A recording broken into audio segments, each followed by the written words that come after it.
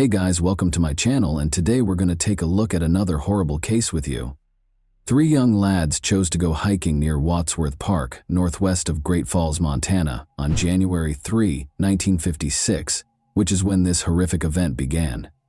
They discovered a car parked between two trees with its motor still running while they were strolling down a dusty road. To their surprise, they found a dead body. 5 miles outside of Great Falls, on Vineyard Road, the police discovered another lifeless person the next day, with secrets and ominous tales that plagued Great Falls for years. This enigmatic incident gave rise to myths and conjecture surrounding the case. What sinister secrets were concealed in the lives of the victims? Would we ever know the truth? We'll examine the convoluted case of Patricia Kalitsky and Dwayne Bogle today. Montana's Great Falls is a city renowned for its lively people and breathtaking scenery. The Great Falls of the Missouri, a group of waterfalls on the Missouri River, are the inspiration behind the city's name. With attractions like Giant Springs State Park and the River's Edge Trail, the city offers a blend of urban conveniences and scenic beauty. This is where the story for today is set. Let's begin at the very beginning, though.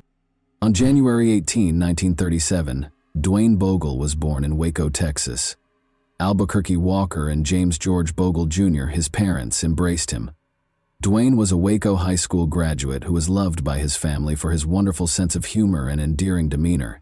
Fortunately, Dwayne's path led him to the United States Air Force in 1955, youthful and ambitious. It was probably his first job after finishing technical school and basic training. For 8 months, he served as an airman second class at Malmstrom Air Force Base in Montana, which is close to the picturesque town of Great Falls. He had no idea that he would meet Patricia Kalitsky, the love of his life, while he was there.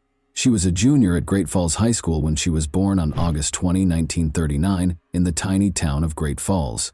She always had a large smile on her face and was regarded by her classmates as amusing, compassionate, and energetic. Patricia appeared to be gifted in anything she tried, including tap and ballet dancing. 18-year-old Dwayne and 16-year-old Patricia met in December 1955. They both loved to sing and dance, and as luck would have it, Dwayne fell deeply in love with Patricia while he was sent at Malmstrom. Even though they had only known one another for a few weeks, they clicked right away and dreamed of a future together since they couldn't bear to be apart. Dwayne was embraced by Patricia's family, and he even spent Christmas 1955 staying with them and participating in their celebrations. With great excitement and anticipation, Dwayne and Patricia set off on their trek to Wadsworth Park on that memorable day, January 2, 1956. Brimming with anticipation for their first journey together as a couple, they bid farewell to their relatives. They had no idea that their journey would soon take an unexpected turn that would permanently change their lives. Although they had intended to get home by 9 p.m., Patricia's parents became more and more worried as the hours passed. Patricia, who was renowned for being accountable and on time, had not returned by her customary curfew of 10 p.m. In a panic, Patricia's parents contacted her older sister in the hopes of finding out where she was, but she was nowhere to be found. They searched well-known spots where Patricia enjoyed spending her time, but she was still evasive. They began to worry about the prospect that Patricia might have eloped with Dwayne, just like her sister. As their search became more frantic, they hesitantly accepted the idea that history might be repeating itself, because they had already felt the anguish of betrayal from their older daughter, who had eloped with her lover years prior. Uncertain if Patricia had voluntarily disappeared or if anything more nefarious had happened, they were afraid of the worst but were also troubled by their previous heartbreak, so they were reluctant to call the police. 3 daring youngsters went hiking at Wadsworth Park in northwest Great Falls, Montana, on a chilly January 3, 1956. They encountered an odd and unnerving sight while strolling along a dirt path. The radio was playing loudly in a car that was still running and parked between 2 trees. The emergency brake was applied, and its headlights remained on. The motorist appeared to have disappeared moments earlier. Curiosity drove the youngsters to approach the car with caution. They were shocked to see a dead man partially trapped beneath the car, laying face down. They saw that what appeared to be his own belt had been used to firmly bind his hands behind his back. The guys alerted the authorities right away, and they hurried to the area to look into it. Being cautious not to disturb any possible evidence, they thoroughly searched the entire area. They discovered a gunshot wound to the back of the man's head when examining his body. His body showed no further symptoms of injuries, which was surprising. This implied that the murderer's sole goal was to take his life quickly without causing him more pain. A key piece of identification, the driver's license of 18-year-old Dwayne Bogle, was discovered by the police during the automobile search, and it served as a major lead in the investigation. Robbery was one of the many hypotheses that whirled through the police's heads. The fact that the car's engine was still running suggested that the murderer had made a quick escape after stealing items. Then, however, they had a horrifying suspicion. They thought there had been a crime more heinous than robbery. Since kidnappings were happening regularly at the time, there were worries that Dwayne might have been singled out for attention. The terrible decision to take Dwayne's life seemed to be the outcome of the criminal's initial plot going horribly wrong. The cops thoroughly examined the entire region because they were determined to locate any hint, but the predator had been able to entirely hide his tracks, so there was no sign of him. The heartbreaking news of Dwayne's murder was subsequently relayed to his family by the police. Dwayne's parents were overcome with astonishment and sadness at hearing the startling news. They were unable to understand how someone could hurt their cherished kid, who was always happy and adored by others.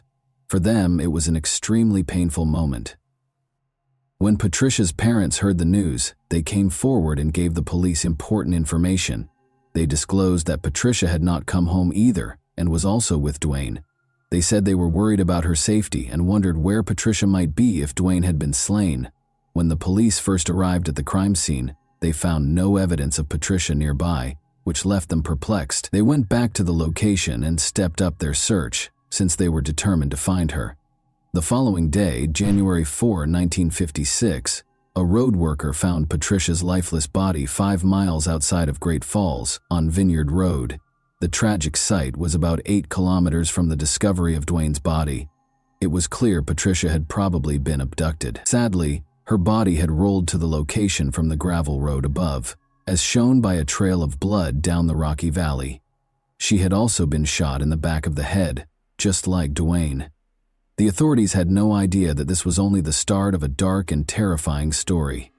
The police made the decision to look into what happened and find out where Patricia and Dwayne were last seen.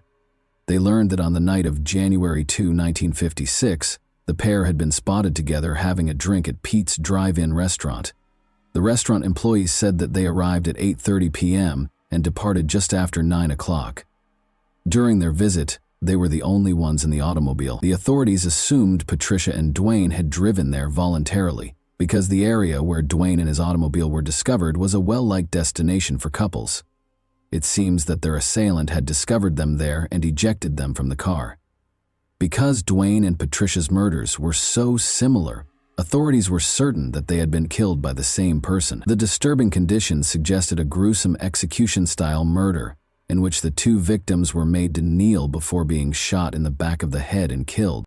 A disturbing fact surfaced as the investigation went on. Except for one misplaced shoe that had fallen off as she tumbled down the embankment, Patricia's body was completely clothed when it was found at the bottom of a steep ravine. There was no concrete proof of assault found during the initial inspection of her body, but as the inquiry progressed, an unexpected turn of events surfaced. Additional testing and analysis revealed an entirely different image. The revelation occurred when Patricia's body was found to have injuries associated with assault, defying the first conclusion. Additionally, they were able to obtain a swab from her in the hopes of identifying the murderer. Unfortunately, no definitive results could be obtained at the time due to technological restrictions. All of the test results and supporting documentation, however, were meticulously saved in case the mystery could be solved in the future. And further dimension of intrigue was introduced by the coroner's assessment. In fact, it was thought that Dwayne had survived the shooting for a few hours. It was thought that the shooting itself happened sometime between 10 p.m. and midnight, and Dwayne passed away tragically between 2 a.m. and 4 a.m. Authorities started a thorough investigation because they were committed to finding the murderer. The Great Falls Sheriff's Office's T.J. Leeper went above and beyond by purchasing a polygraph machine with his own funds that might provide crucial hints. To make sure it was used properly, they sent in a Seattle specialist. 10 officers dedicated their time to the case, working around the clock. They started looking for anyone who would have a reason to hurt Patricia or Dwayne. Catherine, Patricia's mother, revealed a troubling exchange she had with Dwayne on January 2, 1956, the day before his lifeless body was discovered, adding to the growing suspicion. The authorities were intrigued by this information and pondered whether the friend might be linked to the murders of Patricia and Dwayne. They managed to locate the friend and spent 4 hours questioning him. When they were unable to locate any proof connecting him to the killings, the police eventually forced to let him go. Furthermore, it was established that he was in his Texas house when the murder occurred. Unfortunately, the authorities were unable to identify a specific personal reason for Dwayne and Patricia's killings. Their investigation options were limited by this obstacle, so they turned their attention to those who had consumed alcohol the night before the killings and attempted to track down those who carried firearms. When all seems lost, 2 witnesses came forward with shocking information. They reported to the police on January 10, 1956, a man who was spotted returning home at midnight with a gun in his hand, in addition to having one. A glimmer of hope that they might have finally gotten a break in the case was generated by this information, but when they confronted the individual and spoke with him, their hope swiftly evaporated. He insisted that he didn't even own a gun and strongly denied ever leaving his residence that evening. Based on the 2 men's testimonies, the police had almost enough reason to arrest him.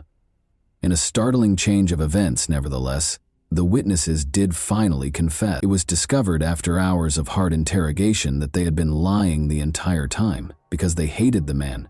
They viewed this continuous probe as a chance to get what they wanted. The police were shocked and enraged by this discovery, knowing that they had to start over in their hunt for the real criminal. Sheriff Leeper had to close the full-time investigation into the case in March 1956, 2 months later, without being able to identify the murderer. The sheriff expressed his dissatisfaction and sadness for not apprehending the individual responsible for Patricia and Dwayne's deaths, but the lack of progress was discouraging. The inquiry went on, but in January 1957, the sheriff addressed the Great Falls Tribune on the 1-year anniversary of the killings. He expressed his will to continue. "I guess it's just one of those things, but we're not giving up. Maybe this year we'll catch him. He must have made a mistake. They all do. Someday, we'll find out what it was, and then we'll have them." Their families and the communities to which they belonged were profoundly affected by Dwayne and Patricia's deaths. Henry, Patricia's father, had emotional numbness and struggled to accept Patricia's passing. In an interview with the television program Hard Copy, Patricia's sister Darlene revealed that their father Henry was unable to deal with the loss or talk about Patricia. Darlene decided to treasure the good times she shared with her sister as a way to find comfort. Both families understood that nothing could bring Patricia and Dwayne back, no matter how much it hurt. It was really hard to understand the loss, and it seemed impossible to find closure. Catherine, Patricia's mother, revealed that for years following the murder, she and Dwayne's mother corresponded by mail. Because of their shared loss and sadness, the 2 families were able to connect through their correspondence. Meanwhile, the case had remained unsolved. Detective Bill Madison brought a new perspective to the 2001 investigation into the murders of Dwayne and Patricia. He found a swab from Patricia's autopsy that had been kept for more than 45 years in evidence storage. The swab was transferred to the Montana State Police Crime Lab for processing using the latest developments in DNA technology. Patricia had been beaten, as the lab shockingly discovered a cell in the swab that did not belong to Dwayne. Over the course of the following few years, investigators compared the cell's DNA to that of over 35 previously recognized suspects. But the DNA on the sample did not match that of any of the suspects. The swab's DNA was also compared to national criminal databases by the investigators, but no matches were discovered. They investigated suspects such Boston mobster James Whitey Bulger, who had resided in the Great Falls region at the time of the killings. Bulger was previously arrested in 1951 for the assault of a 15-year-old girl. Edward Wayne, a convicted serial murderer who killed 2 couples years after Dwayne and Patricia's deaths, was another possible possibility. He denied any participation, although the authorities suspected he might have been in the Great Falls region at the time. When Bulger's and Wayne's DNA did not match the swabs, they were both disqualified as suspects. After 18 more years of investigation, a breakthrough was made, motivated by the method employed to solve the Golden State Killer case in 2018. Assigned to the Patricia and Dwayne murder case, Detective Sergeant John Kenneron was adamant about pursuing the investigation. In order to obtain further DNA evidence from the swab obtained at Patricia's autopsy, he collaborated with forensic scientists. They embraced a state-of-the-art technique in 2019 called genetic genealogy with GED match technology. Forensic genealogists were able to compare the DNA profile discovered at the crime site with profiles in public genealogical databases. Thanks to this novel technique, they were able to create a family tree and find distant relatives by examining the common DNA. Making the connections between various people and their genetic connections was similar to solving a jigsaw. The investigators were about to reveal the suspect after carefully creating the family tree, but there was a terrifying turn to the tale. It was difficult to get a direct DNA sample from the leading suspect because he had already died and his bones had been cremated. Unfazed, they focused on the suspect's kids, who lived close to Great Falls, and asked for their DNA to compare. To their surprise, the children's DNA revealed that the cell discovered during Patricia's autopsy had come from their father. When the children learned that their loving father was to blame for the deaths of two individuals, it was a heartbreaking discovery. Kenneth Gould, who also resided in Great Falls, was formally identified by the Cascade County Sheriff's Office as the murderer of Patricia and Dwayne on June 8, 2021. Following a comprehensive investigation and DNA analysis, the authorities were certain that Kenneth Gould was the murderer of Patricia and Dwayne. However, Gould cannot be tried or formally identified as the murderer because he had already died. Rather, they were limited to designating him as the case's most likely suspect. This historic announcement was made over 65 years after the untimely deaths of Patricia and Dwayne, making it the oldest case ever solved in history, utilizing the cutting-edge method of genetic genealogy. The local horse trainer, Kenneth Gould, was born and raised in Great Falls, Montana. He married 16-year-old Lula Bell Brown in 1952. At the age of 24, began a family and raised 5 kids. He lived very close to Patricia's home and was often spotted riding horses in the neighborhood around the time of the murder. Gould lived close to the location of the incident, but his name was never in the police files and he had no obvious relationship to either Patricia or Dwayne. Oddly, Gould sold his family's land in February 1956, a month after the killings, and started a string of movements throughout Montana before landing in Missouri in 1967. He never went back to Montana after that. At the age of 79, Gould's adventure came to an end in 2001 when he died in Oregon County, Missouri. His life continued to be entangled with the mystery surrounding the killings of Patricia and Dwayne, raising doubts about his potential involvement and the motivation for the killings. People can have secrets they never tell anyone, Cascade County Sheriff's Office Detective Sergeant John Caneron said in reference to the case. Many of Patricia and Dwayne's loved ones had already died and were unable to hear the news because so much time had passed between the murders and Gould's identification. Darlene, Patricia's lone surviving sister, suffered from severe dementia. When Gould was eventually found, the case's conclusion caused Dwayne and Patricia's family to experience a range of emotions. Gould's identification triggered emotions and rekindled old emotional wounds among the relatives, despite their relief at having answers at last. Karen Bogle McCarthy, Dwayne's niece, told the New York Times that her generation benefited from the use of contemporary technology in the case's resolution. Jim Bogle, Dwayne's younger brother James, has a daughter named Karen. As a child, Jim Bogle had always admired Dwayne. Since Jim died of a neurological disease in November 2013, he was sadly unable to witness the identification of his beloved brother's killer. The surviving family of Patricia and Dwayne was extremely relieved that they were no longer burdened with the bizarre hypotheses and wild speculations surrounding the case. The idea that Dwayne had joined the mob in Great Falls and caused their untimely deaths was one scenario that devastated his family.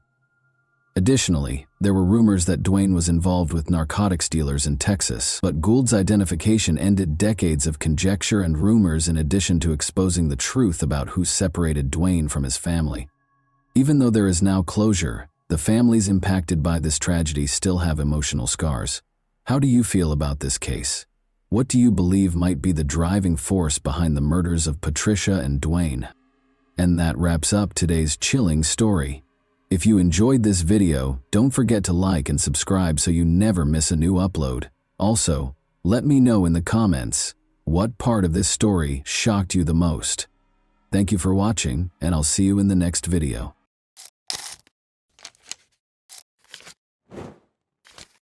The case of Nobuyuki, who abducted Fusako Sano, a schoolgirl, and kept her as a pet in his house, eventually realizing that the perpetrator was a maniac, is possible due to the nature of his actions. As a rule, maniacs abuse, torture, and then brutally take the lives of their victims. However, sometimes such abuse lasts for years or even decades. If the account of a maniac has more than 2 victims, criminalists call it a series, and the criminal himself is a serial maniac. The history of world criminalistics knows many cases when maniacs did not kill their victims, but held them captive in their own homes, basements, or specially created bunkers. It is enough to remember Natasha Kusch, or Elizabeth Fritzl, who was kept by her own father in the basement of their house for 24 years. Alas, there are many such stories. And what is most curious is that in most cases, the hostages were, one might say, in full view of everyone, and the kidnappers had previously come to the attention of the police. Fusako Sano was held captive for nearly 10 years in an unlocked room, allegedly to serve as an inspiration to Natasha Kusch's kidnapper. Although by the time this tragedy became publicized, Austrian schoolgirl Natasha had already spent over 1 year living under captivity. But let us explore this complicated case known as the Niigata girl captivity incident thoroughly from its inception. Fusako Sano was born in Nagata Prefecture's small Japanese town of Mitsuke on November 28, 1980, and quickly became one of the favorite children within her household, with average incomes and regular attendance at local schools, as well as cheering for local teams, such as baseball. Unfortunately, however, on December 7, 1986, she fell prey to her attackers while walking home alone from school on that fateful November day in 1980. Fusako was in 4th grade at the time and returning home after staying to watch her school's baseball game on November 13, 1990, 2 weeks before her 10th birthday. Due to this sporting event, her parents weren't too concerned when she took her regular route home that evening. As it got darker quickly, almost no passers-by were around, and passing cars quickly vanished from view. Unexpectedly, one car suddenly overtook Fusako and then abruptly braked and swerved to avoid her. A loud squeal of brakes split Fusako's life in 2. Nobuyuki Sato was born on July 15, 1962, in Nagata Prefecture, Japan, into a wealthy family. His father ran his own successful passenger transportation business, and his mother was 37.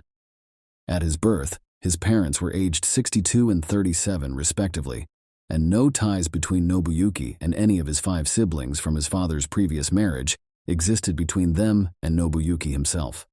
The boy became a particularly capricious and spoilt child, who displayed no restraints or inhibitions in his behavior. Yet, at times he could become very emotional or even aggressive if his demands weren't immediately fulfilled, sometimes throwing tantrums or even attacking his mother with fists during store visits when she refused to buy him the toys he demanded. At school, Nobuyuki had few friends due to his unique blend of complex personalities, strange habits, and sometimes inappropriate behavior. Furthermore, his height had caused embarrassment so much that he often slouched when embarrassed, leading him to acquire offensive nicknames. On one of the city's central streets was built a luxurious 2-story European-style house for Nobuyuki, where most of the 2nd floor was dedicated to his children's room, which Nobuyuki frequently detested and said was too scary and did not like spending time alone in there alone. At first, his anxiety and unreasonable fears prompted a visit to a regular hospital, followed by a referral to a psychiatrist for evaluation. There he was diagnosed with several disorders such as nyctophobia, fear of darkness, misophobia, fear of germs and dirt, autophobia, fear of loneliness, and sociophobia, anxiety disorder related to social interaction, as he avoided both solitude and contact with others equally well. Nobuyuki had always been an outcast, neither with a girlfriend nor with friends. In high school, he became an outcast due to peer disdain. When his anger and displeasure with himself or others surfaced, he could only vent it on his elderly parents, who gave gifts or money in an attempt to placate their son. As an adult, Nobuyuki never held down any jobs for long. He frequently caused trouble and caused conflict among colleagues, while also neglecting direct duties that made others unwilling to work with him. At times he would leave midday just because it rained, or because it made him sad. Once, however, due to misguided sympathy, he intentionally injured a female coworker, which resulted in immediate termination from employment. Since then, he has lived off of parental funds alone. Gradually, Sato began leaving his room less frequently, leading him to increasingly become estranged from both parents. Following one particularly heated argument between himself and one parent, he set fire to his home, nearly destroying its inhabitants as well. Subsequently, Sato was ordered into compulsory treatment at a psychiatric clinic where they diagnosed him with manic depressive disorder, outbursts of uncontrolled aggression, and signs of misogyny, an intense dislike or hatred towards females. Nobuyuki spent approximately 1 month in the hospital before being released as a threat to others.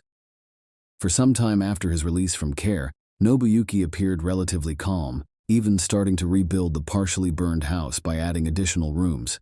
But soon afterwards, he simply gave up this endeavor, abandoning construction altogether. Sato was increasingly unsociable and sullen, spending most of his time watching television in his room.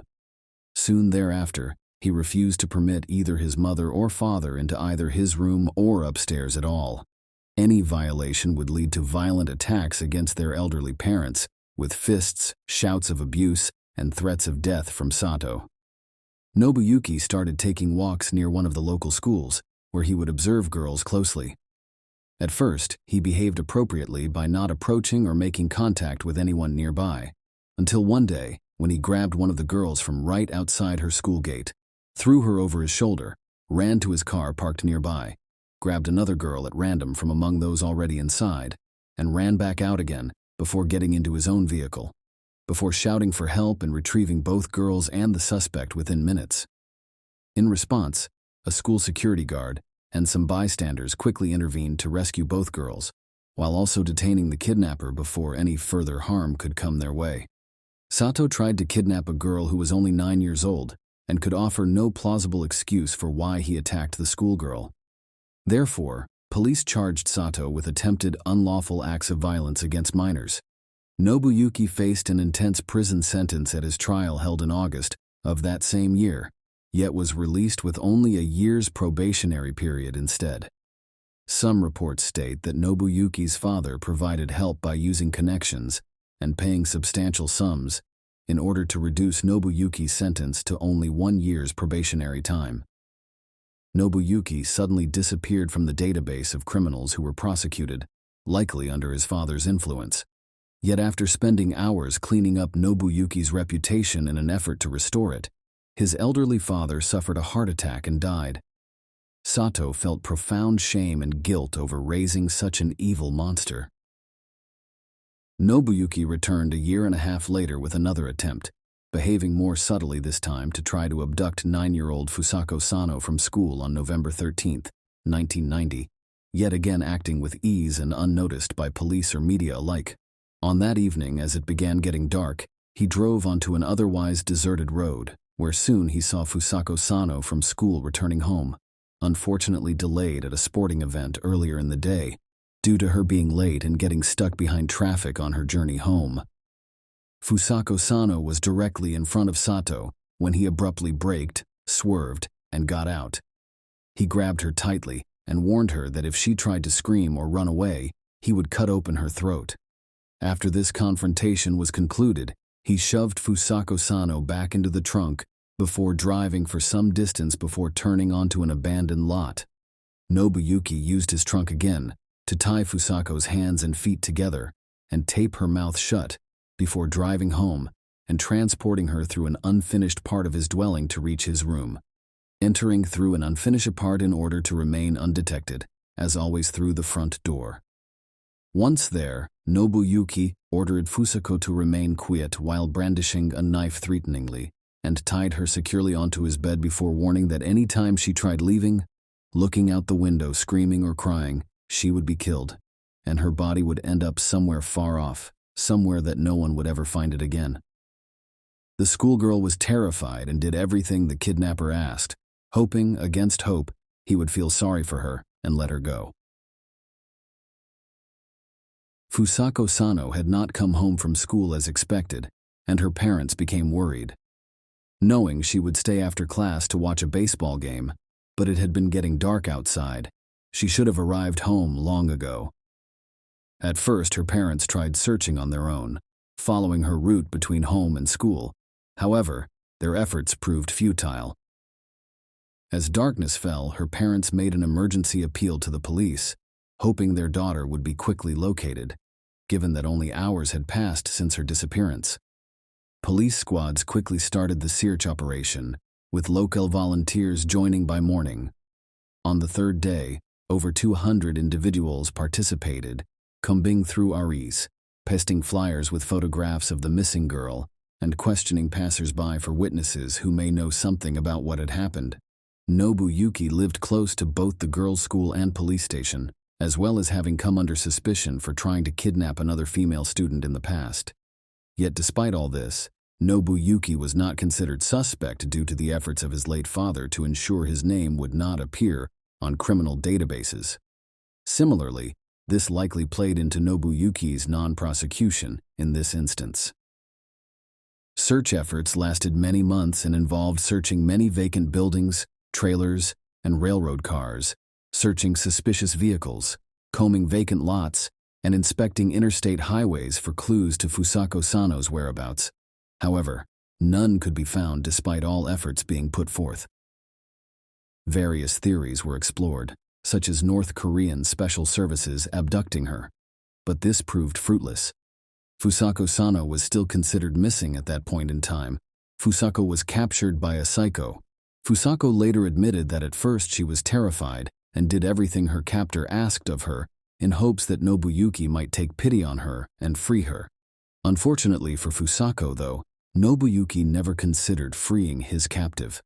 For several months he bound her hands and feet tightly, inhibiting blood flow to her extremities and leading to sensory losses in them. As soon as Fusako disobeyed or violated her silence, Nobuyuki used a stun gun as punishment. Otherwise, he beat her on both head and body with his fists, or threatened her with a knife. Nobuyuki never once exploited Fusako sexually, instead treating her more like something between an innocent toy and a pet while imprisoning her. Nobuyuki fed Fusako once or twice daily, with food prepared by his mother, who lived on the first floor. Due to this meager diet, the girl became weaker and malnourished. Nobuyuki forbade her from leaving bed.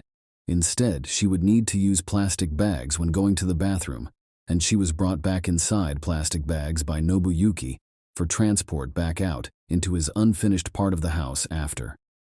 Once every month, Nobuyuki bathed Fusako in his basin before cutting her hair and nails himself and dressing her in his own shabby clothes while practicing various fighting techniques with her. Even when acting quietly and not breaking his rules regularly for fun, Nobuyuki would beat her regularly for fun and would practice various fighting techniques on her.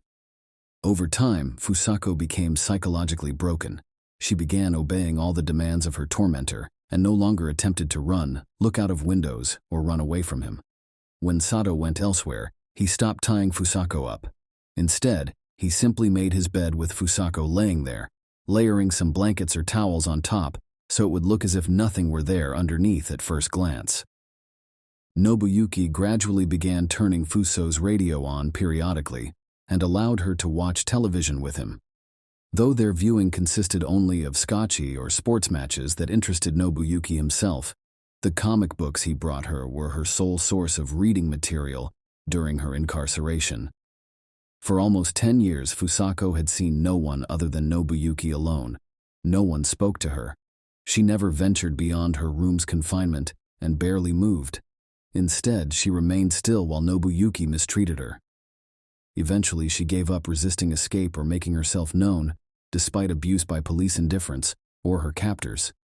She accepted her fate with grace and did not attempt escape or make herself known or resist despite abuse from Nobuyuki or anyone else. Ultimately accepting her fate with resignation without resistance or effort on her part, or making herself known, or resist making herself known, accepting her fate without making herself known or resisting escape, or making herself known even after experiencing abuse or police indifference. Nobuyuki's mother lived on the first floor, and for years she had not entered his room due to threats from Nobuyuki of physical punishment if she intruded upon his personal space. Knowing Nobuyuki well, she followed his rules without question. Once Nobuyuki placed a prisoner in his room, however, even going up the stairs became forbidden, and when she attempted it once, he simply shoved her back down again. Although she tried her hardest not to be at home too much when working, she retired at age 73 when her life became unbearable due to abuse from Nobuyuki, who regularly beat her up while demanding she obey a set of rules made up by him alone. At last, Mrs. Sato could no longer take it. In the spring of 1996, she went to the police to file a statement alleging domestic violence by her son. Unfortunately, however, no action was taken, and Mrs. Sato was persuaded by officers not to withdraw her statement and deal with family problems on her own. Additionally, twice she applied for consultation at a public health center, complaining of her son's inadequate and aggressive behavior while seeking hospitalization at a psychiatric hospital. Both times this request was refused, considering that her plea was not serious enough. Instead, advice was given by staff that persuaded her son himself to seek help at said clinic, rather than trying to persuade his mother to seek treatment themselves. After another beating in January 2000, an exhausted elderly woman called the hospital and requested that a medical team and law enforcement officials visit her house, as her son Nobuyuki had tied her up and tasered her several times. These officials eventually responded to her requests and attended. When the ambulance and police car arrived at Nobuyuki's address, he immediately began acting aggressively toward them before resisting and trying to fight against them. Due to this inappropriate behavior, he had to be handcuffed by medics before receiving large doses of sedatives. The elderly woman admitted she was terrified of her son, whose behavior had grown increasingly aggressive and uncontrolled over the past several months. Additionally, he forbade her from visiting the second floor for years, with threats that he would kill her if she did so. Police officers decided to inspect Nobuyuki's room on the second floor. When they entered, they noticed a pile of blankets laid across Nobuyuki's bed, which suddenly moved slightly when touched. Police officers were stunned to see an extremely thin, pale, and exhausted girl lying underneath them. She reluctantly gave her name when they questioned her about who she was and how she ended up there, and said she had been a hostage for a long time on her way home from school. After discovering Nayuki had been captured, her mother was brought into the room. But the woman seemed very surprised and said that no other people lived in their house other than herself and her son. Also, Nayuki confirmed she had never seen this woman before.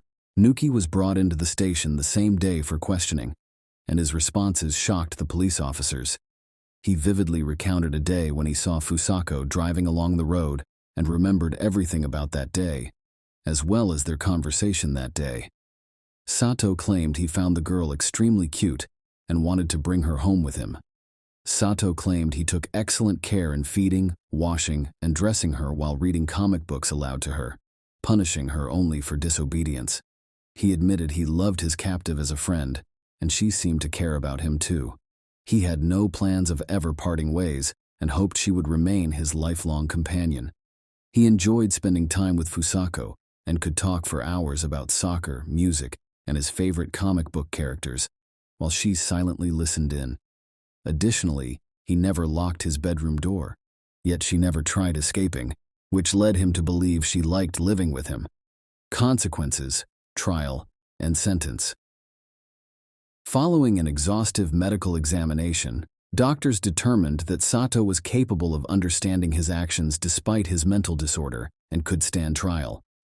His mother may be considered an accomplice since she regularly purchased feminine hygiene products from supermarkets at her son's request, yet her attempts at reaching police or medical institutions went ignored, as did her request to visit family home. Before trial commenced, this case received widespread coverage in media and public forums, and the city police came under heavy criticism due to Nobuki having previously been prosecuted for attempted kidnapping of a schoolgirl and then failing to follow through with his plan as planned. Upon the conclusion of his plan, however, he remained free of suspicion, thus leading them to remove both the local police chief and the head of the regional police department, who both made numerous mistakes along the way from their positions. Nobuyuki Sato was brought before trial for kidnapping in May 2000, and all his actions and offenses were studied carefully as the prosecution attempted to secure maximum punishment for him. Sato was found guilty and given 14 years imprisonment as punishment, this term being considered maximum at that time. Upon being released, he found his mother had long since passed away, leaving no living relatives for Nobuyuki. Eventually, Nobuyuki himself was found dead 1.5 years later in an undisclosed rented room with no apparent cause of his demise. How did Fusako fare? At the time of her discovery, Fusako was so weak that she could barely stand on her own. Doctors diagnosed her with exhaustion and dehydration. Her muscles had nearly atrophied. Additionally to stuttering, Fusako was afraid of sunlight and lost communication abilities completely. When her parents saw their daughter after 9 years apart for the first time, they didn't recognize her at first glance. Physical recovery took about 1 year, while mental well-being took much longer to repair itself.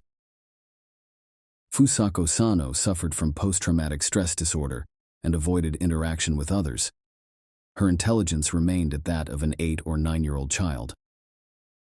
Fusako's parents took their daughter away from town. Sachiko Yamada changed her name and flatly refused any contact from journalists. Over time, however, she made friends, took up photography, and eventually passed her GED exams. She eventually passed her driver's license test, but tragically, in 2007, her life was forever altered when her father drowned while on a family outing to a pond.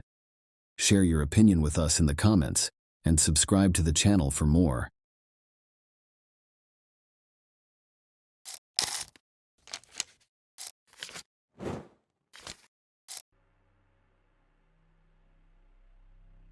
Lisa Maria Caiza was born in 1994 to a large family, including 8 siblings.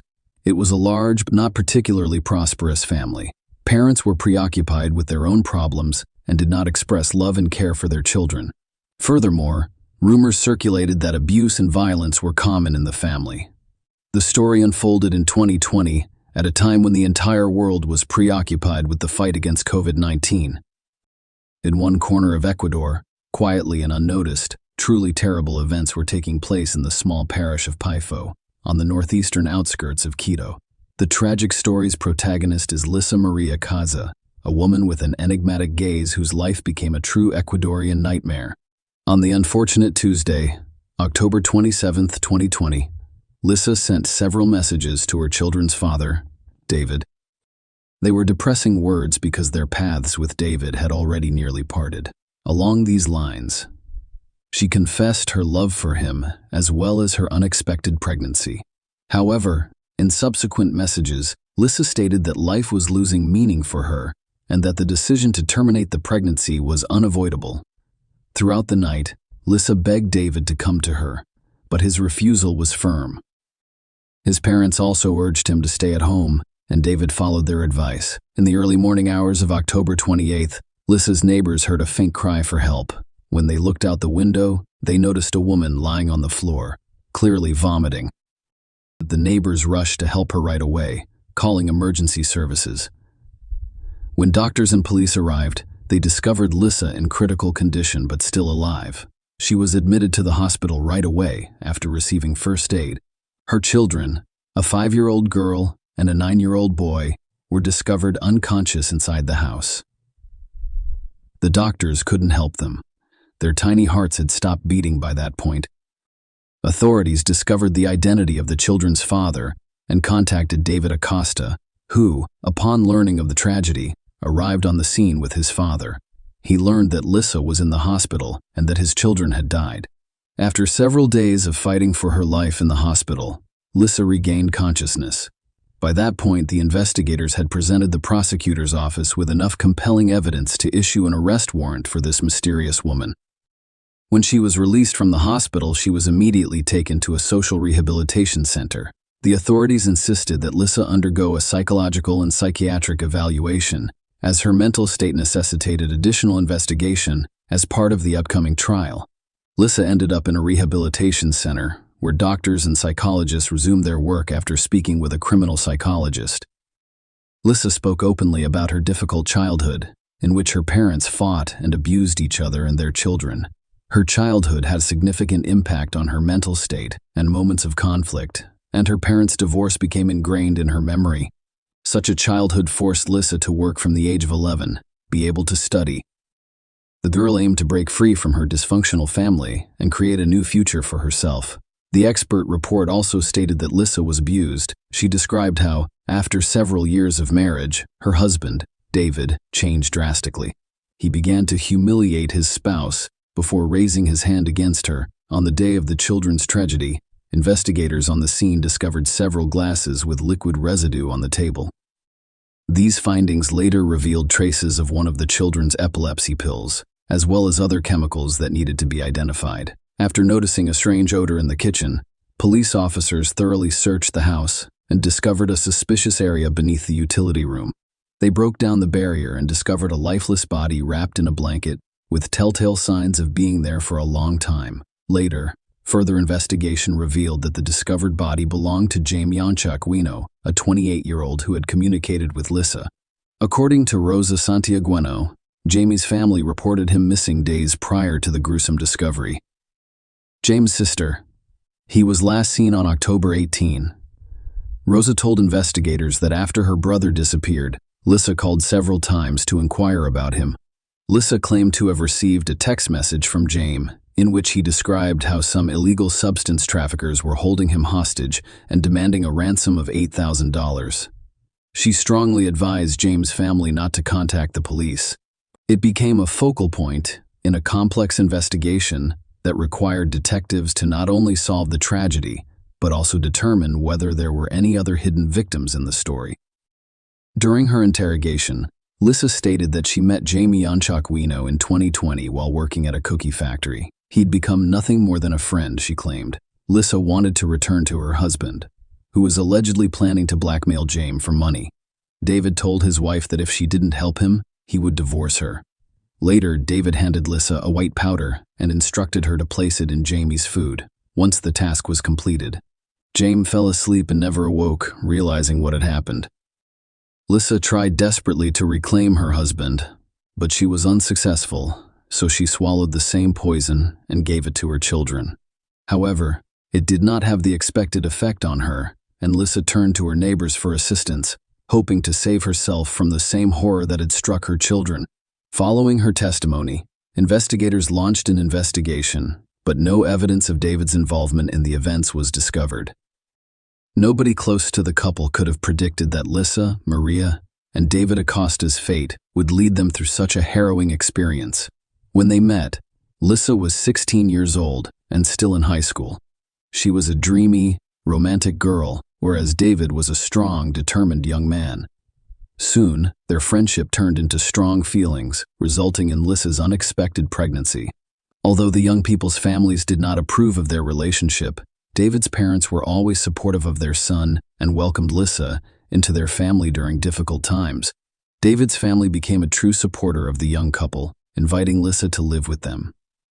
They made every effort to ensure she completed high school. When Lissa turned 18, the lovers married. 2 years later, the young family awaited the arrival of their second child, a little daughter. David's parents decided to provide the young couple with their own home. They gave Lissa and David their own apartment, which became a haven for the family, but the couple's relationship deteriorated over time. It was obvious that both spouses had sinned by cheating, resulting in mistrust and disappointment. Boundless love, which appeared unshakable, began to wane. To make matters worse, Lissa complained of psychological abuse from David, prompting her to seek assistance from the police. She eventually obtained a protective order, and David was forced to leave the family home. At this point, Lissa began to use her position to blackmail David, demanding money for the right to see their joint children. The beginning of September 2020 brought Lissa an unexpected challenge that drastically altered her daily routine. The young mother discovered that her oldest son was having seizures and, in desperation, went to Baca Ortiz Hospital's emergency room. After stabilizing the baby's condition, the doctors decided to run a battery of tests, which revealed a focal form of epilepsy, a serious disease that affects a specific part of the brain. The doctors urged Lissa to have more tests, including MRI scans, and to see specialists as soon as possible. However, the mother, seemingly ignoring the gravity of the situation, chose not to follow these recommendations. A month later, the scenario was repeated. Lissa was back in the emergency room, this time with her son, who was experiencing similar symptoms. After reviewing the boy's medical history, the doctors discovered that the mother had failed to follow the prescriptions given to her previously. No tests had been performed, no consultations with specialists had occurred, and it appears that the son did not receive the necessary treatment. The doctors concerned about the child's well-being reminded Lissa of the importance of following medical advice. They warned her that ignoring the doctor's advice could result in legal ramifications, as she could endanger her son's health and well-being. However, this time, Lissa ignored the doctor's warning. A few weeks after learning of her son's illness, she decided to call David. The serious tone in her voice concerned David.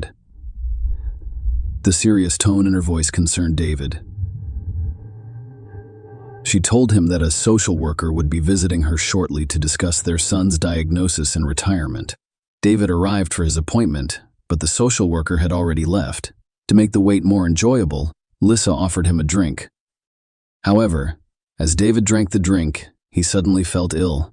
His condition was deteriorating, and the social worker had not arrived, so David decided to go home and get something to relieve his discomfort. The following morning, David awoke in a terrible state. He could hardly speak because his tongue was numb. Every step was uncomfortable, and his eyes hurt. His parents insisted on calling the ambulance. David was transported to the hospital, where he spent several days. Tests revealed the presence of a psychoactive substance in his system, but since he had not used anything of the sort, David began to wonder how this could have happened.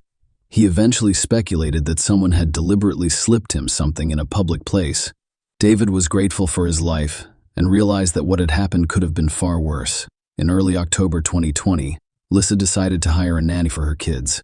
Her cousin Patricia recommended her friend Bertha, a responsible 48-year-old woman, seeking employment. Bertha visited the young mother's home on Monday, October 5th.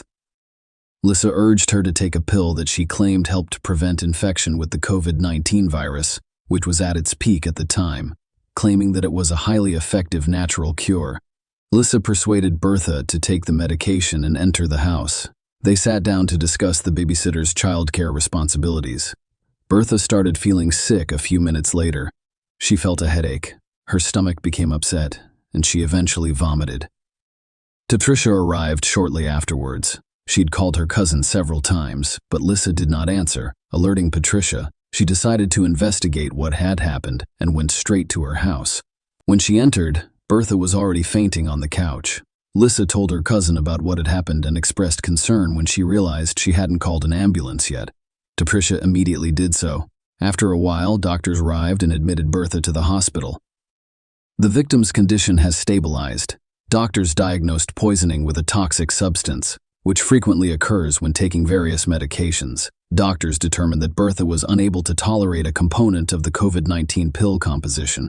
Marcus Cantor, Lissa's former friend, died of poisoning in June of the same year, just a few months before this tragedy. At the time, the cause of his death went unnoticed, but now, with all of these strange circumstances, Mark's case required extra attention. Investigators searched the deceased's home and discovered Lissa's fingerprints on the glasses used the night before Mark died. This fact provided additional evidence to the investigation, pointing to Lissa's potential involvement in the incident. However, a new accusation was made against Lissa.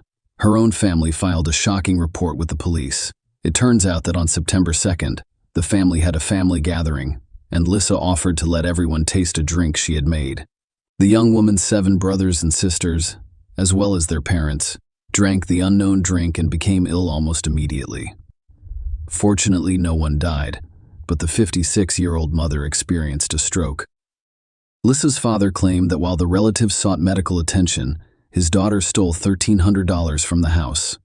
The investigation now includes not only crimes against children and a former boyfriend, but also an incident that endangers the lives and health of her own family.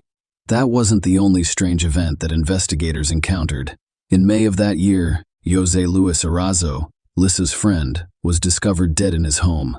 Jose had vanished unexpectedly a few days prior, and neighbors quickly detected a rotting odor, prompting them to contact the authorities. An examination of the body initially revealed nothing suspicious and was diagnosed as a heart attack, but one of Josie's sisters suspected something strange and concealed a bottle of alcohol discovered in the refrigerator. In addition, Josie's family discovered that some items were missing from the home. It turned out that Lissa and Jose were friends, and when the man died, the alleged murderer called his relatives and sounded distraught. She stated that Josie owed her a large sum of money and that she needed to contact his family to repay the debt. This cunning plan failed, and Lissa called Josie's family again shortly after, changing her voice to conceal her identity and identifying herself as Josie's friend. She claimed she was pregnant by him and had to file for child support. Although Josie's family did not believe the stories, Lissa was not about to give up and made a third attempt to deceive them. She claimed to know who was responsible for Josie's death and offered to meet to discuss the details. If she hadn't been arrested on charges of murdering her own children and James, the list of victims might have been longer. When the media reported Lissa's arrest after poisoning 3 people, Josie's relatives understood. They immediately reported their suspicions to the authorities, and Josie's body was exhumed for forensic examination to determine his true cause of death. The relatives weren't mistaken. Traces of poison were discovered in the deceased's remains on December 22, 2020. Lissa Maria Caiza and James Santiagueno faced a hearing for the murder of their 2 children, whose identities and photos were kept private. Due to COVID-19 virus spread restrictions, the trial was conducted virtually. Lissa had contacted us from a social rehabilitation center. According to the prosecutor's statement, Lissa administered a toxic mixture of insecticides and anti-epileptic drugs to her children. During interrogations, she claimed that she had become desperate and was unable to leave her children with her husband David, who did not care for them. In fact, she admitted she wished they were dead. At the conclusion of the hearing, the judge granted the defendant a court pass and ordered her remanded in custody pending trial. The children's trial resumed in 2021. At the Pichincha Provincial Court, the prosecutor presented a collection of evidence to prove Lissa's guilt. Among them were statements by David, who revealed the contents of messages sent to the wife on the eve of the tragedy. In one of the messages, she stated that she would take what belonged to her. Referring to the children, she stated that she had no idea where her children and herself would go, heaven or hell, but she now felt as if she was in hell. Lissa went on to say that she doesn't expect her husband to forgive her because she knows he hated her before and will hate her even more after this. David also discussed his unstable relationship with his wife. During the hearing, the defendant's reconstructed testimony was presented, claiming that she took 2 pills that day, called for help, and then passed out.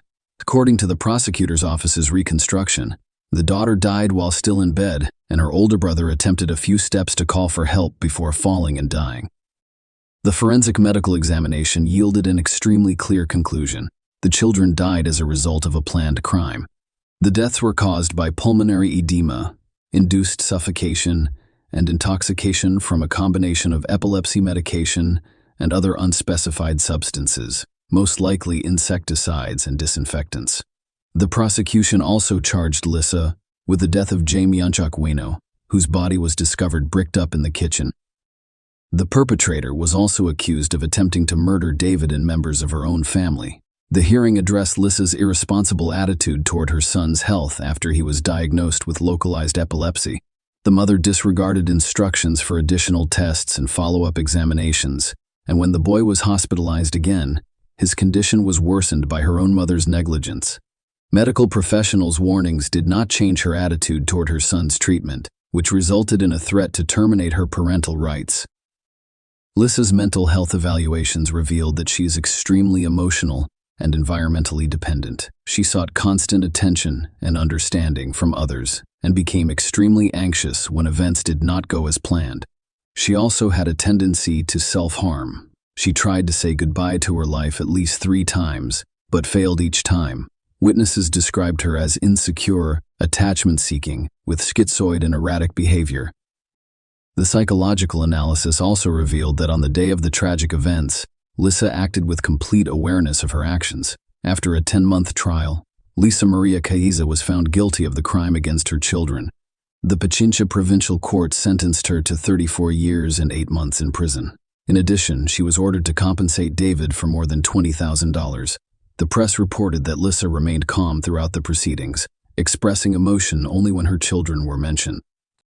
The Jaime Yanchacueno murder investigation, which began in August 2021, appeared to be unfinished. New information was revealed during the court hearings. Lissa admitted giving her friend a white substance mixed with alcohol, but said she got it from David. However, the investigation revealed otherwise. According to a psychiatrist who interviewed Lissa, she did not intend to end James' life. She wanted to intimidate his family so that she could extort money. She demanded $8,000 in ransom.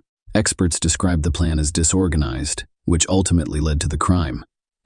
Furthermore, forensic tests revealed that things were not as simple as they appeared. James was discovered to have poison in his system, and the cause of death was strangulation. The body was discovered with a shattered rib cage and wire around the neck. Lissa claimed that after her friend died, she decided to bury him in a back room and cement him inside the store. The owner's testimony confirmed that Lissa purchased building materials during the time of James' disappearance. Following the parties' arguments, the prosecutor's office requested a new trial for April 2022. At that trial, an additional charge of extortion was brought. Lissa called James' relatives and claimed he was being held by gangsters, demanding $8,000 for his release. The defense cited a lack of conclusive evidence that Lissa was involved in James' murder. Nonetheless, she was found guilty and sentenced to 22 years in prison and $5,000 in restitution to the victim's mother. While James' trial was underway, the investigation into Lissa's alleged victims, Marcos Canto and Jose Luis Cerezo, was nearly completed. Marcos Canto was 48 years old, and tests performed after his death revealed traces of the substance Lissa had given to her children. In addition, Mark was diagnosed with severe stomach inflammation. According to the family's lawyer, Lissa met Mark, offered him a beer, and then poisoned the drink. Authorities were given a glass with Lissa and Mark's fingerprints, as well as a swab containing the woman's DNA. The murder was allegedly motivated by jealousy and money. It is also known that Lissa had asked Mark for financial assistance, and there is evidence that he loaned her at least $120. Mark became Lissa's first known victim. The outcome of this case, as well as Jose Luis Cerezo's, remains unknown.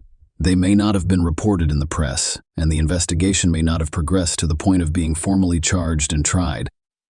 Lissa Maria was only 26 years old when she committed her brutal crimes. Her high-profile criminal case has become one of Ecuador's most horrific and disturbing in recent years. Dona Venado became well-known across the country as a result of her crimes. Lissa Maria is regarded as a serial killer in Ecuador. Her victims have endured excruciating pain, as have their relatives. The charges include 5 murders and 9 attempted murders, according to Ecuadorian law. The maximum sentence she could receive is 40 years in prison. This means Lissa could be released when she reaches 70 years old.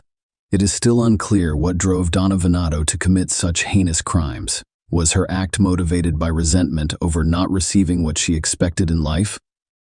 Many speculate that the motivation was money, and in David's case, Lissa acted out of a desire for vengeance, resulting in the tragedy with her children.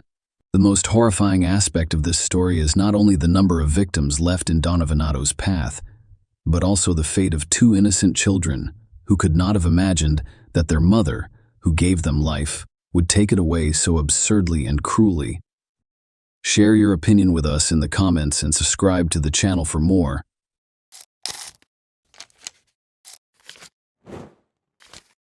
Hey guys, welcome to my channel, and today we're going to take a look at another horrible case with you. A plastic bag was discovered by a woman walking her dog along the shores of Deer Island, which is close to Boston, Massachusetts, on the afternoon of June 25, 2015. Her dog's incessant curiosity led her to a horrifying discovery: the dead body of a child. After she had initially written it off as discarded trash, she was so shocked and scared that she called the police right away. Because of the extreme stage of decomposition, the child's identity remained elusive despite their best efforts. 3 months passed before the child was identified. Who could have committed such a crime in their right mind? As soon as the child's body was discovered on Deer Island, the investigation into her death got underway. Authorities put forth a lot of effort to identify her despite her extreme decomposition. She was found with a zebra print blanket inside the bag, and only a pair of white leggings with a black polka dot design.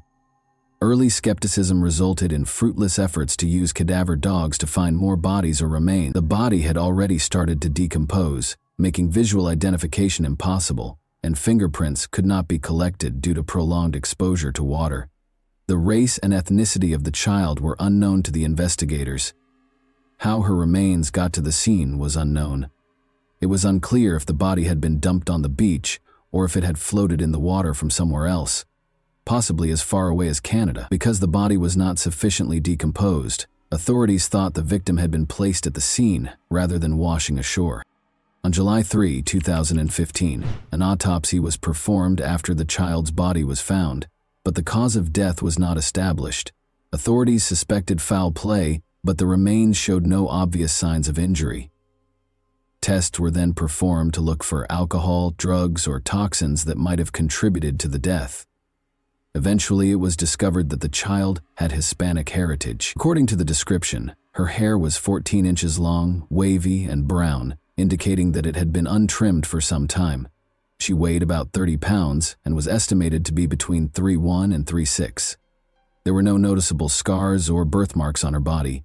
The blanket was thought to be from Cannon Mills, possibly sold at Kmart, while her clothes, which were estimated to be a size 4T, were made by the Serco company and might have been purchased at Target. There was also an elastic hairband. Despite her unknown status, she didn't show any symptoms of malnutrition and seemed to have had a good life. After earlier attempts to identify the body failed, the National Center for Missing and Exploited Children digitally recreated the child's face to help identify her. Adobe Photoshop was used to create the reconstruction, which included stock and mortuary photos to approximate her appearance in life. In an effort to gather more details, flyers with pictures of the child and her possessions were handed out.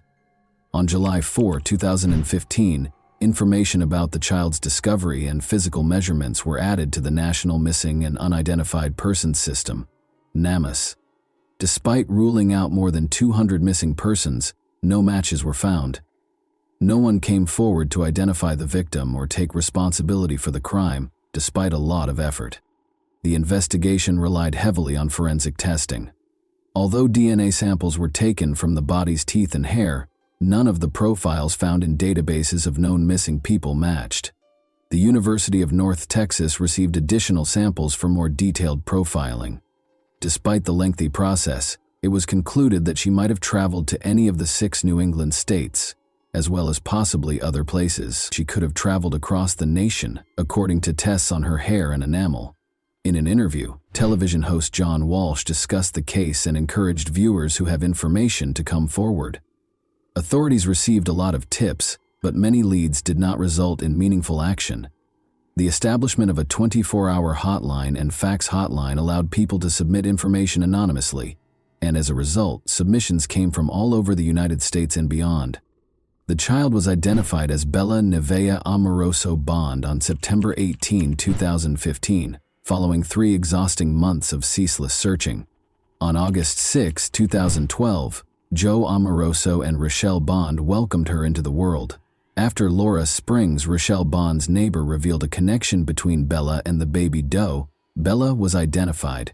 Michaela Springs, Laura's sister, was worried about Bella's ongoing absence from the home. She confronted Rochelle and Michael McCarthy, her boyfriend, who said the Department of Children and Families, DCF, had taken Bella away. This was later shown to be false, though. On September 17, 2015, Michaela called the police believing baby doe to be Bella. At Rochelle Bond's residence in Dorchester, Massachusetts, a search warrant was carried out. Joe Amoroso, Bella's biological father, had spoken to her over the phone but had never met her. Amoroso expressed skepticism about Rochelle's involvement and conjectured that her boyfriend might have given her heroin to sedate her. But Bella's paternal grandmother doubted the veracity of Rochelle's claims. and thought she had a significant role in Bella's demise. Detectives dug deep into Rachel and Michael's past, all the way back to November 2011 when Bella was conceived, in order to piece together what had happened.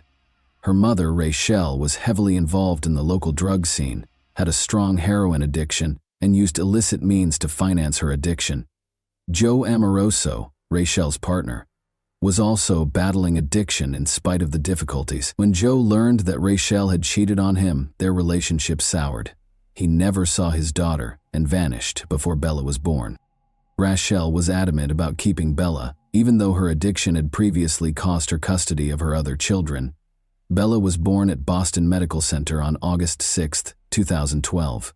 Rachel's determination to be a responsible mother was reinforced when she saw her daughter for the first time. However, allegations of neglect surfaced in spite of her efforts. She found an apartment in the neighboring city of Dorchester and made an effort to give Bella a secure home. Even though Rachel loved Bella, she battled her addiction, and sometimes her old habits came back. Carelessness was still being reported, which was indicative of Rachel's ongoing struggle with heroin addiction and how it affected her capacity to look after Bella. As the months went by, Rachel received calls from the Massachusetts Department of Children and Families in 2012 and 2013 regarding the domestic situation. Feeling the pressure of being a single parent, Rachel continued to speak with Joe on the phone. Although he re-established contact with the family, he never made it back to see Bella in person. In January 2015, Rachel started dating Michael McCarthy because she was looking for a partner. Everything appeared to be normal at first, but Michael's behavior quickly began to become unpredictable. He lived with Rachel and Bella and was obsessed with supernatural subjects. Their relationship rapidly deteriorated as they both became addicted to drugs. When the abuse was reported to the police, nothing was done, and things continued as they were. Rachel had been lying to them, which is why no one noticed Bella's absence. After visiting their home, she made a false claim that Bella had been taken away by the DCF, saying that the situation was too difficult. People accepted Rachel's story without question because of the situation. Investigators obtained a search warrant and questioned Rachel and Michael because of their suspicions and Rachel's false claims about the DCF removing the child. Eventually, Rachel admitted to the terrible things that had happened that fateful night. She claimed that Michael had become enraged and had attacked Bella several times because he thought the child was possessed. Rachel tried CPR on Bella after she passed out, but Michael intimidated her and disposed of the body in the harbor. This supported the investigators' long-held suspicions of foul play in Bella's case. However, Rachel's participation sparked doubts about her competence. Some inconsistencies, like declaring Bella alive on a benefits form, raised questions about her intentions and degree of participation.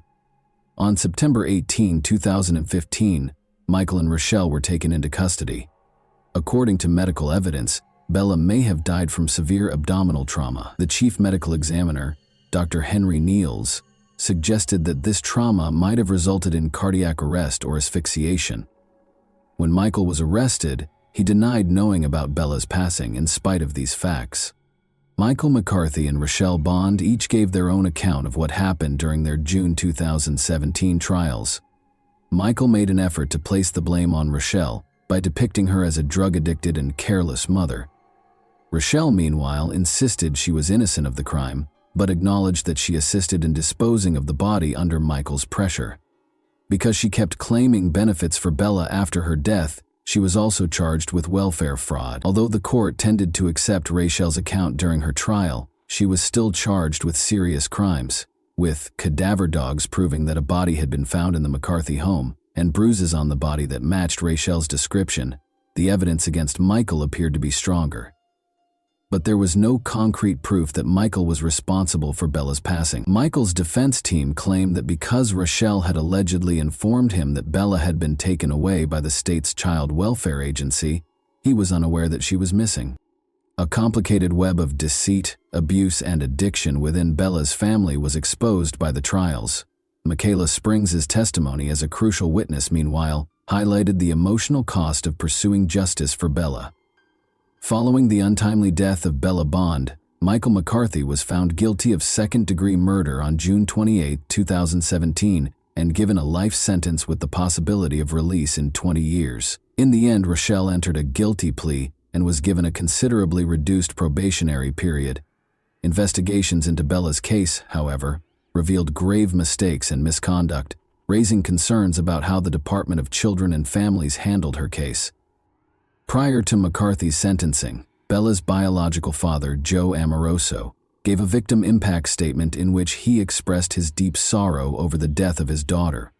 Although Joe had never met Bella, he stressed the importance of her life and regretted not being able to be her father.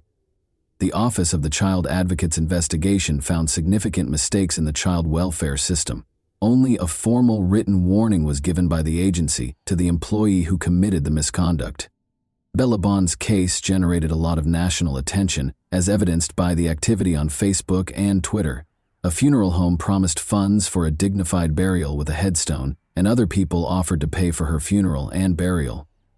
Joe Amoroso disclosed that Bella would be buried in Winthrop, Massachusetts, with her family by her side, choosing to hold wake services and a public funeral. However, after both of her parents ultimately decided against holding a public funeral, Bella was finally buried in a private ceremony at Winthrop Cemetery on November 28, 2015.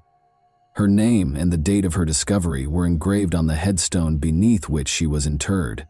Later, Bella's mother's Facebook page posted pictures of her. When we consider Bella's story, it becomes evident that her untimely death was caused by her parents' negligence. The acts of Rochelle Bond and Michael McCarthy, both inside and outside of prison, were heinous. Bella's story emphasizes how urgently vulnerable children need to be better protected. And that wraps up today's chilling story. If you enjoyed this video, don't forget to like and subscribe so you never miss a new upload. Also, let me know in the comments what part of this story shocked you the most. Thank you for watching, and I'll see you in the next video.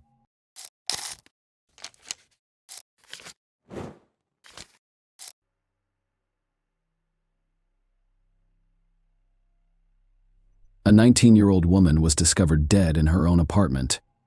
Investigators quickly discovered several disturbing facts, but they were unable to solve the case for several years before revealing the truth.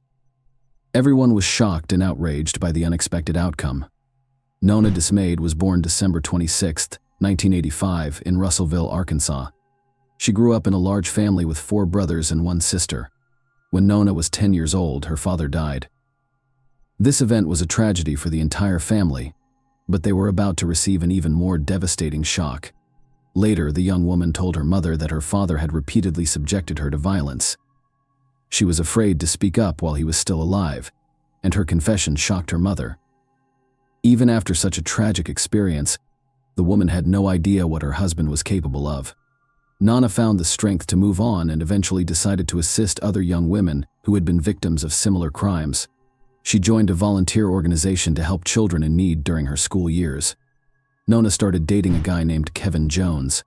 The young woman also competed in beauty contests and achieved significant success. Nona won several local contests, qualifying her to compete for the title of Miss Arkansas. In addition, the young woman was an active member of the local church and sang in the choir. When Nona was 19, she and her boyfriend enrolled in Arkansas, which launched an attack on a university in their hometown. The young woman decided to rent her own apartment because she wanted to start her own life. After her first year, her boyfriend changed his major and transferred to another university, which was an hour and a half away from their home. By then, the couple had been dating for about 5 years, and this was their first time living in different cities. Kevin returned home for the Christmas holiday. He stopped by Nona's apartment before driving to his parents' house, which was about 16 kilometers away from the city. The following day, they both had plans. Nona had to take her final 2 exams while also meeting with a young woman from the volunteer organization. Kevin planned to take his mother, a librarian, to a school event on December 15th, around 9 a.m. Nona messaged Kevin, wishing him a good day. He was expecting Nona to call him after her exams and tell him how they went, but she wasn't returning his calls or messages, so he became concerned around 6 p.m. While attending a school event with his mother, Kevin couldn't help but wonder why Nona hadn't answered her phone all day.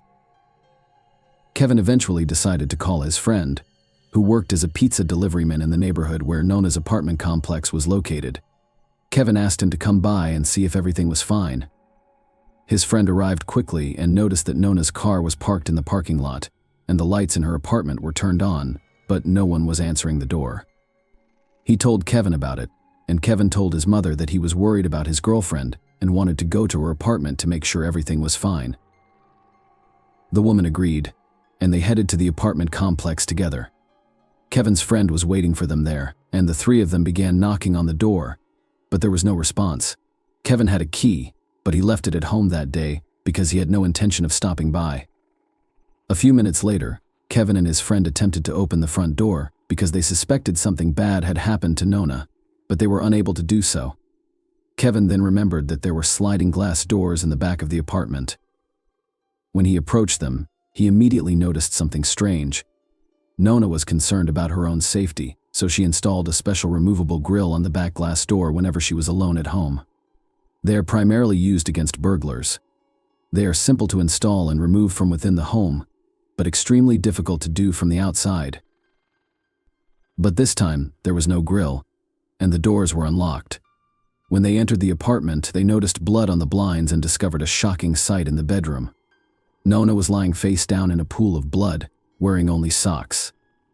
Kevin rushed over to her and attempted to lift her, only to realize she was dead.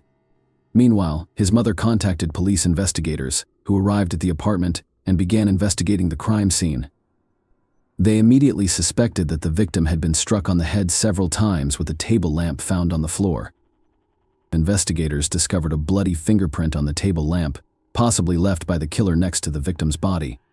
They also found an empty condom wrapper on the bedside table and no signs of forced entry. Medical examiners confirmed that the table lamp was used as a weapon, with the metal base matching.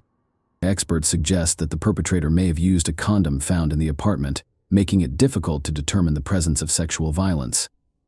However, the crime scene was not thoroughly examined, with investigators failing to collect blood samples from the blinds on the back door or search for shoe prints in the apartment, which could have been used. When he entered the apartment and ran to her, he tried to lift her up, and upon realizing that she was dead, he hugged and held her. The police found this behavior strange and suspected that Kevin had done it deliberately by hugging the victim and getting covered in her blood he may have destroyed.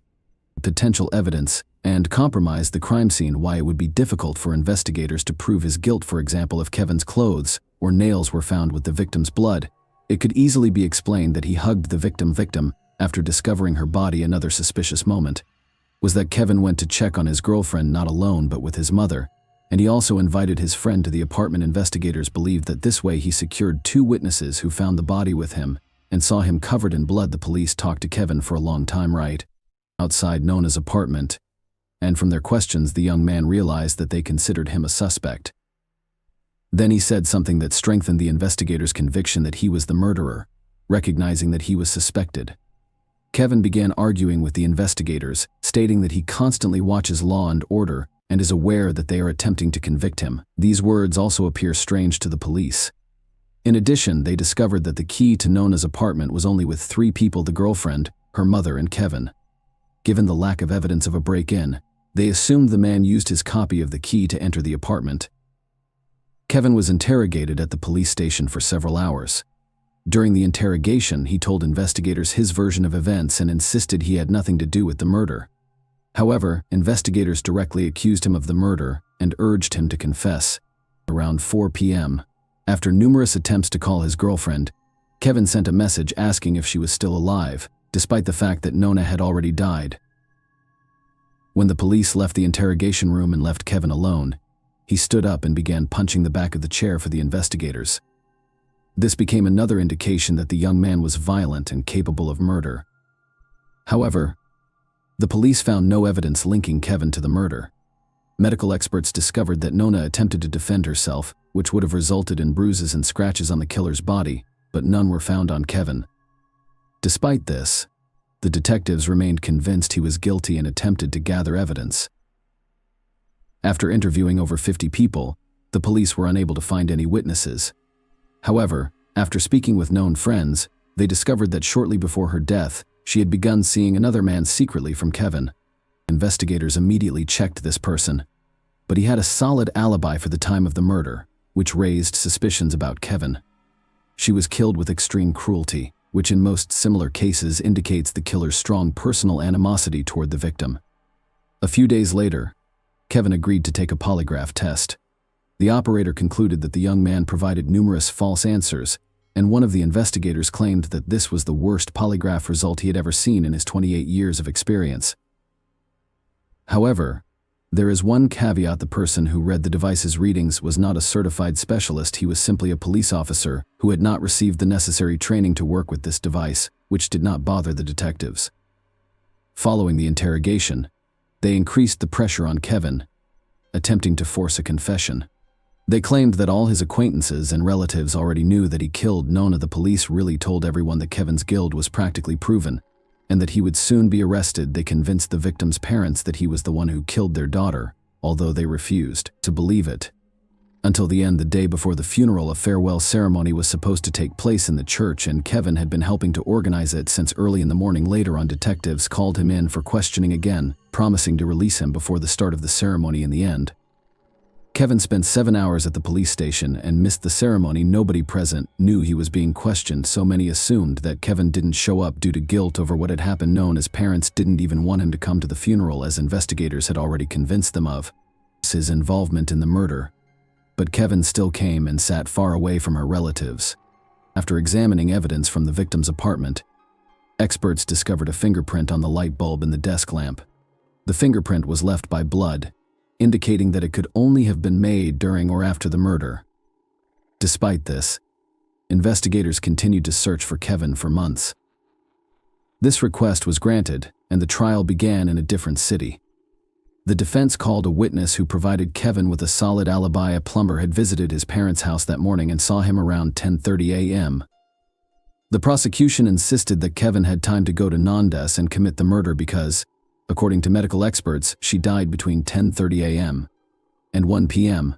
They also shared an interesting fact: Kevin had turned off his phone between 10 a.m. and 12 p.m., which coincided with the victim's murder. Furthermore, data from Kevin's phone revealed that he only began calling his girlfriend at 4 p.m., despite claims during questioning that he had been trying to reach her all day. However, at the time, the young man may have meant both calls and messages. Lawyers presented 2 additional witnesses, both of whom testified that Kevin did not commit the murder.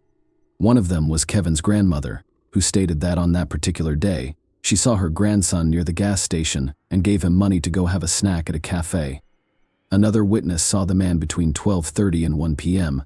at the restaurant, and the establishment's cameras captured him eating lunch. As a result, the young man could not have committed the murder while simultaneously returning in time. Lawyers also questioned the possibility that Kevin left a bloody fingerprint on the lamp during the murder. In that case, when the body was discovered, the blood should have dried up.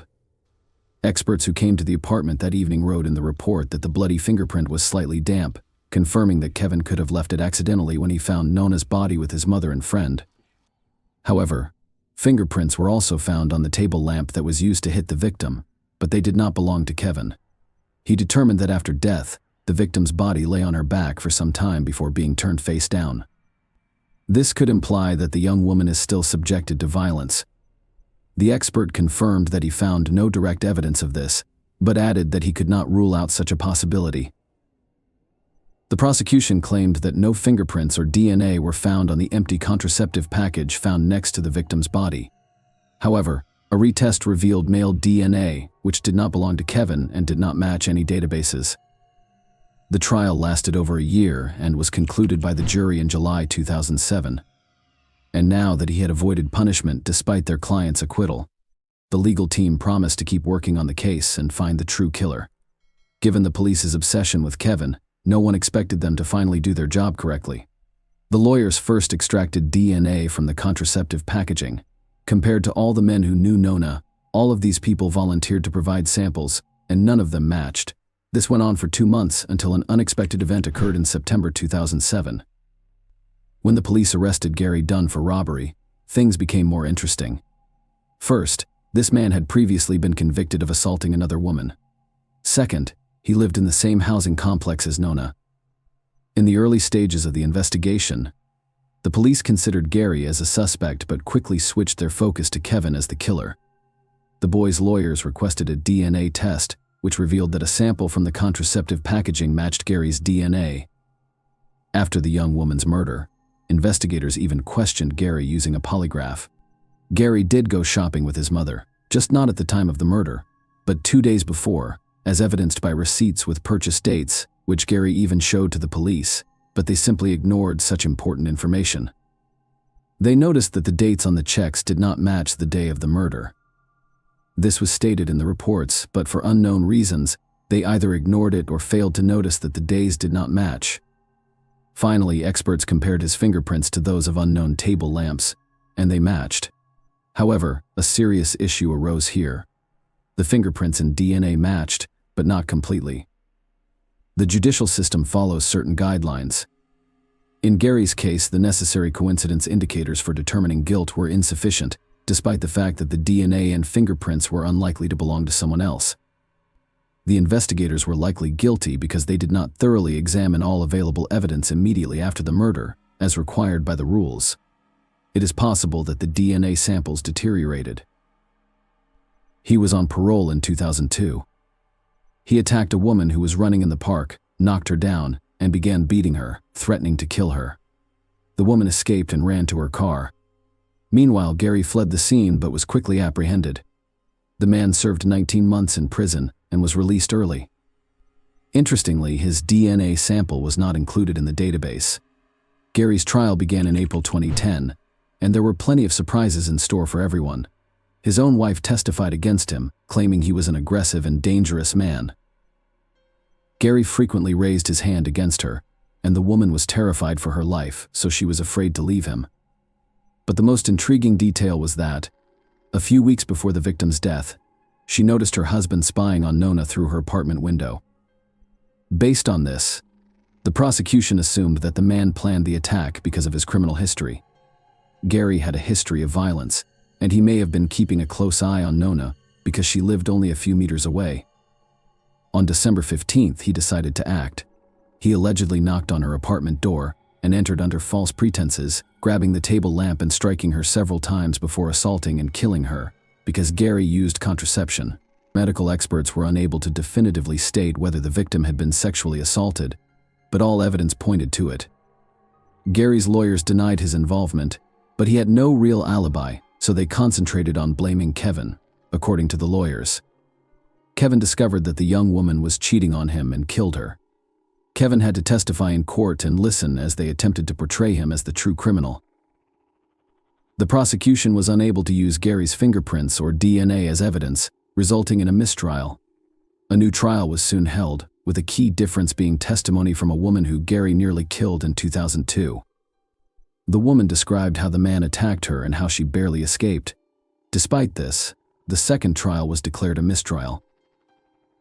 First, he tried to kidnap a woman from a church parking lot, but she fought him back. A few hours later, Gary stripped in front of another woman in a mall parking lot and was quickly arrested.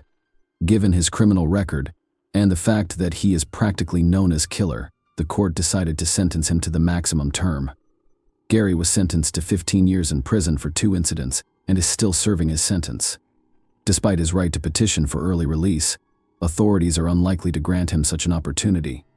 They also have the right to charge him with murder for the 3rd time, but they are not rushing to do so. The likelihood of the new trial ending in the same way as the previous 2 is high, so investigators are gathering more information.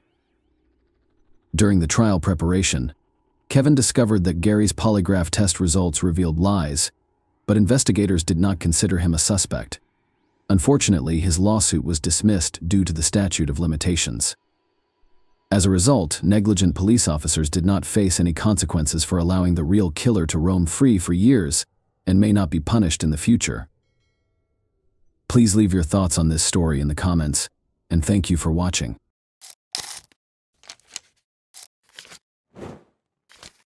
Hey guys, welcome to my channel, and today we're going to take a look at another horrible case with you. The nation was rocked by the disappearance of Adam Walsh from Hollywood, Florida, on July 27, 2981. He vanished from a nearby Sears store, and the ensuing investigation was beset by misunderstandings and errors, leaving detectives frustrated and with dead ends. Adam's family was left in despair when police were unable to piece together a clear timeline or motive despite a plethora of leads. What serious errors occurred during this investigation, And how did the pursuit of justice come to a standstill? Let's examine the specifics. Reeve and John Walsh welcomed Adam Walsh into the world in Hollywood, Florida. He was a normal child who made his parents happy, loved baseball, and was quiet. But after going missing on July 27, 1981, when he was 6 years old, he became well known. Adam and his mother, Reeve, went shopping at the Hollywood Mall that summer afternoon. They went directly to the Sears store after entering the mall via the north entrance. Reeve was there with a specific goal in mind: to ask questions regarding a lamp that was for sale. She left Adam at a kiosk with Atari 2600 video games, where a number of other boys were gathered and playing the games, to keep him occupied while she took care of her business. Around 12:15 p.m., Rev finished her questions in the lamp department and went back to the kiosk where she had left Adam. Adam and the other boys were gone, and she was shocked to find this out. Rev was overcome with fear, as any parent would be when they lose sight of their child. She was told by a store manager that the boys had gotten into a fight over who would get to play the video games first. A security guard responded to the commotion by telling the boys to leave the store. The older boys responded that their parents were not present in the store when the guard asked them if they were. This implied that Adam, who was quieter and younger, probably lacked an adult companion to provide him with support at that time. Adam was a shy kid, and Rev later surmised that he might have been too scared to speak up when the security guard was questioning him. She thought the guard likely didn't realize Adam was alone, because he thought he was one of the boys. The security officer forced Adam to leave through the same door that the other boys had used to enter the store, the Sears West entrance. Adam's parents were increasingly worried about his safety after he went outside because they thought he had lost contact with the group and was now alone in a strange place. As the minutes went by, Rev frantically looked around the toy section for Adam, but was unable to locate him. Her panic increased in intensity with every second that went by. She asked the store staff to shout his name over the loudspeakers in a last-ditch effort to find him, hoping that if Adam heard it, he would come back to her. She kept searching the store, calling out his name and searching every hallway in the hopes of finding him while she awaited a response. She happened to run into Jean, her mother-in-law, who volunteered to assist in finding Adam right away. They searched the store together, asking staff and other customers if they had seen him. But after searching for more than 90 minutes and calling on Adam several times without finding him, Rev realized that time was of the essence. She had a growing fear in her heart that something horrible had occurred. She made the difficult choice to call the Hollywood police at 1:55 p.m. with a heavy heart and a sense of urgency. She had no idea that her worst nightmare was going to come true. A massive search for her son was launched in response to this call, with ground crews searching the area for any hints and helicopters hovering overhead. A horrifying find was made in a drainage canal next to the Florida Turnpike, close to Vero Beach, on August 10. On closer examination, two fishermen saw what appeared to be the head of a baby doll floating in the water, but it turned out to be a child's detached head. They called the police right away, horrified. The Indian River County Sheriff's Office sent Detective Ralphie Latimer Jr. and a deputy to the scene to conduct an investigation. Regretfully, no additional remains were discovered during the canal search conducted by divers from Indian River County and St. Lucie County. Adam's parents, meanwhile, continued to hope that their son was still alive. They were left to look for him by themselves, heartbroken and feeling totally powerless. The FBI's National Crime Database at the time allowed reports of stolen vehicles including horses, but there was no mechanism in place for missing children. Because of this, law enforcement was unable to communicate important details about missing children, giving the impression that Adam might be anywhere. Adam's parents made a public plea for their son's safe return on the Good Morning America television show on the morning of August 11th. In the hopes that their message would strike a chord with viewers and inspire anyone with information to come forward, they shared their anguish and desperation. Additionally, they promised a $100,000 reward for any leads that could lead to Adam's location. This outreach emphasized the gravity and urgency of the situation and was a component of their attempt to engage the community in the search. The medical examination was essential in identifying the recovered remains as the investigation progressed. Adam's dental chart and the severed head discovered in the canal were thoroughly examined by the coroner's office. One notable similarity that emerged from this comparison was a filling on the cheek side of a lower left molar. This distinctive dental feature verified that the remains were, in fact, those of Adam Walsh. The coroner then conducted an autopsy to ascertain the cause of death.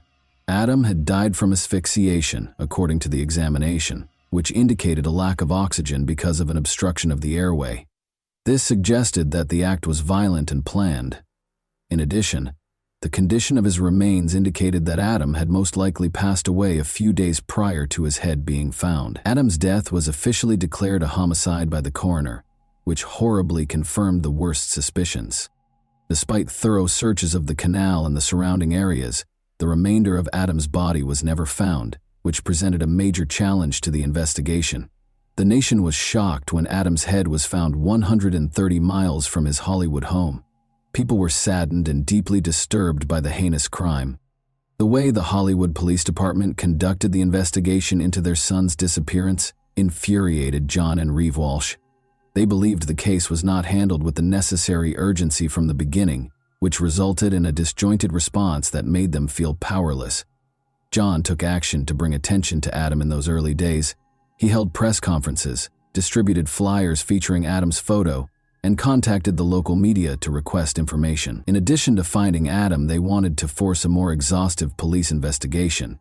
They argued for a thorough investigation of every lead during their meetings with law enforcement. They persisted in trying, but the police's lack of cooperation demoralized them more and more. John became a vocal critic of the investigation as a result of his frustration, which eventually influenced his subsequent public policy work. Their message was further amplified by John Walsh's hosting of the 1988 premiere of the television program America's Most Wanted. The program developed into a potent vehicle for bringing attention to wanted criminals and missing children, in order to encourage viewers to pay attention and report any information they may have.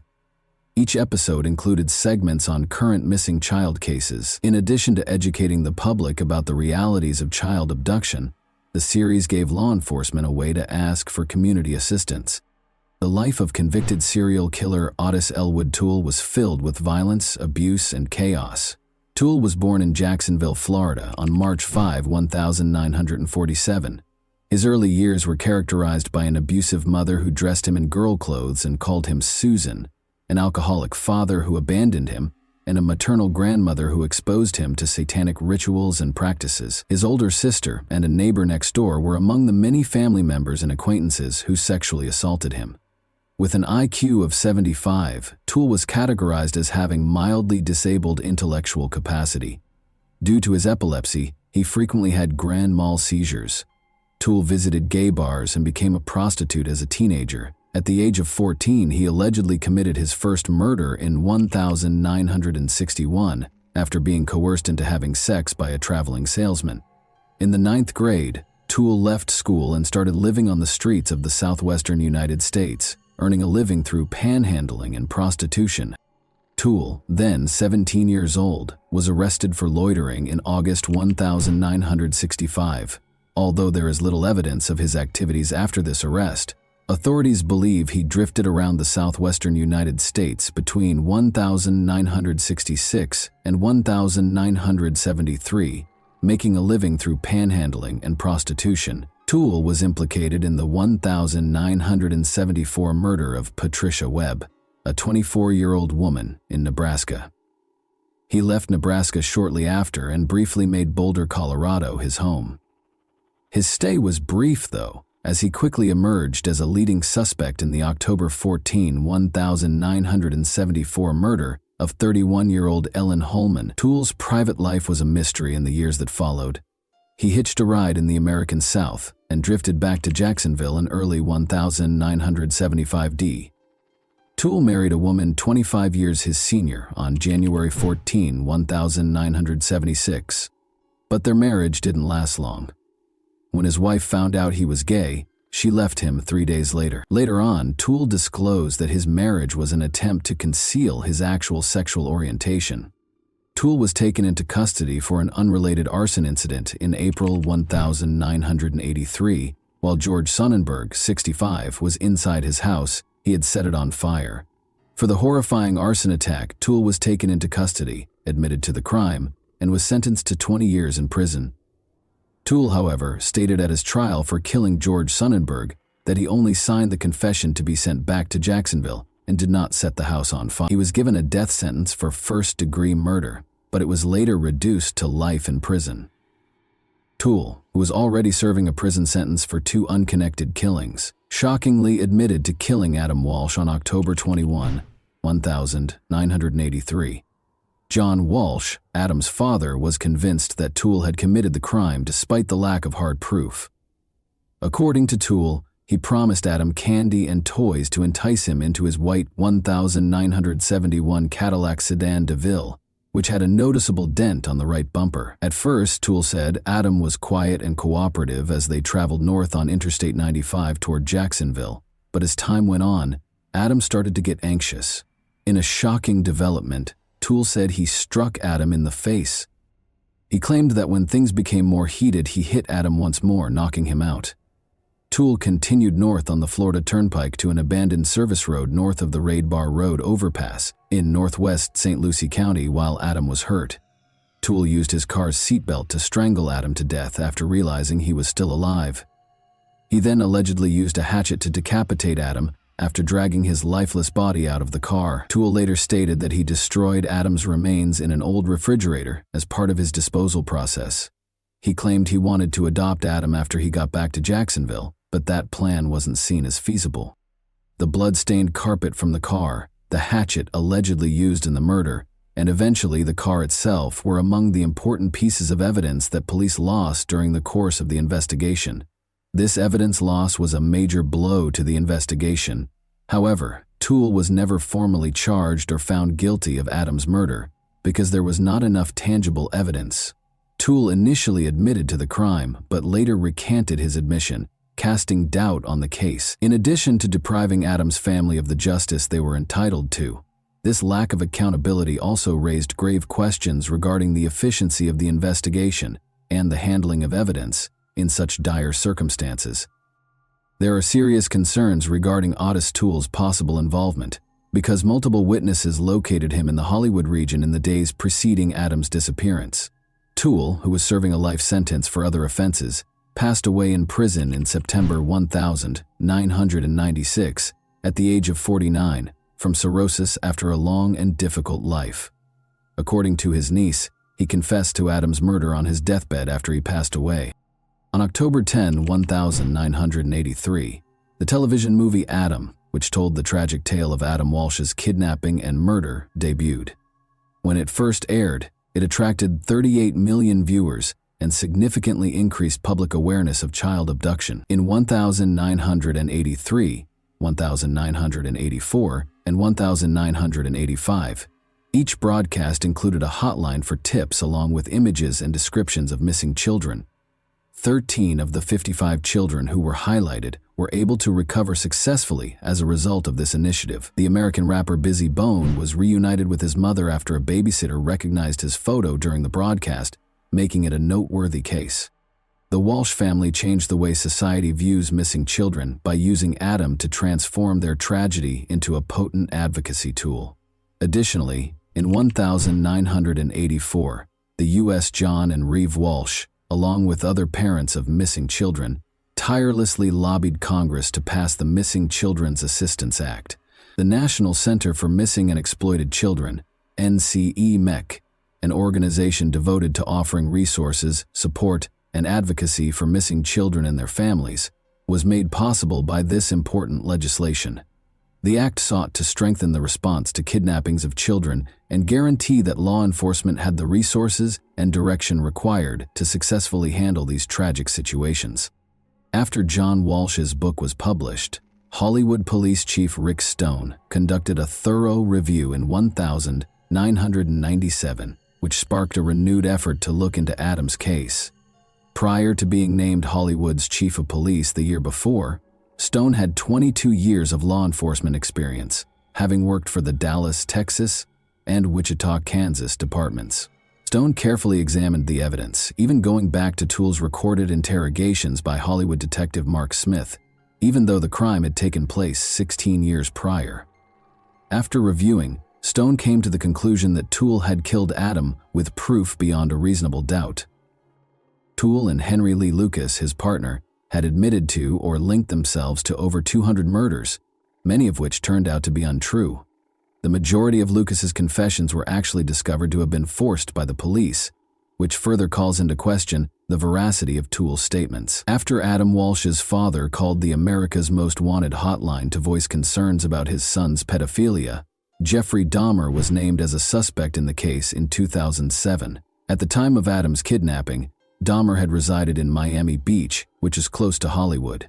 Both recognized Dahmer from pictures following his arrest, and witnesses claimed to have seen a suspicious young blonde man at the Hollywood Mall on the day Adam vanished. Furthermore, just before Adam's severed head was found, a truck driver claimed to have seen a man driving a blue van close to a canal.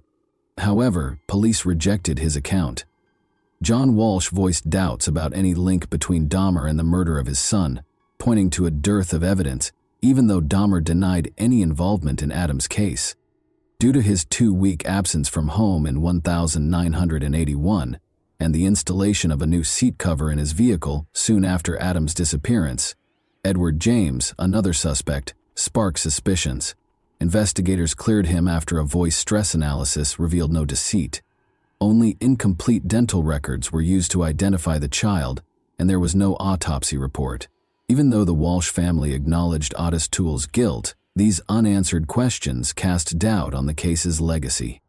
With John Walsh at his side, Hollywood Police Chief Chad Wagner declared the case closed on December 16, 2008.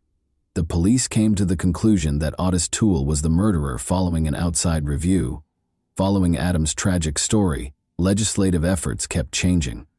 On July 25, 2006, the Adam Walsh Child Protection and Safety Act was passed by President George W. Bush, who signed it into law a few days later. This historic act strengthened punishments for violent crimes against children, put policies in place to prevent human trafficking, and created a national database for convicted juvenile offenders. The Adam Walsh Reauthorization Act, which was introduced in 2016, made sure that programs established under the 2006 Act had the money they needed to continue their essential work. This law, which was a part of the Survivors' Bill of Rights, demonstrated a strong dedication to protecting children. Even though Adam Walsh's passing is a tragic chapter in American history, his narrative has sparked important change. And that wraps up today's chilling story. If you enjoyed this video, don't forget to like and subscribe so you never miss a new upload. Also, let me know in the comments, what part of this story shocked you the most? Thank you for watching, and I'll see you in the next video.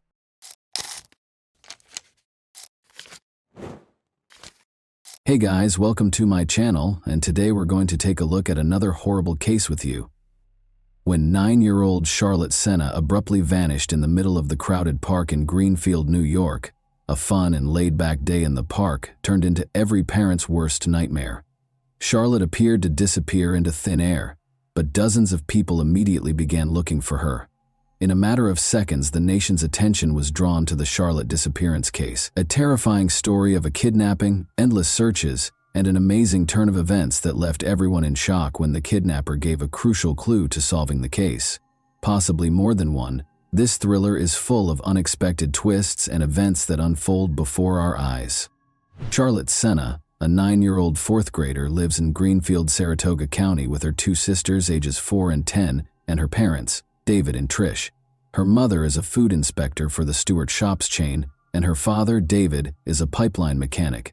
Charlotte's parents are a typical working family, and they never would have thought that their daughter would be the object of a repeat criminal who wants to use her to help him out financially. Evidently, though, nobody is immune to the nightmare that has become reality. Charlotte was having a picnic with her family and friends on Saturday, September 30th, 2023, at Morrow Lake State Park, which is only a 15-minute drive from their house. The 6,250-acre park is named for Morrow Lake and is located 70 kilometers north of Albany, New York. It is a well-liked recreational destination with boating and fishing opportunities, a sandy beach, 158 picnic areas, walking trails, and amazing dense forested areas. Its easy access to other resort towns draws tourists from all over the state. David and Tricia Senna, Charlotte's parents, made the decision to unwind with a sizable gathering here. Charlotte and her friends went cycling around lunchtime. She was about to head back to the camping area after a few rounds when she promised her friends that she would complete one more lap alone before joining the others. The time was around 6:15 p.m. back then. Her parents, however, became aware of her absence 10 minutes later. Other park visitors quickly joined them as they started looking for her and addressing her by name. To assist in finding the child, people got up from their tables and left their food. The area where she vanished became chaotic. They eventually located her daughter's bicycle at 6:45 p.m. That was the beginning of every parent's worst nightmare. The parents had already called the police at 6:47 p.m. They were appalled that they had already lost 30 minutes and were positive that Charlotte had been kidnapped.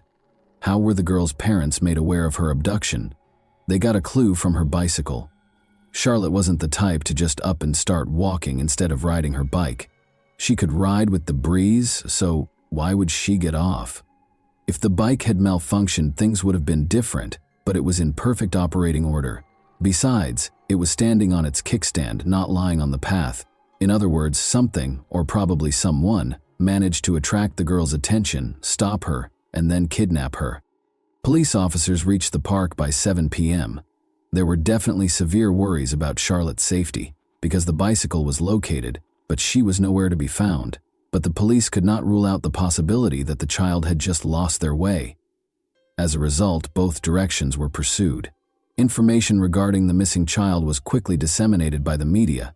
Numerous individuals looked for her, but as night fell, the situation deteriorated. Over 100 people had already begun searching the park by Sunday, and another 300 joined them the next day. They looked through a number of phones near the park. Luckily, visitors had to register and pay an entrance fee, which allowed the police to interview everyone who had come to the park for recreation. But this took time, and when the officers searched diligently and failed to locate the girl nearby, they began to suspect that she had been kidnapped. Furthermore, Charlotte's scent trail was lost nearly at the same location as her bicycle. If it was a kidnapping, the kidnapper probably had a car, took the girl inside, and drove off. As a result, the stakes were much higher. The likelihood of finding the kid alive drastically decreased just 3 hours after the kidnapping. This is due to the fact that most of the time a criminal views the victim as an object to satiate their personal desires rather than as a child. The victim becomes a witness, evidence of their crime that must be removed. Once they have accomplished their objective, of course, this discussion is about a situation in which the abductor is an unrelated individual who targets the victim, not about a parent kidnapping a child because of a custody dispute. The police put an officer at Charlotte's family's home immediately after she vanished. As David and Tricia Senna, Charlotte's parents, were still looking for their daughter in the park on October 1st, very early in the morning, even before dawn, a car pulled up close to their home. At 4:20 a.m., the policeman observed an unidentified man placing something in the family's mailbox. The man hurriedly got into the car and drove away as the officer started to approach him. Despite noting the car's model, the officer was unable to apprehend him. The police were shocked to discover a ransom note in the mailbox. For Charlotte, the man demanded $50,000. He allegedly made her write the note by force. For failing to stop the stranger, the officer was criticized. It was a chance to save the child and apprehend the kidnapper. Although he witnessed the man leaving the letter, the officer was unable to determine what the man had left in the mailbox. Many people send the parents cards, flowers, and letters of support after learning about a child's disappearance. But this note proved to be very important in saving Charlotte's life. The kidnapper must have arrived so early because he thought no one would be home and no one would notice him. However, he left a crucial hint. The case made an unexpected breakthrough at 2:30 p.m. on Monday, October 2. A fingerprint was discovered on the note by forensic specialists. They found a match after running the fingerprint through the database. Craig Ross, who was previously charged with driving under the influence in Saratoga Springs in 1999, owned it. Craig was among the people in the park when Charlotte was kidnapped, and his phone ping matched theirs. Additionally, a car registered to Craig was tracked by the police back to his mother's house in Bolton Spa, New York. Craig lived behind his mother's house in a tiny motorhome. DNA frequently plays a big part in cases like this. But in this instance, the letter contained an old fingerprint that was found to match a prior drunk driving case. Given the fingerprint, DNA would undoubtedly be present on the note, but fingerprint comparison is 1,000 times quicker. 2:30 p.m. was when the match was found. The FBI and police had already encircled Craig's home by 6:30 p.m. When a child's life was on the line, they didn't need a warrant. Craig's neighbors said they never expected to see something like that, and that the suspect's capture was more akin to a crime thriller. Approximately 6 p.m., about 200 meters from their home on Monday, Charlene and her 11-year-old daughter Bella spotted a number of police officers. Around 6 p.m., a neighbor of Craig's reported that she saw 2 cars stop on her lawn and went outside to eject the rude drivers. Then, out of the cars came police officers fully armed and wearing bulletproof vests. At least 15 police and apprehension team vehicles gathered close to Craig's residence. Armed with weapons and flash grenades, at least 30 officers in full uniform poured out of them and went into action right away. The neighbors at the time found it incomprehensible that their neighbor was detaining the missing girl against her will, but when they saw a convoy of police and FBI cars close to their homes, an ambulance and a helicopter hovering overhead, all of their doubts were dispelled. When the suspect was apprehended, the neighbors were afraid he would rush them and kidnap them and their kids. However, the officers took prompt action and prevented the situation from getting out of hand. Craig was taken into custody after 20 members of the apprehension team barged into the house. During the arrest, he resisted and was slightly hurt. The man was only wearing his underwear when they caught him. It was difficult to find the girl. She was also covered and concealed in the man's bedroom in a tiny closet. Charlotte realized right away that the officers were there to save her. When she realized that everything would be all right and that she would soon be seeing her parents and sisters, it was an extremely emotional moment. The girl was wearing a sweatshirt that was too big on her, which is interesting. One can only be thankful that Craig's motivation was financial, given that he was wearing his underwear and the girl was wearing a sweatshirt. Even though he had complete control over her, he could have done anything he wanted with the girl, and the rescue effort would not have ended as happily. The authorities notified Charlotte's parents that their daughter had been saved, was alive and unharmed at 6:32 p.m. According to Craig's neighbor, she saw Charlotte's face and exclaimed, "It's her! She's there!" as she watched Charlotte being loaded into the ambulance. The woman acknowledged that until her mother showed up and reassured her daughter that Charlotte was safe, she longed to embrace and hold her. Over the course of these few days, the girl became like family to everyone who had been worried about her. Everyone, including the police officers, prayed for her and hoped she would return home safely. As everyone saw the successful operation to free kidnapped Charlotte, they all exhaled, celebrated, gave each other pats on the back, and congratulated one another.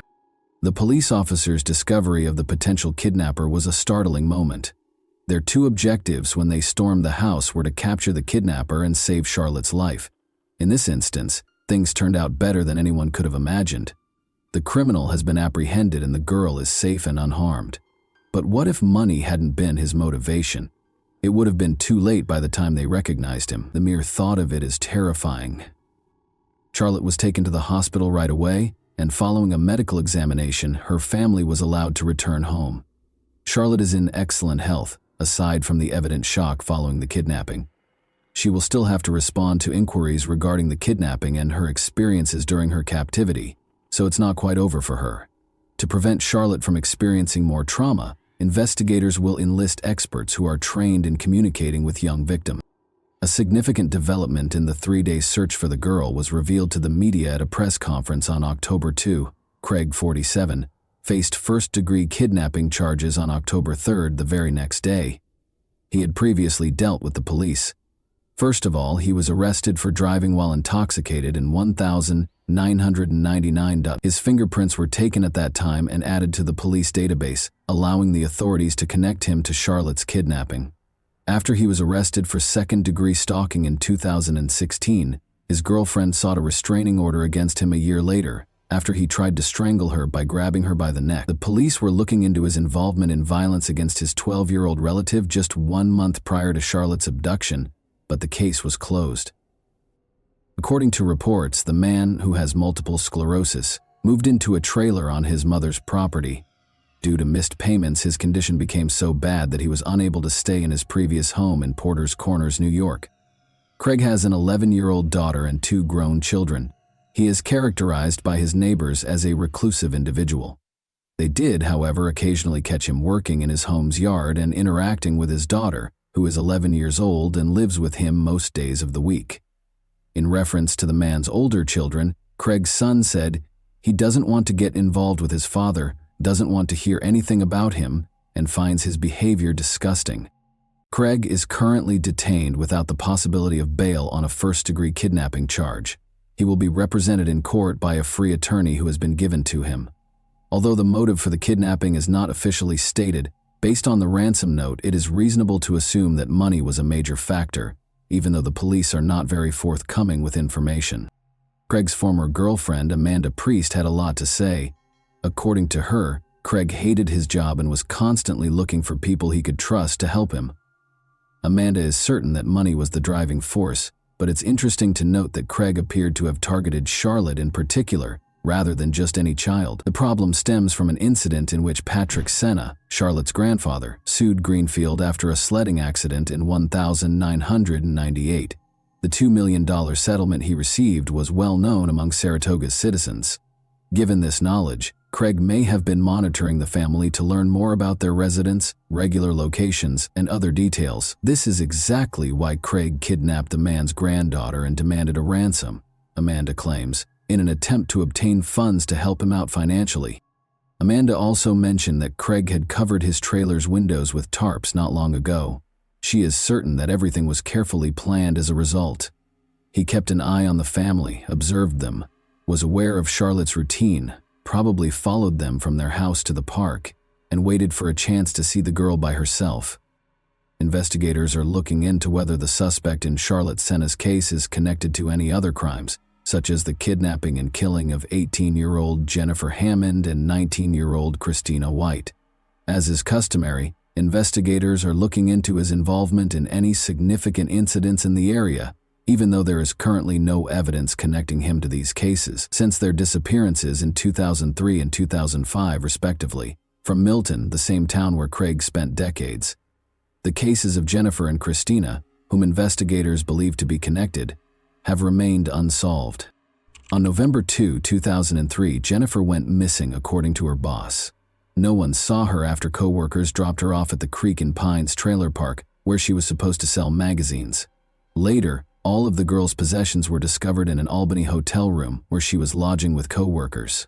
After Christina's family last saw her in the evening on June 30, 2005, 2 years later her disappearance came to light. 5 kilometers from her home, witnesses reported to investigators that they saw her strolling down a road. In March 2006, hunters discovered Christina's remains, which were essentially just a skeleton, 16 kilometers from her last known location in the D-Town forest in Greenfield.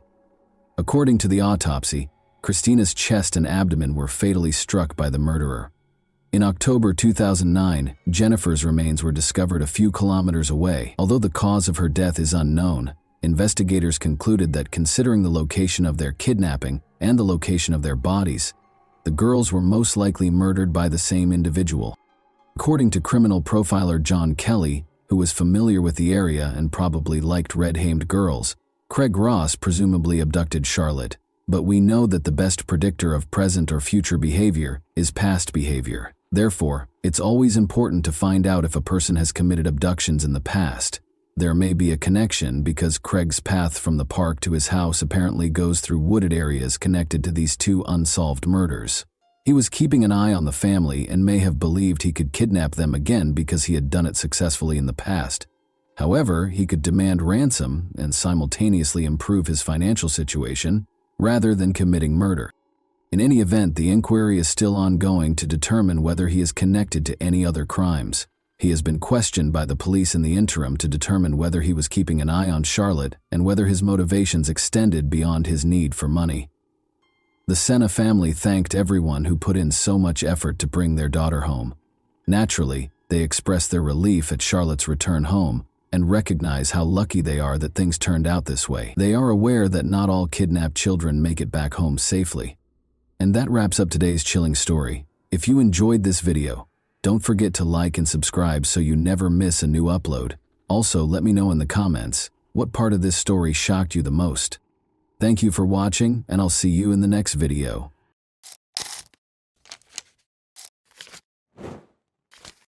Hey guys, welcome to my channel, and today we're going to take a look at another horrible case with you.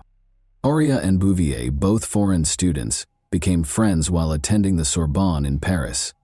The girls studied the history, social and political movements and culture of the region because they were fervent about foreign cultures, particularly those of Latin America.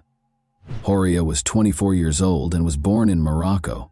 She chose to set aside her books and travel to Argentina after finishing her thesis on the subject. At 29, Cassandra was accustomed to seeing the world, so she accepted her friend's invitation with pleasure.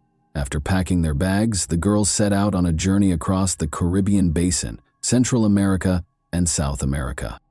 The friends traveled to Salta, a province in northwest Argentina with a fascinating history, geography, and social scene, in July 2011. The terrain varies from tropically dry plains in the east to snow-capped peaks in the west. Curiosity-driven students can explore and study the architecture, which includes churches and cathedrals constructed during the colonial era. It is important to note, though, that Salta upholds conservative traditions, much like many northern provinces in the nation, and most likely throughout Latin America.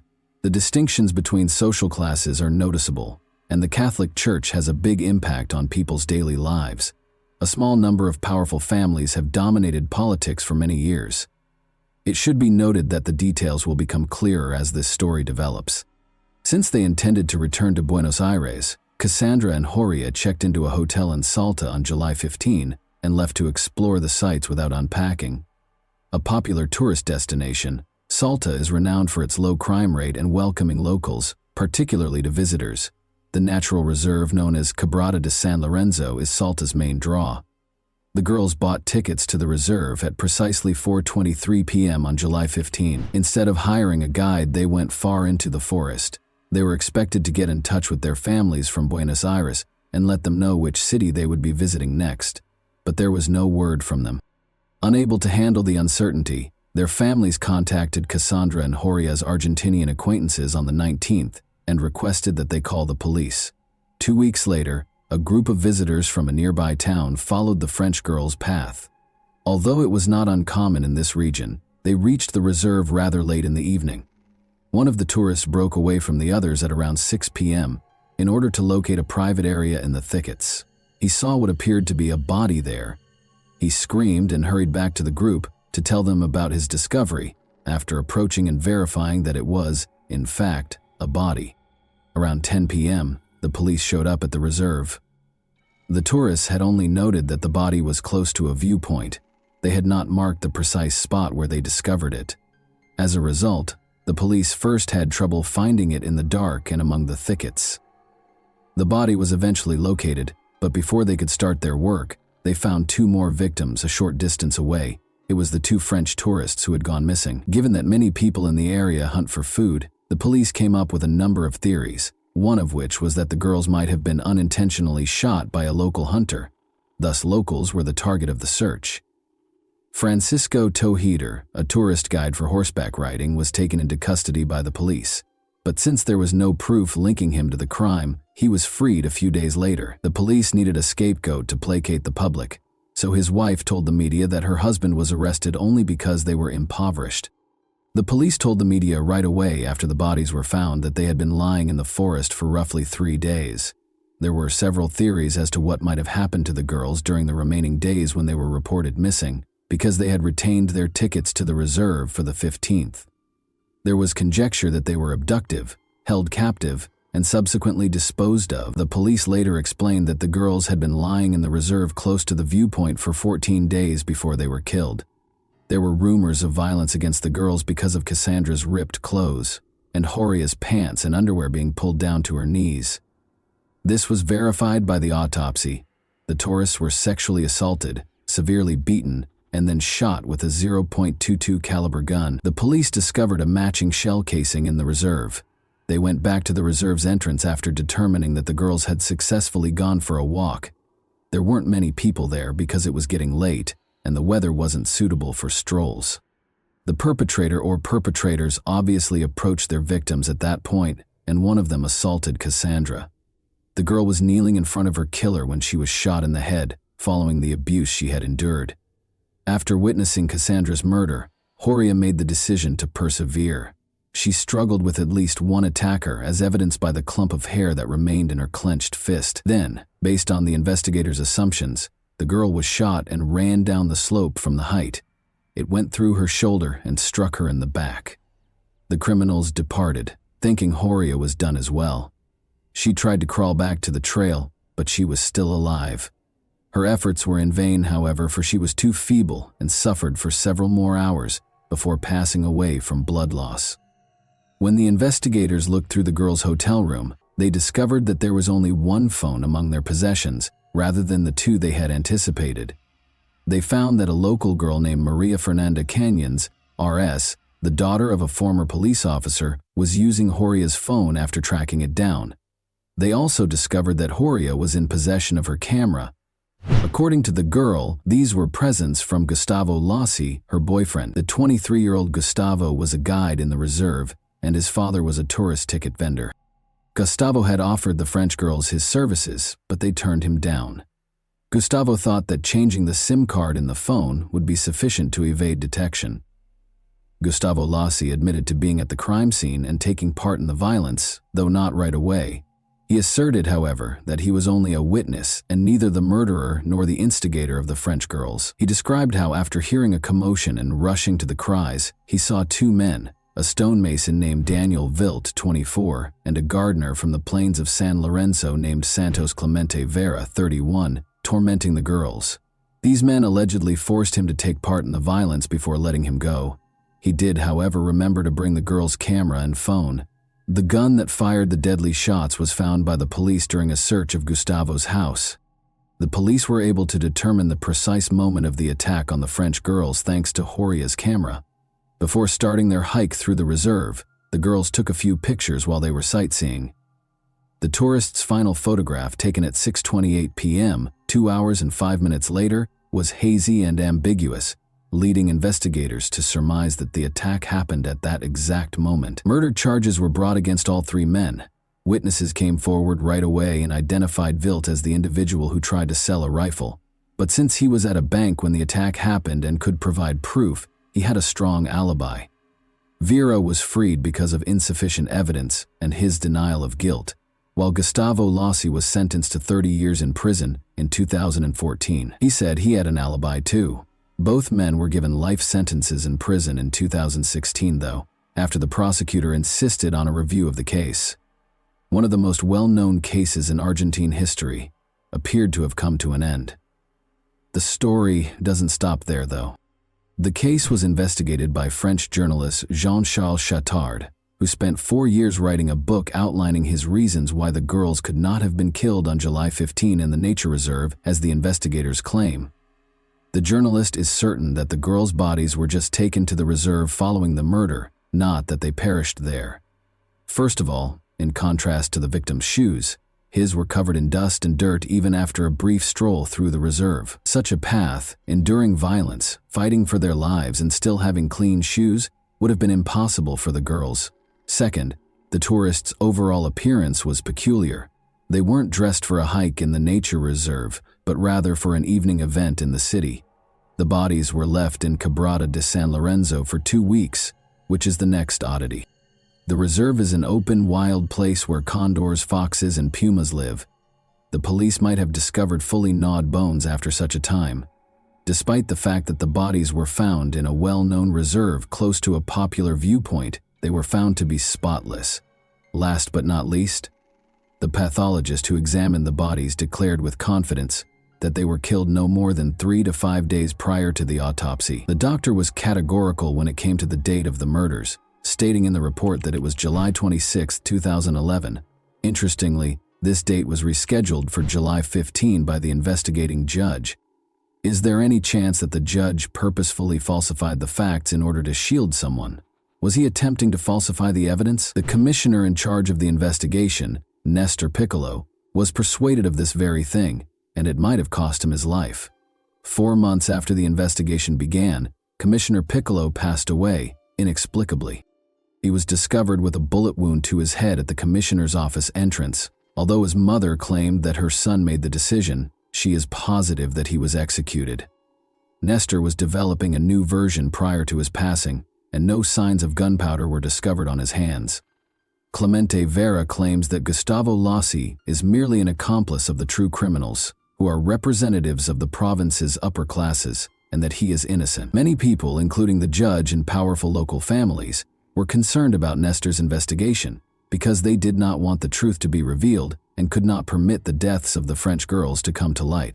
But in April 2014, an anonymous letter detailing the same trail that Commissioner Piccolo was looking into broke this conspiracy of silence. The families of the victims in France received the letter. After obtaining a copy, Chittard followed up on this lead. A woman who was afraid to testify in court wrote the anonymous letter by hand but did not sign it. After several months, Chittard was able to locate the witness. It turned out to be a girl who frequently hangs out with a select group of powerful people in Salta. She was aware that since the two tourists had been invited to a party hosted by the city's affluent youth on July 15, 2011, they could not have been murdered in the nature reserve. Her account of what transpired is entirely different. Alcohol is served freely at these parties, and everything seems like it's from a movie. But it's all real. The girl claimed that Cassandra and Horia were among the visitors, and that they were spotted close to the pool. The men's interest in the gorgeous French women grew as the evening went on, and more alcohol was consumed. They led them inside the house at around 3 in the morning, and nobody saw them again. One of the tourists was being harassed by the guys. She refused, of course, but things went too far and the men no longer cared about her opinion. In order to keep the truth from coming to light, the guys chose to murder both of them after her friends saw what transpired. They took their time, though, torturing the victims for days before killing them. The witness gave the precise address of the alleged incident, a villa in Buena Vista, the city's most upscale neighborhood where ministers, deputies, and affluent foreigners live. Since the villa is frequently rented out to private parties, it is typically not occupied permanently. Additionally, the French women were last spotted in a pool. The villa's location, directly beneath the bodies, is the most fascinating aspect, though. A secret trail leads to the nature reserve's lookout point behind the house. If the witness's account is accurate, the girls' bodies were transported through that path during the night and dumped in the thickets of the reserve. But how could such a crazy situation that was taking place in full view at a party be kept a secret for so long? According to the witness, it can be explained by the fear that actual criminals instill in anyone who has the audacity to speak up. She claimed that the son of a deputy who assaulted the French woman was responsible for organizing the party. He severely beat her when she attempted to flee. The politician's 2 other sons also participated in the attack and subsequent killing. Today, during his most recent election campaign, the deputy's face calmly gazes down from a number of billboards. It should be noted that one of his sons became a politician, just like his father. One judge who oversaw the initial investigation expressed a great deal of interest in the story told in the anonymous letter, but the politician declined to comment on these claims. He thinks it has everything needed to bring about justice. The judge who later took over the case, however, had no plans to look for additional offenders. He blames the deaths of the French women on the provincial justice system and thinks that the family must have a lot of power to influence the police. The witness's account that he witnessed the 2 French women departing the nature reserve on July 15 is given more credence in the updated version. This implies that the crime might have taken place at a different time and location than the investigators maintain.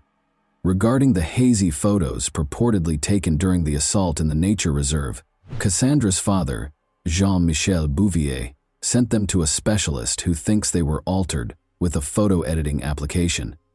The lighting and shot angle are not as accurate as the picture shows. The families of the victims in France no longer hold the legal system to any standards. Jean-Michel Bouvier examined his daughter's body and performed his own independent DNA analysis. The most private areas were found to contain the DNA of Gustavo Lossi, 2 other men, and 1 woman. The sample from Clemente Vera was nowhere to be found. Uncertainty surrounding the ownership of the remaining samples raises concerns about Gustavo Lossi's actual involvement in the attack on the girls, as well as the identities of the other participants. Meanwhile, Clemente Vera's parents' modest house still stands in the center of San Lorenzo, just a few hundred meters from the location where Cassandra and Horia's bodies were discovered.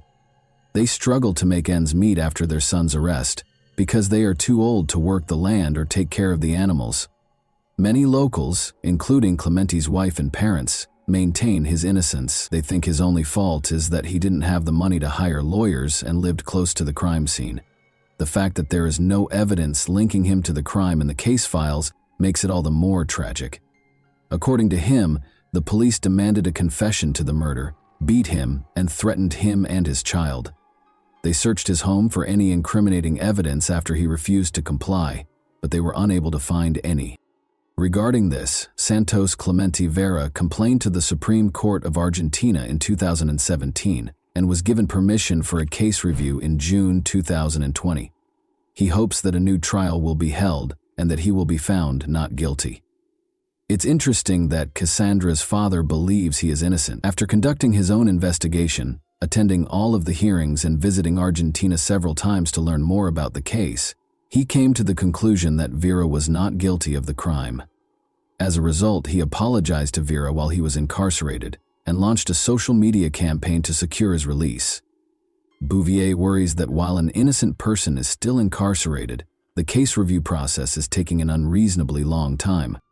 On November 25, 2013, the International Day for the Elimination of Violence Against Women, a monument honoring Cassandra and Horia, was formally unveiled in Salta.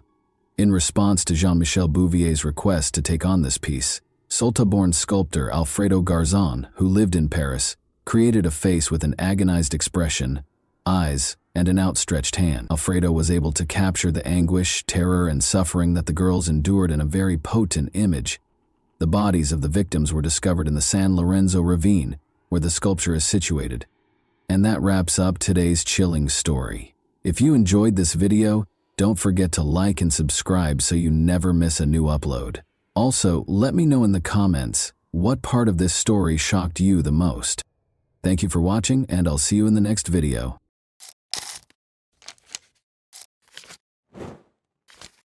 Hey guys, welcome to my channel, and today we're going to take a look at another horrible case with you.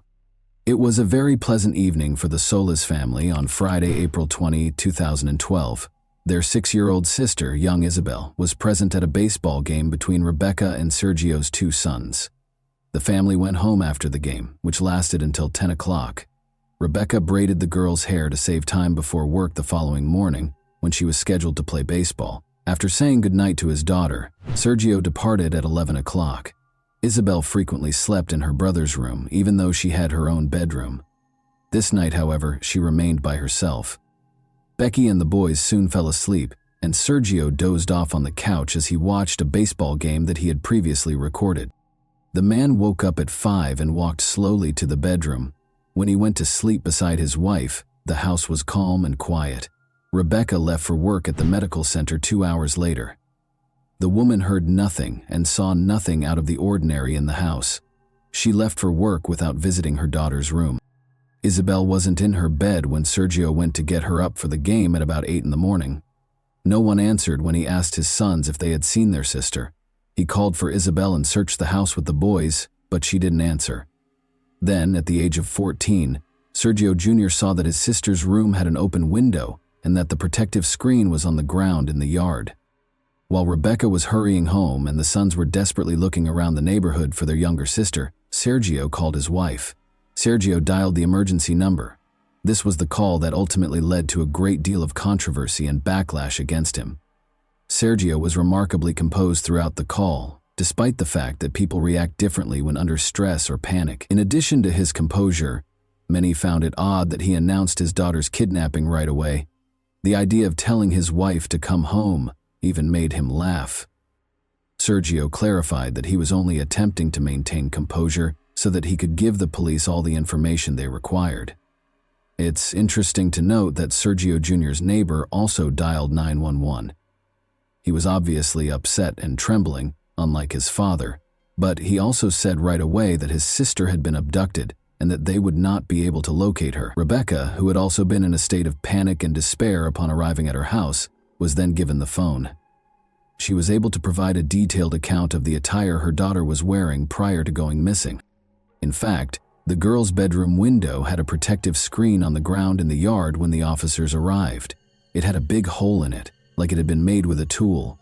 Soft toys that were always lying in the room beneath the girl's window were now strewn about. Isabel's shoe prints, which were found on the electrical box beneath the family's high fence and on the alley behind the house, were found on the floor next to blood. When he kidnapped the girl, the criminal most likely climbed over it. The police conducted extensive door-to-door searches, dismissing the possibility that the 6-year-old girl had escaped because they thought the case was one of kidnapping.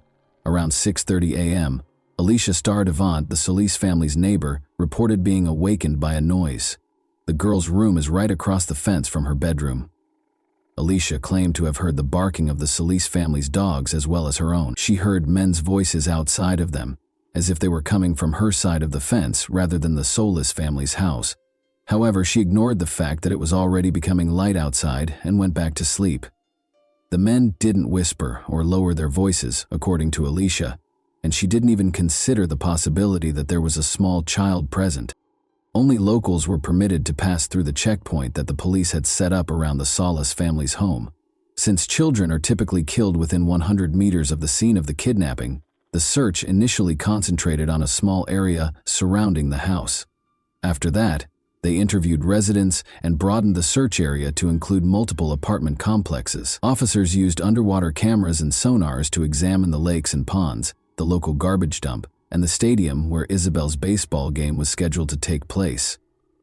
The Solis family's house was searched by forensic specialists and search dogs, and border guards handed out pictures of Isabel. There is a significant likelihood that children who disappear in Arizona wind up on the Mexican border. Furthermore, 16 criminals who had harmed women and children resided close to the family's residence in 2012. At the time, they were all questioned and turned away. There was a theory that someone had followed the family after spotting Isabel playing with her brothers in the evening and kidnapped the girl from the house at night. Officers followed this lead by looking up the registration numbers of every vehicle in the parking lot. The family's home was close to surveillance cameras, which revealed an exceptionally bustling nightlife. A car belonging to a private security firm pulled up in the alleyway close to the house at 2:36 a.m. 10 minutes later, 2 more cars were spotted in the parking lot. All of a sudden, there were a lot of people walking around the house, some of them curious about the trash cans. A car sped around the corner next to the trash can an hour before the 911 call, but during the 10 hours of filming, the girl did not show up anywhere. However, when the police searched the house, they found something intriguing. Inscriptions were discovered by the officers on Isabel's wardrobe doorframe. Rebecca said she was unaware of the inscriptions, which were written in a child's handwriting and contained phrases like "bad father," "I don't love father," and "bad day." Nevertheless, the police chose to thoroughly question Isabel's family. According to one of the sons, their father got violent, cursed, and struck him twice after drinking. Concerned about the Solis sons, investigators invited Child Protection Services staff because, as it turned out, the agency had been called to the family's residence multiple times. One of the boys left a glass in the detergent while doing the dishes in January 2012. Sergio reprimanded his son for his error and drank water from that glass. The boy told his friends about the incident the following day, and someone's parents called Child Protection Services, despite Rebecca's insistence that they laughed about it. In any case, Sergio willingly left the house in May 2012 at their request, despite Rebecca's assertion that her husband was a great father and that all questions would be addressed when Isabel got home. Sergio was able to return home to his wife and sons after the incident was quickly resolved, but the family was disappointed that the investigation produced no findings. The police kept focusing on them, Sergio in particular, even though they were never named as suspects. "It feels like the investigation never went beyond this house," the man later said. "That is the reason it is so distressing." They therefore engaged private investigator Jerry Snyder to look into Isabel's kidnapping objectively, and he suspected Rebecca's cousin Justin Master Mourinho. Initially, Justin spoke to reporters and conducted interviews as a spokesperson for the family. However, 2 weeks after Isabel vanished, he sent his car to Florida, hired the top attorney, and departed without responding to inquiries from the police or media. The private investigator found such behavior odd. Furthermore, Justin still had the key to the house after living there for a long time with the Solis family. According to one version, Justin might owe someone money because he had previously spent the night in Isabel's room.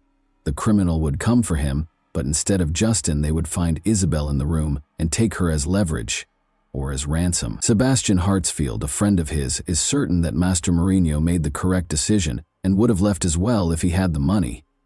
The problem is that Justin was fed up with the public's and media's invasive attention.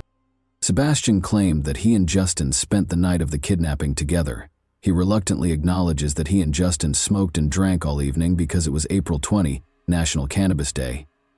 Sebastian is certain that his friend is innocent, even though there was a 6-hour lapse while they were sleeping, and he is unsure of Justin's whereabouts. The police chief stated that the investigator the family had hired had no evidence, but the police were certain of Justin's innocence when they finally questioned him. It is noteworthy that Sergio's daughter was abducted for ransom and that he was also suspected of owing money to criminals. Isabel was at the age when family members most frequently kidnap children.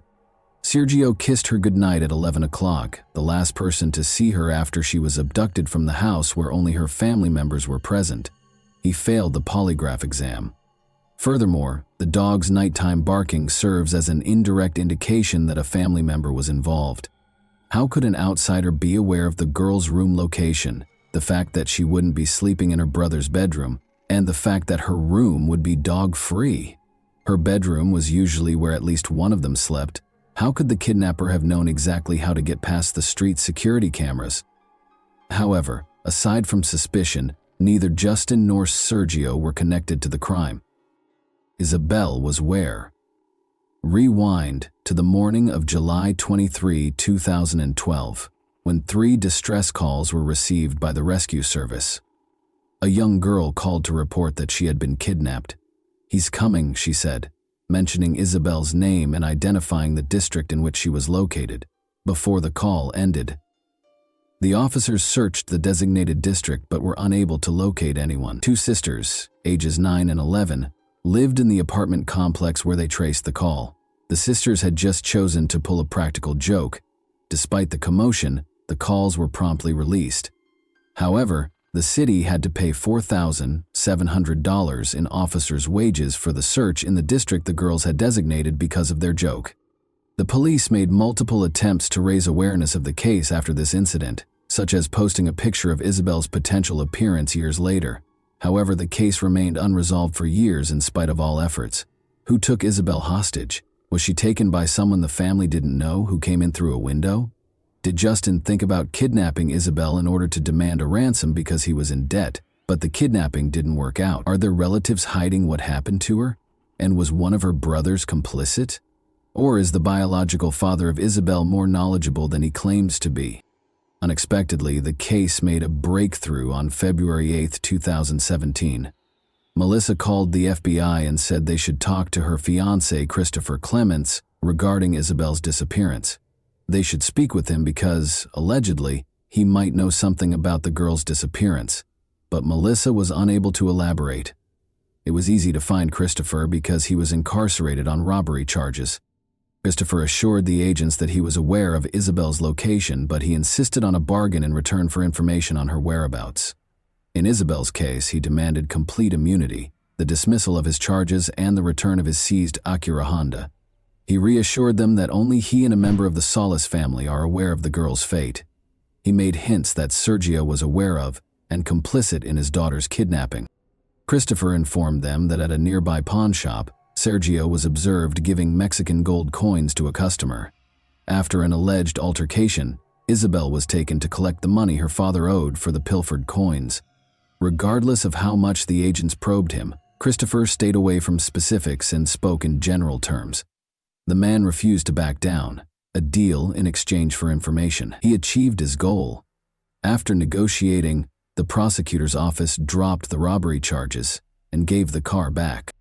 On March 3, 2017, the police and FBI discovered Isabel's remains after the man gave them the location. Rebecca and Sergio Solis had to confront the sobering realization that Isabel had permanently departed. Any hopes they had of a joyful reunion were dashed. Christopher Clements did not, however, get the freedom he had hoped for from the agreement. He was instead taken to the Maricopa County Jail. where he was accused of committing another robbery. Full immunity, which Christopher insisted on in Isabel's case, was not provided by the agreement. Investigators started looking into the man's past in greater detail. He committed first-degree violence when he was 16 years old, beginning his criminal career. Ever since, he had been in trouble on several occasions. The man's ex-wife claimed that Christopher was compelled to sleep in the car until they left, frequently brought girls home from strip clubs, and was obsessed with adult films. He was employed at a shopping mall just 2 kilometers from Isabel's residence when she vanished. Detectives definitely looked into Sergio's relationship to the local pawn shop that Christopher had mentioned. 2 months prior to Isabel's kidnapping, they learned that 21 gold coins had been taken from a woman's home, and they assumed Christopher was the thief. Hours after the theft, he was seen on the security camera entering the pawn shop, delivering the items, and taking the cash. Sergio's involvement or any connection to the case was not implied in the video. Christopher was probably merely researching the charges against Sergio that were reported in the media and speaking with agents in an attempt to discredit the girl's father. A search warrant for the home where Christopher and his fiancée Melissa previously resided was among the many that the police were issued. Investigators discovered a sheet of plywood in one corner of the yard, beneath which was a plastic container filled with ashes and a number of gory finds, such as a faded, lilac child's hooded hoodie and a very young child's school assignment with the name Mercedes on it. She was Isabel Mercedes Solis in full. On Christopher's devices, they also discovered explicit images of girls between the ages of 3 and 13. His computer was searched for Isabel Solis, unsolved cases in Arizona, and child killer acquitted. According to a former acquaintance, Christopher discussed the Isabel case and hinted that there might be evidence in his car's trunk. Thus, its return was essential. The vehicle, a Honda Acura, was reportedly given back to the man in return for details regarding Isabel's location. Although Isabel's cause of death is still unknown, the same acquaintance claims that she was suffocated and that chemicals were poured over her body. The man recalled that Christopher had concealed pictures of the Solis house in a Bible in his room and showed them to him. In addition to obtaining a warrant for this Bible, investigators did discover images of the house. After 2 months, the Tucson police chief declared that they had a suspect, Christopher Clements, 36, who was accused of 2 murders. The problem is that when Christopher told 2 agents on March 3, 2017, where they would find Isabel, he pointed out a crucial marker, a stack of tires that obviously did not appear there in a single day. The agents were immediately alarmed by this instruction, because the police had discovered the body of a teenage girl from Tucson near that same tire pile a few years prior. Maribel Gonzalez was the girl's name. Isabel had been missing for 2 years when a rescue service dispatcher received a terrifying call in June 2014. A woman reported seeing a body by the side of the road. When the police arrived on the scene, they discovered a naked body buried beneath the tire pile, the smell of decay and evidence that someone had been dragged on the ground. The place was a long way from the closest residences. In an attempt to identify the girl, the police sent a picture of the tattoo on her collarbone and a chain with an anchor that she was wearing to the media. In fact, a number of people reported that it was 13-year-old Maribel Gonzalez to the police. According to Maribel's relatives, she was seeing Mariano, a man in his 20s. A month before Maribel vanished, they ended their 3-year relationship. Around 11 or 12 p.m., Mariano told the police she sent him a message. She had a fight with her mother the day she vanished, so she asked him to come get her. He had to get up early for work, so he disregarded her message. She was never seen by him again. Even at night, she enjoyed taking solitary walks, according to her boyfriend. She also enjoyed visiting the mall, which is the same one where Christopher Clements worked and is close to Isabel's house. Because the bodies were discovered close to one another, the police were able to connect these cases. Maribel's DNA and Christopher's DNA were compared, and they matched. 2 years prior to Maribel, Isabella was abducted and murdered. Could Maribel's death have been avoided if the offender had been apprehended following the initial crime? As it turns out, Christopher's name was mentioned multiple times during the investigation prior to his 2018 conversation with the agents. As is already known, the officers got in touch with everyone who lived close to Isabel and committed sexual offenses, which are violent crimes against women and children. Christopher was one of 16 names on the list. He was classified as a Class 3 offender, which means that he has a very high chance of committing the same crime again. He spoke with the police, but he clearly managed to persuade the officer that he was unrelated to the case. Maybe he had an alibi from his girlfriend. In addition, Isabel's parents requested that anyone who might raise suspicions, such as traders, distributors, advertising agents, unannounced visitors, or unexpected meetings, be remembered after Isabel vanished. Rebecca thought of the man who had shown interest in their red Acura right away. Despite his 2 visits, he never entered the house, and the woman was unaware of his name. It's interesting that during the interrogations, Christopher also brought up that encounter. On February 10, 2017, he told FBI agents this. He claimed that 2 individuals feigned interest in the vehicle. Actually, they had to confirm that Sergio actually resided at that address. Rebecca gave them her phone number and insisted that they speak with her husband Sergio about the possibility of purchasing from him.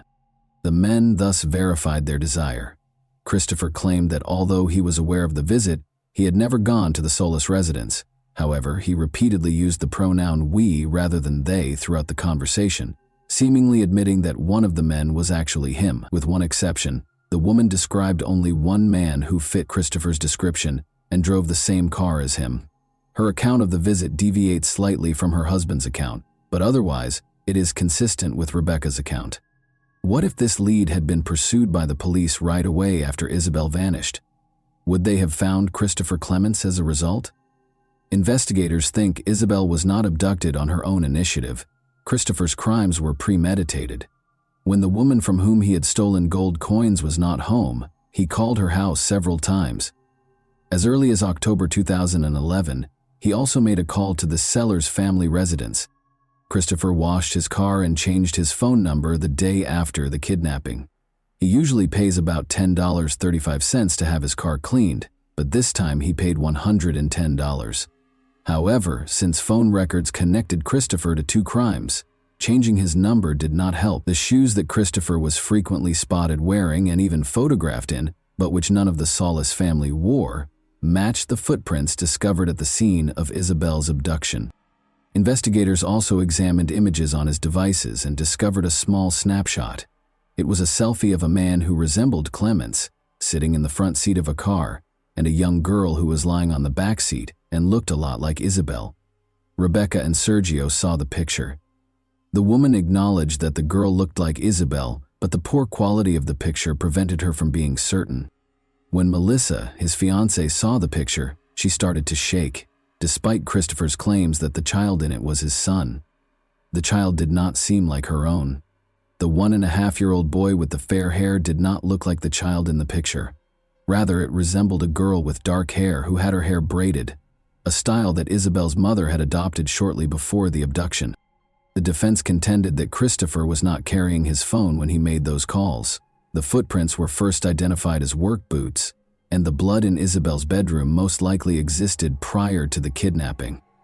In order to prevent the prosecutor from presenting evidence for both crimes at once, Christopher's attorneys were successful in their efforts to have the Isabel case and the Maribel case tried separately. But since he had already been convicted of Maribel Gonzalez's murder, this did him little good. He is still awaiting trial for Isabel's abduction. And that wraps up today's chilling story. If you enjoyed this video, don't forget to like and subscribe so you never miss a new upload. Also, let me know in the comments what part of this story shocked you the most. Thank you for watching, and I'll see you in the next video.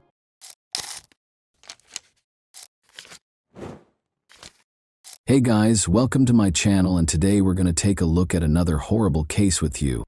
Arthur Labanjo Hughes, then 7 years old, would give up on life at this very moment. 5 hours later, the world would hear the most tragic story on the internet, that of Arthur Labanjo Hughes, after an emergency 999 call was placed. He was discovered in a state that could not be explained by a fall, even though he had fallen and struck his head. He was remembered for his superpower, his smile. If one could ask for one last thing, despite having numerous guardian angels around him, Arthur was imprisoned by pure evil during COVID-19 and spent every day of his life in hell. Soon, the Midlands, England Police Department would find horrifying hidden footage and videos that they would prefer not to view. June 17, 2020 was the date of the call. The voice on the line was panicked. 6-year-old Arthur Labanjo Hughes had fallen down the stairs. When paramedics arrived, he was having trouble breathing. Arthur's life slipped away in spite of all the attempts to save him. Before the doctors noticed something that would haunt them for years, it appeared to be a tragic accident. Horrible injuries were found, which contradicted the caller's account. Arthur's severe brain injuries had caused his death. According to the doctors, the damage was comparable to an automobile accident. Even the on-scene paramedics observed numerous bruises on his body, in addition to severe head trauma. Amidst the frantic words and background noise of the 999 call, the truth was concealed in plain sight. Everyone would be shocked to learn the true story of Arthur's tragic demise when the recording was played again, this time with more discerning ears and a greater sense of suspicion. Something much darker now echoed what had once seemed like desperation. Emma Tustin, 32, the stepmother and caregiver of 6-year-old Arthur Labanjo Hughes, was the female voice on the call. Emma was the only person who saw Arthur's final moments because his father, 29-year-old Thomas Hughes, was not there when the alleged accident happened. She was also the one who explained how Arthur got hurt and escorted him to the hospital. However, there was a problem with the doctors. They called the police because of their suspicions, and detectives soon began requesting Emma's first formal statement. The thinking step was the punishment area that Arthur's stepmother Emma and father Thomas had created for him. He could stand there and think about what he had done. Because of his actions, Arthur often found himself there, Emma said. However, Arthur was particularly impolite and violent on the night of June 17, 2020, the day he passed away. Emma started crying as she described the mischievous child who had mistreated her. She asserted, like many other stepmothers, that her love was not returned. However, the narrative did not match Emma's story, which remained mostly unchanged from the details in the 999 call. Although more research was necessary, the results would reveal a disturbing truth that would haunt the investigators for the rest of their careers. By 1 a.m., Arthur was placed on life support. After determining that there was nothing more that could be done, life support was turned off the next day. A forensic analysis conducted as the investigation progressed showed that Arthur had more than 130 distinct wounds, from head to toe, in varying stages of recovery. Each and every part of his small body was injured and bruised. Long-term physical stress caused his thymus gland and one kidney to shrink significantly. However, a total detachment of the retina in his right eye and bleeding on the brain were the cause of death. The experts had no idea that this was only the beginning. He had extremely high sodium levels when he was first brought to the hospital. These levels did not change 7 hours later, suggesting that his body was unable to adequately absorb the excess salt he had consumed. According to estimates, Arthur would have needed to eat 6 tablespoons of salt in a single day, or more likely, be poisoned with high amounts of salt over a number of days to reach such sodium levels. Torture was evident from the autopsy report and the injuries sustained. However, that wasn't even the reason this case was the most well-known in Middleton. It was the horrifying findings that had not yet been made during the inquiry that had the public's attention like a wildfire. Authorities were tracking down the sadistic monster who had committed the unthinkable after discovering the unspeakable horror inflicted upon the defenseless child. Behind the story of the tearful Emma and the restless Thomas, there was little question that something was amiss.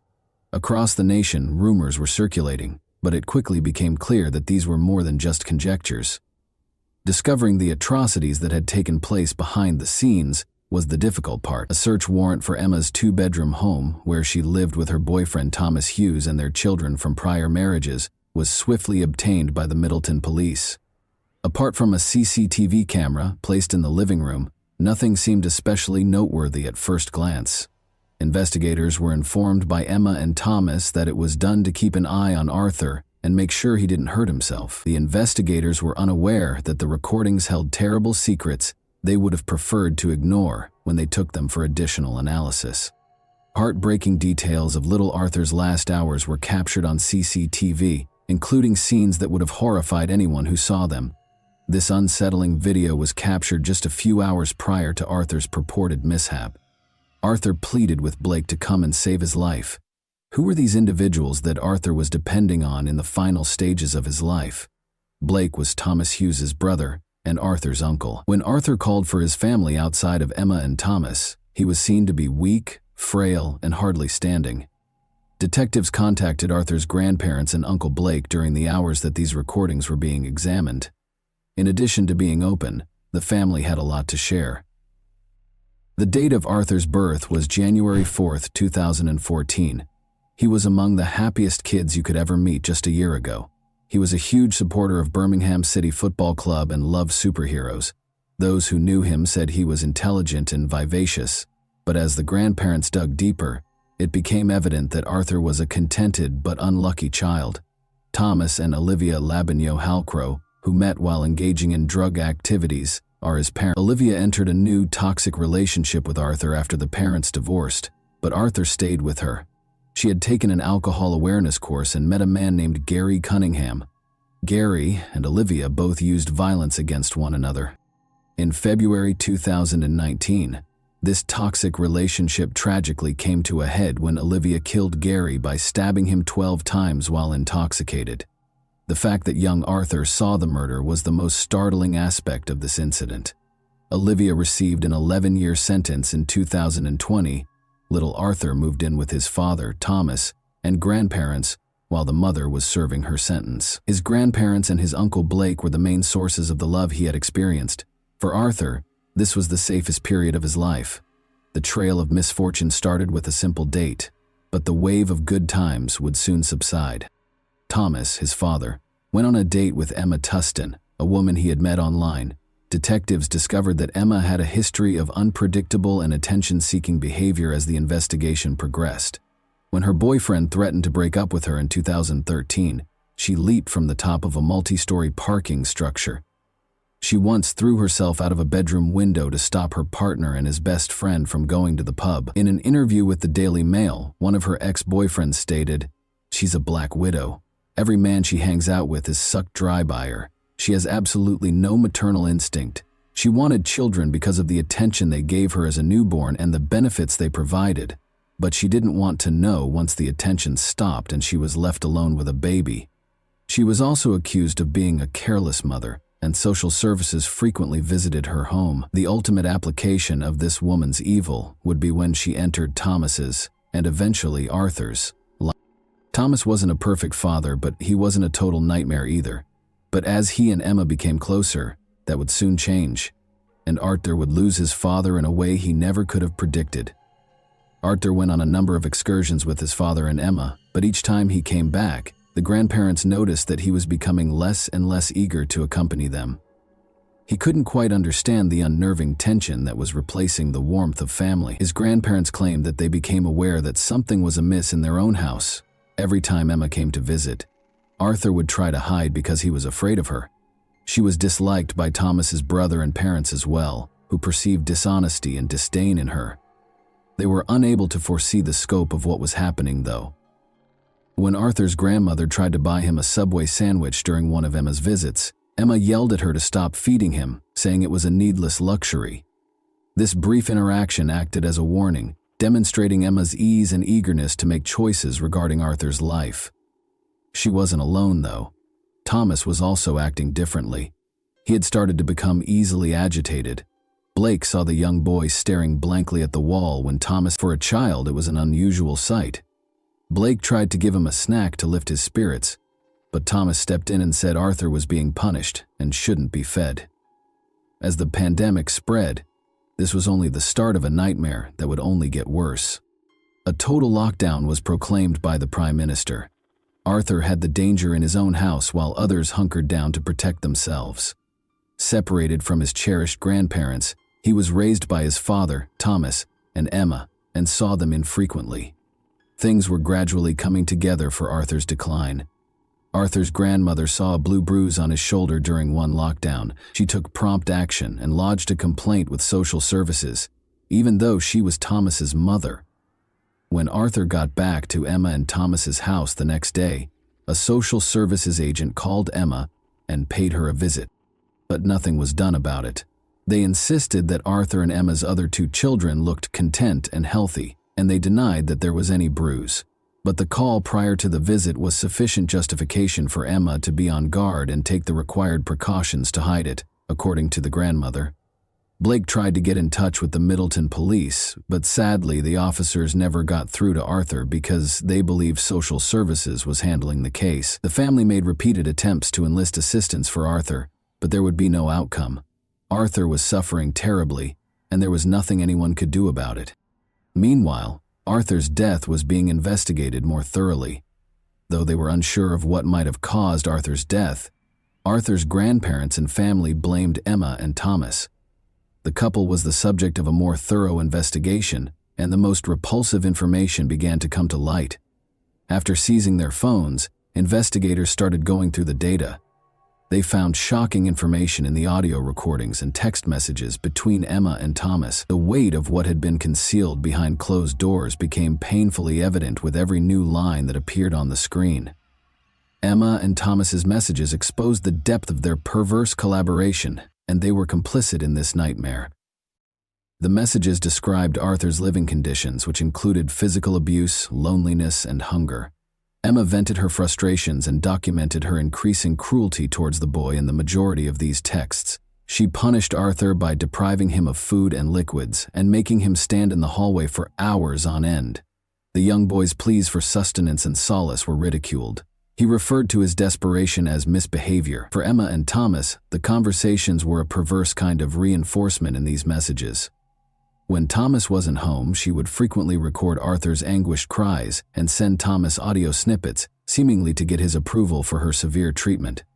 Thomas would reply by expressing his own annoyance with Arthur and urging her to be even harsher, telling her to just end him or recommending violent means to stop his screams. The boy was left to suffer alone in his room or cry himself hoarse in the hallway while the couple, at times, were only a few feet away from Arthur and texted, their phones buzzing with nasty conversations.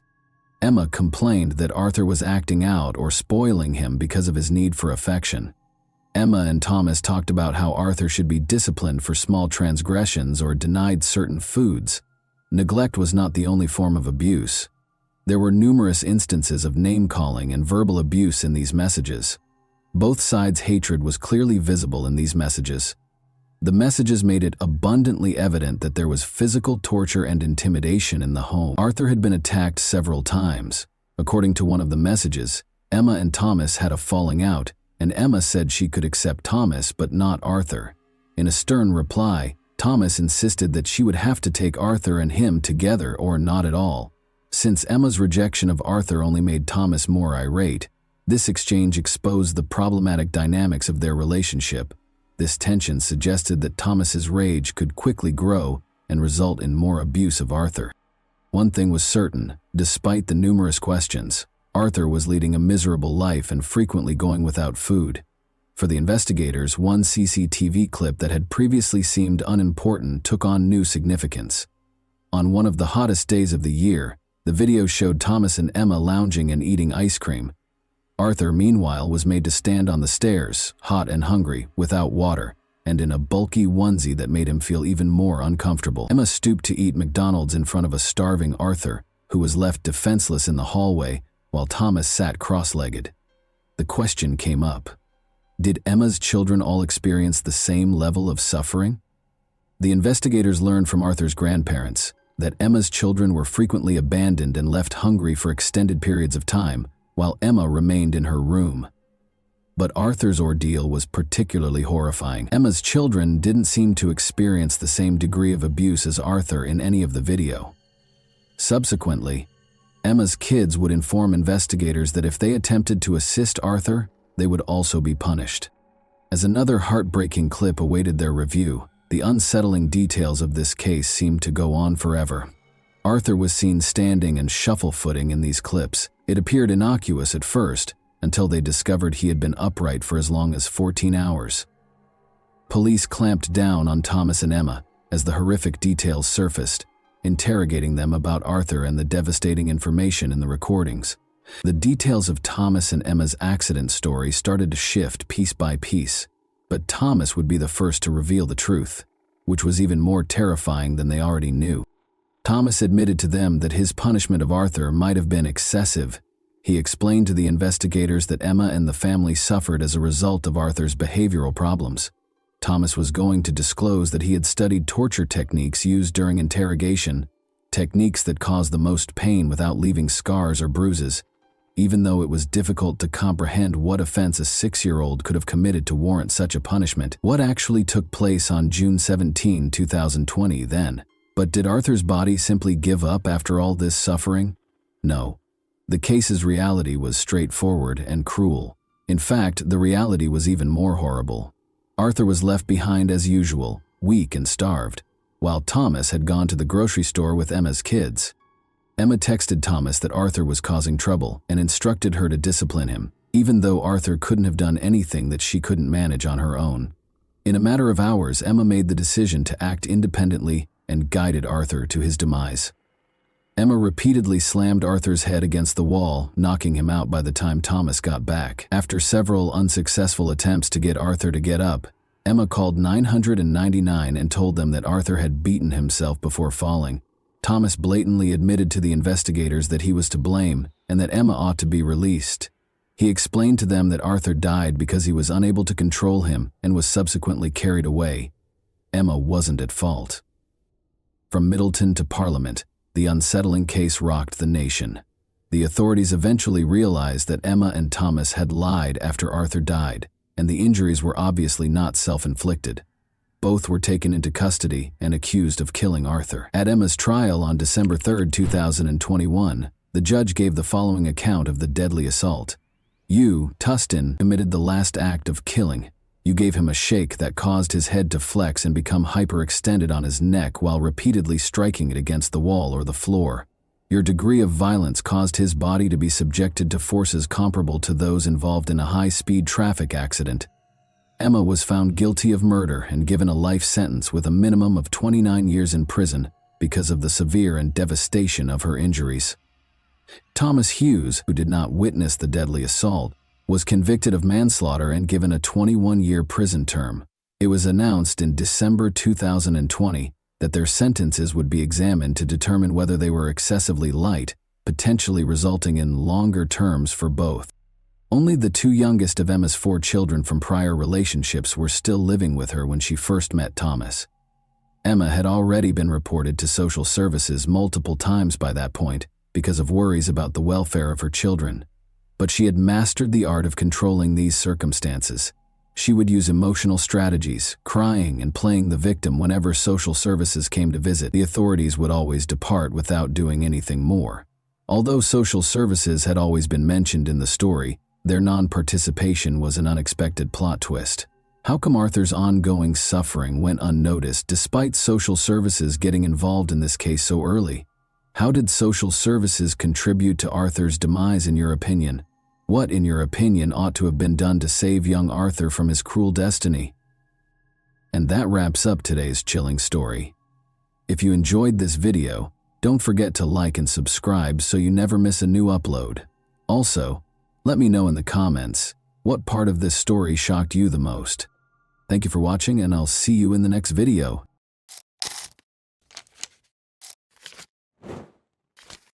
Hey guys, welcome to my channel, and today we're going to take a look at another horrible case with you. Bryce Rhodes, 25, is the man you just saw on the screen. He acts in a reprehensible manner and shows no remorse or guilt for his actions. He is charged with the murders of 2 brothers, 14-year-old Larry Ordway and 16-year-old Maurice Gordon, whose bodies were found after the authorities were alerted by a disturbing 911 call. Elizabeth Wren, their mother, was devastated by the news, and her entire world fell apart. However, the horrific manner in which her sons were murdered only served to exacerbate the suffering.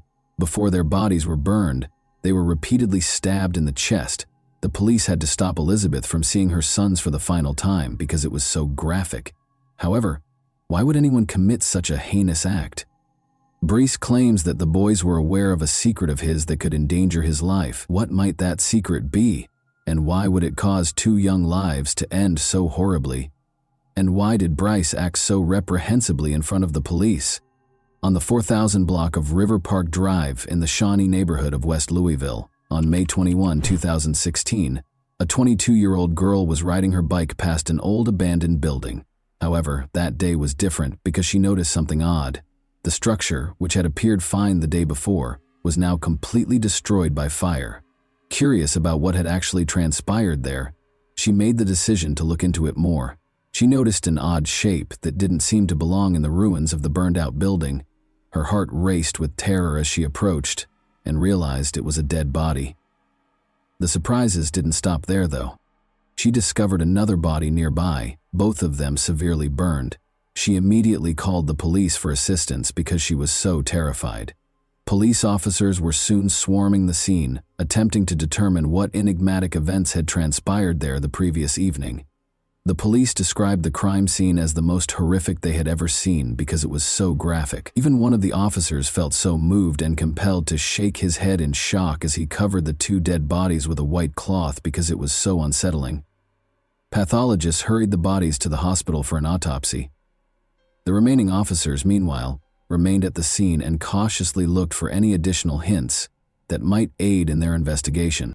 Following the autopsies, it was discovered that something even more heinous was the cause of death rather than the fire.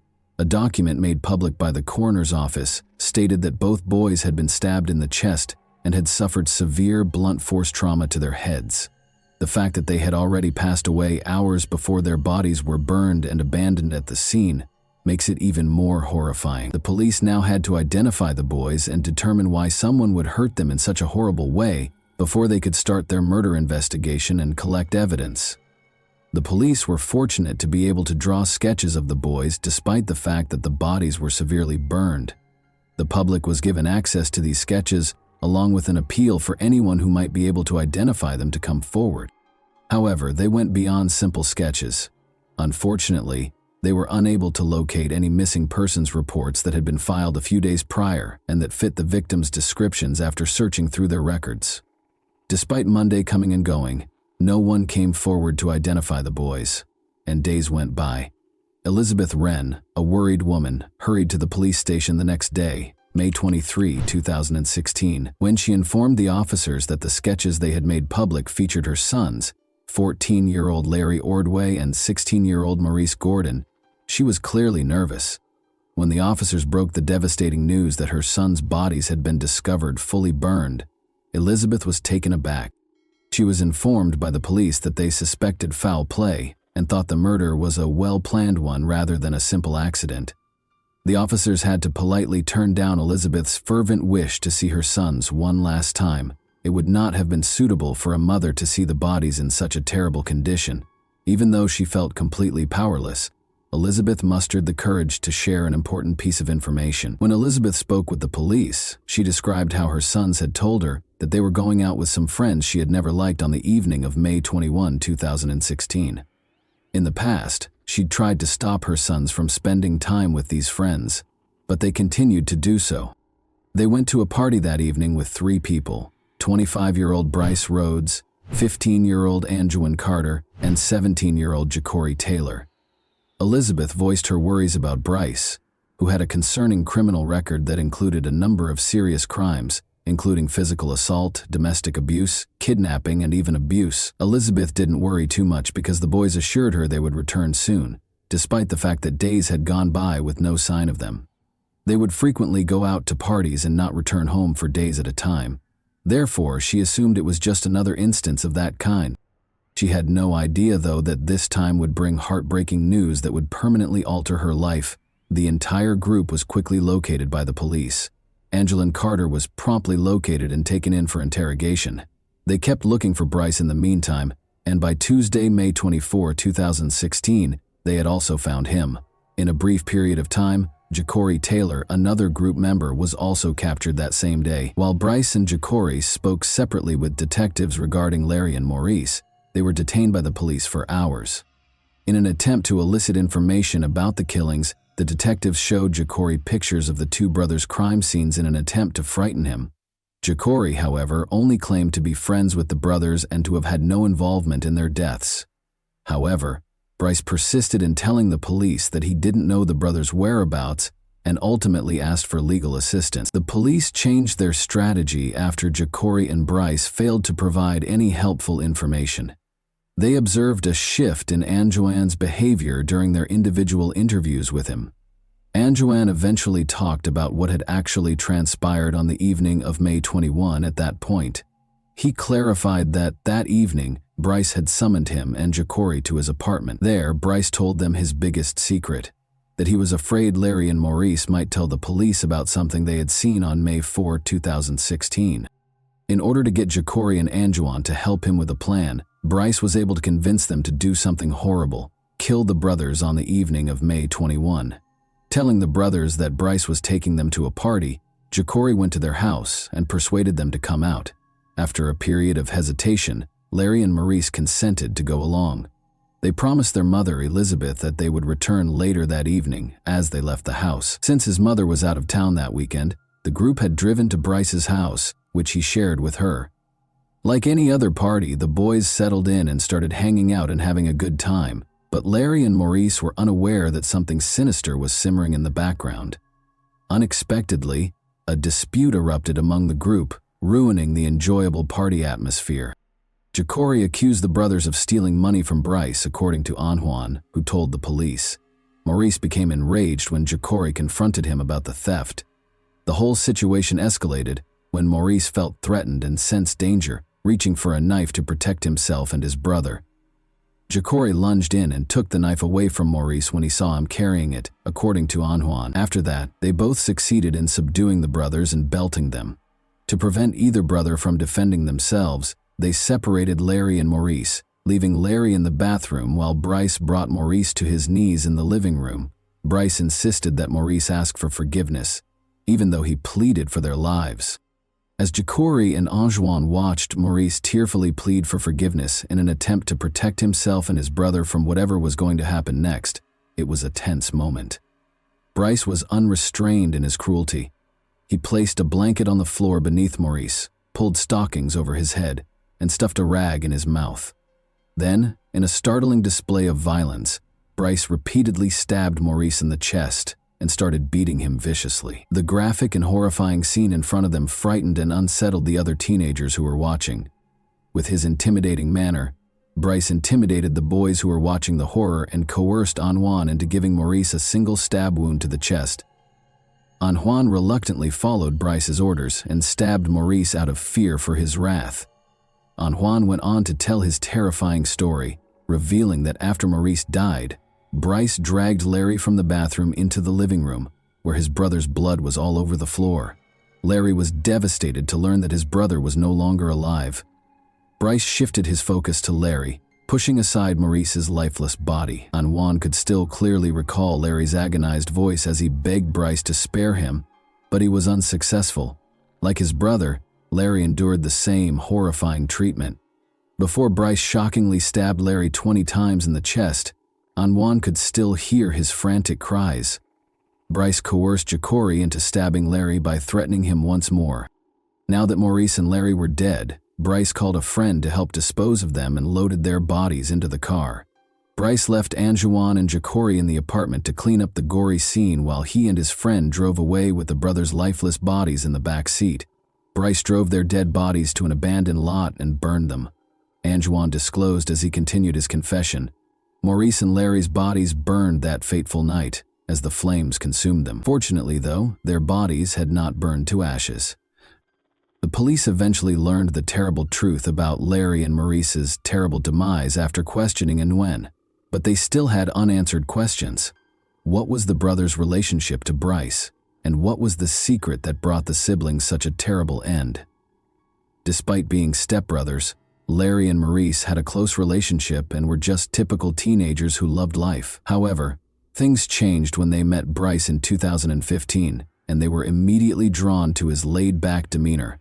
Bryce was a rapper who appeared extremely wealthy and successful in a number of music videos that were posted online. His charisma and way of life captivated Larry and Maurice, who quickly became enmeshed in his world. As they grew closer, Bryce introduced them to Jacori Taylor, a 17-year-old friend. A fourth teen, 14-year-old Anjouan Carter, joined the group as the three boys spent more and more time with Bryce. They all spent a lot of time with Bryce in 2015. He would take them places, buy them food and clothing, and even give them money to spend however they wanted. According to Jacori's police interview, Bryce used to assure them that if they followed in his footsteps, they would become famous. The boys appeared to adopt Bryce's gangster lifestyle more and more over time. They even made an appearance in a few of his music videos, which suggested that they were taking up his mindset. During this time, Elizabeth observed a shift in their conduct. Images of them smoking cigars, flaunting stacks of cash, posing with fictitious weapons, and featuring women began to flood their social media accounts. They also started going to parties frequently, sometimes staying out for days at a time. Late on May 4, 2016, they were making their way back from one of these parties. Maurice was driving Bryce's car at around 12:30 a.m., with Juan in a truck following them, Jacori in the passenger seat, and Bryce and Larry in the back. When Maurice noticed a man strolling on the sidewalk in the 800 block of South 43rd Street in Louisville, Kentucky, Bryce abruptly forced Maurice to apply the brakes. He struggled to recall where he had known him, but it quickly became clear that he was Christopher Jones, the 40-year-old man targeted by neighborhood gangs. However, Bryce made a grave error. He mistook Christopher for someone else, attempting to pick up the prize that had been placed on his head. It was such a mistake that it abruptly altered everything. Bryce jerked out his gun in a panic and fired a bullet from the car window into Christopher's chest. All of the teenagers were in disbelief as they saw a murder unfold before their very eyes as Christopher fell. Fearful and pumped with adrenaline, they drove as quickly as they could out of there without even pausing to think. Christopher was taken to emergency surgery after the shooting, but he tragically passed away during the procedure. Larry and Maurice couldn't get over the horror of what they'd witnessed for the next 2 weeks, even after Bryce had driven the boys home and told them not to speak about what had happened that night. They became uncomfortable around Bryce and began to avoid him more and more. Bryce, meanwhile, was experiencing anxiety as well. He was concerned that he would be in big trouble if the brothers told everyone about the shooting. Thus, on the evening of May 21, 2016, he decided to take their lives. Bryce made the terrible choice to kill 3 people in a short amount of time, all in self-defense. The repercussions of his actions, however, are now bearing down on him. Both Jacori and Anjouan confessed to 3 charges of aiding and abetting murder and tampering with evidence after the interrogations. They were sentenced to 10 years in juvenile detention facilities because they were under the age of 18, with the remaining time to be spent in adult prisons after they reached the age of 18. They also had to testify against Bryce at his trial as part of their agreements.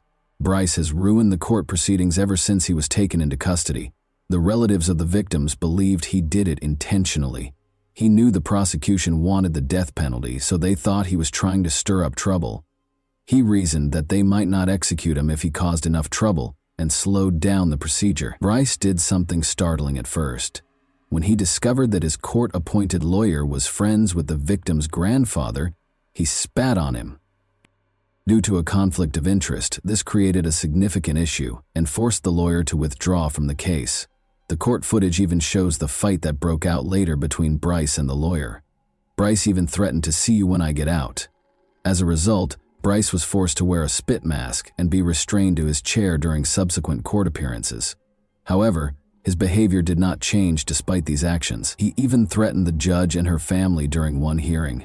Bryce's courtroom antics continued after that. He frequently asserted that he didn't trust his lawyer and wouldn't allow them to speak for him.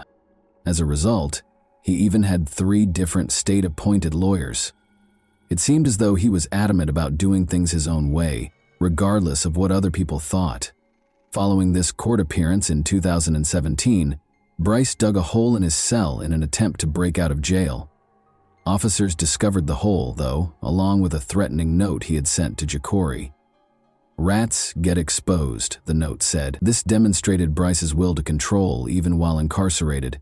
Prove to me that you're not a rat." Another shocking incident that was caught on court video showed Bryce acting shamelessly as he was seen blowing kisses at the victim's mother.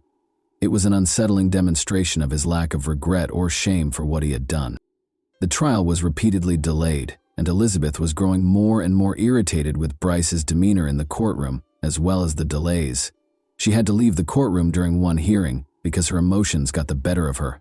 She later told reporters that she was still grieving over the loss of her 2 boys to this monster, even though she was attempting to find forgiveness through her faith. Her description of Bryce as ill and a demon made clear how deeply she felt pained and angry with him. Justice was finally done. In 2022, after Bryce's absurd actions and dramatic courtroom proceedings lasted for 6 long years, Bryce Rhodes was found guilty of killing 2 teenage brothers, Maurice Gordon, 16, and Larry Ordway, 14, by stabbing them and setting their bodies on fire. They allegedly saw him shoot and kill 40-year-old Christopher Jones in 2016, which prompted this horrific act. The jury also found Bryce guilty of 2 counts of abuse of a corpse and tampering with physical evidence, in addition to the 3 murder charges. The jury suggested a life sentence without the possibility of parole for the killings. They also proposed a 5-year sentence for evidence tampering and a 1-year sentence for each count of corpse abuse. Although Bryce was not eligible for the death penalty, his sentences will be served concurrently, meaning that unless his defense prevails in an appeal, he will be imprisoned for the remainder of his life. Deborah Wren, the grandmother of the teenage brothers, spoke tearfully about her memories following the verdict. The jury had to consider Bryce Rhodes' mental state during the trial in order to determine the appropriate punishment for him.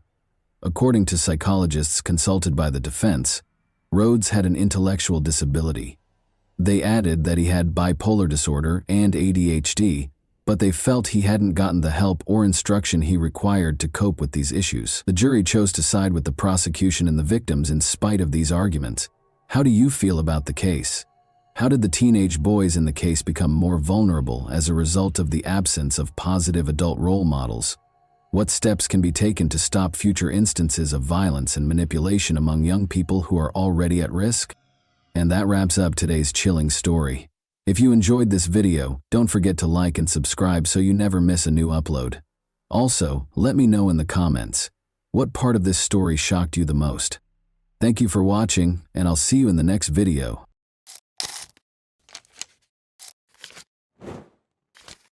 Hey guys, welcome to my channel, and today we're going to take a look at another horrible case with you. Today we'll examine what happened in the U.S. state of California in 2011. Daylene Carlson, a 23-year-old college student, relocated from Idaho to Stockton, California. She was looking forward to beginning a new chapter in her life while residing at her Aunt Maggie's house. But she never came home after going out to meet some friends on August 6, 2011. Beginning at 3:30 a.m. on August 7, her aunt called her multiple times but got no response. Worried, she informed the police about Delaney Lane's disappearance. To find the truth, detectives started an investigation and used CCTV footage. Delaney Lane was preparing to go out on Saturday night. Her cousin Cecily had plenty of time to acquaint her with the local nightlife, as college was still 3 months away. Cecily had a fever, so they stayed home instead of going to the Finnegan's pub to meet up with some more friends. Daylene had to return home by 1 in the morning after going to the bar by herself, but Maggie and Aggie started to worry when 1 in the morning rolled around and Daylene was still not home. Maggie repeatedly called Colleen Yaleen but got no answer. Maggie stayed up all night calling Colleen Yaleen's number every now and then, but as before, her niece didn't answer. Maggie searched for a plausible reason why Colleen Yaleen hadn't come home. Dalanelian hadn't come home by morning, so she speculated that her niece might have spent the night at a friend's house. Maggie called the police when she realized she could not wait any longer. Despite receiving a report, the police believed Dalanelian had stayed at a friend's house following the party and would soon return. The investigators made the decision to hold off a bit longer. In the meantime, Dalaneen's family started their own inquiry. On social media, they announced Dalaneen's disappearance and urged anyone with information to get in touch with the police or her family. The day after Daleen Leal's disappearance, August 8, 2011, the police opened an official investigation because her family suspected something terrible might have happened because it was out of character for her to simply vanish without warning anyone. Her Aunt Maggie's home was the first location the detectives visited. They wanted to talk to Daylene's relatives, see her in her room, and make sure none of them had anything to do with her disappearance. Danielle was a girl, like any other American. Her disappearance was extremely unusual, and she was young, attractive, and had big plans for the future.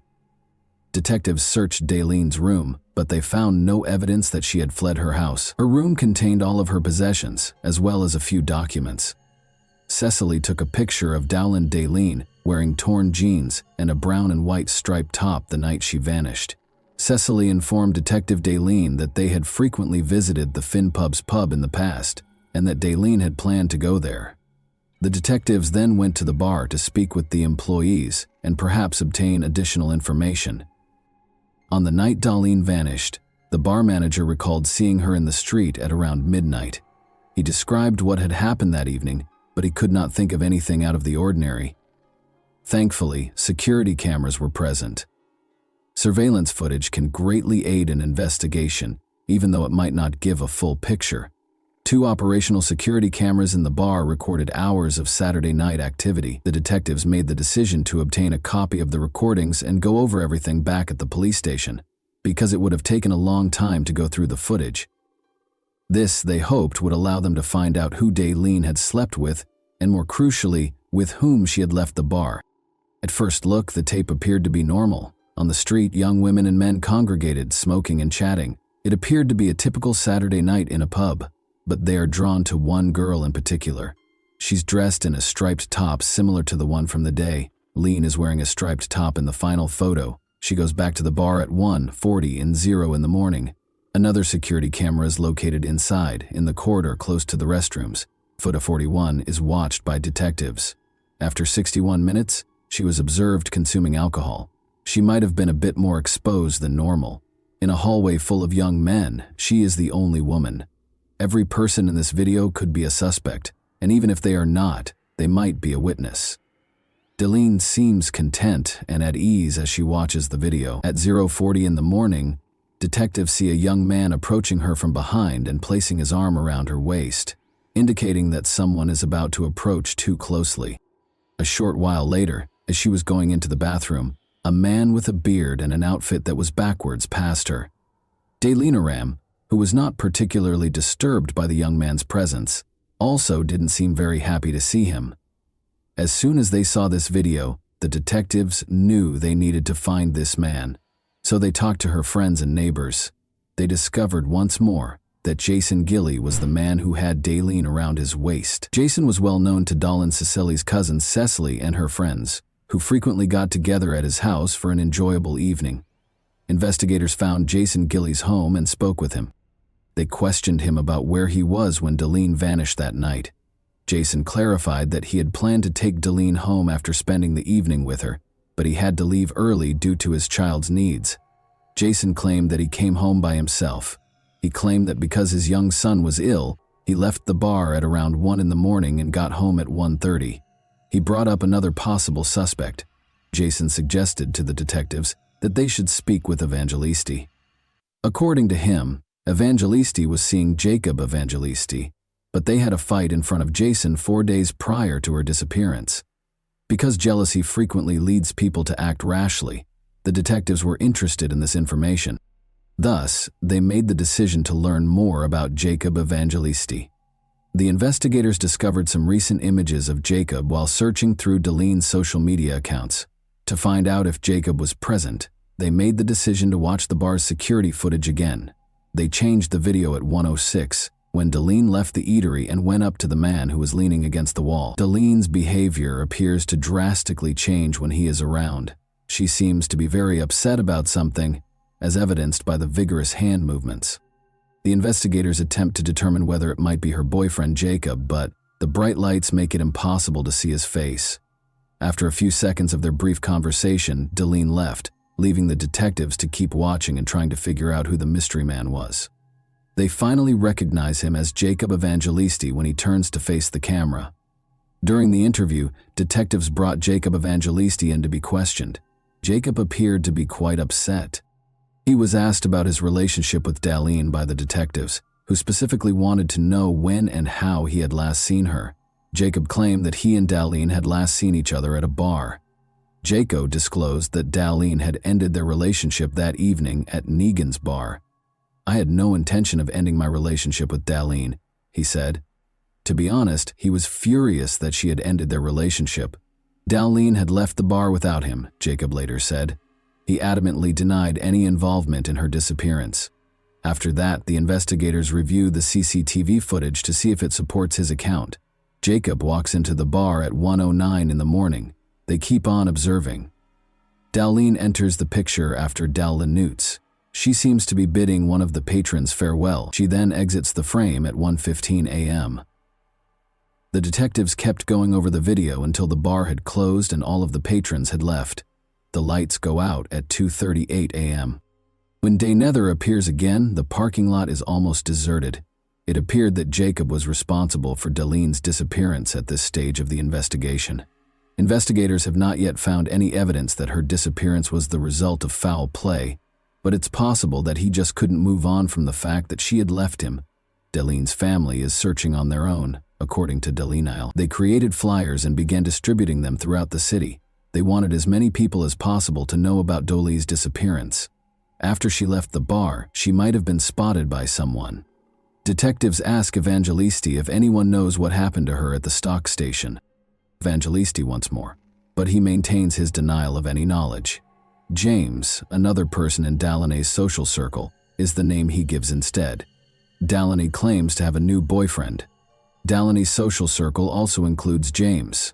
They had a relationship, even though James wasn't Darlene's boyfriend. James was also a close friend, which was another interesting fact. Jason Gilley's pal. They actually shared the same home. Darlene's ability to enter into such a relationship and then vanish almost instantly afterward was highly intriguing. This sparked intense suspicion about James and the idea that he might have had something to do with her disappearance. James was asked to talk about his relationship with Darlene at the police station. Although he acknowledges that he and Darlene were romantically involved, he says he has no knowledge of the night she went to the bar. James had information he wanted to share, but he claimed to have been out of town when the police began looking into his alibi. He informed investigators that Darlene texted him to let them know she was with a new man after she disappeared. James verified that Darlene was there by showing the detectives his phone, which was Darlene's. Detectives came up with a new theory after she wrote that she was leaving the bar to go to a friend's party, but the friend's identity was still unknown. It is likely that Darlene had to visit the grocery store or the liquor store in order to continue the party. A list of 24-hour liquor stores has been compiled by investigators. Elis was the name of the store that was closest to Finnegan's. When detectives arrived, they discovered that a Darlene was equipped with security cameras. The security cameras recorded Darlene if she was there. The detectives began watching the security camera footage outside. When Darlene saw her walking into the store with a young man, their suspicion was confirmed. However, who was he? Since the video only captured his back, a precise identification was not possible. Darlene and her enigmatic companion purchased what appeared to be a bottle of alcohol as the detectives started going over the footage from the other cameras. At 1:31 a.m., they waited for them to leave the store before switching back to the exterior camera. Detectives have a better picture after the couple leaves the store. The first face the detectives saw in the bar footage was the same as the one with the baseball cap and goatee on backwards.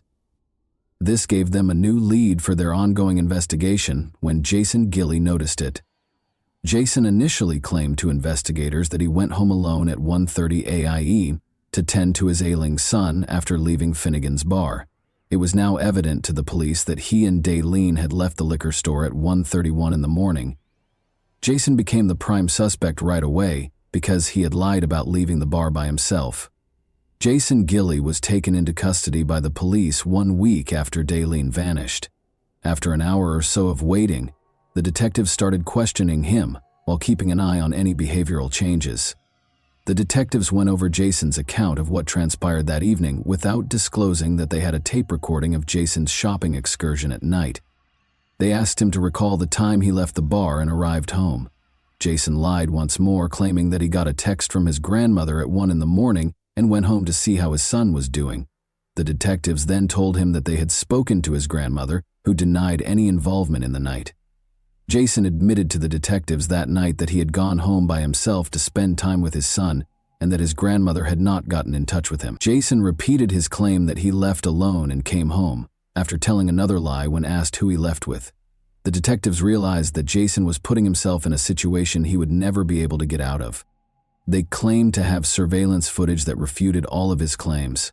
Jason then acknowledged that he had left the bar with Dal for less, to buy her a bottle of Jägermeister and to eat for less. However, he claimed to have driven her back to the bar before leaving for home.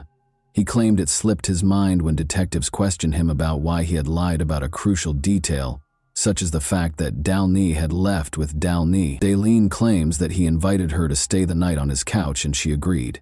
He acknowledged that he and Daleen had had intimate contact and that they shared a Jägermeister.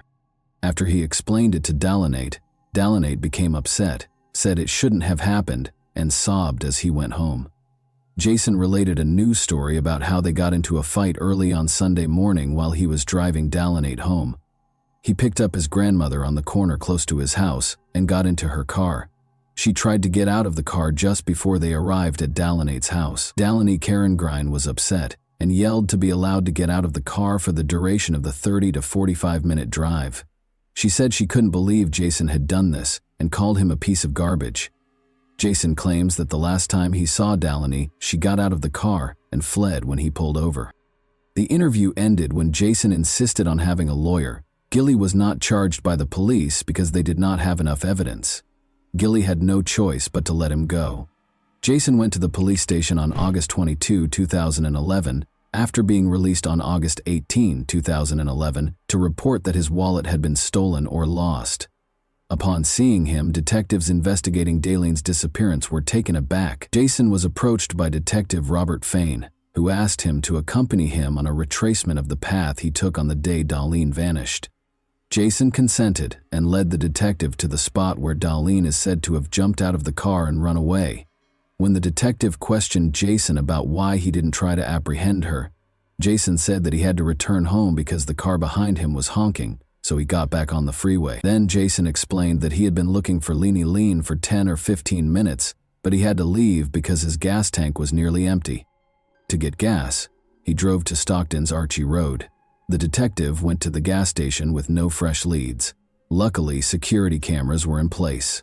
There, at 10:46 a.m. on August 7, 2011, Jason pulled over at the gas station on Archie Road exit on Highway 99 in Stockton, according to surveillance footage. It had been 9.5 hours since he had last taken a video at the Daleen liquor store. Jason appeared to be acting normally at first, but the inconspicuous gesture caught our attention. Jason appears to be unclean. Jason's shirt and arm are covered in dirt. He seems to be shaking his shoulders at one point. This conduct seems very suspicious. Before leaving the gas station, Jason checks the passenger door before getting into his car and walking back to it. He opens the passenger door once more and slams it shut after 20 seconds. Daleen was the last person to use that door, he said. At last, he takes off in his car. Detectives have developed a new theory after seeing this footage. Their theory is that Daleen took Daleen to a field south of Stockton and, in a hurry, physically pulled her out of the car, causing the front passenger door to jam. Daleen thought that she was dead, but they told her that in order to arrest Jason. Dae Ling was still missing, and Jason was out and about interviewing representatives. The case then underwent a sea change on October 15, 2011, more than 2 months after Dae Ling's disappearance. A farmer made a tragic discovery in a field 20 miles outside of Stockton. According to court documents on the 15th of 2011, human remains, later identified as Daleen, were found in a cornfield approximately 64 feet from Lone Tree Road in the Escalon. That afternoon, senior criminalist Sarah Yoshida of the Department of Justice was sent to the crime scene. A skull, ribs, jaw, vertebrae, and bones from the feet and legs were among the many bones discovered by Yoshida. She also discovered a clump of hair and a human torso. Cases of .522 caliber cartridges were discovered just southeast of the location of the human remains, and a black bra was discovered between the remains and Lawn Road. Dr. Bennett Omalu, the medical examiner for San Joaquin County, arrived at the crime scene at approximately 9 p.m. that evening. He ordered an 18-inch excavation of the ground beneath the body as soon as he saw it. After securing the soil in a body bag and x-raying it, we discovered 222 caliber bullets in the excavated soil. An AUI was conducted on Dayling's remains by Dr. Omalu. He claimed that Daylin was shot in the cornfield where her remains were discovered, and that either the bullets passed through her body and lodged in the ground just beneath her, or they remained inside the body and fell out as it decomposed. In either case, there was a gunshot wound to the backhead. Based on the location of the gunshot wound and the fact that Daylini's fingernails, jewelry, and nails were tangled in her hair, Dr. Omalu believed that when Daylin was shot, she had her hands and fingers wrapped around her head. Omalu came to the conclusion that Daylini's death was caused by a gunshot wound to the head, with gunshot wounds to the trunk also playing a role. Additionally, he believed that her body's decomposition supported her death on August 7, 2011. In the murder of Dayling, investigators had a top suspect. Detectives also found that Jason had access to a Jennings .22.2 semi-automatic handgun that belonged to one of his relatives, according to court documents. The gun's involvement in Daylin's shooting was verified by ballistics testing. Jason Gilley was arrested by authorities when he was eventually taken into custody. On the evening of Saturday, August 6, 2011, Daylin went to a bar to meet some friends, and investigators developed their theory about what happened the night she vanished. Among them was Jason Gilley. Daylin was convinced to come to Jason Gilley's house. On their way to Jason's house, they made a stop at a liquor store. This liquor store is where we last saw Daylin alive. Nothing seemed to be bothering her based on this footage, but after she and Jason left the store, things started to happen that ultimately resulted in her death. Daylin was naked when her body was discovered by investigators. Because of this, authorities concluded that she didn't want to have an intimate relationship with Jason, but he coerced her into doing so. That was the only plausible explanation. Authorities believed that Daylin told Jason that she would report it to the police, so he put her in his car, drove many miles past her home, and then turned into a field where he killed her. However, the body's extreme decomposition made it impossible to verify that theory. Jason Gilley was found guilty of Daylin's murder in November 2013 and given a life sentence without the possibility of release. He made an unsuccessful attempt to appeal the sentence. And that wraps up today's chilling story. If you enjoyed this video, don't forget to like and subscribe so you never miss a new upload. Also, let me know in the comments what part of this story shocked you the most. Thank you for watching, and I'll see you in the next video.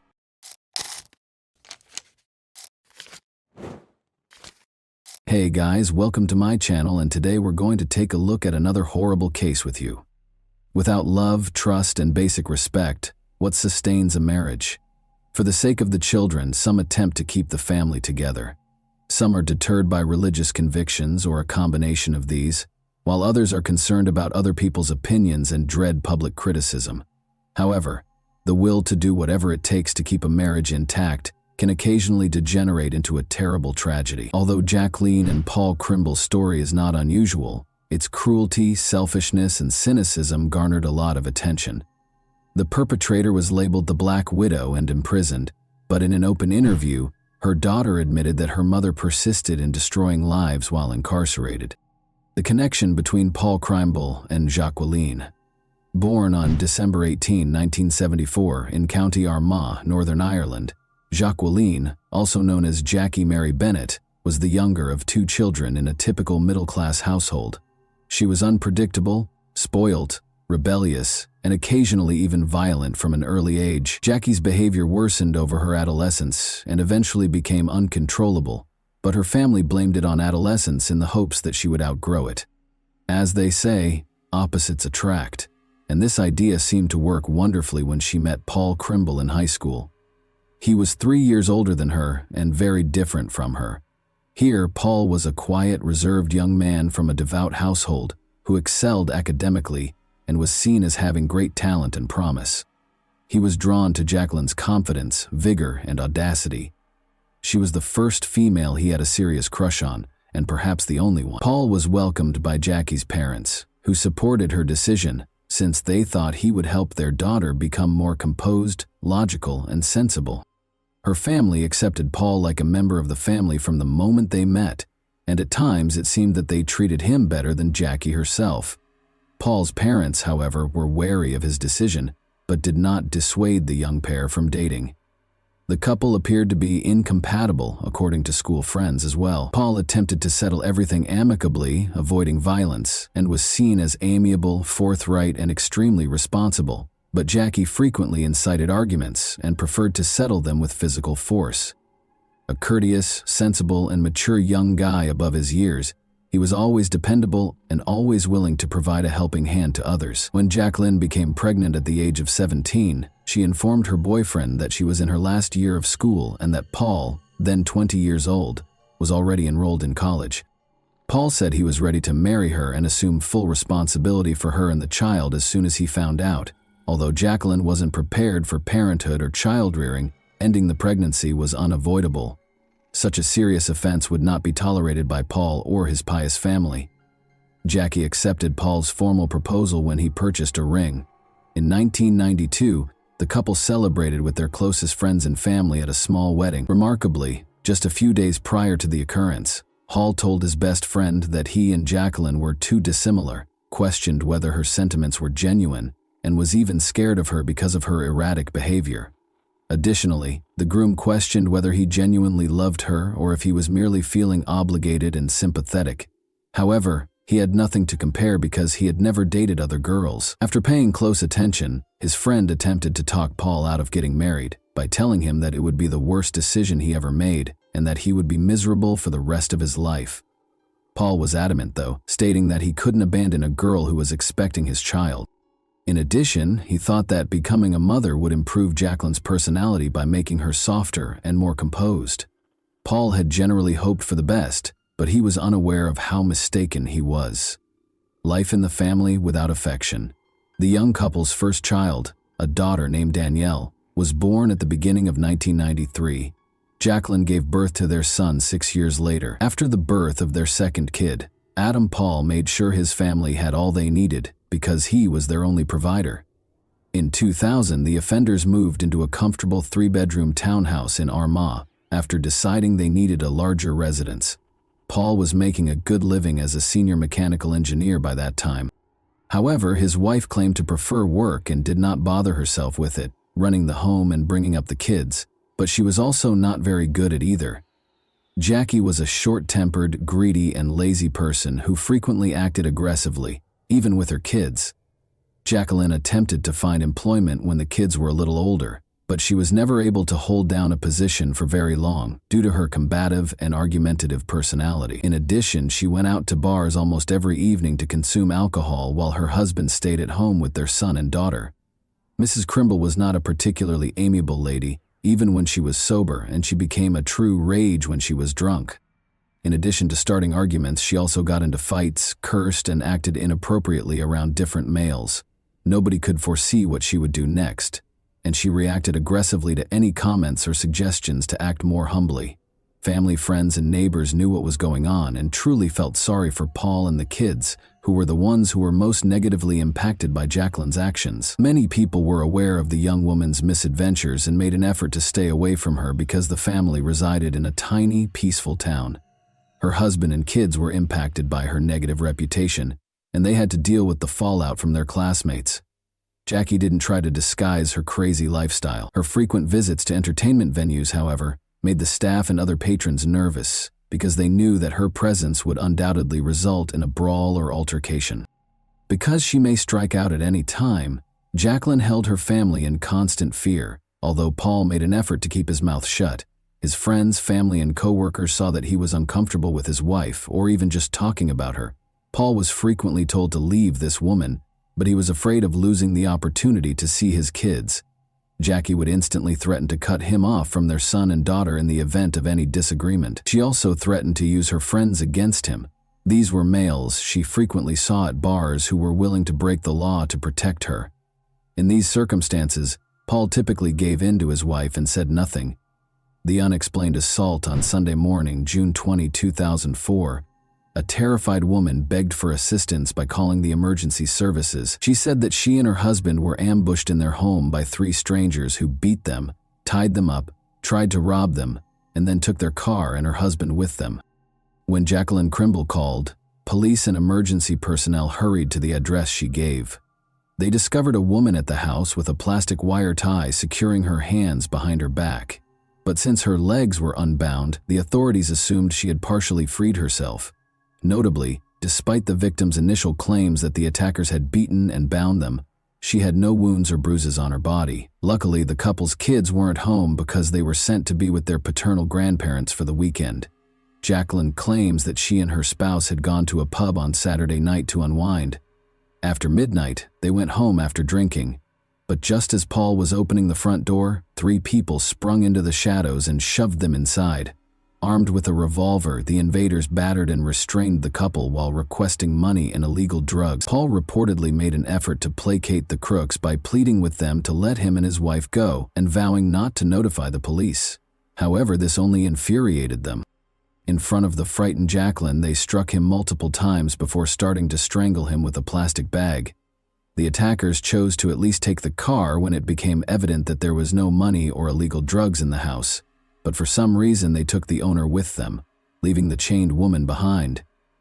Jacqueline was able to use her tongue to get to the phone and call the police when the thieves drove off with Paul. She pleaded with the investigators to locate and rescue her husband right away because she was certain he might still be alive. The authorities had no reason to suspect the woman, although she looked and behaved suspiciously calm despite her anxiety. The disfigured body in the trunk at that very moment. Investigators started gathering evidence at the crime scene as soon as the couple's car was reported stolen throughout the county. Although they made an effort to learn as much as they could about the assault, Jacqueline asserted that the culprits were disguised. She was unable to remember any identifying characteristics, such as limping, speech impairments, or specifics of the clothing. All she could say was that they were men, and there were 3 of them. Less than a day later, on Monday morning, the Crimble family automobile was discovered abandoned only 3 miles from the residence where the attack had occurred after the search got underway. It was parked next to a long, empty home in a secluded alley. The owner's mangled body, which was obviously beaten and tortured, lay inside the trunk. The 35-year-old man had several bruises all over his body and face, his hands tied behind his back, and his legs shackled with a wire tie. Jackie responded very composedly when she was told about the gory discovery. She didn't appear to mind her husband's cruel deprivation, who was also the father of her children. She made an effort to look shocked and hurt, but she was unable to shed a tear, so she asked when she would be able to have her car back in less than a minute. All of this seemed quite suspicious, so the police investigated the young widow, the primary suspect. At first, Jacqueline's version was accepted as the sole reliable one and was not questioned. Law enforcement, however, suspected the widowed mother of 2 might be lying because of her peculiar conduct. She was never a model wife or mother, and it soon became clear that she and Paul had been having a long-term, failing marriage. She was disparaged by her parents and kids as well as by neighbors and acquaintances. Additionally, it was discovered that Jackie had been dating Roger Ferguson for a number of months. He resided with his mother on the farm he owned in Armagh. She and Crimble were frequently spotted drinking alcohol together in the town's entertainment establishments. Additionally, Roger paid the married woman a visit at home while her husband was at work and the kids were at daycare and school. Roger was thought to be a potential accomplice, and Jacqueline switched from victim to the primary suspect just 1 day after the automobile with the mutilated body was discovered. The woman seemed far more focused on getting her automobile back than she did on being a heartbroken widow. In addition, her story of being attacked by a group of armed addicts sounded unbelievable. Where had they gone after leaving the car with a body in the trunk? And this was the first time something like this had ever happened in the sleepy town. It was also odd that the enigmatic crooks were able to leave no evidence behind. No other eyewitness reported seeing dubious visitors around the community. But nearly everyone who ever had contact with the victim had bad things to say about her. Furthermore, it was quickly discovered that the dead had an insurance policy, and in the event of his death, his wife could anticipate receiving a hefty settlement of £300,000 sterling. In this instance, a legitimate motivation that could account for the crime had emerged. Jacqueline said she was able to use her tongue to dial a button phone and make a help call during the crime investigation. In fact, there were traces of her saliva on the gadget when it was taken for inspection. Investigators did see, however, that the phone was on the coffee table, face down, with her hands bound behind her back during the first examination of the crime scene. If it had been in that position from the beginning, she could not have switched it over after the call or called for assistance. The couple's home computer search history showed odd searches. When Jacqueline was queried explicitly about the months-long search for information on life insurance payout amounts and procedures in the case of the policyholder's death, she claimed to know nothing and implied that maybe Paul would be interested. Roger Ferguson had a strong alibi and was thought to be a possible collaborator in the crime. According to his mother, he stayed at home the night since he wasn't feeling well, and at 1:30 in the morning, she was looking through the home medicine cabinet for a remedy for his stomach problems. The old woman's evidence was compelling, but her son was not yet taken off the suspect list. When police used the signals from the suspect's cell phones to monitor their whereabouts on the night of the crime, they found that Roger had not been home as his mother had reported. As an alternative, he spent many hours at the Crimbles' home. He also kept up his friendship with the widow, and the day after Paul's funeral, he was spotted with her at a bar. The fact that Roger and Jacqueline went to a car dealership together to check at SUVs and ask about payment arrangements for such a costly purchase was another oddity.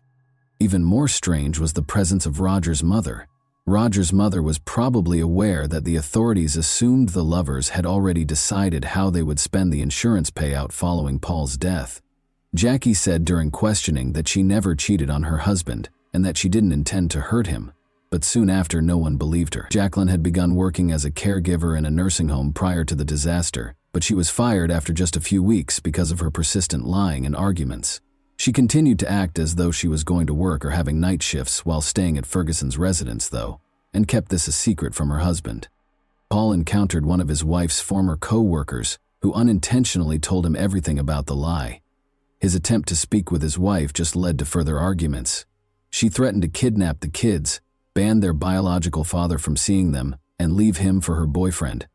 Paul decided to compromise and ignored her adultery because this was his greatest concern. His closest friend, who subsequently testified in court as a witness, was the only person he could confide in regarding the formulation and implementation of a cunning scheme. Roger wasn't very intelligent. Despite his strength, he was easily led and had a simple intellect. Jacqueline rapidly gained total control over him by coercing her lover into doing what she wanted. She was greatly charmed by the fact that he would gladly engage in combat for her.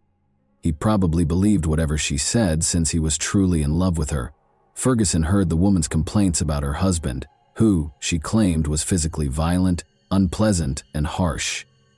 All of this was undoubtedly false, but the lover detested Paul more and more with each grievance, thinking that he was the primary source of Jacqueline's suffering and oppression, and the primary barrier to their happiness together. She instilled in his mind the notion that by getting rid of her spouse, all of their issues would be resolved and they could live together while earning a sizable income for a pleasant lifestyle.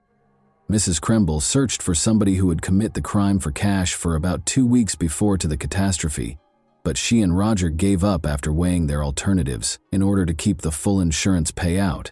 It appeared the lovers decided they could do it themselves without leaving any witnesses or evidence. Jacqueline took the kids to spend the weekend with their grandparents on Friday, June 18. She proposed to take her husband out for drinks on Saturday so they could unwind and chat. Paul was happy to accept the offer because he believed it could improve their relationship. It was an invitation to his death, but he was unaware of it. People in the bar that night saw Jackie making a concerted effort to make her husband, who doesn't drink, drunk.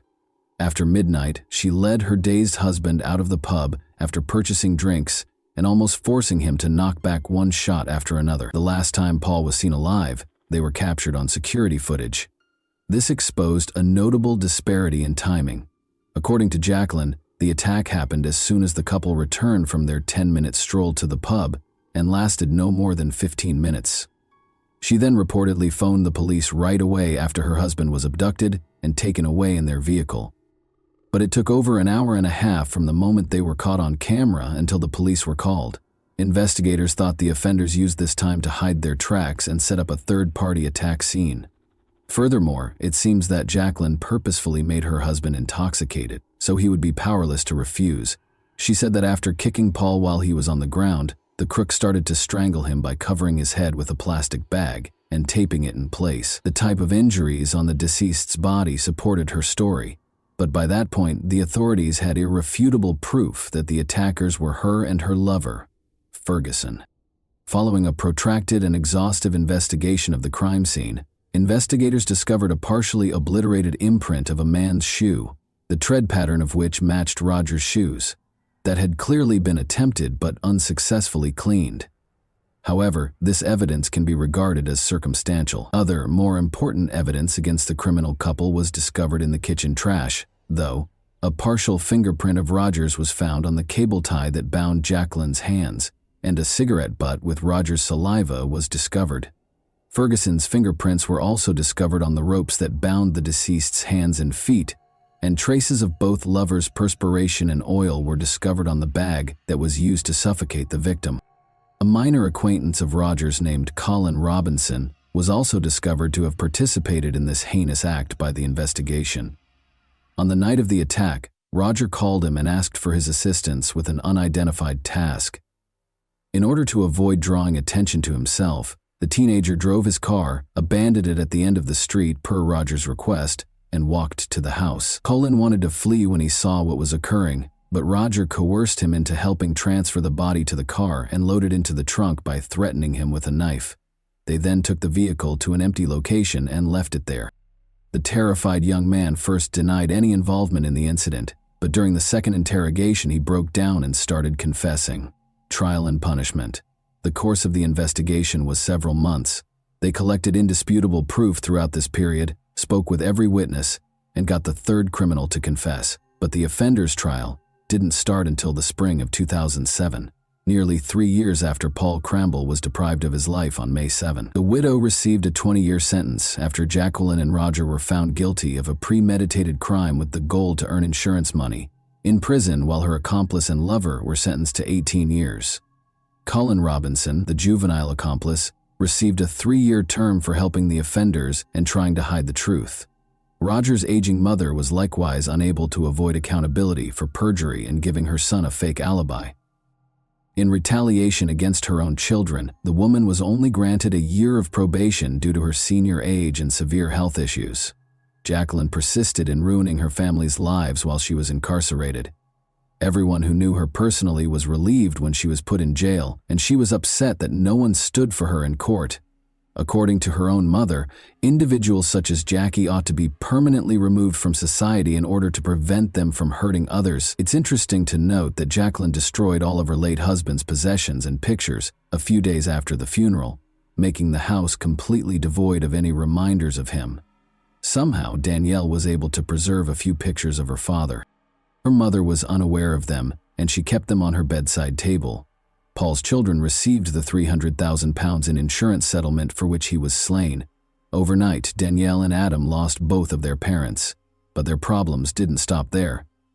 Their mother was insistent that the children should not be raised by either her parents or the parents of the dead husband. The children were placed in foster care as a result of her efforts to deny them guardianship rights. Danielle was only 11 years old, and her brother Adam was only 5 years old when the tragedy occurred, even though they had living grandparents. From prison, Jacqueline tried to control her children while maintaining her parental rights. She specifically wanted them to use various forms of pressure to publicly declare her innocent. For instance, she said that if they came to see her in prison, she would sign off on their school trips. However, she misled them during the visit by refusing to sign the document and insisting they testify in her favor. Consequently, only the brother and sister were unable to accompany their class on weekend outings. Danielle is currently 31 years old, resides in Basingstoke, works at a daycare, and is seeing an engineer named Simon Bryce. Her 25-year-old brother relocated to London and has a decent degree. With Jacqueline's upcoming release next year, her adult children are extremely concerned that their mother would keep doing everything in her power to ruin their lives. And that wraps up today's chilling story. If you enjoyed this video, don't forget to like and subscribe so you never miss a new upload. Also, let me know in the comments, what part of this story shocked you the most? Thank you for watching, and I'll see you in the next video.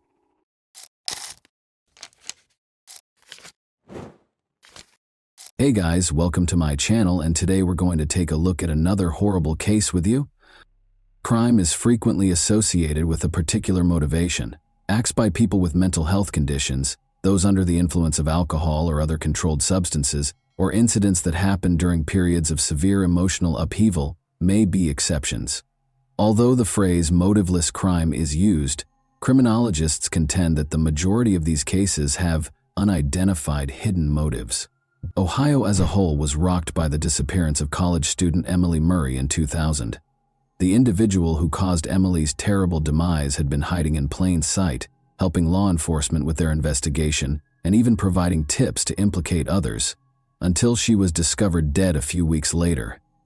Authorities encountered a bewildering dilemma when they eventually took him into custody. There didn't appear to be any clear reason.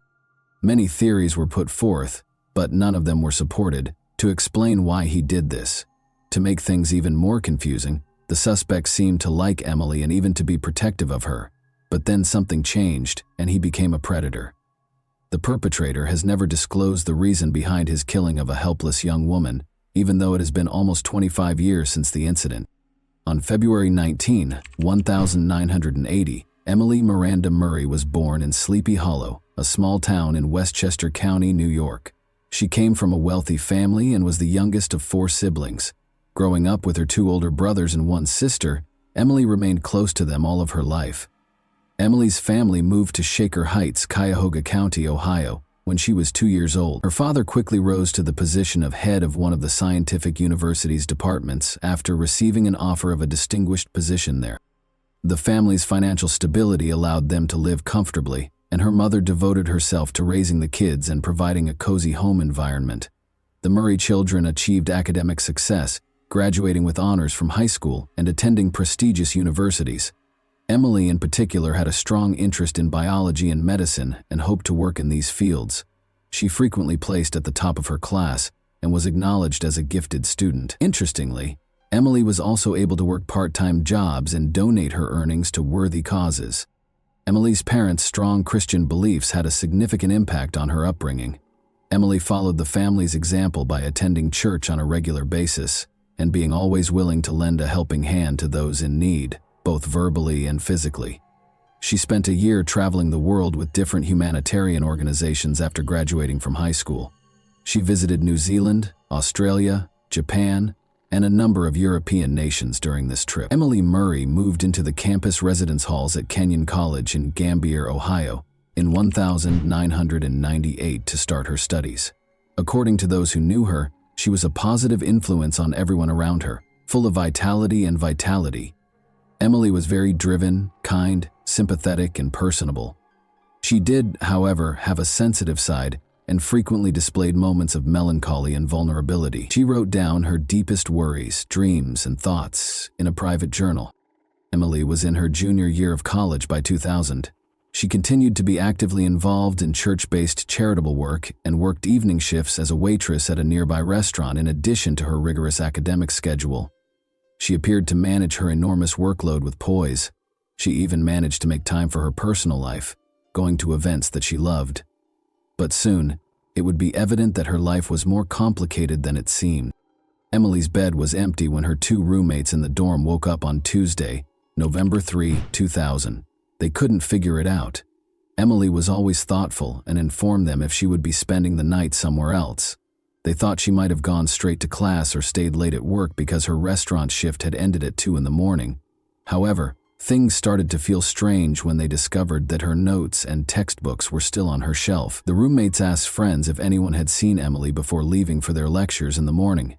As it happened, she hadn't been seen since the day before and hadn't attended any of her classes. Her friends initially attempted to explain the situation in the hopes that there would be a plausible explanation, even though her absence was disturbing. Emily had been anticipating the celebration of a close friend's 20th birthday for weeks, and it was scheduled for that evening. She had picked out a thoughtful present and even assisted in planning a surprise for the birthday person. Emily could not imagine missing the party, but her friends became increasingly concerned when she failed to appear. They contacted Emily's family in a desperate attempt to get answers, believing that she might have returned home because of an emergency. When her parents learned that she had disappeared, they became very upset. Desperate to learn what had happened to their daughter, they drove to Gambier that same evening to participate in the search. The Murrays and their older children had reached the campus by morning, and they were desperately attempting to determine what might have happened to their youngest daughter. By then, the college community had become aware of Emily's disappearance. She was not found despite the efforts of several volunteer groups, friends, and classmates. She appeared to have disappeared completely. Emily's car, a dark green Subaru Outback that her father had given her for her 20th birthday, was also found to be missing. The Murrays immediately contacted campus security to report the missing student and ask for assistance in setting up a search, but their worries were dismissed with indifference. Security personnel waved away their concerns, speculating that Emily was probably hanging out alone with a boyfriend and would be back shortly. The family was told to wait a bit longer, even though they insisted Emily would never leave without telling anyone. Emily had not been seen for over 24 hours, and her family was becoming more and more desperate. They reported a missing person to the local police after realizing that campus security would not be able to assist. They were shocked to learn that police initially appeared to minimize the incident as well, assuming Emily might have taken an unplanned break or gone off on her own.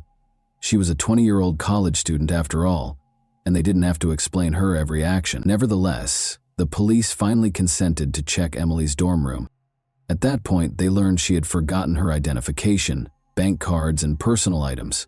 It appeared that she hadn't changed since leaving her job because she had last been spotted in her restaurant shift uniform. This cast doubt on the notion that she had taken an unplanned break or gone off to hang out with a boyfriend. It was improbable that Emily would depart without cash or necessities. Emily was officially listed as missing on the second day following her disappearance, which was also her last day of employment. By that point, her friends, family, and community members who were worried were already searching on their own, distributing flyers featuring her picture throughout the town and searching the neighborhoods. The investigation started at the eatery across the street from the campus where Emily was last seen. The Pirates Cove was a well-liked hangout for students because of its convenient location and reasonably priced menu. Emily's shift that night turned out to be her final one. Overburdened by her demanding schedule, she had resigned from her job that evening. She had made the decision to reduce her workload. She had been finding it difficult to balance her rigorous coursework, her part-time evening shifts, and her volunteer work at the church. Her personal life had suffered as a result of her hectic schedule. She had broken up with her boyfriend Adam just a month prior because they hardly ever had time together. Many of Emily's friends came to the Pirates Cove that night to cheer her on her last day of work. However, since they had classes the following morning, nobody stayed up too late. Emily stayed for an extra half hour to complete some tasks, even though her shift ended at 2 in the morning. As a result, her coworkers were the last to see her, and the police would use their testimonies to piece together what happened that night. During those last moments at the restaurant, Emily wasn't by herself. She was assisted in closing up by her friend Olivia, who was also a waitress, and a bartender named David Cale. Around 2:45 a.m., they completed cleaning the dining area together. Everyone started to head home shortly after that. Gregory McKnight, a 24-year-old cook who was the last to depart and shut down the restaurant at 3:15 a.m., confirmed this. Nothing out of the ordinary caught the attention of her colleagues. Emily was being kind, happy, and courteous as usual. She told them she was just going back to her dorm to get some sleep before her morning classes, without mentioning any plans for the rest of the evening. Investigators discovered Emily's personal journal, which had disturbing entries, when they searched her dorm room. Emily had been fighting a protracted bout of depression, which she had kept a secret and attempted to handle on her own, despite her cheerful and amiable manner. Emily was well known for being sensitive and sympathetic, and she frequently internalized other people's suffering, which made her both emotionally vulnerable and incredibly compassionate. Emily was frequently exposed to the harsh realities of life, such as tales of cruelty and injustice, through her charitable work. She gave her all to helping those in need, but she felt helpless in the face of the world's more powerful forces, which frustrated her. She described in her journal how difficult it was for her to handle the weight of her empathy and how overwhelming these feelings could be. Detectives were unable to completely rule out the possibility that Emily may have made the decision to leave her life, even though the journal made no explicit mention of plans to harm herself or take extreme measures. Emily's close friends and family were extremely offended by this theory. They vehemently denied the notion, stating that Emily would never entertain such an act because her faith was so important to her. Because of her strong religious convictions, such behavior was considered an unforgivable sin. In addition, Emily had detailed her aspirational plans for the future in her journal. She drew a picture of her ideal life in one entry, which included a big house, her future spouse, their 5 kids, and a dozen dogs.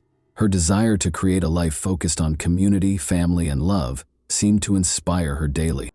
At first, investigators thought Emily might have run away because she had vanished along with her car. They speculated that she may have chosen to leave town to contemplate her life due to her battles with depression. This is a reasonable explanation for her disappearance, because it could have been made worse by her recent breakup with her boyfriend and resignation from her job. Adam, Emily's ex-boyfriend, was the first person investigators focused on, which makes sense in situations like this. Their relationship had been turbulent, with several breakups and reconciliations, but it had lasted for roughly a year and a half. But this time, Emily had made the decision to permanently break things off, and she had told Adam so in what seemed to be a peaceful and friendly exchange. Investigators couldn't help but wonder what if Adam hadn't been able to let her go. They decided to stay friends. When contacted, Adam voluntarily went to the police station. He seemed truly upset and genuinely concerned about Emily's welfare. He clarified that he and his roommate had visited the Pirates Cove the night before Emily vanished, but they had departed at midnight. Other students attested to seeing them when they returned to their dorm. According to 2 other roommates, Adam and his roommate spent the remainder of the night inside. Adam was promptly ruled out as a suspect because he had a strong alibi and no evidence of involvement. After that, investigators focused on Emily's colleagues. In the course of their investigation, one of the Pirates Cove's cooks revealed an unexpected fact. Emily was rumored to have rejected the romantic feelings that the bartender David Cale had for her. Emily and Cale worked the same shift, stayed late to close, and left the restaurant 10 minutes apart on the night of Emily's disappearance. After she turned him down, could Cale have waited for her outside and hurt her in some way? They brought David in for another round of interrogation. He acknowledged that he had once asked Emily out, but he had never brought up the subject again after she declined. He insisted that their relationship was merely cordial and business. In addition, David gave what investigators considered a very strong alibi.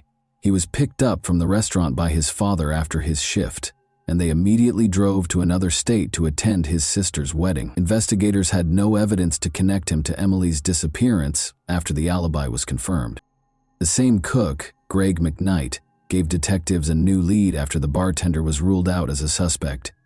He implied that Dave Yoakum, another cook, was also strangely attracted to Emily. Dave had a reputation for having trouble relating to women. When rejected, he was prone to losing his temper and was awkward and rude. This behavior was corroborated by other waitresses, who also reported that Dave had awkwardly approached them. He frequently made scathing comments in response to his attempts being rejected and acted in a generally disrespectful manner. Additionally, investigators found it highly suspicious that Yoakum was fired from the restaurant after a heated argument just 4 days after Emily vanished. Yoakum had not been at the restaurant the night Emily disappeared because he was off work, but detectives had to question him and find out where he was. When asked, Dave said he was genuinely shocked to be named as a suspect in the case. He gave a convincing alibi by claiming that he had gone to a rock band concert in a nearby city that evening with friends who corroborated his account. The investigation came to a standstill after all suspects were exonerated and no fresh evidence surfaced. Emily's friends and family prayed for her safe return home and clung to hope, but seasoned investigators suspected she was dead and feared the worst. Let's go back to an incident that at first glance appeared to have nothing to do with Emily's case, which occurred around a month prior to her disappearance.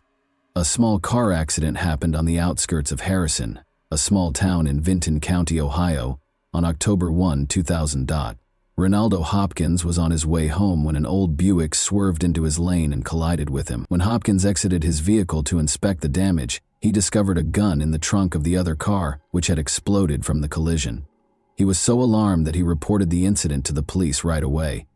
Authorities permitted the other driver to depart, even though he was fined for the collision, and the gun was seized. That same driver was accused of participating in a theft on December 9, 2000, more than 2 months later. He lived in a remote trailer park according to the case documents, so 2 officers were sent to deliver a court summons demanding that he come in for interrogation.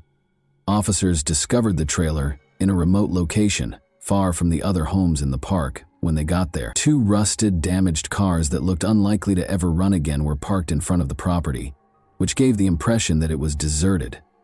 But the officers found a dark green Subaru Outback behind the trailer, which didn't fit the scene. They verified that it was Emily Murray's car, which was reported missing along with its owner, after searching the license plates through their database. The name of the resident of the property where Emily's car was found, as well as information about the car's discovery, were promptly forwarded to the Gambier division looking into her case. The cook from the restaurant where Emily had worked, Gregory McKnight, was that person. In the past, McKnight had tried to deflect suspicion from his colleagues while evading personal scrutiny. In record time, a police team was sent to the scene and a search warrant for McKnight's trailer was obtained. Two officers went inside to start their search because the door lock was broken. The foul stench of decay overcame them almost immediately. They located the source of the smell, a young woman's body covered in a carpet, by following it to the rear of the trailer. Emily's remains were immediately thought to be hers, and forensic analysis quickly verified this. A gunshot wound to the head was the cause of death. The weapon had been pressed against the right side of her skull, and the bullet had been fired at close range. The fact that there was a large amount of blood and spent shell casings at the scene suggested that the crime had been committed inside the trailer. Detectives now focused on apprehending and interrogating McKnight, their main suspect. Later that day, Gregory McKnight was arrested on suspicion of participating in an armed robbery, which was initially unrelated to Emily's death. But when they told him about the discovery in his trailer, he fell silent, refused to comment, and asked for a lawyer right away. Police detained him pending additional investigation, even though there was no concrete evidence at the time connecting him to Emily's death. Investigators were informed by the trailer park's neighbors that they had not heard or seen anything strange. Considering how far away McKnight's trailer was from the other houses, this wasn't shocking. The property itself was in poor condition, with rusted, dilapidated cars all around it and trash all over it. Investigators searched the area extensively in the hopes of finding more evidence. They soon discovered a small, overgrown well beneath a sheet of metal that was weighed down by a fallen tree. After draining the well, researchers found a human skeleton at the bottom that seemed to be that of a man. Other bone fragments were discovered nearby, dispersed throughout the property. All of the remains belonged to a single person whose identity was still unknown, according to forensic analysis. Police quickly linked the discovery to a 6-month-old missing person case, though McKnight's friend, a 20-year-old student named Glenn Julius, had disappeared. According to Glenn's girlfriend, he was planning to go to a party with McKnight the last time she saw him. Following the start of the Glenn Julius search, Gregory McKnight emerged as the main suspect, but according to McKnight, Glenn and he got into a fight at the event, and Glenn drove off with a few new friends. No one saw him again after that. Although they couldn't find any hard evidence to link McKnight to the disappearance, investigators also couldn't find any evidence to back up his story. Thus, he was set free. Later, pieces of Glenn's belts and clothes that were found in the well were recognized by his girlfriend. Dental records from his family attested to the fact that Glenn's remains were present. Inside McKnight's trailer, a number of his personal belongings were also found. Shortly after Glenn vanished, McKnight sold his car illegally, according to additional investigation. Associates who were also connected to an armed robbery case purchased the car. The car's license plates had been replaced with fake ones, and it had been hurriedly repainted.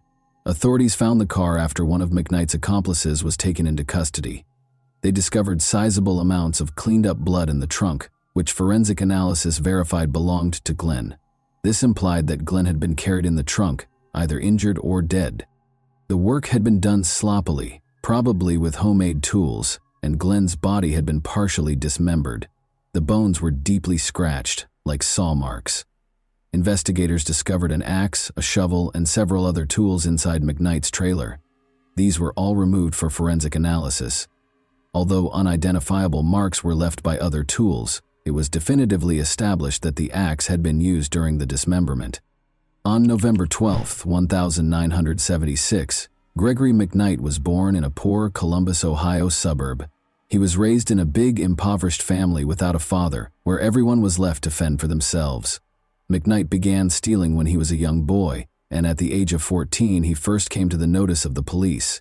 He had committed his first deadly crime at the age of 15, a poorly executed robbery. The jury was lenient toward McKnight because his accomplices were older, and he was given a comparatively light sentence. He was placed in a juvenile detention center and given a sentence of only 6 years.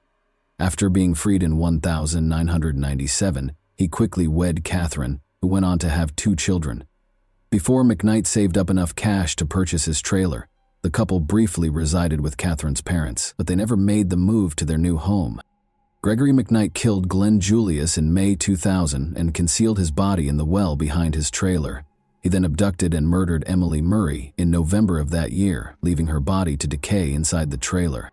Catherine, McKnight's wife, acknowledged during interrogation that she had begun to have doubts about the trailer. Her husband refused to allow her to visit or even come near the property, and he often went there by himself. She believed that he was either using the area to meet potential lovers or to hide his criminal associates from the authorities. She had thought of a lot of things, but she had never thought of him keeping human remains there. The majority of the evidence against McKnight was circumstantial, despite the fact that it was substantial. The precise manner and location of Julius's death were unknown to the authorities. Consequently, the prosecution was unable to pursue the death penalty for that specific offense. Emily's case appeared to be simpler. There were obvious traces connecting her and McKnight to the trailer when her body was discovered at the scene, but there was no apparent reason for such a heinous act, and the murder weapon was never found. Emily had not been robbed, she had not been assaulted, and even her car had been left behind the trailer. Why McKnight would perpetrate such a heinous act against the young college student was still a mystery. Several colleagues attested that McKnight had consistently treated Emily with dignity. He was said to be courteous, and once he had even intervened to shield her from an inebriated patron who had mistreated her. Even McKnight declined to assist investigators. He gave no information about either crime and denied all charges. The prosecution contended that McKnight had tricked Emily into falling into a trap following her work at the restaurant. Given her kindness and trustworthiness, he may have asked her for assistance, and Emily, oblivious to the danger, was powerless to refuse. He may have shown romantic feelings for her once he was inside the trailer, but he went into a rage and committed the crime after she rejected him. A psychiatric evaluation found that McKnight was fully aware of his actions and could be held accountable, despite the defense's attempt to claim that he was mentally unfit. By changing strategies, McKnight's lawyers attempted to portray Emily as a suicidal person with severe depression, alleging that McKnight only helped her carry out a purported death wish. Emily's loved ones were incensed by this argument, but it didn't change the court's decision. Gregory McKnight was convicted of 2 indictments of first-degree murder, kidnapping, and armed robbery in 2002. He was placed on death row to await execution after being given a death by lethal injection sentence. Every appeal and clemency request was turned down. Gregory McKnight, who said in 2015 that he would sooner die than rot in prison while awaiting execution, asked that his sentence be carried out. He quickly had second thoughts, though, and made another unsuccessful attempt to appeal the sentence. McKnight filed a lawsuit in 2020, claiming that he was subjected to unfair treatment and racism during his trial. He maintained that the punishment was unduly severe because the jury and the judge were both white and had acted biasly against him. Gregory McKnight is still waiting to be executed on death row as of right now. And that wraps up today's chilling story. If you enjoyed this video, don't forget to like and subscribe so you never miss a new upload. Also, let me know in the comments, what part of this story shocked you the most? Thank you for watching, and I'll see you in the next video.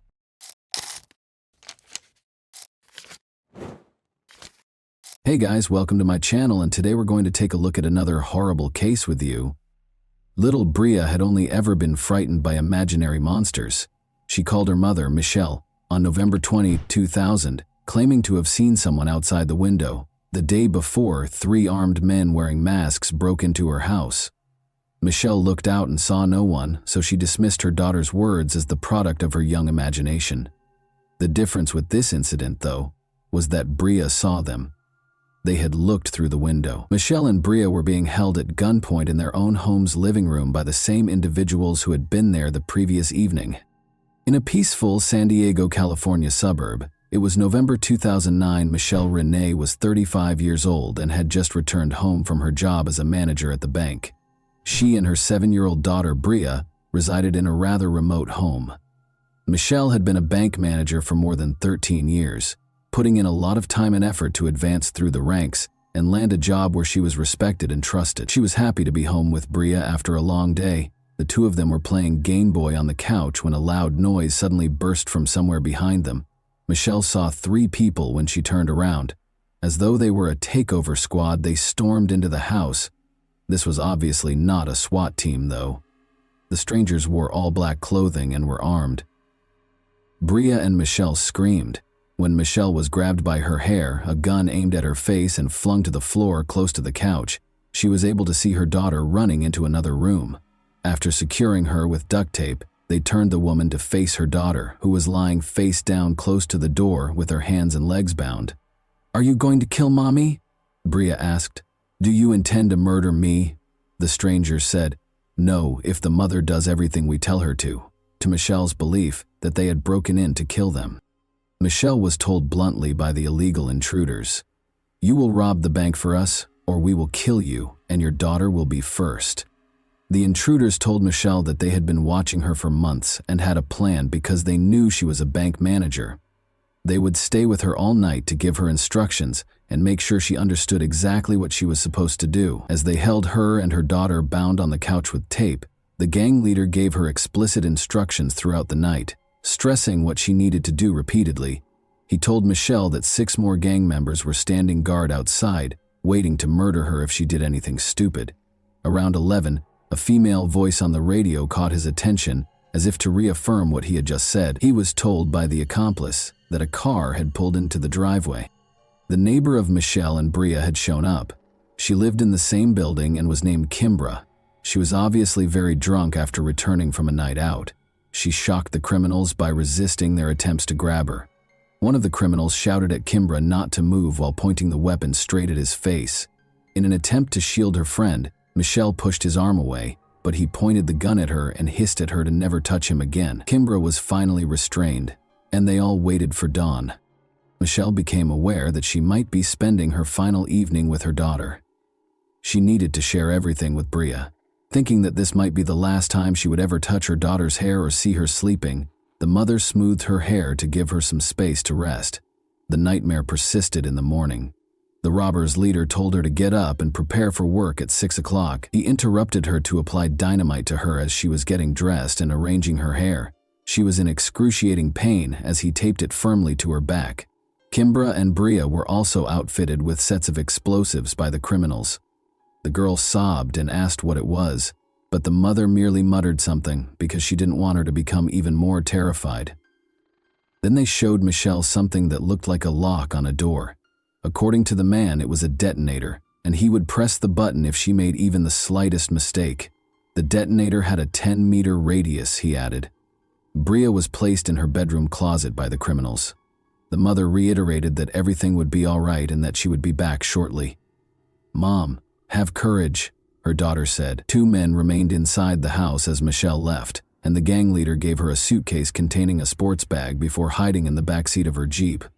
As she always did, she was headed to work in a minute, but this time she had a gun pressed against her side and dynamite strapped to her back. She parked in her usual spot when she arrived, and the man told her she had 5 minutes to come out with the money after the cash collector arrived before she got out of the car. He had his finger on the detonator in case something went wrong. Around 9 o'clock, the cash collector showed up and handed over the cash. Michelle was in charge of getting the money because she was a bank manager. Michelle asked her colleague to go with her to the vault as soon as his car pulled away, and she explained the situation. Michelle was left with no choice but to stuff the bag full of cash while her colleague watched in horror as the bank manager did something so unthinkable. Her heart pounded. Was she moving quickly enough? Naturally, Michelle's co-workers informed the police about the incident, but first she took $360,000 out of the bank. She climbed into the Jeep and got ready to do whatever was asked of her. The criminal told Michelle that she would find her Jeep further down the street and told her to get out of the car after a few blocks. And so, it came to pass.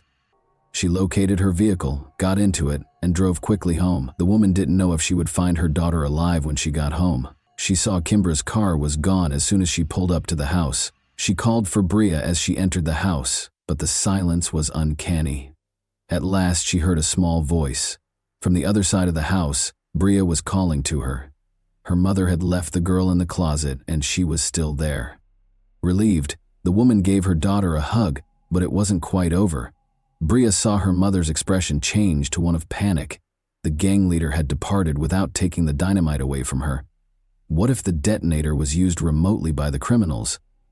Before departing, Kimbra informed Michelle that they had just cut the tape and thrown the explosives against the far wall, removing the dynamite from the girl and her back. They all rushed to the nearby homes after that. Investigators from the FBI, police, and even a bomb disposal team quickly swarmed the street.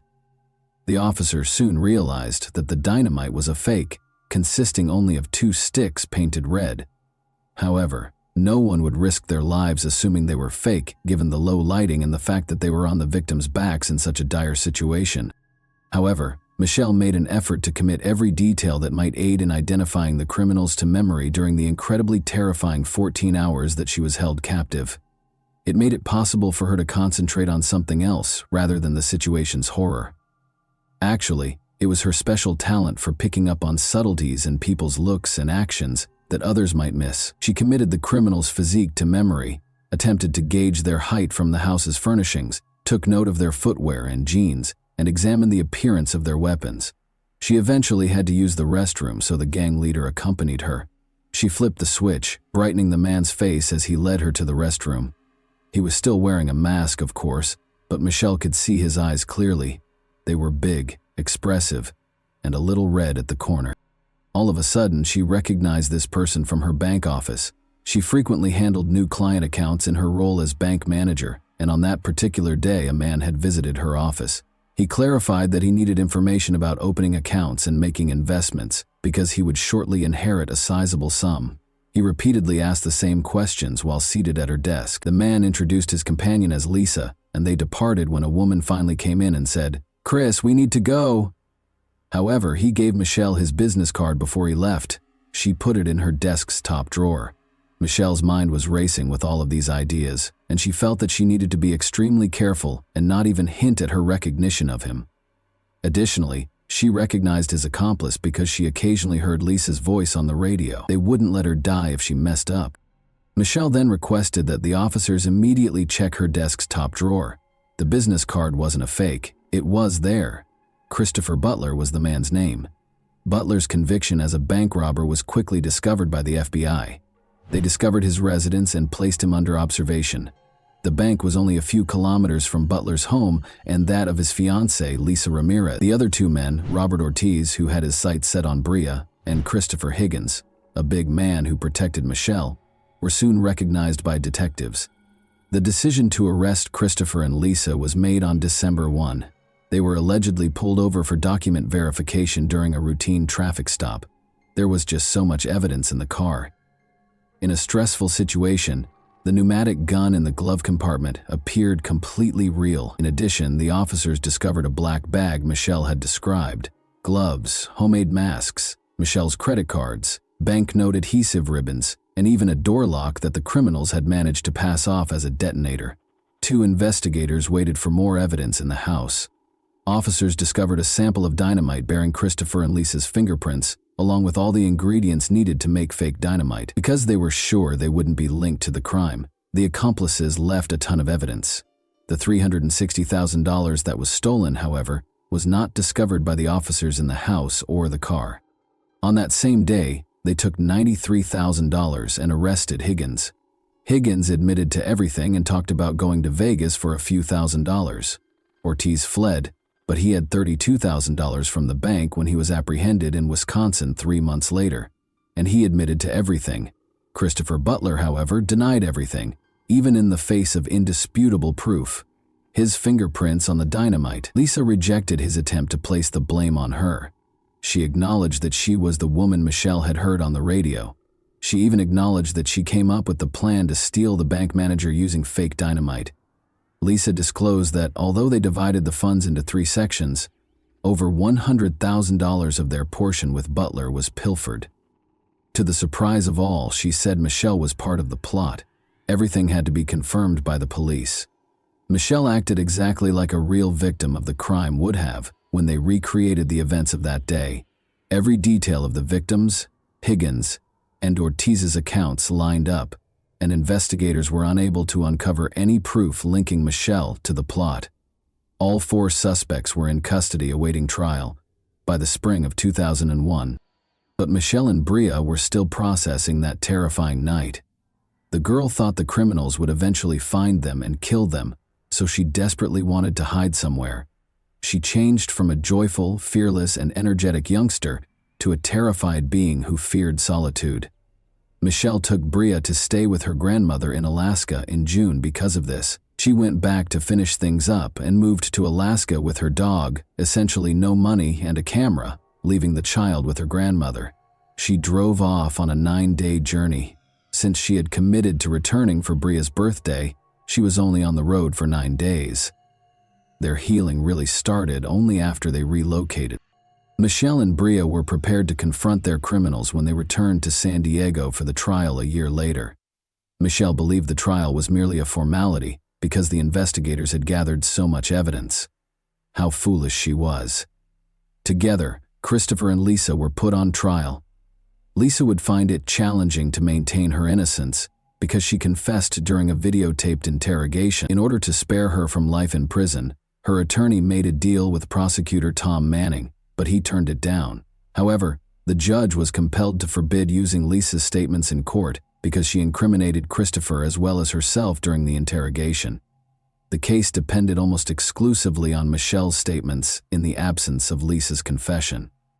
The attorneys for Christopher and Lisa made the decision to pursue Michelle in an effort to damage her reputation. The jury doesn't think angry witnesses are trustworthy. Michelle did not do well on the witness stand and they were successful. The problem was that Michelle wasn't your typical victim. She had been a stripper for many years.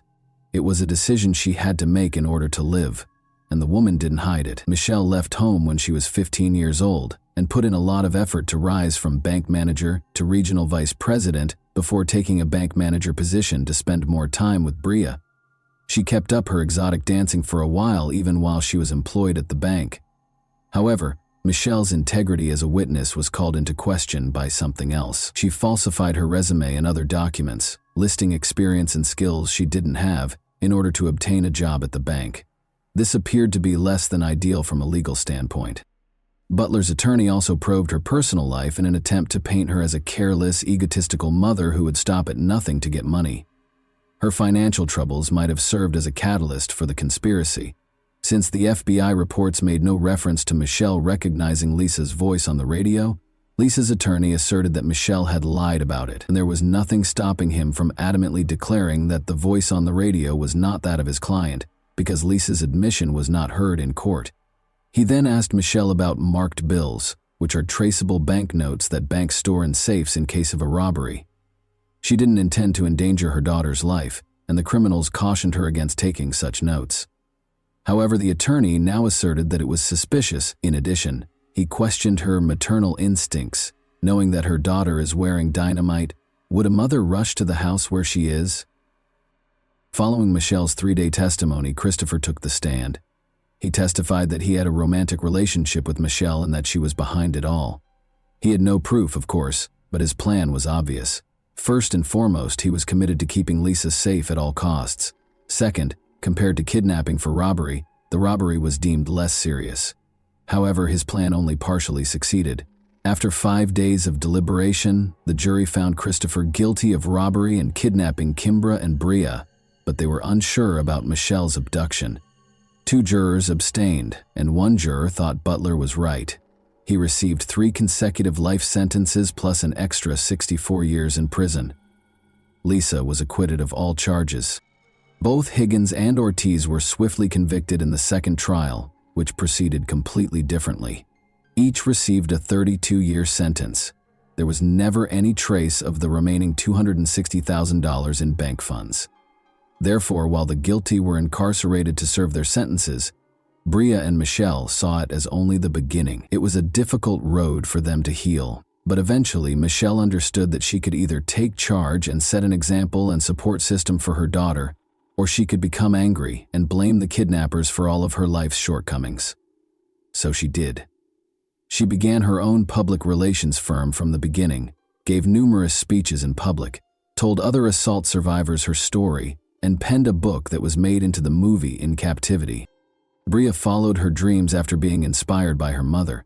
Despite receiving a multiple sclerosis diagnosis at the age of 18, she went on to attend college and join the school cheerleading squad, but they had to confront the past once more after their world was destroyed 20 years ago. Christopher was granted parole in June 20. Tom Manning, the prosecutor, made the decision to attend the hearing. He had a strategy.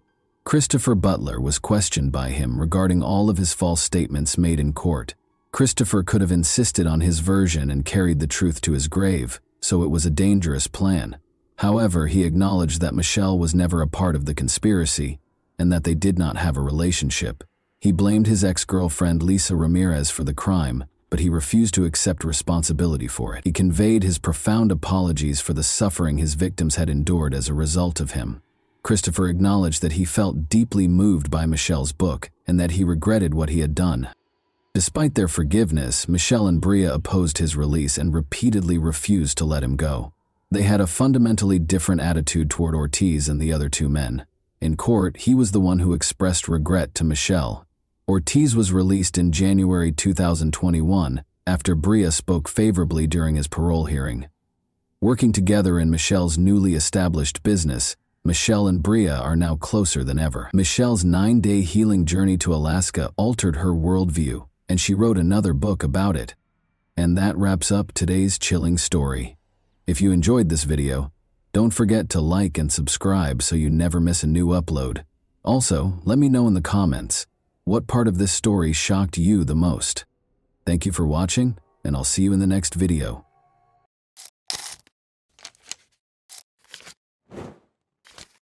Hey guys, welcome to my channel, and today we're going to take a look at another horrible case with you. We examine the events that occurred in the U.S. state of Florida today. On October 16, 2018, 28-year-old Laura Peicher was last spotted having dinner at a bar in Sebring. An employee at the Tampa restaurant called 911 3 days later after noticing something odd close to a dumpster. The case was solved by detectives using surveillance footage. Laura Peicher was an extremely beautiful and consistently upbeat woman. She was gregarious.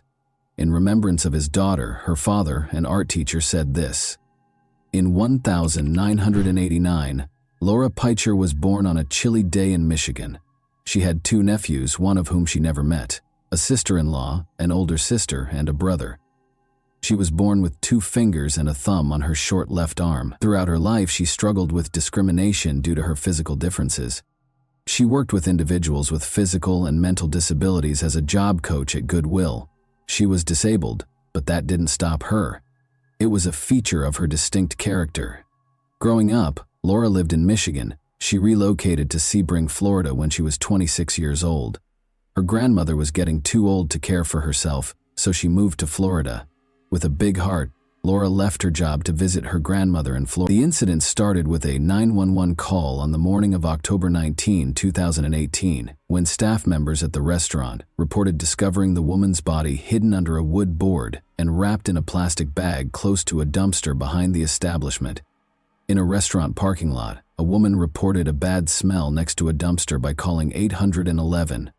She initially believed it to be a dead animal, but upon closer inspection, she discovered what she initially believed to be a dead woman. Investigators showed up on the scene. Face down, the victim was discovered. She was half naked. She was discovered wearing a dress, and a plastic bag was placed over her before the bed's headboard was placed over her body, but the gown was lowered beneath her breasts. Her hands were tied behind her back by the criminal. They discovered a wallet that eventually held an ID card and a clear plastic bag filled with personal belongings, the most crucial of which was mail, by using a purse strap inside the dumpster. Laura Peicher was identified as the victim. She lives in the city of Sebring, Florida, which is roughly 2 hours' drive from where she was discovered, and investigators concluded that she is not truly from Tampa. After more research, it was discovered that Laura owns a silver Toyota Tundra pickup truck. Her pickup truck was not in the parking lot close to where Laura's body was discovered, even though she may have driven it to Tampa. In case it was spotted anywhere, the truck was registered as a stolen vehicle and added to a law enforcement database. In the meantime, the restaurant manager was interviewed by investigators. The body was found on Friday morning, 2 days after the establishment's owners had cleaned the parking lot on Wednesday. This implied that the body had to have been there from Wednesday through Friday. Laura was strangled with a thin rope-like object, as evidenced by the obvious marks on her neck discovered by the medical examiner who conducted the autopsy on her body.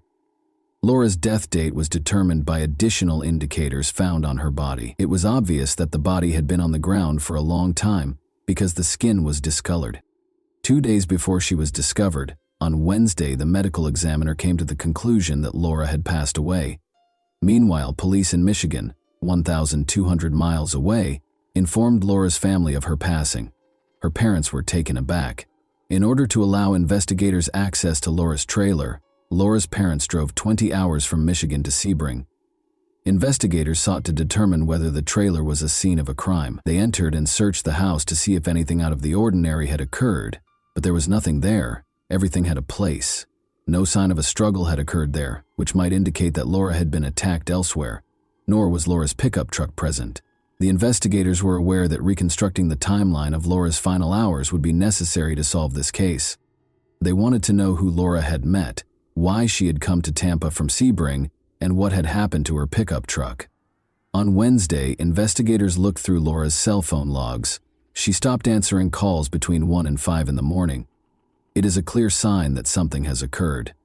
According to the records, Laura called a man named Vidal Cortez twice on Wednesday morning. Detectives wanted to speak with a man named Vidal Cortez, who became the first possible suspect after Laura's friends disclosed that he was Laura's boyfriend. They needed to know if there had been any issues in their relationship and when he had last seen Laura. However, the police learned that Laura's pickup had been seen outside a Tampa convenience store before they could locate Cortez and speak with him. 3 miles from the scene of Laura's body, the detectives visited a convenience store. Laura's pickup truck was gone when they arrived. Nonetheless, the detectives hoped they could obtain some answers from the surveillance cameras that were placed both inside and outside the store. They saw a pickup truck arrive at the store and park after viewing the footage from those cameras. Although they attempted to zoom in, the video quality was subpar, making it impossible to identify the driver. A man exited the passenger seat of the pickup truck after it had parked.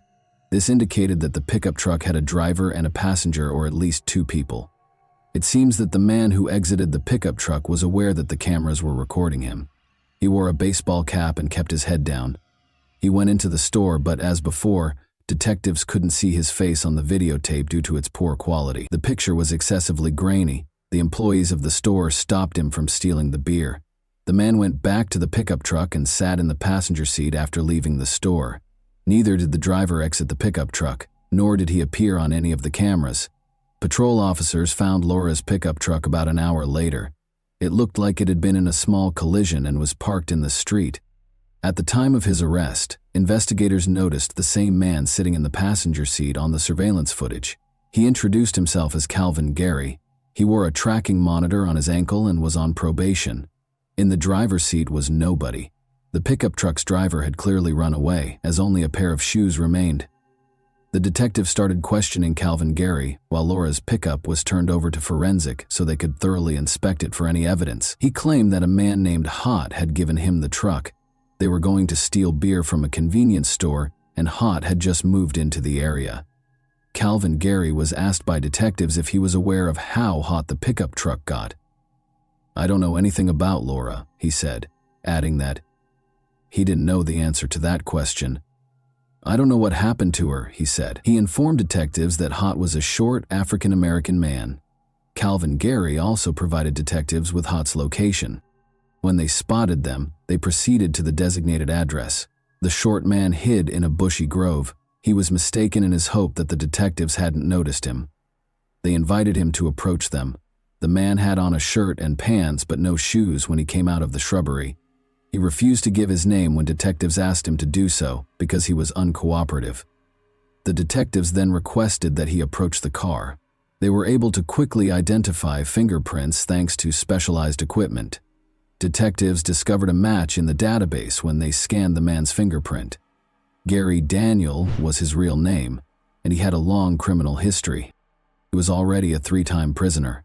The fact that Gary Daniel was from Sebring was another noteworthy detail. Be mindful, Laura was a resident of Sebring as well. Detectives assumed Danielle was the driver of Laura's pickup truck because he was shoeless. Remember how the police discovered shoes inside the pickup truck when they located it?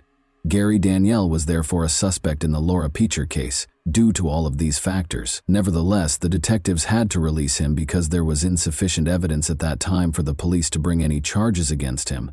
Because Calvin Gary had an ankle monitor, they focused on him and the fact that he, Gary, and Daniel used Laura's pickup truck. But the police were able to follow him around. They learned that Calvin Gary had never visited Sebring where Laura lived, or the dumpster where her body was discovered. Following the discovery and interrogation of Laura's boyfriend, Vidal Cortez, detectives ruled out Calvin Gary as a suspect. However, he told detectives that Laura had gone to a Sebring bar on the evening of Tuesday, October 16, since she had been there the night before she died.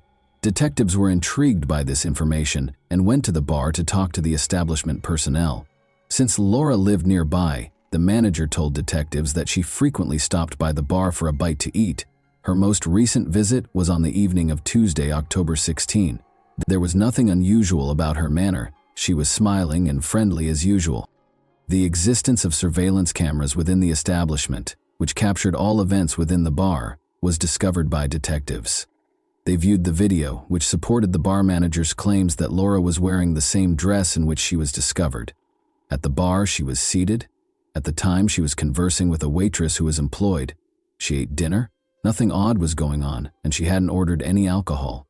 Around 11 p.m., she left without meeting anyone and only talked to a waitress. Subsequent investigation revealed that the witness saw Laura with a man he described as Shorty at 2:45 a.m., approximately 4 hours after she had left the bar. She was spotted by the witness at a gas station outside a convenience store across town. At that moment, Laura was sitting in her pickup truck and appeared to be in good health. There was no sign that she was having problems or that she needed assistance. In addition, the witness stated that Laura and Shorty took off in their car. Since the gas station was the last known location where Laura was spotted alive, the investigators went there. At 2:54 a.m., when they began watching the security footage, they recognized a familiar face. Gary Daniel had entered to purchase cigarettes. Before he left, he chatted with another customer. Laura's pickup truck was seen backing out of the parking lot and onto the highway in footage captured by another camera.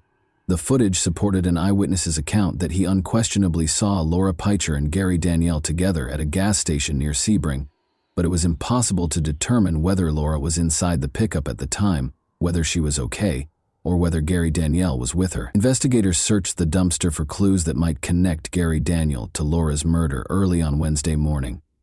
Although the ATM receipt was partially torn, it contained information that helped law enforcement identify that it was a specific ATM at a Lakeland gas station. The receipt states that the transaction took place on Wednesday at 3:30 p.m., 12 hours after Laura was last observed in Sebring. In order to locate the ATM of interest, the detectives proceeded to the gas station. With any luck, the surveillance footage would help them solve the case.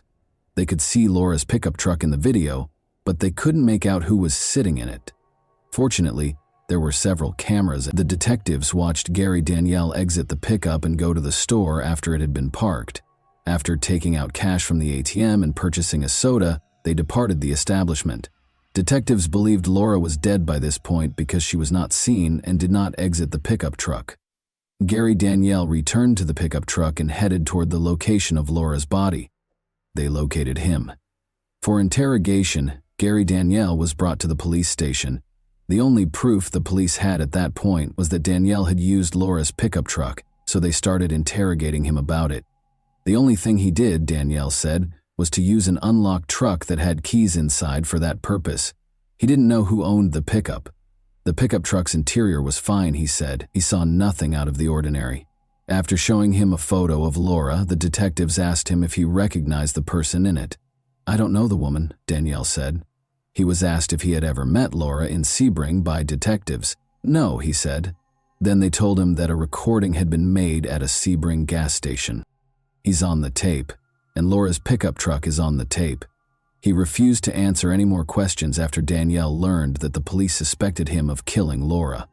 There was no tangible evidence available to detectives at the time to convince a jury that Laura Peicher was murdered by Gary Danielle. A person has a set amount of time to stand trial. The clock begins to run as soon as the suspect is taken into custody. The detectives chose to release Gary Danielle because they were still awaiting the forensic findings. Naturally, there was a significant risk that Danielle would flee, but the investigators determined that the risk was warranted in this instance. Many questions were addressed by forensic analysis. Drops of Laura's blood were discovered by the experts in the rear seat of her pickup truck. This suggests that Laura's body was either in the back seat of the pickup truck when she passed away, or that the crime was committed inside the vehicle. A forensic report on the objects discovered close to Laura's body has been obtained by investigators. Gary Danielle's DNA was discovered under Laura's fingernails, and it matched the DNA on the strap that was used to bind her hands. Gary Danielle was taken into custody after the DNA evidence found in surveillance footage was sufficient to file charges. Danielle used his right to silence and remained silent when he was arrested. He was accused of carjacking, tampering with evidence, and first-degree murder. The investigators attempted to create a timeline of Laura's final hours based on the evidence. They were aware that Laura was in a Sebring bar. At around 11 p.m., she left the bar by herself and went to the town center, where she met up with friends. She met Gary Danielle that same evening. There was no connection between them, and they had never met before. Because Gary Danielle wouldn't answer questions, investigators think Laura agreed to give him a ride, perhaps in return for money.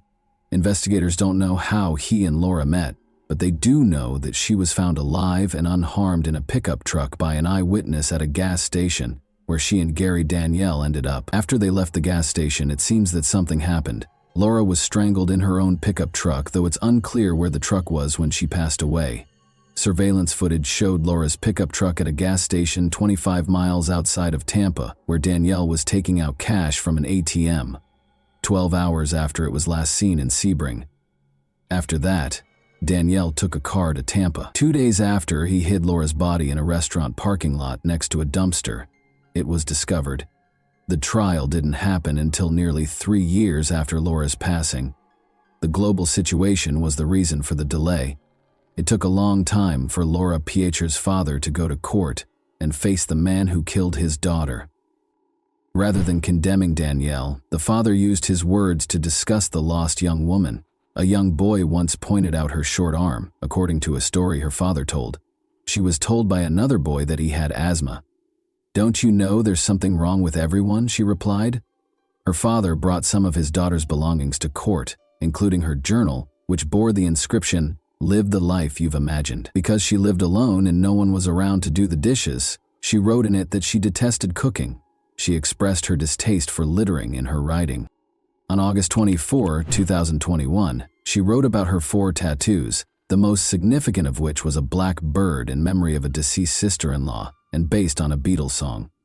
In a deal with state prosecutors, Gary Danielle entered a guilty plea to second-degree murder. Danielle, 50, agreed to a 30-year prison term in exchange for a guilty plea to second-degree murder. He also acknowledged committing grand theft of a motor vehicle and tampering with evidence.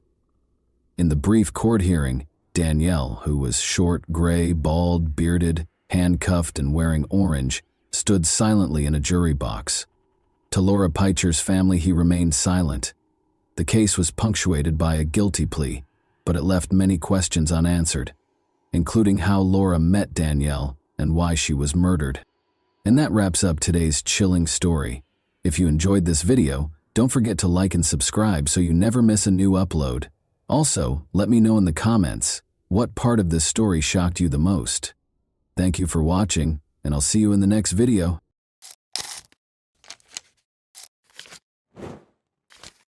Hey guys, welcome to my channel, and today we're going to take a look at another horrible case with you. We're going to go over another terrible instance with you today. Statistics show that the number of crimes perpetrated by young people has been rising globally. Violence among school children has increased recently, typically targeting their friends. As a result of these attacks, victims are frequently hospitalized, handicapped, or even killed. The main objective of such violent activities is typically to demonstrate their own dominance, authority, and tolerance. Furthermore, adolescent offenders have confidence in their impunity because many countries' laws are liberal. The nation was rocked by the tale of Agnes Marin, a French girl who was killed by a high school student. They attended a famous university with a stellar reputation, where it seemed impossible for anything like this to occur. The culprit had previously attacked the girls, as it turned out, but his affluent parents were able to conceal the truth about his exploits by securing their son's admission to a prestigious school in a different city. Adolescent anger is said to be a kind of protest during the time of self-discovery and personality development. However, in today's narrative, the boy's brutality sprang from a total lack of empathy, or the capacity to understand and feel the same emotions as others. He became the second teenager in French history to receive a life sentence because he was deemed to be incorrigible and a serious threat to society. Agnes Mara was who? The only child of Paula and Frederick Marin. Agnes Mara was born in Paris on November 26, 1999. The girl was raised in a rather prosperous household. Her parents wanted to give their child the finest because they loved her. I didn't know how to say no to Agnes from a young age. She was taken to the sea, dressed in name-brand boutiques, and purchased pricey toys and technology. Marin was a lively, outgoing, and restless youngster. She always had a large social circle and many interests. She had a creative streak, enjoyed movies and music, and hoped to work as a filmmaker. She did well in school and her teachers recognized her high potential, but she was frequently hindered from achieving the best outcomes by her general inattention and laziness. Agnes joined a bad firm when she was 13, which had a detrimental effect on her conduct and academic performance. She began skipping school, consuming beer, and smoking cigarettes, not just conventional cigarettes. Her parents opposed harsh parenting methods and made multiple attempts to have a dialogue with their daughter, but were unsuccessful. When the girl was once again discovered smoking and drinking beer on school property, she lied about her vows to change her ways and stop interacting with unsavory people. The issue of her expulsion came up. Her parents understood that nothing would change if their daughter remained in Paris and continued to interact with negative influences. In order to escape the hustle and temptations of the capital, Frederick and Paula made the decision to move Agnes not merely to a different school, but also to a different city, or even a province, a brand new school. The closed private college Sévenol, which is situated in the commune of Le Chambon-sur-Lignon, in the department of the Upper Loire area of Auvergne, was the choice made by Marin's parents after weighing their possibilities. With nearly a century of history, it is a distinguished educational institution. Established in the 1930 cc's, the institution operated on the boarding school model, where students resided in addition to studying. However, in a small town with a population of barely 2,500, the college was in severe financial trouble by the end of the 2000s and was in fact on the verge of going bankrupt. The local educational institution faced a dearth of students and consequently a shortage of funding as young people increasingly preferred to study in the capital or a major metropolis. In the past, admission to this college required both good character and a high grade point average. However, as there were multiple competitors for a single spot, even this did not ensure entrance. However, a significant student shortage in 2011 caused a significant shift in the scenario. The school, specifically not, declared total bankruptcy, drastically lowering the entrance requirements, particularly if they were the offspring of affluent parents who were prepared to serve as sponsors.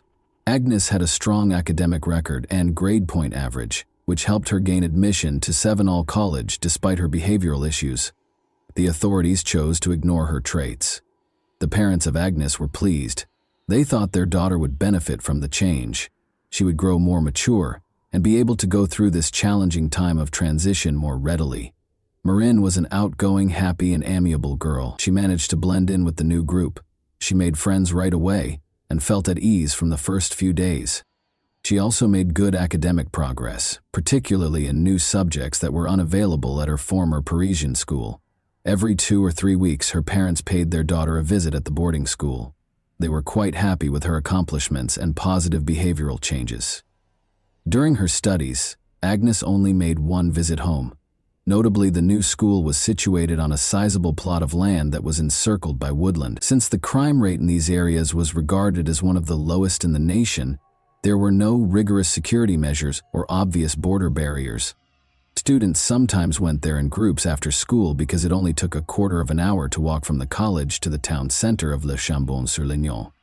However, everyone had to return by 5 o'clock in the evening. Discipline was applied for both rule violations and student disappearances. After class on November 16, 2011, Agnes and a few of her classmates made the decision to go for a walk in the town. She made a buddy there who attended a different school, but they kept in touch and contacted each other frequently. The two females trailed behind the general company when they made the decision to go shopping. Marin was not present when the youths returned to campus a few hours later. This situation did not initially raise any concern, and everyone was confident that she would return shortly. However, as time went on and darkness descended, the teachers became quite concerned about the student's absence. The school administration reported the event to the police without hesitation because she was nowhere to be seen on campus and her phone was off. Students, instructors, and law enforcement officers performed the search, which started that evening. They separated into groups and searched different areas, but they were unable to locate the missing girl. Everyone hoped she would return alive and unhurt, but no one had seen her and no one knew where she may be. Almost instantly, Marin's parents were informed and inquired as to whether their daughter had come home. After hearing the shocking news, Frederick and Paula hurried as quickly as they could to Le Chambon-sur-Lignon. They reassured them that Agnes could not have fled because she had nowhere to go and no incentive to do so. They said their daughter was really happy at her new school. Here, she had made lots of pals. She had no problems with anyone, and she didn't feel uncomfortable. The hunt was actively aided by the involvement of Agnes's mother and father. In an attempt to locate their daughter, they displayed images of her throughout the city, spoke with her friends, and looked for any leads or clues. What is the friend of Agnes concealing? The first thing the police did was search for those who may have known about Agnes's future plans and were the last to see her. According to the girls in her class, Marin went shopping with a buddy she made in the city. Although no one was able to provide her identity, Estelle, the same buddy from a different school, was soon located by law enforcement. Agnes had indeed been in contact with the girl for the last time. She was therefore seen as an extremely valuable witness.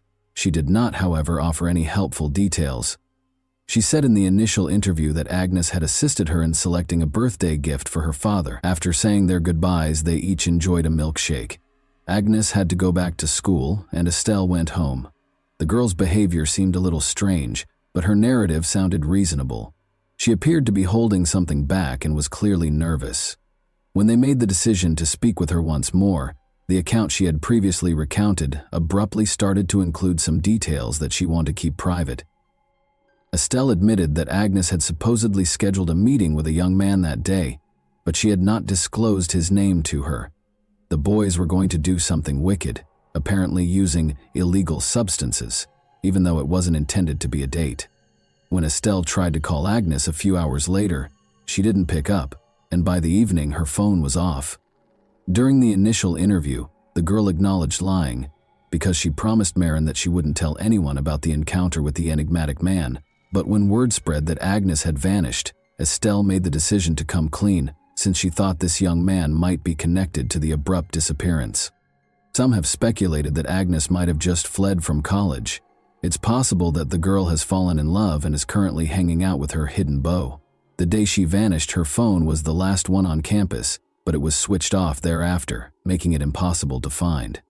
However, all of the information about Agnes's calls and communications was readily available to police officers. At that point, the authorities initially identified 17-year-old Matthew Molanas, a high school student at the same institution as the missing Marin, as the primary suspect. What may have connected the missing woman to a 17-year-old young man? It turned out that she had been corresponding with Matthew Molanas for the past few days. What could they possibly have in common? Regardless, the youngster needed to be questioned since he might have important information that could help solve the crime. They were indeed scheduled to meet on campus and go on a walk together on the day of Agnes's disappearance, but there was nothing specific or concerning in their correspondence. Matthew said he would show her something, but he didn't say what. On November 17, Marin was initially asked to speak with the police. He was quite composed, but his hands and face had odd, seemingly new scrapes on them. The young man acknowledged, however, that he was experimenting with illegal substances, and yesterday he went overboard, losing consciousness and lying for several hours in a thorny bush. Teachers and fellow students attested to the fact that this student did have issues. In January 2011, Mathieu was accepted to Sivanal College, where his parents allegedly moved him to shield him from trouble and bad company. Even so, the young guy used alcohol and other illegal substances, which made his expulsion a possibility. Nevertheless, he felt sorry for him and was given time to change. Moulinas appeared to be a normal, troubled adolescent rebel. His demeanor and appearance seemed to challenge people around him. He liked hot beverages, smoked, and dressed in Gothic fashion on campus. He boasted to his peers about his pranks, saying he would not face consequences. Mathieu vanished for several hours on the day Agnes vanished. In the evening, he emerged from the woods wearing filthy clothes and with scratches on his hands and face. He responded to any inquiries by saying that he had consumed too much alcohol and had passed out on his own. Although everything about him seemed and sounded suspicious, the investigators chose to check into him more further because there was yet no concrete proof against him. The wealthy parents' pampered son, the eldest of 3 children born to Sophia and Dominique Moulinas, Mathieu Moulinas was born in December 1993 in the Garda municipality of Negi-Solorg. He was raised in a reasonably well-to-do household with his 2 younger sisters and was accustomed to having all of his wishes met right away. He was noticed acting strangely from a young age. The boy attempted to avoid being around other kids since he was a very hostile, irascible, and difficult to communicate with. The condition deteriorated during adolescence. Mathieu experienced angry outbursts. He started drinking alcohol on a regular basis, tried with other illegal substances, and frequently caused fights. However, the young man's stunning features helped him gain popularity with the opposite sex, despite his aggressive and antisocial behavior. He had a girlfriend at the time of the events in his hometown, whom he visited on the weekends and whose parents were aware of. Mathieu had several police records, including one for stealing prescription medications from a pharmacy with a companion. However, the matter was kept quiet, most likely because the teenager's parents paid for it. During interrogations, his father also volunteered to sponsor the school while it was in trouble, which allowed him to get into a prestigious private school despite having a low GPA and legal issues. Despite his stubborn and haughty demeanor, Moulinas maintained his composure to the point where the authorities questioned whether he was involved in Agnes's disappearance. He never left his favorite toy, a yo-yo, in his hands, which he was twirling all the time. He first denied knowing Agnes during the initial interrogation, but after seeing a printout of their correspondence, he started to modify his evidence and attempt to make up a lie on the spot. But he soon found himself unsure of what he was saying. The man claims that he promised to show Agnes a mushroom-growing area in the forest. They allegedly utilized them in tandem. Following his illness, Mathieu collapsed under a prickly shrub, where he remained until dusk. He also saw that Marraine was gone when he woke up. Since it was growing late, he returned to the campus without searching for her. During all of the interrogations, a lawyer who had been retained by the Moulinas' parents suggested that his young ward indicate the location where he had last seen Agnes and where they allegedly consumed mushroom. However, Mathieu claimed that he would not be able to locate that clearing because they had accidentally discovered it. He left the area on autopilot, without really comprehending his surroundings or where he was. However, specialists quickly disproved Mathieu's claims after discovering no evidence of mushroom consumption in his blood. Furthermore, it was determined that the wounds on his body were the result of a battle. That is, he was scratched with nails by someone who was presumably a girl, a gory finding in the thicket. The school children who had witnessed Mathieu emerge from the forest that night indicated the direction from which he had come, and it was determined to conduct a comprehensive, extensive search in that area of the forest. There was still a slim chance that Marraine would be found alive at that point. On November 18, however, searchers awaited the horrifying discovery of the missing Agnes's severely disfigured and partially burned remains in a tiny space tucked away in a thicket. Her clothing was ripped. There was no sign of her underwear. In addition to evidence of deep knife wounds, there were all the telltale symptoms of violence. Don't believe Moulinas was responsible for this horrible crime. There was no question, but it was important to wait for the forensic specialist's conclusions and to get the killer to confess. The strangler admitted in Confessions of a Ruthless Killer that he purposefully lured Agnes into the woods to abuse her but allegedly had no plans to kill her. In fact, Matthew did not particularly deny the horrific discovery when he was informed about it and started to testify, explaining how everything was. She, however, resisted vehemently. He had to use the rope from his favorite toy, the yo-yo, which he always carried with him, to tie up the victim after he scratched him. The man was upset about going to jail when Agnes yelled and threatened to turn him in to the police. He chose to kill the unlucky and dispose of the body, since he did not want to. Agnes suffered 17 knife wounds, the majority of which were to the neck, face, and chest, after Matthew viciously beat her, fracturing her arm, nose, multiple ribs, and shin. He doused the victim with a combustible concoction from a canister and lit her on fire when she ceased exhibiting any signs of life in the hopes that the flames would totally destroy the body. Then, as night fell, he hastily left, failing to see that the fire had been put out. He removed his toy from the corpse and carried it away. As though relishing each word and seeing the investigator's response, the high school girl described the incident calmly and in great detail. He had neither regret nor sympathy for the victim. The investigation revealed that Agnes had evidence of the rapist's biological fluid in her body and pieces of mature skin and epithelium beneath her fingernails. Additionally, traces of the victim's and the offender's perspiration were discovered on the rope of the actual toy yo-yo. Agnes's parents received her body following all required tests and medical evaluations, and they buried their only daughter in Paris. Notably, the burial for the first victim of a young psychopath was held on her birthday, November 26, 2011. The fact that Marin was not the only victim of Moulinas stunned law enforcement when they closely examined his biography, but this information was purposefully concealed.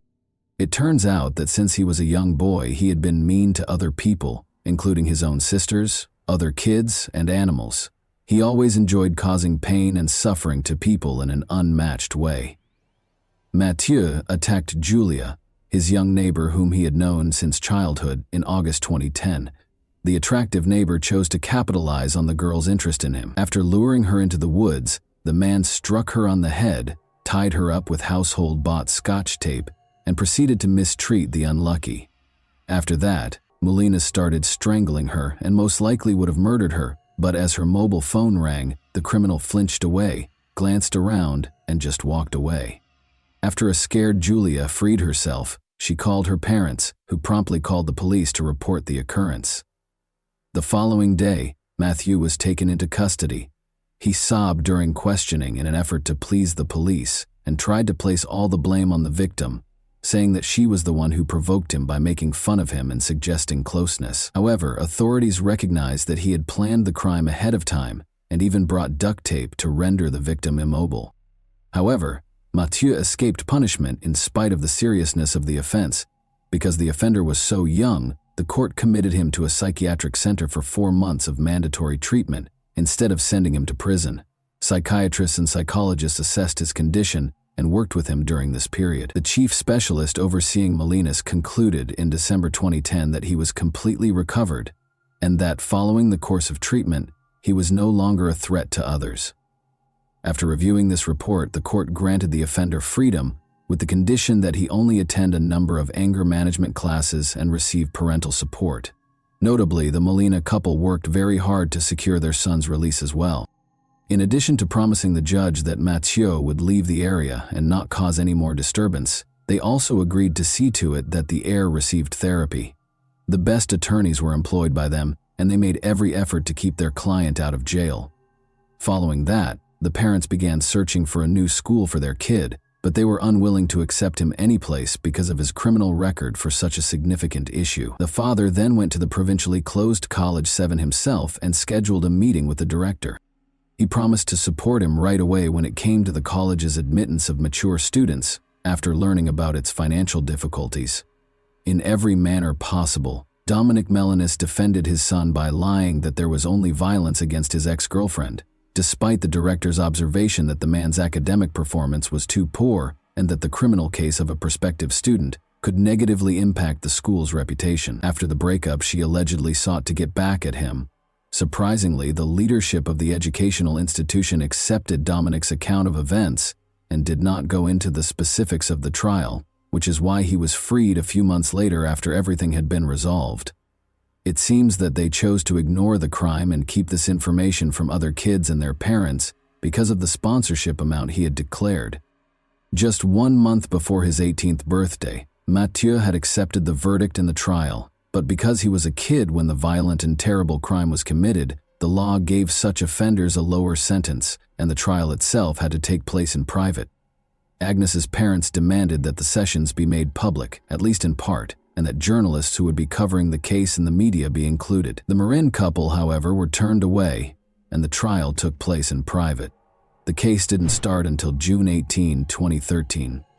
The many errors in the Mathieu case were sharply condemned by the public prosecutor, especially the fact that the psychiatrist who concluded that the man posed no threat to others was a young lady without the necessary training. She made a deadly error and had no prior experience dealing with crooks. After the defendant had a second mental evaluation, specialists came to the conclusion that, in addition to being unrepentant, he may very easily conduct the same crime again if given the chance. This was corroborated by Mathieu himself, who claimed to have delighted in seeing the victims suffer. Marin's schizoid and paranoid disorder symptoms, along with his uncontrollably violent outbursts, made him a serious threat to others. He could, however, face legal repercussions for his activities because he was well aware of them. Furthermore, because of the severity of the young man's offense, the prosecutor demanded that he be tried as an adult, and his request was ultimately approved. Mathieu was convicted of torture and murder with specific cruelty on June 28, 1313. He was given a life sentence and ordered to undergo forced psychotherapy. He was the second young criminal in French history to be given such a severe penalty. Despite Molinet's attorney's choice to appeal the conviction, a jury of appeals affirmed the life sentence on October 10, 2014, ruling out a 2016 review of the ruling. In a book they created and published, Mathieu's parents detailed their painful experience and acknowledged that their son is still unrepentant. And that wraps up today's chilling story. If you enjoyed this video, don't forget to like and subscribe so you never miss a new upload. Also, let me know in the comments what part of this story shocked you the most. Thank you for watching, and I'll see you in the next video.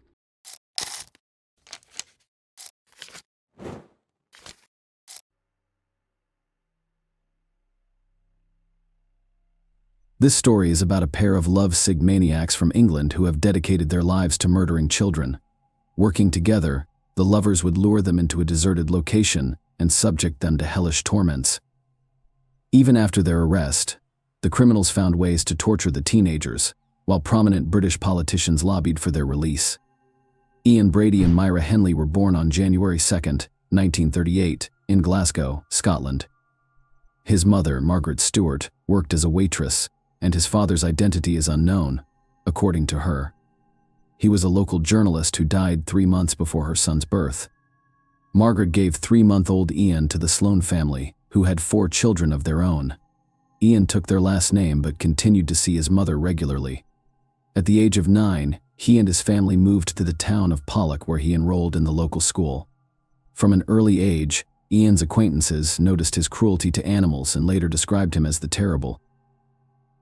He dropped out of school and started working at a shipyard, but after less than a year, he changed jobs and became a messenger butcher.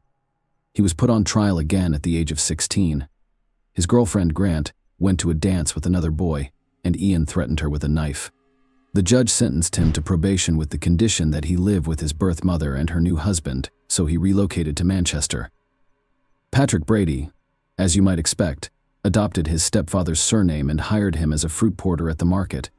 But the hard work did not appeal to Ian a year later. The young man was caught stealing a bag of lead seals with the intention of selling them on the black market for extra money. Due to his age, he was sentenced to 2 years in a juvenile facility. While serving his sentence, he obtained alcohol and became inebriated. As a result, he was transferred to a stricter institution. Myra Henley was born in Manchester on July 23, 1942, 4 years after Ian.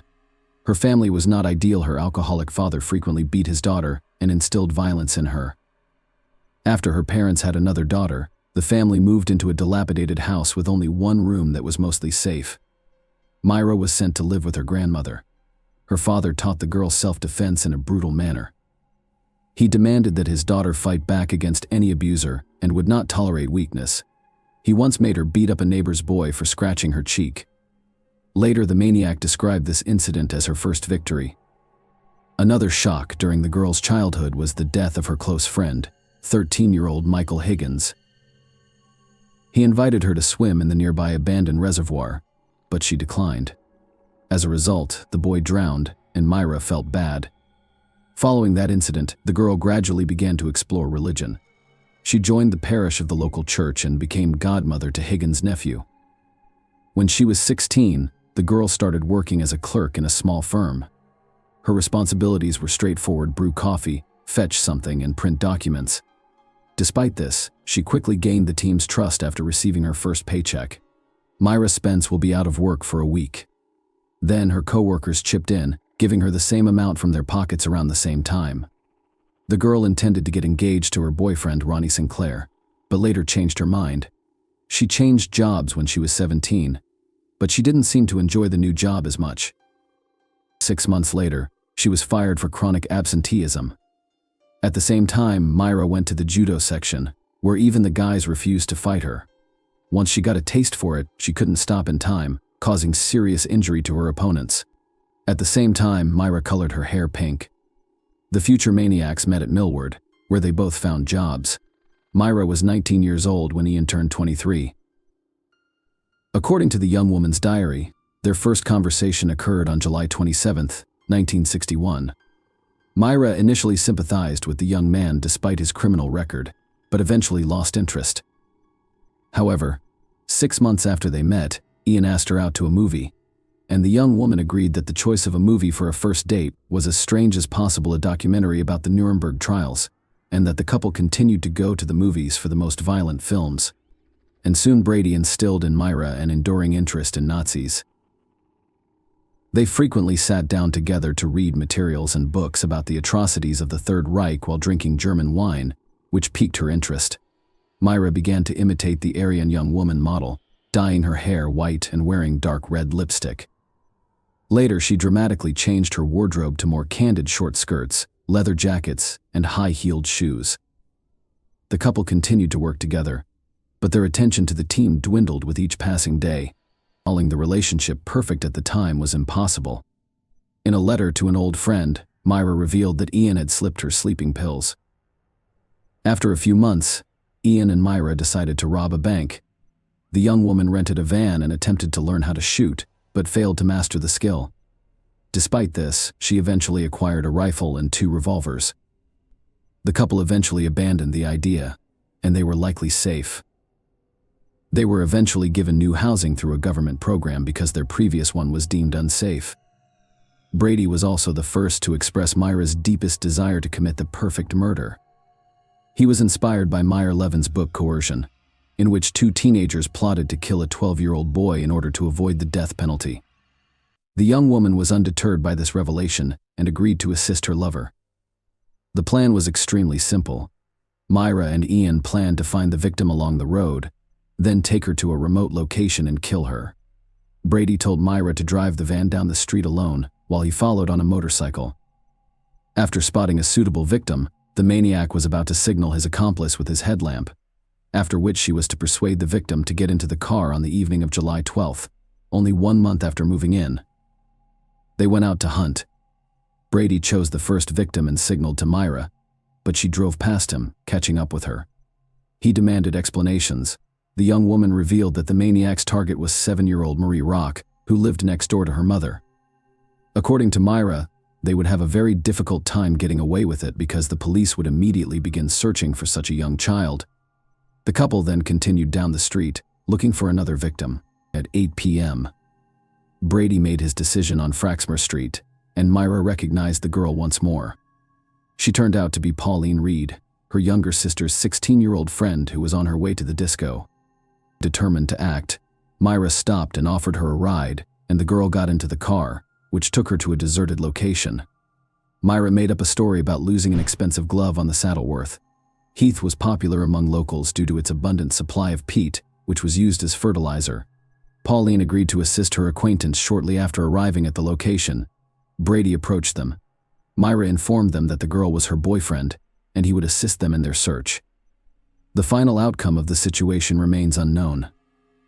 The problem is that Brady and Myra tell two different stories, but they all end up with the same outcome. In Ian's version, Pauline is murdered. The girl was abused and killed by him and his lover, Myra. On the other hand, she claimed that she was left in the car while Pauline and Brady allegedly went to look for the glove. After a while, the maniac returned alone and reported the girl's death. He led Myra to her body, and she noticed that the girl's clothes were severely wrinkled. Myra's version does not make sense to me. What excuse would a 16-year-old girl have for going on a search with a stranger while Myra was sitting in the car? Most likely, with this story, the maniac was attempting to absolve herself of direct involvement in the murder after burying the body.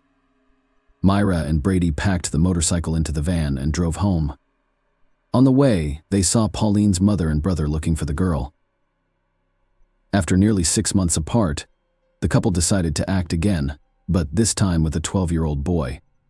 When the boy saw the victim in a store, they struck up a conversation and offered the child a ride home as an added incentive. Brady offered the boy a drink once inside the car. He specified that the alcohol be picked up at their house, but first a pair of maniacs asked the child to assist in the discovery of a fictional glove in Saddleworth, much to his dismay. The boy agreed. The situation then proceeded in the same manner as before. Henley claimed Brady had taken the child from the car, abused and killed him. The maniac reiterated that she was not present during the entire ordeal. 7 months later, on June 16, 1964, the couple abducted 12-year-old Keith Bennett while he was on his way to his grandmother's home. He met the same fate, violence, and murder.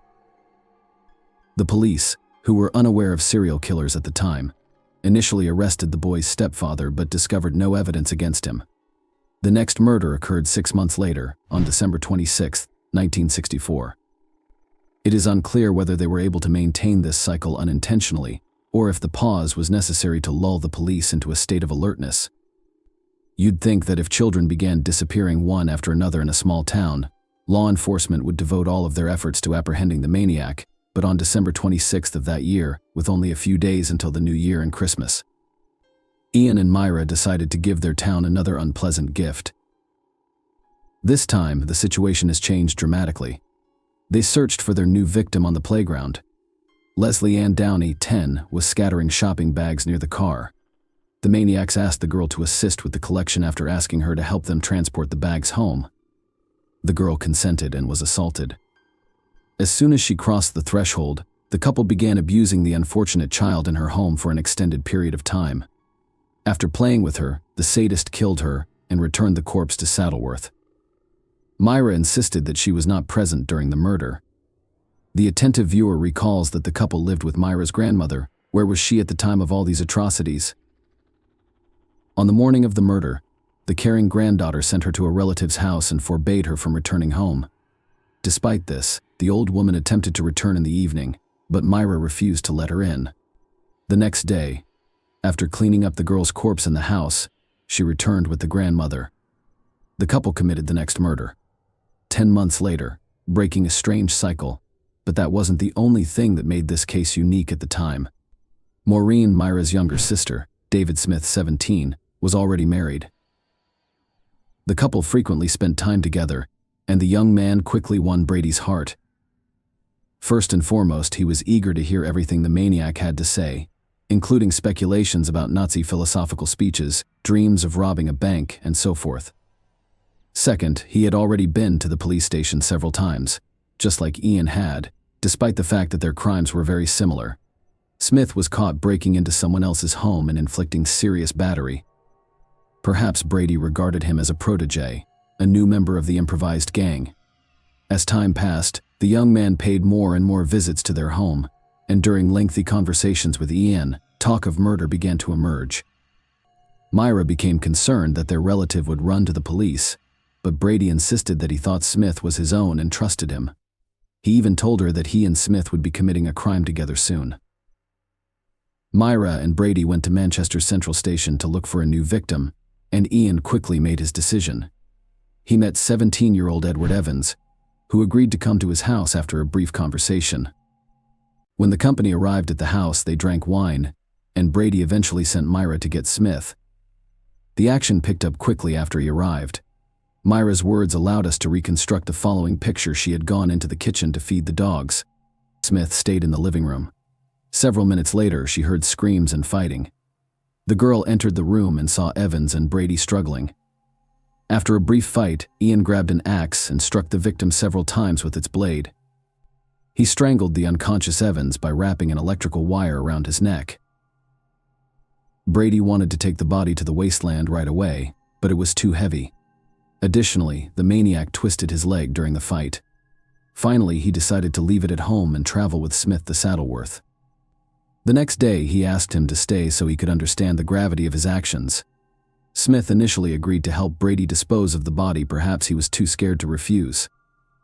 The young man may not have shared the homicidal couple's sadistic tendencies, given his history of minor law breaking. After listening, she requested that he report the horror to the police. Smith listened to her and called the cops from a nearby phone booth at 6 a.m. His story differed slightly from what Myra would later say. The police archives include an exact transcript of that call. Brady led me into the kitchen and offered me 3 small buns with a drink. I nodded and asked for the rest. Ian went into the living room while I waited in the kitchen. After a few minutes, I heard a wild scream like a woman screaming in a high-pitched voice. After hearing Myra's screams, I ran into the living room and saw a young man lying face up on the couch with his feet on the floor. Ian was standing over him, holding an axe over his head and hitting him on the left side of his head. The officer knocked down the maniac's door, and Myra opened it. He took out his identification card and quickly made his way into the house, where he caught Brady, who was writing an explanatory letter to work and asking for time off due to an injury. The officer told a made-up story about investigating gun cases and asked to see the house. Myra agreed, and he inspected all but one room. The young man described how Ian bragged about killing 3 or 4 children and even gave the approximate location. Brady allegedly met Evans in a bar, and a fight ensued, and somehow the boy came to his house. Smith had also testified against Brady at the time, and the police believed his testimony much more. There, the police found many interesting finds. Notebooks, lists of names, photographs of Brady and Myra Simpson, and explicit pictures of them. The notebooks contain lists of coded words, which the police were quickly able to decipher. It turned out that Brady kept records of burial sites, weapons, and methods of killing. As it was impossible to assert the exact location of all the victims on the basis of this information, it was rather superficial. Another book contained a list of names including all the victims of the couple, but here's the strange thing: in addition to the victims we know, the list contained the names of other children. With all this information, the investigators questioned Brady again, and his story was once again very weak. Allegedly, the list contained the names of his friends, and he had joked about killing children in his conversation with Smith. At the same time, the police managed to find the very suitcases, the contents of which shocked everyone. There were photographs of a naked girl. Also found in them were audio tapes, one of which would soon become perhaps the most damning evidence in history. It contained cries and pleas for help. The tapes contained recordings of Nazi plays, and one of the mothers recognized her daughter Leslie Ann Downey's voice. The suitcases also contained photographs of the marshland backdrop, various batons, lashes, and erotic magazines. A recording of the girl screaming and a photograph of her would have been enough to PR. On October 10th, police discovered a child whose hands were sticking out of the ground due to the body's composition. The child's identity will not be confirmed until after 150 officers were involved in the search for bodies in the swamps. Initially, they focused on the area near Route 628, but later, based on witness statements, they moved to Route 635, where they made their first discovery. On April 19, 1966, Myra and Brady were charged with the murder of Edward Evans Lessell in one of the most high-profile trials in British history. He did not deny taking them, but claimed that the girl was brought to their home by 2 men and then taken away to an unknown destination. The police temporarily halted their search of the swamps due to the onset of winter. During the trial, David Smith, the main witness, signed a contract with a local newspaper to give an exclusive interview if Myra and Brady were convicted. The newspaper paid him a significant sum of money for this. Shortly after his transfer to Wormwood Scrubs, Brady, who had been placed in solitary confinement, went on a hunger strike. He was unhappy with the ban on socializing with other inmates. Prison officials have decided that a child killer is going to afterlife rather quickly as a result of his dramatic weight loss. The maniac was transferred to the hospital wing, where his life took on new colors. He was allowed to watch television and do house cleaning work. At the same time, juvenile delinquents with mental disabilities were admitted to the hospital wing of the prison. In 1981, one of these teenagers said that Brady had forced him into intimate contact. Later, similar statements by the victims surfaced, repeatedly taking advantage of access to secluded corners of the prison. As a janitor, Ian led his victims there. When prison officials learned of this, he was banned from cleaning, but no further charges were filed. More interestingly, he was left in the hospital wing next to the same teenagers. It would seem like such a thing was possible, but there was nothing the chief medical officer of the prison could do about it. British law mandates the prisoners be assisted, and Brady used this skillfully. He threatened to resume his hunger strike every time he talked about being transferred back to a cell. In 1982, a harsh decision was made to transfer the maniac to another prison with stricter conditions. However, 3 years later, in 1985, Brady was declared insane. Thanks to this, another transfer awaited him at Ashworth Psychiatric Hospital.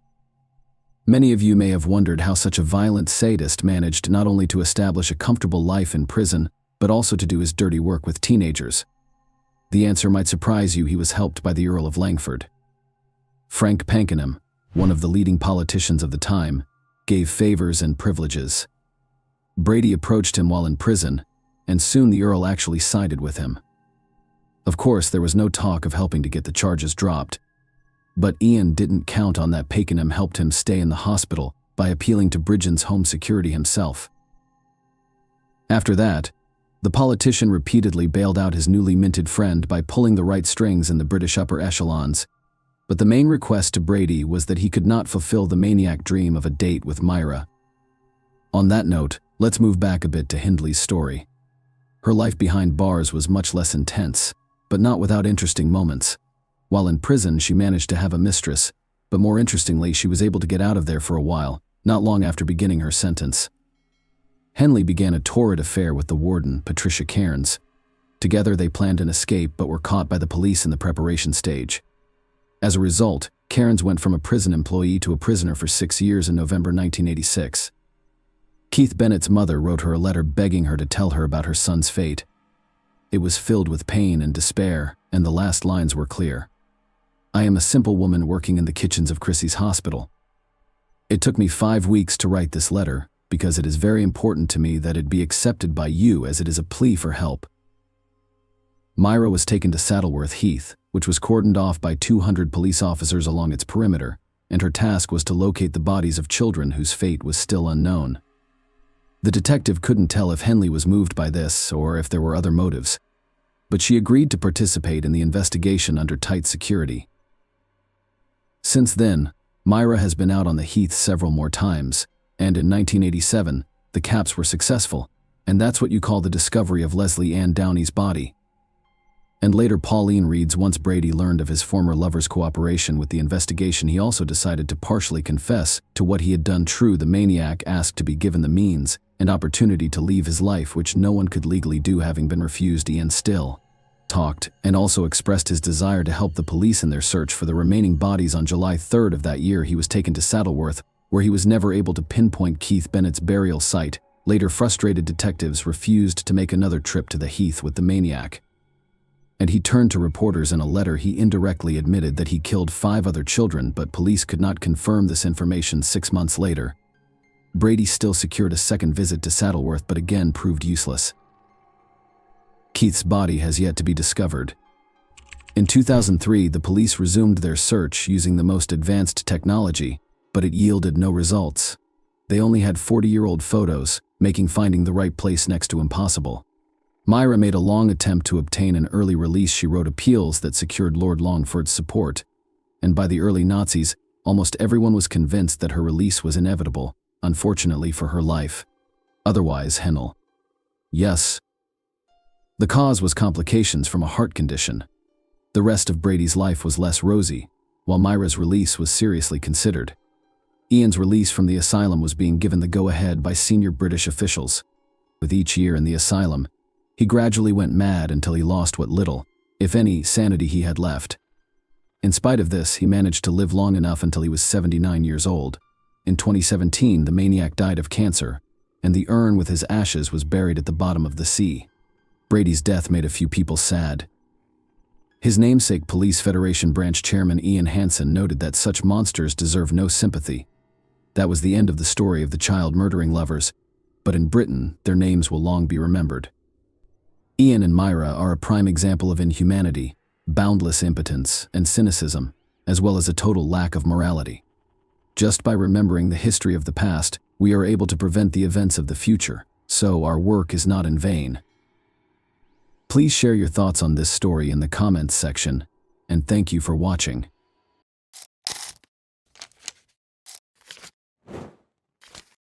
Hey guys, welcome to my channel, and today we're going to take a look at another horrible case with you. One of the strongest, most uncontrollable, and most unpredictable emotions with the potential for real destruction is teenage love. A teen's first conscious experience of emotional and passionate feelings is brought on by hormonal changes and changes in how they interact with others. Everyone, however, perceives and feels this sensitive sensation differently. Young individuals frequently take risks in an attempt to impress their significant other and gain their attention, favor, and adoration, because this is an age of rebellion, self-discovery, and the desire for self-affirmation. The bucolic and serene Georgian village of Lawrenceville was the scene of a string of incredibly violent crimes in the spring of 2017. 2 persons lost their lives as a result of these acts, while 4 more were put in grave danger. For financial gain, an elderly couple was tormented and beaten to death. Law enforcement's quick action helped put an end to the violent rampage, preventing the young criminals from finishing what they had begun. 2 pupils were seriously hurt but amazingly survived. Because the lovers intended to die together, the press likened the story of these young offenders, Cassandra Bjorg, 17, and Johnny Ryder, 19, to the story of Romeo and Juliet. But they like to think of themselves as Bonnie and Clyde. The most horrifying thing, despite their ignorance of the fabled criminal duo's past, was that they specifically targeted members of their own families in an attempt to get rid of everyone they cared about.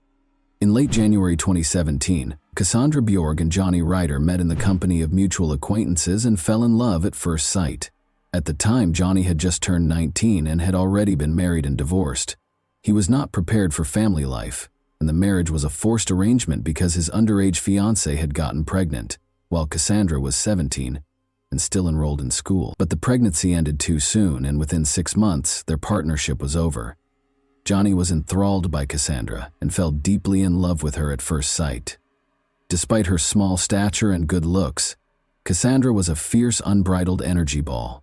She took Taekwondo, Wushu, and Korean martial arts like Tang Soo Do very seriously.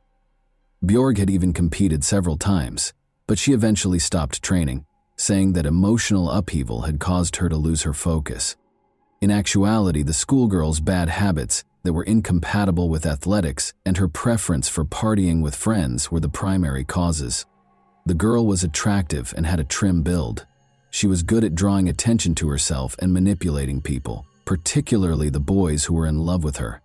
Many now question if she really loved Johnny, or if she only exploited him to further her evil. The boy, on the other hand, was obviously smitten with her and would stop at nothing to win her over. He felt he had discovered his soulmate and true love. While his new girlfriend resided with her grandparents, who loved their only granddaughter, Ryder lived with his mother and 2 sisters in his parents' home. The young couple fell in love almost immediately after meeting, and they rushed to show their significant others to their family members to show how serious they were about their plans. But their loved ones disapproved of their decisions, which infuriated them and put them in grave peril. In this criminal case, too many circumstances came together to create a terrible tragedy, even though it is likely that this couple would never have committed a severe crime on their own, much less deprived their family members of their lives. Johnny revealed that Cassandra was the source of horrific ideas that her partner was prepared to carry out without hesitation, while his girlfriend was susceptible to manipulation and influence due to her addiction to illegal substances. What information is available about Cassandra Bjorg? On January 19, 2000, Cassandra Bourget was born in Peachtree Corners, Georgia, which is in Gwinnett County. She was born out of wedlock to Amanda Sterling, who had her as her sole child. Cassandra never interacted with her real father and never knew him. Cassandra had behavioral and aggressive problems from an early age, since her mother was more concerned with her personal life than with rearing her daughter. Cassandra's mother married Stephen when she was 15 years old. Her stepfather started making attempts toward his young stepdaughter and displaying abnormal interest in her. As a habitual liar who was always getting into trouble, Cassandra tried to inform her mother about this, but she did not believe her and assumed that her daughter was making it up.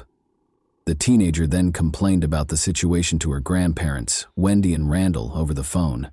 The elderly couple felt it would be better for their lone grandchild to live with them. After becoming very worried about the situation, the 15-year-old girl so relocated to her grandparents' large 2-story home in Lawrenceville in October 2015. She had her own room there, and her grandparents rarely denied her anything, giving her all she needed. Cassandra deftly used Wendy and Randall's generosity, who thought that their love and attention would help their granddaughter recover. She ran away from home frequently, stopped playing sports, missed school, and hooked out with the wrong crowd. She also began taking money from her family members and using it to buy illegal drugs and alcohol. She once threatened to kill her grandma after she was unable to obtain the quantity she required.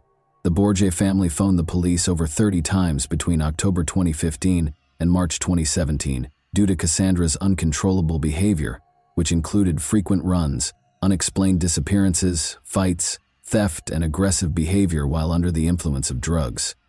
After Cassandra started dating Johnny Ryder, her conduct became unmanageable. Wendy and Randall were adamantly opposed to her bringing her boyfriend to her grandparents' house and telling them he would now live with them. When Johnny attempted to invite Cassandra to live with him at his family's house, a similar circumstance happened. The pair was expelled due to opposition from his mother and sisters. The couple quickly came to the conclusion that anyone who obstructed their relationship ought to be removed. They intended to see Cassandra's mother and stepfather to make amends, take all of their savings, deal with Cassandra's grandparents, get rid of Johnny's family, seize their money, and then run away to Florida to spend as much money as they could from the 3 residences. The harsh treatment of the grandparents. Cassandra was aware of the precise location of her grandparents' home where a sizable quantity of money was kept. Cassandra didn't know the password to the little safe that was kept in a closet in one of the second-floor rooms. The explanation is that Wendy and Randall started hiding the money after they saw it was missing and realized their cherished grandchild was stealing. Randall, Wendy's husband, had just turned 64, and Wendy herself was 63. After more than 40 years of marriage, they had a daughter, bought their ideal house, and intended to spend their golden years on the second floor. They occupied 2 bedrooms that were next to each other and had separate bathrooms. Because they thought their granddaughter could be rehabilitated and didn't want to ruin her life, the old couple didn't want to send her back to her mother or place her in juvenile detention, despite their inability to handle her. Cassandra allowed Johnny to enter the residence with kitchen knives and baseball bats on the evening of April 2, 2017, after the elderly couple had already gone to bed. The pair made their way to the second level via the stairs.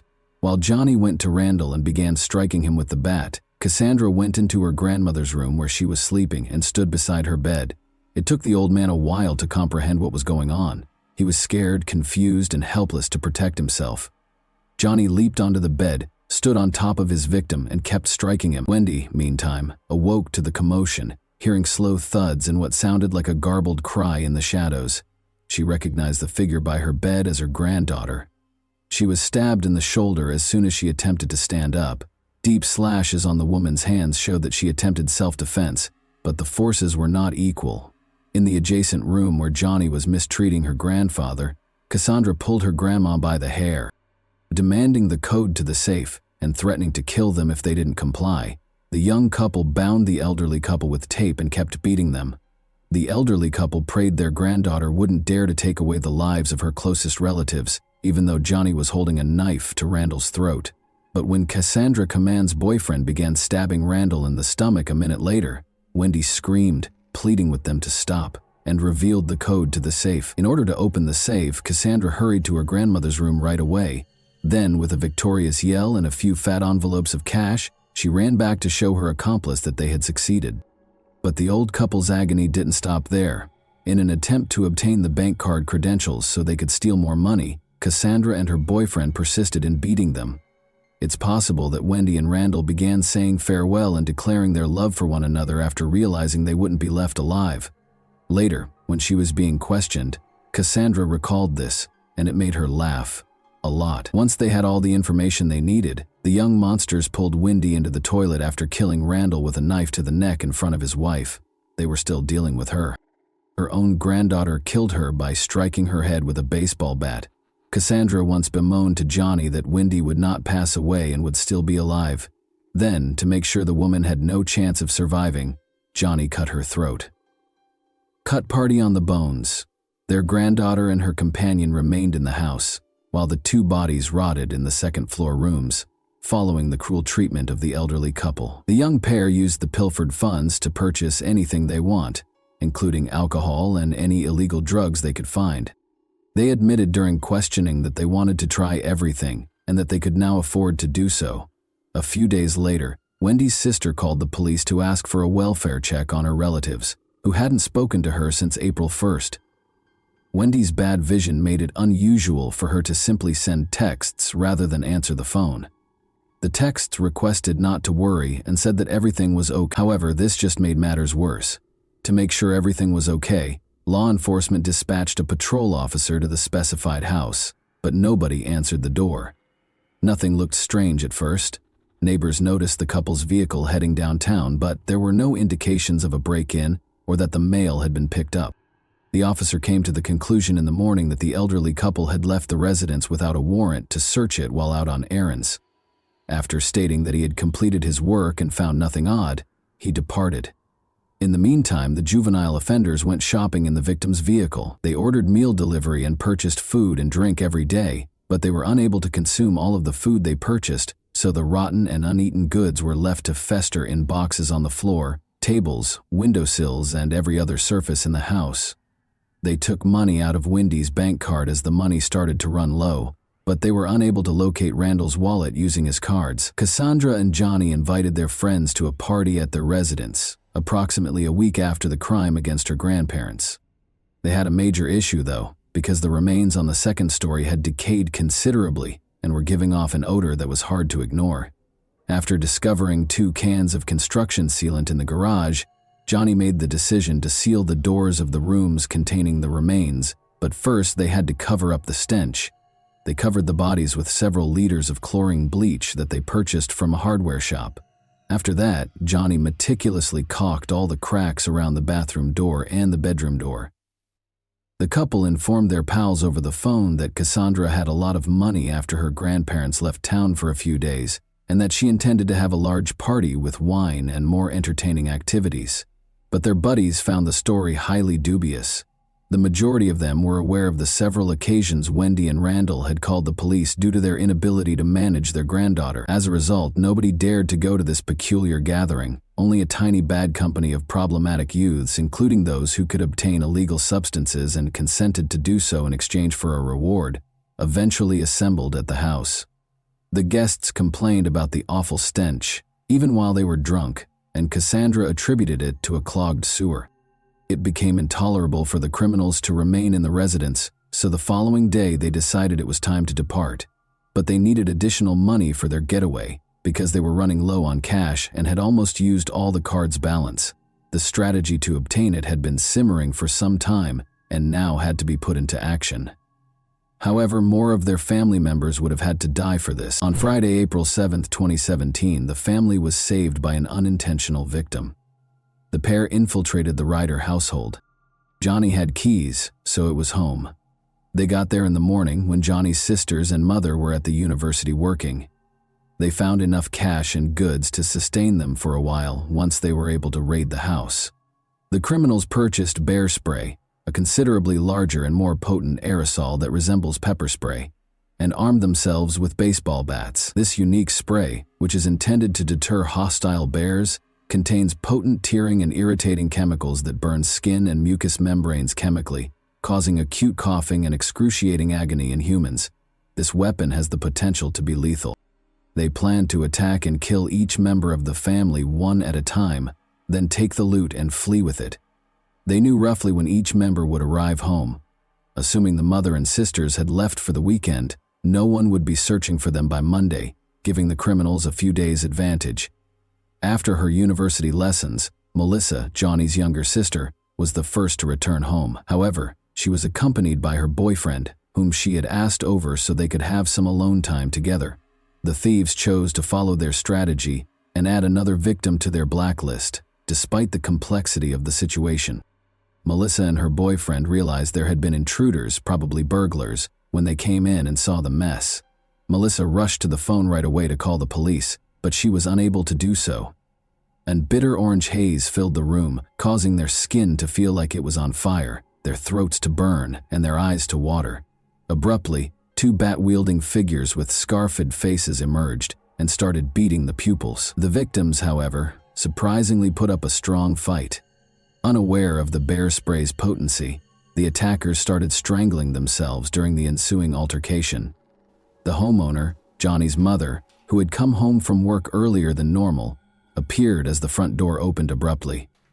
While the criminals were able to flee through the kitchen door, she shouted and dialed 911. Johnny took extra keys to his mother's car during the robbery, and they used them to escape, leaving behind the primary piece of evidence, a car registered to the late Randall, while Cassandra dropped the car keys they had brought with them during the attack. Although the crooks wanted to murder the additional witness right away, the couple didn't expect Melissa to return home with her boyfriend because it was difficult to attack and kill two strong young people at once. Luckily, they were unable to finish their plot. They obviously miscalculated the might of House of Horrors, their weapon of choice, and overestimated their own talents. Although both attack victims lived, they were admitted to the hospital with various levels of wounds and chemical burns. The abandoned vehicle in the backyard, which did not belong to the Ryder family, piqued the interest of the responding law enforcement authorities. They identified the legitimate owner of the vehicle by looking through the registration plates. It soon became apparent that the car's owner had phoned the police earlier that week, but no one had come to the door. Officers went straight to Randall and Wendy's house, and this time, after failing to receive a response, they pried open the door and went inside. They were instantly struck by the smell of rotting, which was obviously coming from one of the bedrooms upstairs. The floor and bed were stained with blood, and the closet was open, exposing an empty safe. The door had been sealed with construction adhesive, making it hard to enter the other bedroom, and taking time and effort to pry it open. The decomposing body of an elderly guy with his hands bound behind his back and obvious marks of extreme torture was on the floor when the cops eventually made their way inside. Additionally, the bathroom door was sealed, making it more difficult to break in. The homeowner's wife's remains were discovered. She had clearly been beaten and tormented before having her neck cut, which is how she died. Empty beer bottles littered the house. The sink was piled high with filthy dishes, and there were garbage boxes and containers of ruined takeout food all over the place. She became the main suspect in this case because police had been to the residence dozens of times over the previous year and a half and knew that the murdered couple had a granddaughter who often ran away, acted aggressively, and got into trouble.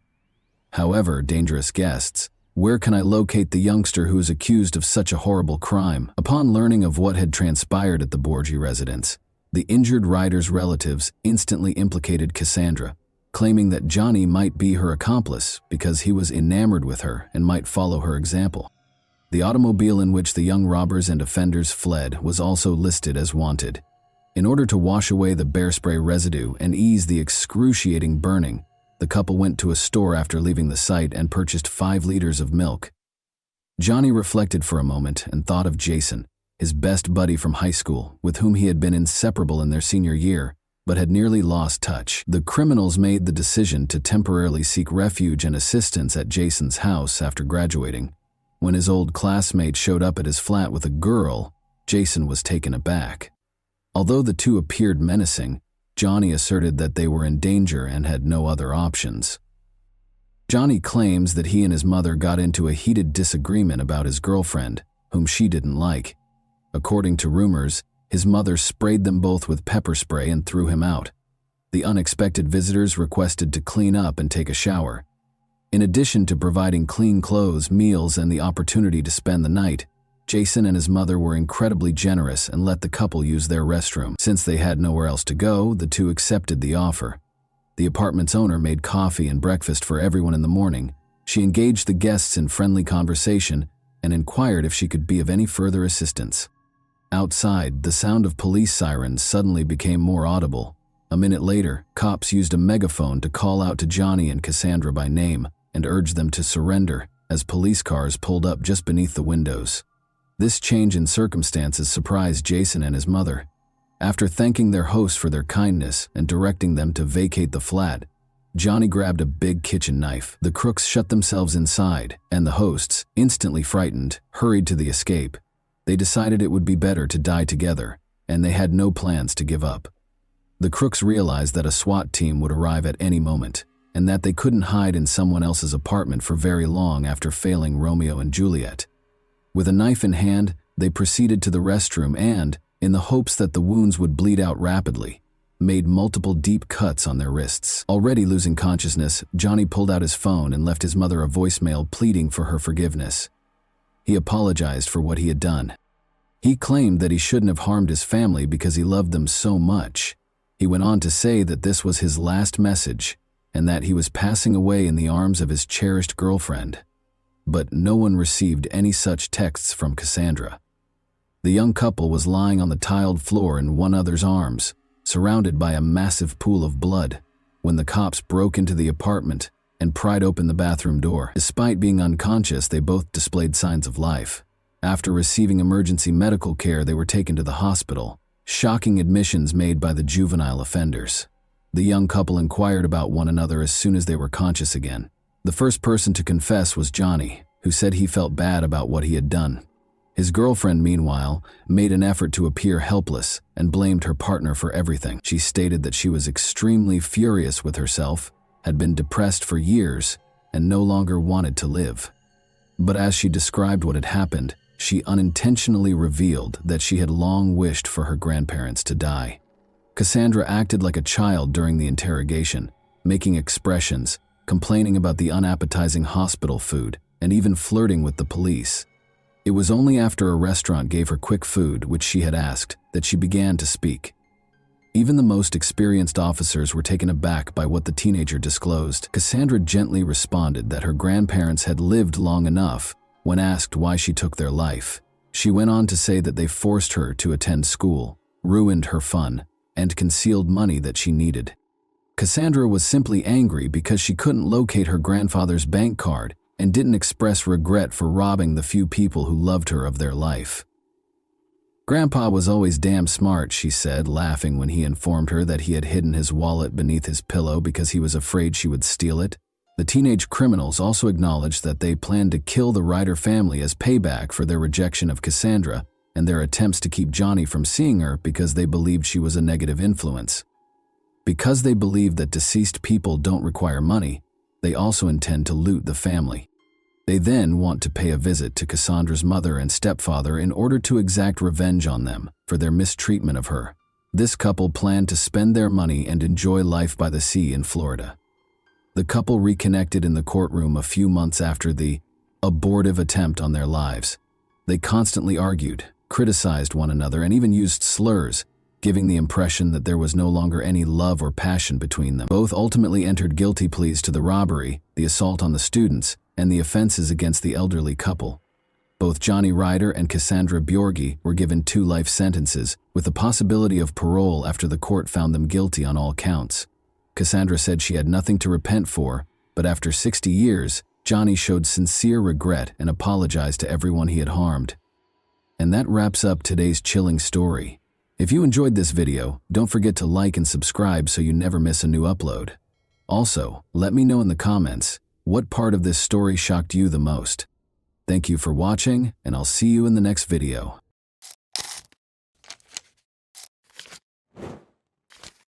Hey guys, welcome to my channel, and today we're going to take a look at another horrible case with you. Carol Ann Barrett's murder was a terrifying mystery for 44 years. The 18-year-old high school student went missing on March 23, 1980, while she was spending spring break with her friends in her hotel room in Daytona Beach, Florida. Later, Her body was discovered left on a highway. Carol's family and friends were left without answers when the case went cold, despite the fact that a sketch of the suspect was made based on witness descriptions. However, in a startling turn of events, a serial killer who had been convicted came forward and confessed. What made this predator come clean after all these years? And who was he? Could Carol's loved ones finally find closure as a result of this confession? When 18-year-old Carol Ann Barrett jumped in to save her 3-year-old niece Claire Gilligan from drowning during a family pool party in Zanesville, Ohio, in March 1980, she demonstrated courage and quick thinking. In a 2019 interview, Claire recollected this event and explained how Carol had saved her life by performing CPR on her for 10 minutes. "My aunt was a hero," she remarked, highlighting their close relationship. Carol tragically lost her life under horrific circumstances just 1 week after saving her niece, and her murder remained unsolved for more than 40 years. Carol, a senior in high school from Ohio, had spent spring break in Daytona Beach, Florida, with 7 of her friends. 2 a.m., a stranger broke into the girls' hotel room on Sunday, March 23rd. With a gun in hand, he ordered the group to strip and threatened to murder one if they resisted. He chose to hold one of them hostage in order to guarantee his escape free from police intervention. The intruder initially targeted Carol's friend Pam, but he was provoked by her panic. Carol showed incredible bravery by offering to go instead. Before removing Carol, the attacker locked her friends on the balcony. Soon the police were called. A police sketch of the suspect was made after speaking with Carol's friends, who had all gone through the ordeal and seen the kidnapping. Unfortunately for Carol, it was too late. Carol's body was found dead in a ditch beside I-95 in Jacksonville, Florida, on Monday, March 24, 1980. The back of her head had been shot execution style. The Jacksonville Sheriff's Office was unable to identify the murderer despite the kidnapper's sketches. Although the case was still pending, Carol's family was deeply affected emotionally by the crime's brutality. Carol was a happy, intelligent adolescent who enjoyed collecting watches before her life was suddenly taken from her. In a 2019 interview, her niece Claire Gilligan stated, "I've held on to one of her watches like it's $1 million. I know it sounds weird, but I'd just like to have her things to remember her by." Carol's family was subjected to cruel prank calls following her death, with anonymous callers threatening, "You're next." This harassment added to their grief and made Claire more aware of the dangers in the world, which led her to pursue a degree in criminal justice. However, Carol's family was still plagued by the decades-long lack of answers. The unresolved murder of her aunt left Claire with a permanent wound. "I get so mad when I watch crime shows and they find the criminal. Those families have closure and I never will," Claire said. The mystery remained, despite attempts to rekindle interest in Carol's case, such as 2 stories broadcast by Action Newsjacks in 2017 and 2018, and the distribution of both computer-generated and hand-drawn sketches of the suspect. But the family remained hopeful that justice would eventually be done. Investigators and family members trying to solve the mystery of Carol's death had several important questions. What exactly happened before the break-in at the Daytona Beach hotel room? Were there any witnesses who might have seen the suspect before or after the incident, outside the group of friends? Was there any connection, even a shaky one, between Carol and the criminal? Would they be able to identify the murderer through sophisticated forensic investigation? Had there been any comparable incidents nearby that could point to a trend or offer clues as to the identity of the suspect? Could Carol's killer or someone with knowledge of the crime be connected to the spoof phone calls made to her family? Even as the investigation went on, the questions kept coming. Decades passed, but the murderer in the police sketch was never apprehended. Carol's murder was eventually deemed a cold case. The Jacksonville Sheriff's Office, JSO, obtained a confession from a convicted serial killer about the murder of 18-year-old Carol Ann Barrett in a startling turn of events that offered some closure to the long-running cold case. When the JSO Cold Case Unit made the decision to review the evidence, the case was brought back to life in August 2017. After a thorough examination, they ultimately determined that Billy Mansfield Jr. was a person of interest in 2022.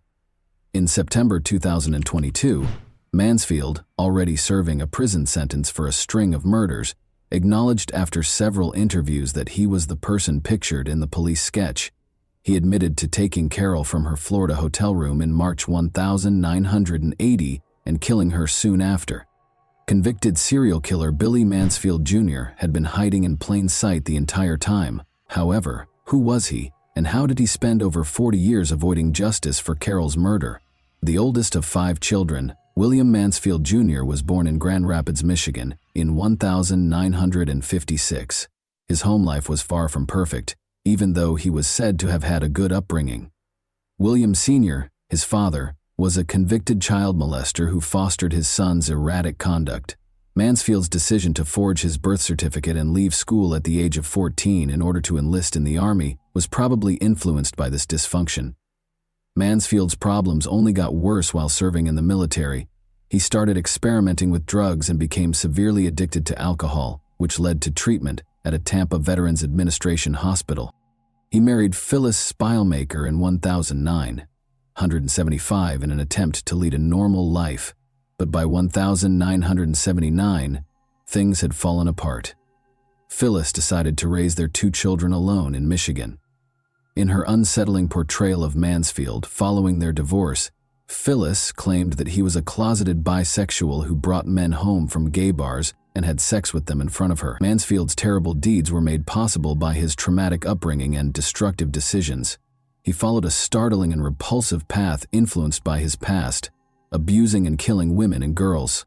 Mansfield was accused of sexual misconduct by a babysitter in Grand Rapids, Michigan, in January 1977.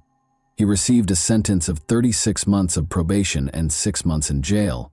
However, he violated his parole and was sent back to prison shortly after his release for assaulting 2 teenagers in a rural part of the city. Mansfield was housed in the same cell as fellow prisoner Albert Lee III, who admitted to Mansfield that he had kidnapped and murdered 11-year-old Linda Vander Veen from a Grand Rapids school crossing.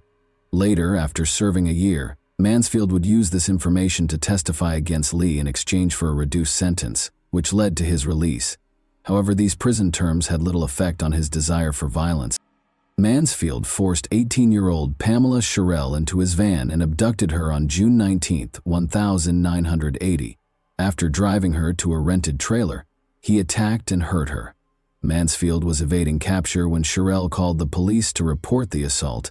Mansfield was arrested in Santa Cruz, California on November 23, but was later freed after posting bail. Mansfield was then released once more to hunt down his next victim. The body of 29-year-old Renee Saling was found dead in a drainage ditch beside Buena Vista Road in Watsonville, California, on December 7, 1980. The previous day was the last time her husband had seen Renee, a mother of 3. Her clothing was ripped when she was discovered, and there were obvious signs of assault. Her blouse and pants had been pulled down to her ankles. She had been strangled, according to the coroner's report. Police created descriptions of 2 suspects based on witness statements, young men in their 20s who were probably related to one another.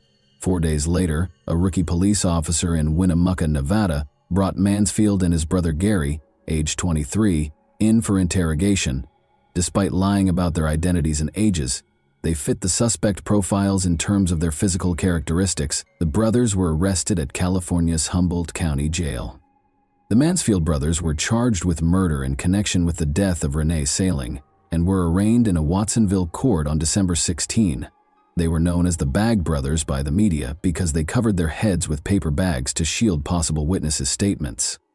On February 4, 1981, Justice John Marlowe ordered the Mansfields to stand trial for Renee's murder, despite their not guilty plea. The Hernando County Sheriff's Department in Florida secured a search warrant in mid-March 1981 in order to excavate the Mansfield family's Spring Hill, Florida property. After an informant claimed that a body had been buried on the property, this action was taken. After a protracted search and excavation, authorities finally discovered a real house of horrors. The first set of skeletal remains, which included a skull, was discovered in a shallow grave that was blanketed. These remains were sent for analysis right away. Dr. William Whitman, a pathologist, identified the bones as those of a female under 20 who had passed away approximately 5 years prior. Persuaded that the site contained more remains, Metal detection specialists and other officers from nearby counties were called in to assist. Continued excavations over the next few weeks produced more upsetting findings. On March 24th, investigators found a small sack of human bones beneath the fireplace, after initially finding the bones of cows and chickens. Inspired by this discovery, researchers dug deeper and discovered more skeletons, all of them young women. 4 victims' remains were discovered interred on the Mansfield property in Florida. Elaine Louise Ziegler, a 15-year-old adolescent girl who vanished on New Year's Eve of 1975, was identified as the first body discovered at the property based on the skull, skeletal features, and a missing tooth.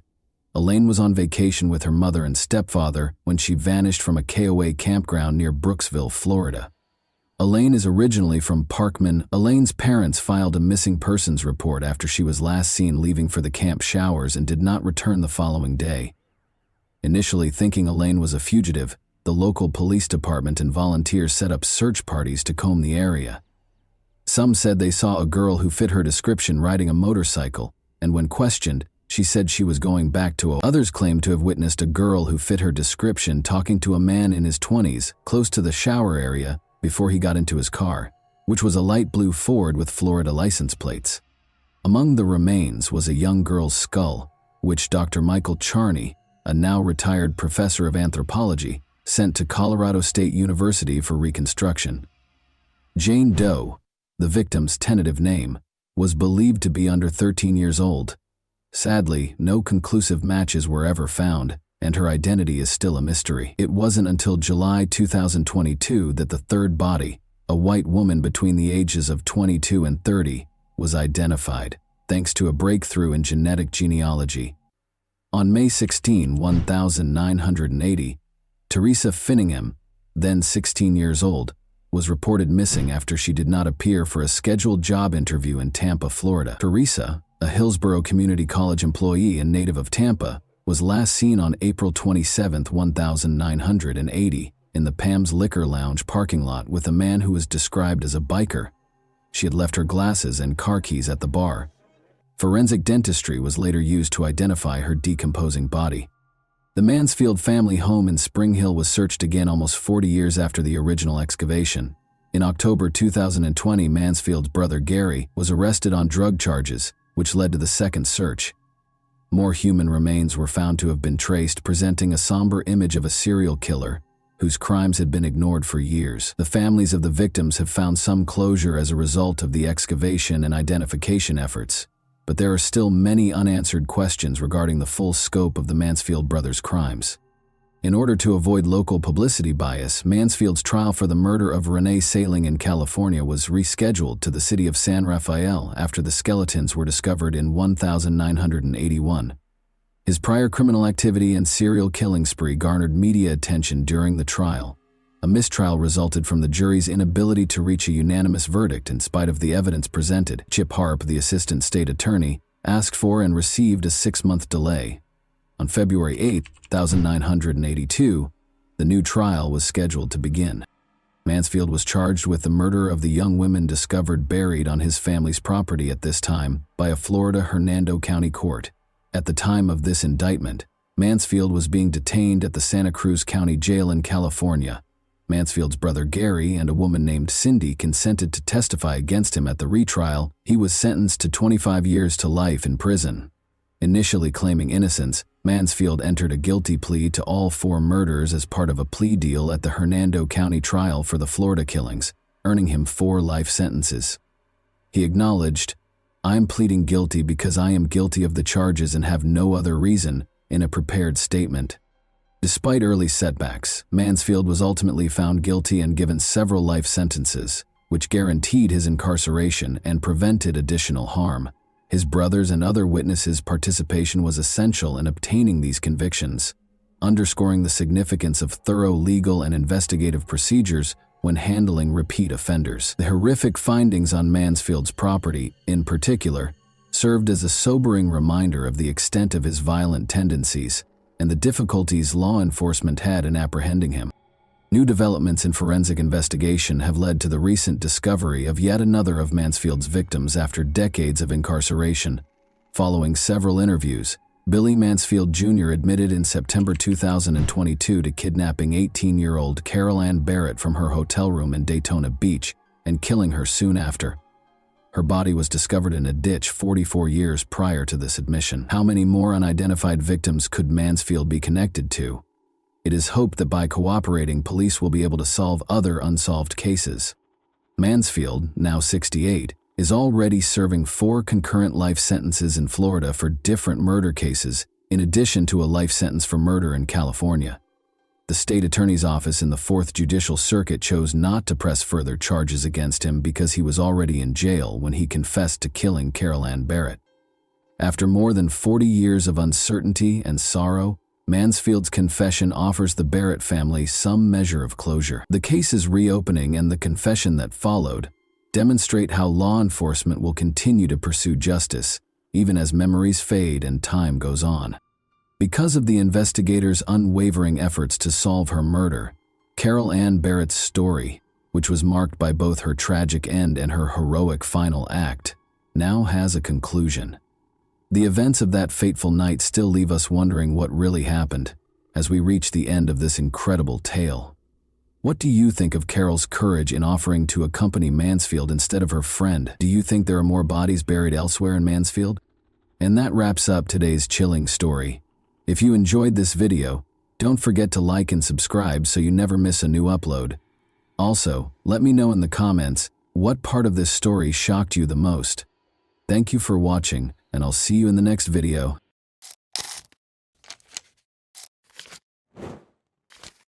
Hey guys, welcome to my channel, and today we're going to take a look at another horrible case with you. We examine the events that transpired in Jacksonville, Florida in this video. The body of Kim Dorsey was discovered in her house. Detectives discovered during the scene that she had attempted, but failed, to flee through her bedroom window. With multiple suspects, detectives had to put in a lot of effort to solve this case. Kim Dorsey was 38 years old in 2012. She earned a degree in civil engineering from the University of North Florida. She owned her own construction company, was a certified general contractor, and served as the director of training for Inspection Depot's Quality Assurance Division. She and her husband, Derek Dorsey, occupied a lovely home. Derek was a respected member of his community and had been a firefighter for 20 years. Everyone believed that Kim had the ideal marriage and that she was a lovely person. But when the front door of a perfect couple's house closes, nobody knows what happens inside. When Derek returned home from work on October 28, 2012, he found Kim's lifeless body. He dialed 911 right away. Though he believed Kim was dead, he told the operator that he was performing CPR on her. Derek responded that Kim might have hurt herself when the operator asked him what had happened to her. Police and an ambulance arrived on the scene. At the scene, Kim was declared dead. Derek suggested that Kim might have hurt herself to the 911 operator, but detectives investigating the scene knew right away that foul play was involved. Derek covered his wife's body with a blanket after locating her. Upon the arrival of the medical examiner, they took off the blanket and witnessed the severity of Kim's ordeal. Detectives were informed by Derek that he had left for work the morning before. Firefighters are on duty all day and all night. He expected to find Kim in bed when he entered the bedroom on Sunday morning just after 8 o'clock. It was very dark in there because of the heavy curtains. At the foot of the bed, he noticed Kim sprawled on the floor. Kim had already passed away when he dialed 911. Experts concluded during the autopsy that Kim Dorsey had passed away about 24 hours prior to Derek dialing 999. Police discovered a lot of evidence at the crime scene. Kim had a plastic tie around her wrists and ankles. On the floor was a broken pool stick. On the floor beside it was a gun. In addition, there was a knife on the ground near Kim's body. Both the bedroom doorway and the wall had bullet marks on them. The bedroom appeared to have been the scene of a firing incident. There were numerous things that required clarification. By examining the remainder of the house, investigators were able to determine the cause. The contents of drawers had been dumped out by someone who had gone through the kitchen. There was definitely someone searching. It was quite strange that the kitchen sink had a keypad that was connected to a surround sound system and 3 or 4 remote controls. The front door was undamaged and showed no signs of having been broken into. Nevertheless, investigators did observe an oddity. It was knocked over, a ceramic dog statue by the front door. They immediately reached their first conclusion. It didn't seem possible that a stranger could have broken into the house, stabbed Kim, beat her with a pool stick, and bound her with plastic ties. Either the intruder knew how to enter the house, or Kim Dorsey knew who had attacked her. The fact that Derek was the first suspect and brought to the police station to be questioned was not surprising. Derek was asked to provide more details about his work, his wife, and the previous weekend by the detective. He claimed that Kim spent a few hours shopping on Friday after leaving the house. They watched a movie at home in the evening.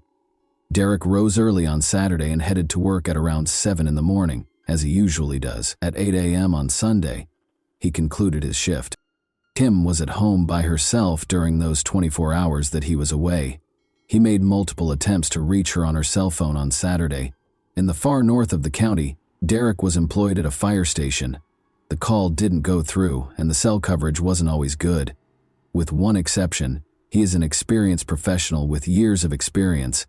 Everything Derek had told them so far made sense, but when he called 911, he informed the operator that Kim most likely hurt herself.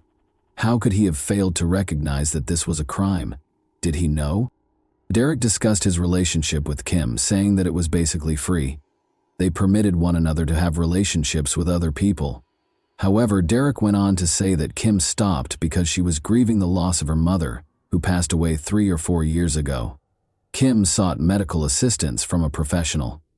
She may not feel as attractive as she once did because she gained a little weight while taking medication. Detectives needed to know whether Derek had adopted a more relaxed lifestyle since Kim had stopped doing so. Frequently, someone dies as a result of marital infidelity. Derek acknowledged that he was seeing another woman at the moment. Investigators wanted to know if Derek intended to divorce Kim. Would her passing have brought him any financial gain? Kim's life was uninsured when Derek was asked if his wife had a life insurance policy. For example, the detectives considered the amount of time it would take Derek to drive home from the fire station. It would take nearly an hour to travel the 15 miles between the two places. He was employed at a small fire station. After speaking with every firefighter, detectives came to the conclusion that Derek had a perfect alibi. The investigators then made the decision to consider an alternative. They were aware that Derek was referring to a girlfriend. Perhaps this woman wished to remove Kim from the situation. Someone may believe they were treated unfairly in a love triangle. Perhaps Derek didn't follow through on his promise to his girlfriend that he would divorce Kim. After being questioned by detectives, Derek's girlfriend was promptly ruled out as a suspect because she had a strong alibi. To examine everything again, investigators went back to the crime scene. Investigations may involve experts like blood spatter analysts in specific situations where it is unclear what happened and who was involved. They are able to elaborate on the specifics of what transpired. It was crucial to comprehend the events that led up to the fight, its beginning, and its conclusion. Experts concluded that Kim was hurt close to the bedside table in the first place. The left side of the bed was heavily covered in blood. She spent a considerable amount of time there after suffering severe injuries. Kim then regained consciousness and started to fight back, according to the evidence. She managed to reach her gun storage area. It was a revolver with 5 shots. She shot at whoever might have been standing in the doorway, using all 5 shots. Kim fired 5 shots, but she never hit her assailant. Kim must have been sitting or lying on the bedroom floor when she fired the shots because, as you can see, the bullets flew from bottom to top. She missed 5 shots, as I mentioned. The offender came back into the room with a pool stick and hit her until the stick broke after realizing she had run out of ammunition. The pool stick was broken against Kim's body, and it would take a lot of force to break one. Additionally, the offender stabbed her in the neck. New information about the crime and its possible perpetrator was revealed by the thorough investigation. A pool stick kept on the second floor was the most obvious murder weapon. Kim had plastic ties on her wrists and ankles, which investigators were able to find were also kept in an upstairs office. It was one of a set of knives in the kitchen. All of this suggested that the person who committed this crime knew the house well. He knew Kim well enough to enter her house and was aware of its contents and location. Investigators believed this suggested that the crime was committed by a family member. Kim had contact with a man prior to her death, and that contact was against her will. according to injuries discovered on her body during the autopsy. You understand what I mean. Thus, the police had the offender's DNA sample. There might have been other men in the house while he was at work, according to what Derek Dorsey told them. This increased the number of possible suspects, and all of them needed to be tested by the police. Derek was asked by detectives to provide the names of any men who might have been in the house. Derek worked as a general contractor at a construction site in addition to being a firefighter. Derek's home was once occupied by some of the people he used for his contracting business. According to Derek, he used to work with a man named Lance Kirkpatrick, with whom he became friends. Derek allowed Lance to stay in his home for a few months while he dealt with his issues. Derek, however, requested that Lance leave after he began abusing drugs. Derek claims that Lance was on a boat in the Atlantic Ocean the weekend the crime was committed. Derek mentioned a man by the name of Joshua Veal as the second individual. Derek tried to assist Joshua, made friends with him, and gave him some work. After some arguments, Derek and Kim allowed Joshua to live in their home before Joshua eventually moved out. However, Derek stated that he was still supposed to meet Joshua the morning he found Kim's body and continued to hire him for odd jobs. Derek was going to pick up Joshua Veal on Sunday morning after he got off work. Joshua failed to show up for their scheduled meeting at a convenience store. If he wanted to earn money, why wouldn't he attend this meeting? Joshua thus turned into a suspect. Joshua Veal's criminal history was found by the police, primarily for drug offenses. After being arrested, he was brought to an interview room. Joshua was asked to explain his weekend activities by the detective. He stated that he had spent the entire weekend, including the moment the detectives thought the crime was committed, having a party at his house. The investigator then inquired as to whether he and Kim Dorsey were romantically involved. Although he said no, he made it clear that he thought Kim was a very attractive woman and that he wouldn't mind dating her. The detective eventually told Joshua that Kim had passed away. The detectives were surprised by his response. He broke down in tears. But was he pretending, or were his feelings real? They released him, after obtaining a DNA sample from him. The DNA discovered on Kim Dorsey's body was not Joshua's, according to forensic analysis. The police have one less suspect as a result. Derek gave the police the names of other people who knew his house. They were all excluded after submitting DNA for analysis. After that, investigators made the decision to go back to the crime scene once more. But this time, they wanted to take Derek on a tour of the house. It was quite odd that they discovered 4 remote controls for the surround sound system in the sink. When they first inspected the kitchen, water had been poured into the remote controls, most likely to remove the DNA. When Derek managed to turn on the television, an adult film started right away. According to Derek, it wasn't his film. Is it possible that the offender was watching television? Derek recalled that the house had recently been occupied by another man. They were experiencing issues with both their television system and the remote control. An employee of the business that sold them the system stopped by on Friday afternoon and adjusted the surround sound. About 12 hours prior to Kim's death, this man was in the house. What would happen if he chose to return while Derek was at work? Detectives found this man quickly and started interviewing him. They saw that his hands were cut. He claimed it was nothing out of the ordinary that he had injured himself at work. He consented to give his DNA and denied any role in Kim Dorsey's ordeal. The DNA that was discovered on Kim's body did not match it. When an officer came across a routine police report of temporary unauthorized use of a vehicle, things quickly started to go south. That's a pretty fancy way of saying that you let someone take the car even though it was stolen. Just 17 hours prior to Kim's passing, the theft took place. A police report was filed by the girl who claimed the car was stolen. Lance Kirkpatrick was the man she let use the car, and he never came back. Early in the investigation, Derek Dorsey was recalling who had visited his home when he heard the name Lance Kirkpatrick. However, Derek thought Lance was in the ocean at the time of the crime, on a boat. Detectives were informed by the girl who reported the car stolen that she, Lance, and other people were at a party on Friday night. She let him use her car, and Lance consented to go get a drink at the store. Lance Kirkpatrick departed at that point and never came back. Investigators made the decision to learn whether the vehicle ever came close to Kim Dorsey's house. Neighbors were interviewed by the police when they arrived on the scene. Dorsey's neighbor first told one of the patrol officers that he had spotted a small blue SUV there that day. It was identical to the vehicle Kirkpatrick had taken. The SUV was reported to the police a few days later. They discovered surveillance footage that verified the blue SUV was outside Kim's house at 6:30 a.m. on the day of her death. Lance Kirkpatrick was the top suspect after police saw this surveillance footage. They contacted the woman from whom he had stolen the car in order to locate him. Although she didn't know Lance's location, she claimed to know where to look for Brian Kiefer, one of his friends. After being brought to the police station, Brian was questioned about Lance Kirkpatrick. Brian was at the same party when the SUV vanished, investigators discovered. Being one of the people who allowed Lance to use the car, Brian claimed to have spent the entire night driving around in a taxi in an attempt to find out where Lance was. It took him until the following day to locate him. According to Brian, Lance appeared unkempt and he saw that one of his arms was injured. What Brian went on to say was totally surprising. Lance informed him that he was going to jail because he had killed a man. It was a beating, he said. There are a number of reasons why someone would confess to a crime. To begin with, due to guilt. They are unable to tolerate it. They are unable to conceal it. Keeping it to themselves is not an option. Alcohol and illegal substances may be the cause of reason number 2. When an individual loses self-control and begins babbling.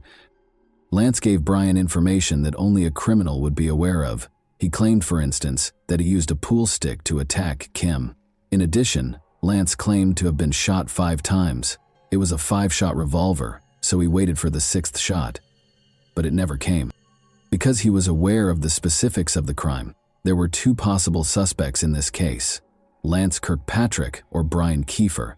Brian informed investigators that Lance was hiding in his home's attic. An arrest was made for Lance Kirkpatrick. Throughout the interview, he remained composed. He was questioned regarding his relationship with Derek Dorsey and the last time he visited his home. "I was there a week or a week and a half ago," Lance said.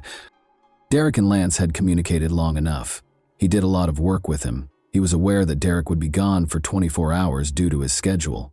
Kim would be home alone, he knew. Lance was questioned by detectives regarding her relationship with Kim Dorsey. He claimed that their relationship was trouble-free, but the interview ended there because Lance insisted on having a lawyer and would not respond to any questions. Investigators had to find another way to prove Kirkpatrick was at Kim's house because he refused to cooperate. Numerous questions could have been addressed by DNA testing. Lance's father provided a DNA sample which investigators compared to Kim's body. The parallels were striking. It cleared Brian Kiefer, another suspect, in addition to confirming Kirkpatrick as the murderer. Investigators think Kirkpatrick had some sort of evil scheme based on his actions in the hours leading up to the murder. As you are aware, Lance drove away in someone else's vehicle that Friday night and returned. He was aware of the route to Kim's home. He was aware that Derek would be gone for 24 hours due to his schedule. Kim was alone at home, and he knew it. He was aware that the spare key was stored beneath the statue of the dog. Taking that key, he went inside the house. Kim Dorsey most likely heard him at that point. The specifics of what transpired next, however, remain unclear. Lance Kirkpatrick first entered a not guilty plea in spite of the overwhelming evidence. However, Kirkpatrick acknowledged that he was responsible for Kim's death during a trial that took place almost 2 years after her passing, but he maintained that he had no intention of killing her. Kirkpatrick claimed that Kim Dorsey was training him and that he was good friends with the Dorseys. He claimed that after going to the gym 3 or 4 times a week with Kim Dorsey, they occasionally got together for drinks and flirted, which occasionally resulted in intimate contact. It wasn't anything constant. It was random. It wasn't planned, Kirkpatrick remarked when discussing his private meetings with Kim Dorsey. According to Lance, on the day of Kim's passing, they had intimate, consenting contact. He acknowledged that he was the owner of the adult film's DVD. He asserted that after they were done, Kim Dorsey was upset with him for assisting her husband in meeting other women. She snatched up a gun in her anger and began shooting him. He claimed that everything that transpired after that was because he was essentially attempting to defend himself by fighting back. He claimed that after leaving the pool stick in the kitchen, he fled and hid there. He claimed that in an attempt to seize the gun from Kim, he dashed over and swung the pool stick wildly. He claimed that after knocking her unconscious, he tied her up with plastic ties and placed the gun in his back pocket. He claimed that after the shooting, he decided against tying her up because he believed it would look bad when the police showed up. He claimed to have located a knife to cut the plastic ties, but they began to struggle when Kim eventually grabbed the knife. He claims that he stabbed her by accident. The police never showed up, and he fled because he was too scared to dial 911. "I was frantic. I didn't know what to do. I was scared. I just sat and was waiting for the police," Kirkpatrick recalled. The prosecutor tried to expose Kirkpatrick's deceit and inconsistencies in his testimony to the jury during cross-examination. Finally, the state wanted Kirkpatrick to explain to the jury the punishment he believes he should receive. "I'm guilty," revealed Kirkpatrick. "I don't know what I want right now." Lance Kirkpatrick received 3 life sentences without the possibility of parole in May 2015. The jury suggested life in prison, but he could have received the death penalty. His mother pleaded with the jury to spare him from death. With tears in his eyes, Derek Dorsey delivered a victim impact statement following the sentencing. According to Derek, Kim Dorsey was much more than just a firefighter's spouse. All of her achievements, including earning a degree in civil engineering from the University of North Florida and launching her own company, were attributed to her intelligence, strength, and hard work, he said. Derek expressed his disappointment with the sentence in an interview, saying he had hoped for the death penalty. And that wraps up today's chilling story. If you enjoyed this video, don't forget to like and subscribe so you never miss a new upload. Also, let me know in the comments what part of this story shocked you the most. Thank you for watching, and I'll see you in the next video.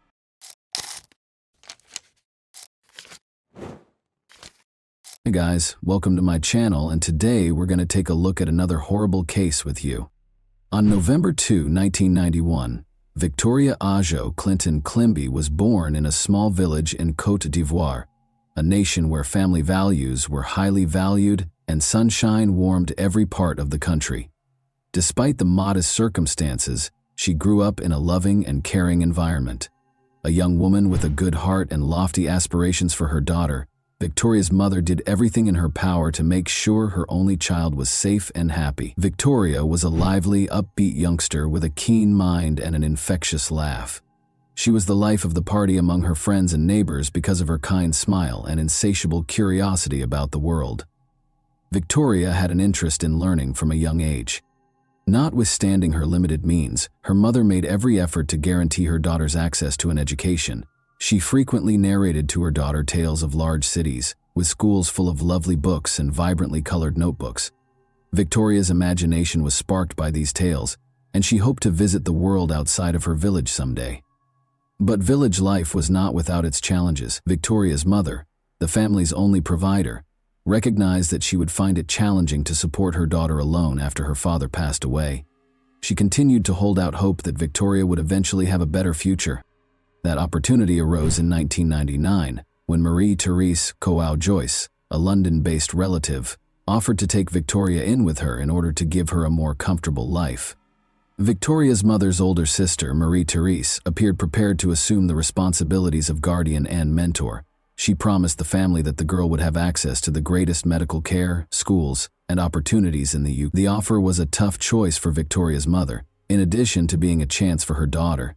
She was concerned about letting her child go so far away, just like any other mother. But Marie-Therese managed to persuade her.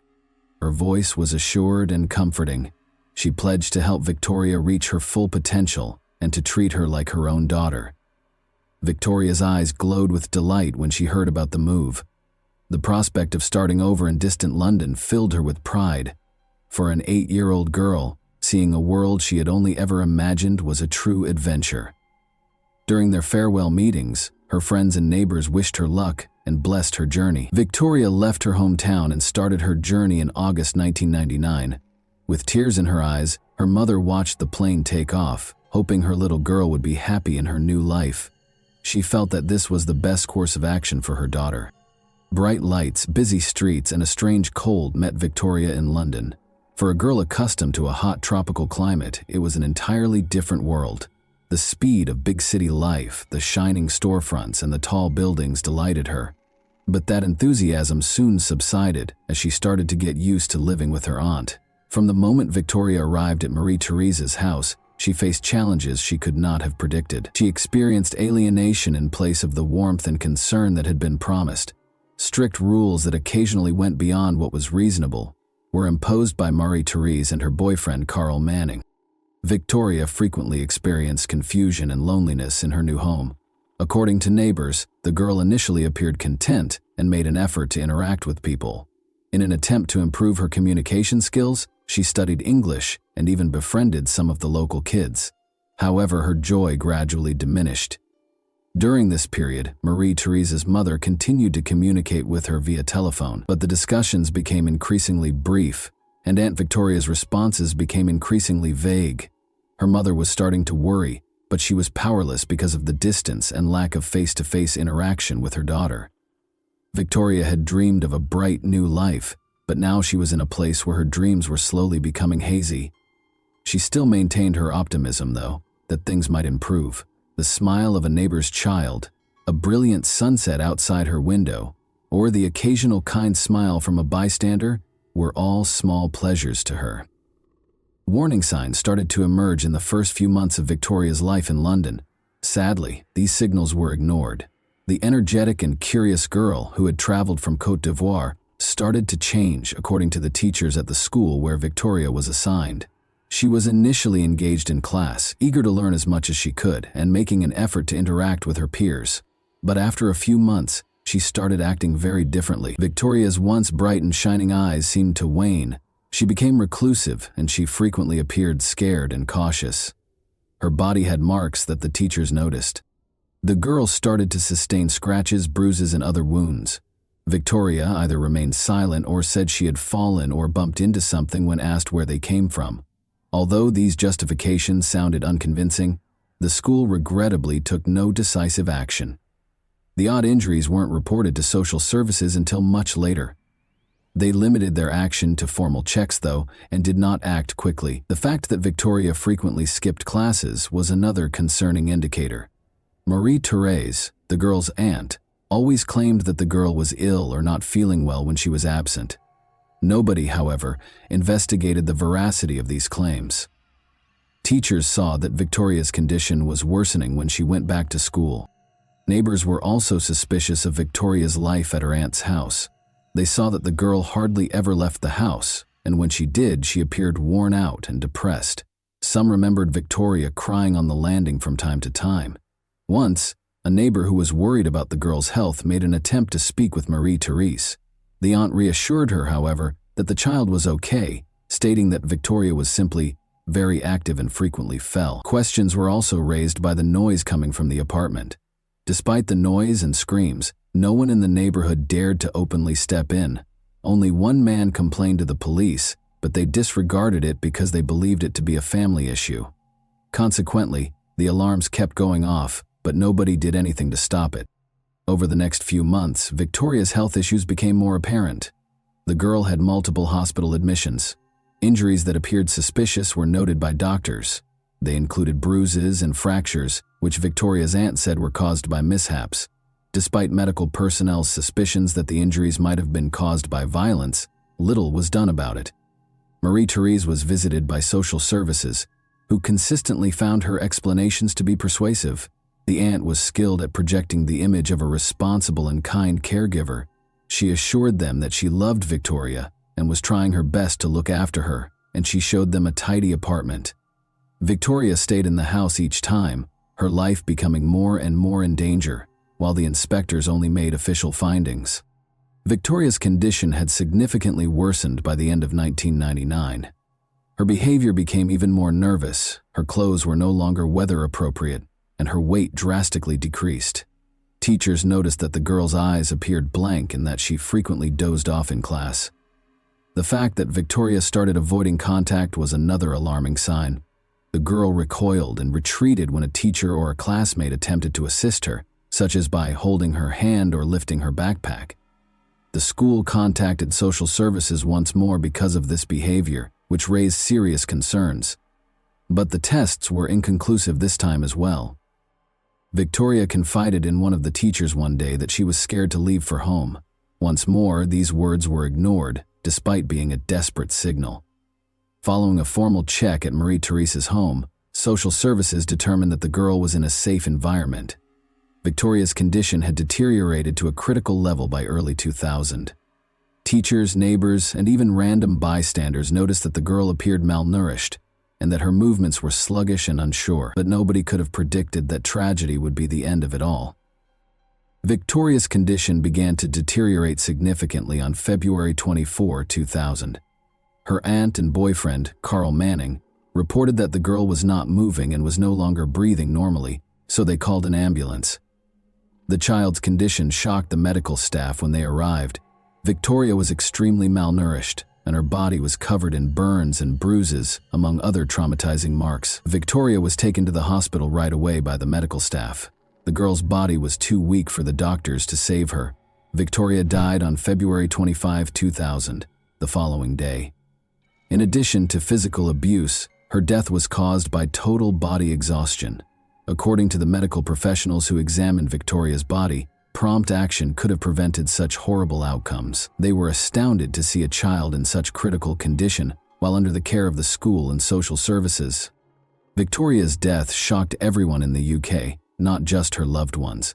People found it incomprehensible that a child with such obvious suffering had gone unprotected. This case came to represent structural issues with the way the police, social services, and medical fields operate. The police opened an investigation as soon as Victoria Climie passed away. Her multiple injuries, critical exhaustion, and hospitalization circumstances sparked serious suspicions among doctors, who promptly informed law enforcement. Detectives concentrated on obtaining all available evidence after realizing they were dealing with a tragedy that could have been avoided. Finding out what transpired behind the closed doors of Victoria's home and prosecuting those responsible were their two main objectives. The investigators immediately proceeded to the apartment where Victoria had resided with her aunt, Marie Therese Joyce, and her boyfriend, Carl Manning, after securing a search warrant. The apartment appeared to be fairly typical at first glance, with a tidy interior, spotlessly clean surfaces, and fresh flowers on a little table in the living room. However, the seasoned investigators saw right away that the house appeared to have been specially prepared for their arrival. Everything appeared overly sterile, as though the proprietors were attempting to project an illusion of well-being. Their first observation was of Victoria's bedroom. It was a stark contrast to the other rooms. The girl's room literally screamed coldness and neglect, while the living room could be described as comfortable and well-kept. A teenager's room didn't even have the slightest hint of a childlike atmosphere. There were no toys, books, or vibrantly colored furniture in place of empty walls that were unadorned and uncozy. There was only a thin, tattered blanket on the bed, obviously unfit for the winter. There were absolutely no pillows. The room's sparse furniture had a worn-out, scratched appearance. Victoria's clothing, shoes, and school supplies were all in bad shape. It appeared as though no one had updated her closet in a while, because the majority of the items were either too small or badly worn. People were especially interested in the girl's shoes. Since they were light summer shoes, they were totally inappropriate for the severe winter weather. For the investigators, this was a warning sign. There was obviously a problem. The atmosphere in the room was one of neglect, if not apathy, rather than concern and care for the child. The signs of violence that the experts discovered upon closer examination, however, were the most terrifying finding. At first glance, the stains on the walls and furniture looked like filthy streaks, but the experts soon concluded that these were blood traces, partially obscured but discernible to the trained eye. Although the room's floor appeared to be clean, there were still questionable stains on it, which later proved to be attempts to conceal something awful. A tiny plastic container was standing in one corner of the room. The investigators discovered an even more sinister image when they opened it. There were broken toys inside. The only things that truly belonged to Victoria, it seemed, were these. They appeared to have been purposefully broken to prevent the girl from playing with them, or thrown there to get rid of them. The overall impression that the child was being treated like an unnecessary burden was only strengthened by this. There were also indications of neglect in the kitchen. There was almost nothing in the refrigerator. There was a juice box, a stale piece of bread, and a few cans of canned food. Marie-Therese had previously stated that she had always provided for Victoria's nutritional needs, which contrasted sharply with this limited food supply. Investigators questioned how the girl ate, given the scarcity of food in the home, or was it more likely that she was just not eating enough? When the detectives discovered multiple locked cabinets, the situation became even more concerning. Marie-Therese responded to the request to open them with blatant hostility and made an effort to avoid doing so by claiming private reasons. She only grudgingly gave up the keys after protracted discussions, and when she was threatened with having the entire cabinet seized. Everyone in the room was shocked by what they saw when the doors opened. Belts, wires, and wooden sticks were among the objects in the cabinets that were obviously intended for physical abuse or punishment. The wires were coiled into tight loops, and one belt featured a metal buckle. These results, which presented a horrifying image of the potential abuse Victoria endured, spoke for themselves. Each of these objects was captured on camera, meticulously recorded, and confiscated for additional analysis. The investigators knew that every little detail from these findings could be important in revealing what was happening behind that tidy but dishonest facade. The state of Victoria's room revealed much more than the apartment's adult residents were willing to acknowledge. After compiling all the evidence, the investigators started to depict the girl's life as one of hardship, suffering, and possibly cruelty. Investigators were immediately struck by Marie-Therese, Joao Joyce, and Carl Manning's behavior when they were called in by the police for their initial interrogation. Despite their caution, they made an effort to project confidence. Although Marie-Therese appeared nervous, her responses sounded practiced, as though she had readied herself for potential queries beforehand. She started to maintain her innocence right away, saying she loved Victoria and tried her hardest to look after the girl. Victoria was a difficult child, the woman said. Despite her temper, Marie-Therese characterized Victoria as a mischievous child who was allegedly prone to accidents. She was constantly sick, she didn't do well in school, and she and I always had difficulties, but I did everything I could to help her. I tried to be a good aunt to her. She claimed that the girl's clumsiness was the cause of the bruises and injuries on her body. The reason for her emaciation, according to Marie-Therese, was solely her lack of appetite.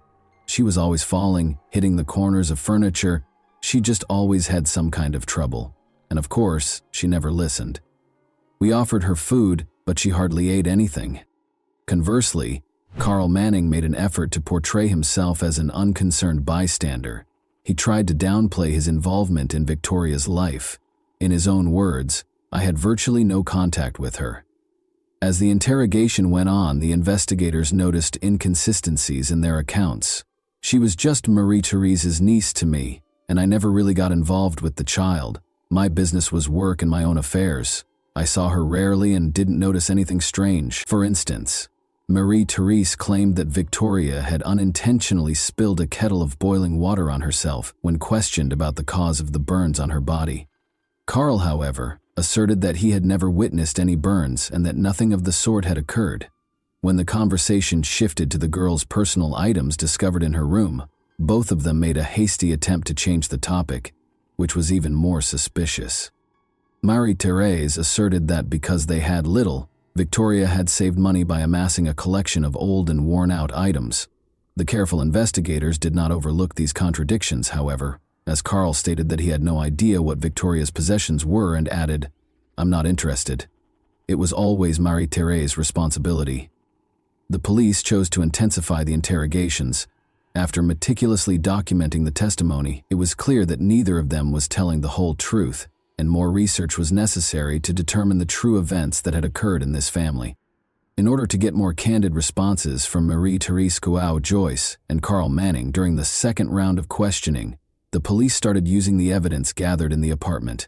In addition to providing an expert report that unequivocally stated that the girl's burns could not have been caused by unintentional contact with hot water, the investigators displayed photos of the bloodstains discovered on Victoria's room's walls and furniture. The suspects' responses only served to heighten suspicion of their guilt because this evidence was indisputable. The situation became even more muddled with each of their new responses. Investigators started posing direct queries, such as, what caused the bloodstains on the furniture and walls? Why hadn't anyone gotten help if Victoria had actually just fallen? If the wounds were that bad, Marie-Therese was unable to provide a definitive response to these questions, either stating that she didn't think it was serious or citing memory problems.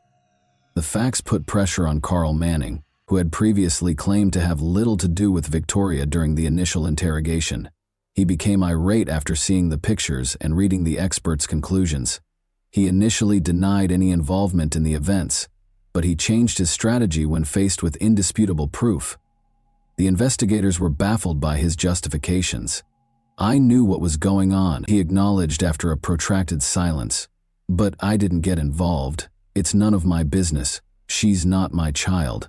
I thought it was Marie-Therese's problem and let her deal with it herself." They emphasized that he was obviously a witness to what was taking place, even though he claimed not to be involved. Although Carl acknowledged that he had noticed the girl's body was bruised and injured, he added that he had no justification for getting involved. Under the weight of indisputable evidence, Marie-Therese eventually acknowledged during one of the interrogations that she occasionally lost her temper and turned to physical punishment. She told investigators that these were common ways of raising children, that they were accepted in her culture, and that she didn't see anything wrong with them. "Children need discipline sometimes," she said. Investigators discovered, however, that beneath those words was a harsh reality. "I use the belt to show them what is right and wrong. It's not violence, it's education." Examining the belts in the locked closet revealed marks that might suggest they were used repeatedly for striking. Furthermore, Victoria's cuts, bruises, and burns showed that the penalties were far more severe than what could be referred to as discipline. Marie-Therese, Coau Joyce, and Carl Manning were arrested by the police on the basis of the evidence they had gathered, which included witness statements, forensic tests, and the suspect's own confessions. They were accused of abusing children and killing Victoria. Investigators worked diligently to piece together a horrifying account of the girl's life, filled with cruelty and suffering, which led to these charges. During her arrest, Marie-Therese made an effort to defend herself by stating repeatedly that she did everything in her power and never intended to hurt Victoria. Investigators interpreted her trembling voice as fear of punishment rather than sincere regret. She persisted in asserting that her parenting techniques were required because Victoria was a challenging child. But in light of the overwhelming amount of evidence discovered during the investigation, these justifications began to seem less and less credible. The way Carl Manning acted was different. He said nothing and made no direct effort to defend his behavior, but his actions showed that he wanted to completely shift the blame to Marie-Therese and absolve himself of it. The investigators were convinced that he was an accomplice, even though he did not start the violence because of his unwillingness to step in and his claims of fear of conflict. Investigators stressed that Victoria's death was the result of a protracted cycle of violence that was evident to those in her immediate vicinity and that, with greater resolve, could have been prevented. Both the girl's death and the inaction of those who could have stopped it were tragic aspects of this tale. When Victoria Climie's trial started in January 2001, it quickly rose to the top of the UK's discussion list.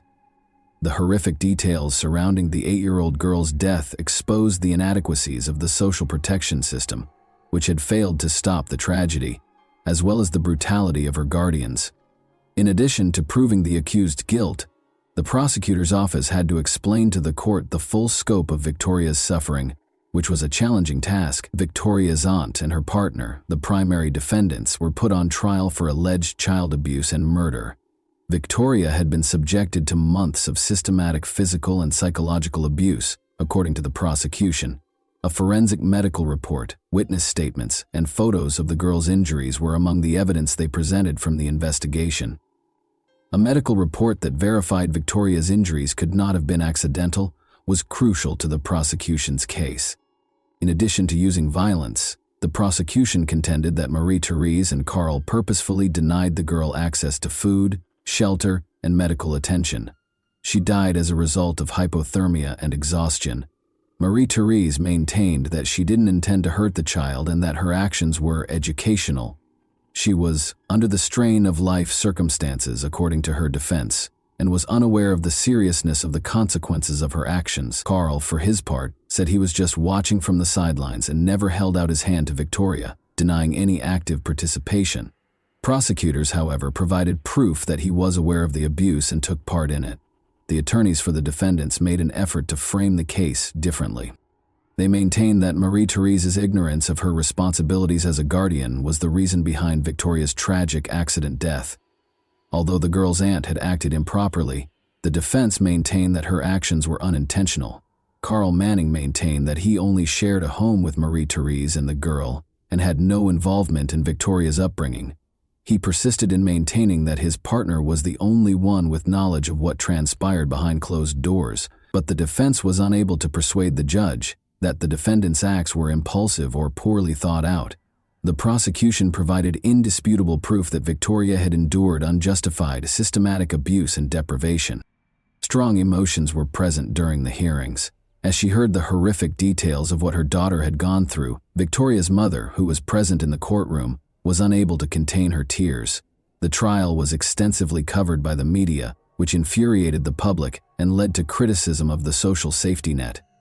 The jury returned a verdict on January 12, 2001, following weeks of hearings. Carl Manning and Marie-Thérèse Kouajoyce were convicted of Victoria Kleinham's murder. The judge stressed that they had intentionally caused the child to suffer and said their actions were cruel and premeditated.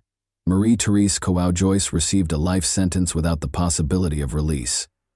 Carl Manning was given a life sentence with at least 20 years to serve after the court found him guilty of murder and complicity in child abuse. And that wraps up today's chilling story. If you enjoyed this video, don't forget to like and subscribe so you never miss a new upload. Also, let me know in the comments what part of this story shocked you the most. Thank you for watching, and I'll see you in the next video.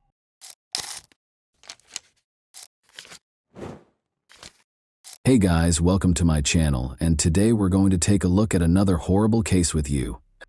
Residing in the dying neighborhood. Generally speaking, those who haven't moved in a long time know their neighbors well. They are aware of whom to avoid and to what degree, as well as whom to trust. After years of cohabitation, neighbors can occasionally get closer than certain family members. When the family is traveling or on vacation, they are expected to take care of the house and property. Without thinking twice, they invite each other over and let their kids eat delicacies from these people. On occasion, though, the longtime neighbor may prove to be a true madman who has been waiting for the proper opportunity. In recent years, the Diana Garnica case has grown to be one of Argentina's most dramatic. The inquiry took a great deal of time and effort, and the culprit might have avoided punishment because the victim's body was never located. There was hardly any direct proof against him, and he refused to acknowledge his guilt. Who was the family of Diana Garnica? Early life. On March 3, 2000, Diana Abigail Garnica Cisneros was born in the town of Villa Mariano Moreno El Colmenar, Argentina, in the province of Tucumán. Being the youngest daughter and the seventh and second to last child of her parents, she grew up in a huge impoverished family. Her parents, Elizabeth Susana Cisneros and Ramon Garnica, put a lot of effort into providing for their numerous children and making their homes at least passably comfortable. Diana, the family's youngest girl, was adored by all. Her older siblings looked after her, and her parents loved her. She performed well academically, had a gift for sketching and a love of dancing from an early age. She was very close to her elder sister Sonia, who basically looked for her upbringing while their parents were at work, and she was exceptionally smart and reasonable for her age. She also never lied to her family and had no secrets from her parents. Due to the Garnica family's strong religious beliefs, the parents and kids routinely went to church and made an effort to live morally upright lives. In order to assist their parents to some extent, the elder kids also started working when they were teenagers. Each of the younger ones had their own duties and was responsible for keeping the house in order. Diana always wanted to help others around her, thus she dreamed of becoming a doctor, was incredibly responsive, friendly, and sensitive. She stated that she would purchase her parents a large home so that her mother could create the flower garden and fruit trees she had always imagined, and she intended to establish a prosperous career to support her family. Unfortunately, relocating to a different city would never allow these dreams to come true. Following Ramon's job loss due to deteriorating financial difficulties, the parents divorced in 2013. The family was compelled to relocate to Juan Bautista Alberti, which is in the same province as Tucumán. They found the transfer to be quite challenging, and at first their issues only got worse. After more than 20 years of marriage, the couple's relationship rapidly soured. After they started fighting all the time, they finally came to the conclusion that they could no longer be together. All of the children were shocked by the divorce, but the youngest ones were most affected. When Diana found out what had happened, she was devastated. A 13-year-old girl's world fell apart in a second, and she was unable to comprehend what would happen next. The father continued to provide for his ex-wife and kids in spite of their split, but he soon had another family. Elizabeth also suffered a great deal as a result of the divorce, but she was fortunate to find a good profession that paid well for the area, and her kids helped to support her. The family gradually adjusted to their new situation, became comfortable in their new house, formed friendships, and built strong bonds with the locals. A Dario named Javier Suarez resided across from the Garnica family. He was a 36-year-old man who was incredibly nice, amiable, and lovely. He was raising 4 children with his spouse, Yasmina Alejandra Villarreal. In addition, he had 1 unmarried child and 2 children from prior marriages. Notably, the Garnicas only lived in Juan Bautista Alberti for 6 months after Dario and his family relocated there. Since they were new to the neighborhood, maybe that's why they became fast friends so quickly. Suarez had previously resided in the northern Argentine province of Santiago del Estero. Dario worked at a brick factory in the area alongside his wife, 2 brothers, and a few other family members, moved within a mile of their residence.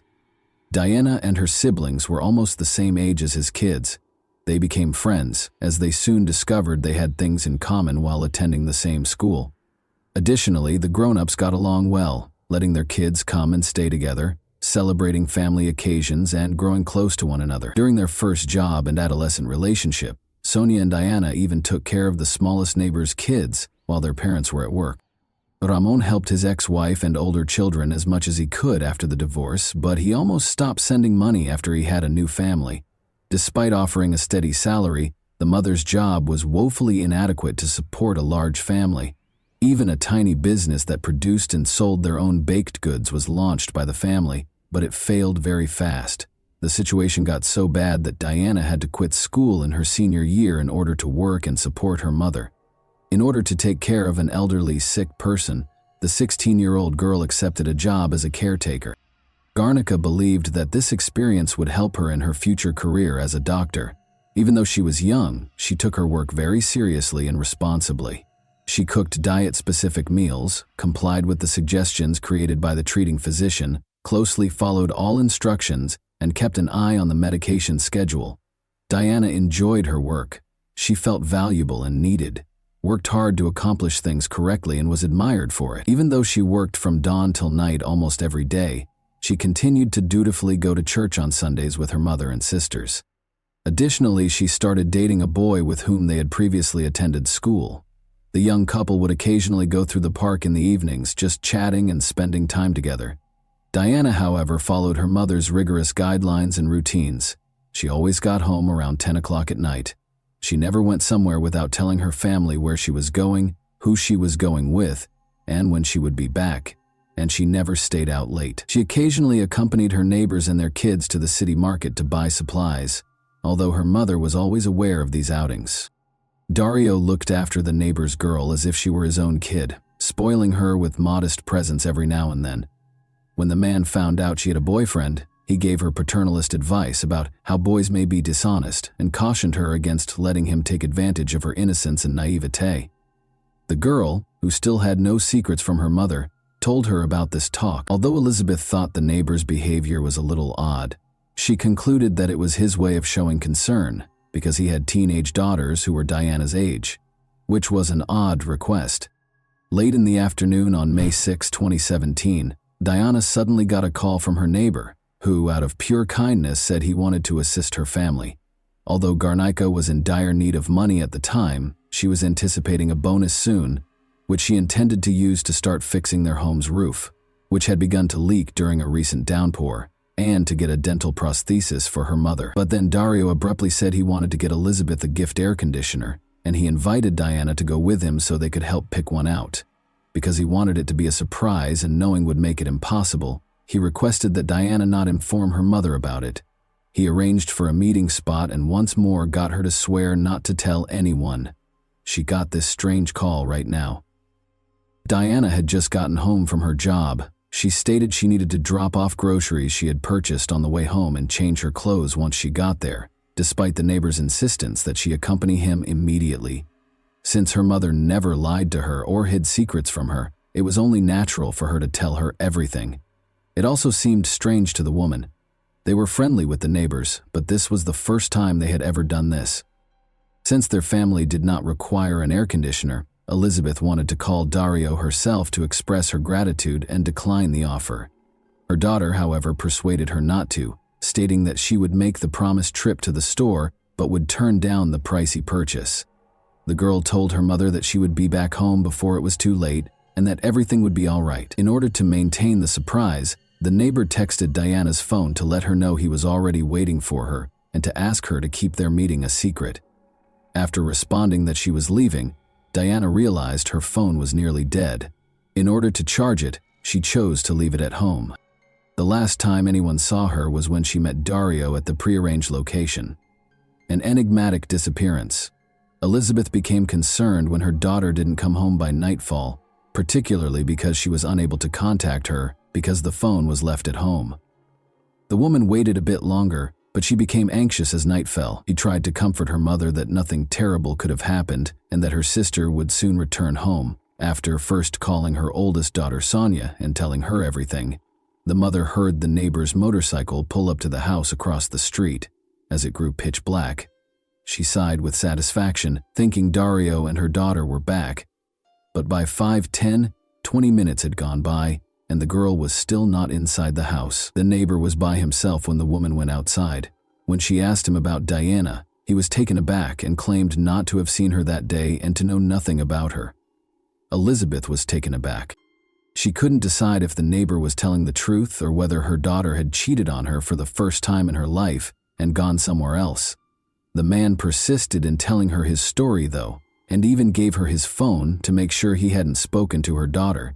He had, of course, erased all the messages and calls by then. Concerned about the girl's whereabouts, Dario even volunteered to drive around the area with her mother to find her and question the teenager's friends and neighbors if they had caught anything unusual. But instead of accepting his assistance, the woman chose to begin the hunt on her own.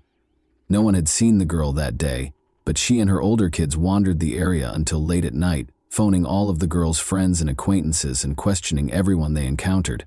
When Elizabeth got home, she checked her daughter's phone and discovered that her daughter had not erased 2 missed calls and a message from the neighbor. The woman was so certain that Dario was lying that she called the police and her ex-husband to report their youngest daughter missing.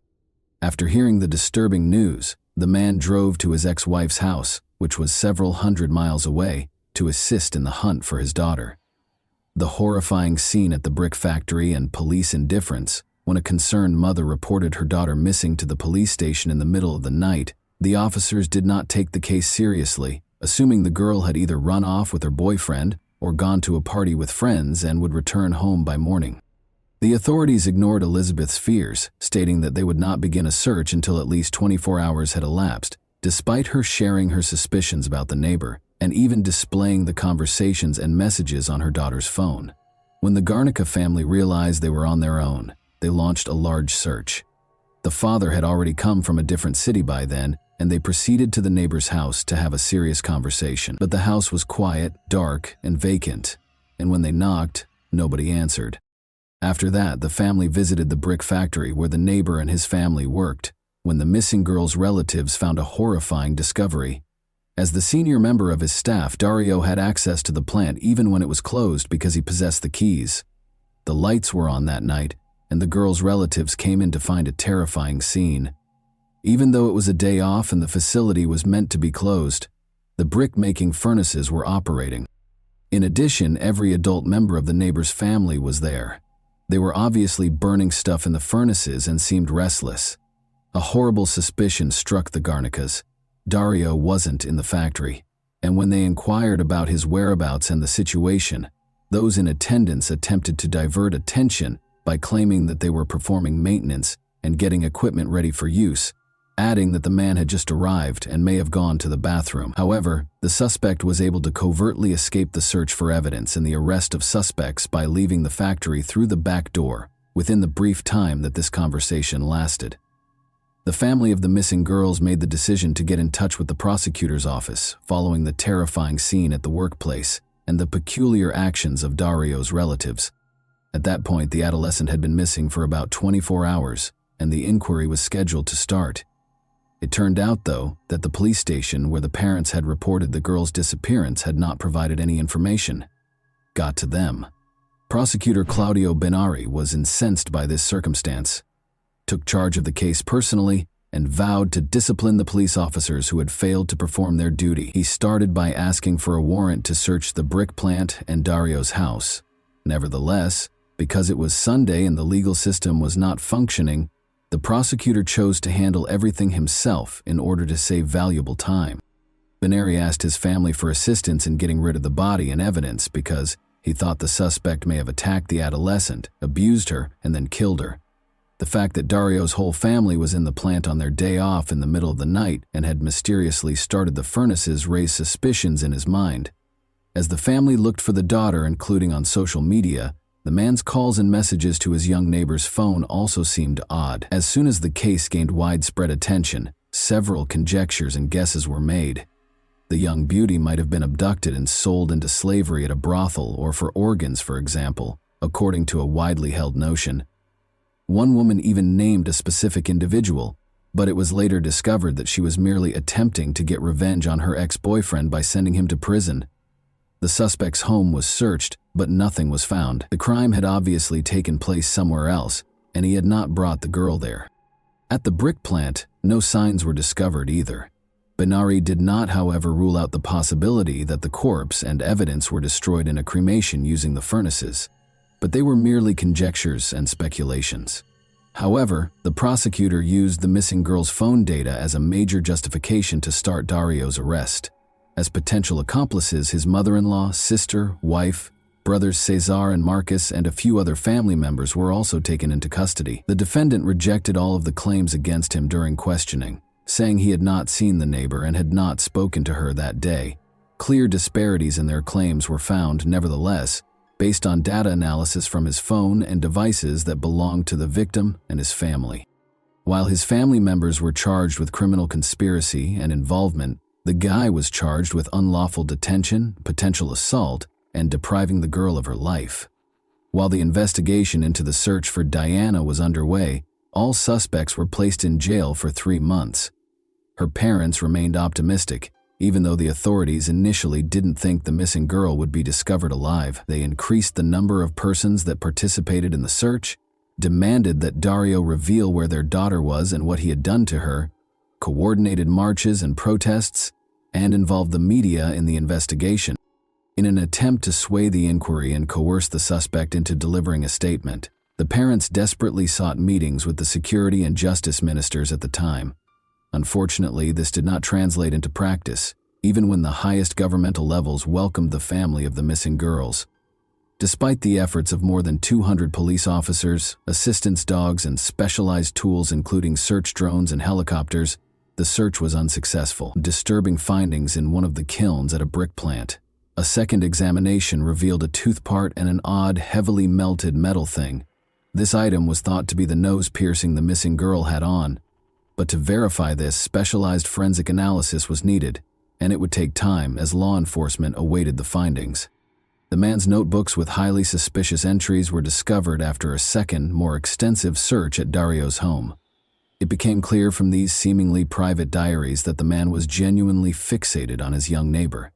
When the family moved in next door to his house, everything began. She was just 13 years old at the time.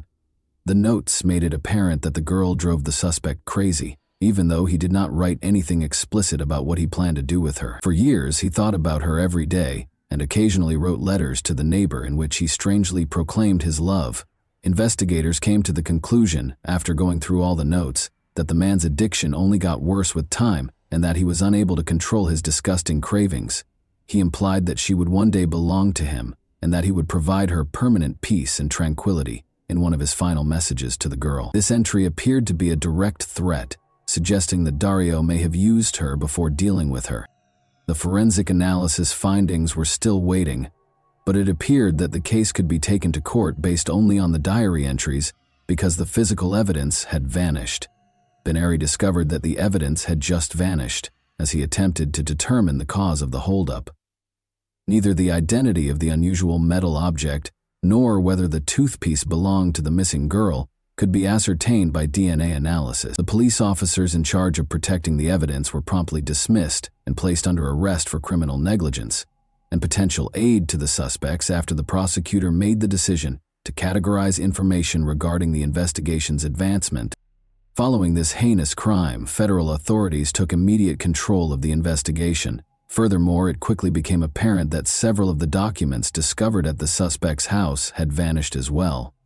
The final letter, in which he pledged to provide the girl eternal rest, was one of them. The case might just collapse in the absence of these pieces of evidence, and the offender and his associates might not be held accountable. 3 months later, however, no steps were taken to help identify the location of the missing physical evidence. Although the suspect's incarceration period had ended, it was dangerous and clearly threatened to result in a loss to take the case to court without important evidence. The child's phone data and the testimony of a random bystander who saw the suspect and the missing girl strolling together down the street on the day she vanished were all that was left. The court only partially approved the defense's request, which called for Dario's attorney to have the entire investigation ruled unlawful. His client released immediately, and the search results revoked because they were carried out without a special order. All of his relatives were freed because no particular charges could be brought against them, but the primary suspect was still in detention. But Dario was also freed in May 2019, 2 years after the girl vanished. The body had not been located, no new evidence had surfaced, and the investigation had not advanced during that time.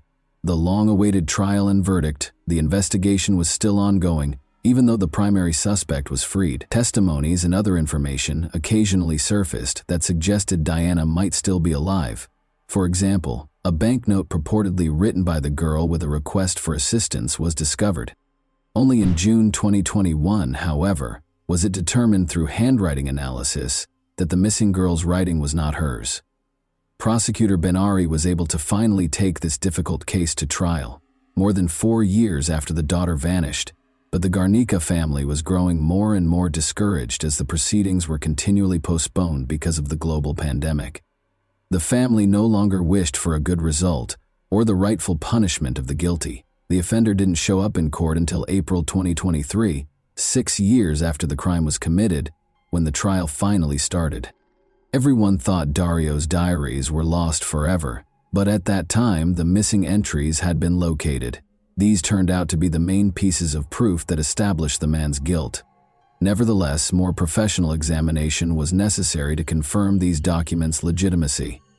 Furthermore, 2 additional witnesses entered the case. One was the ex-lover of Dario, who said he had wooed her when she was just a teenager. She also said that she was by no means the only young girl the suspect had abused in this manner, and that he always had a weakness for them.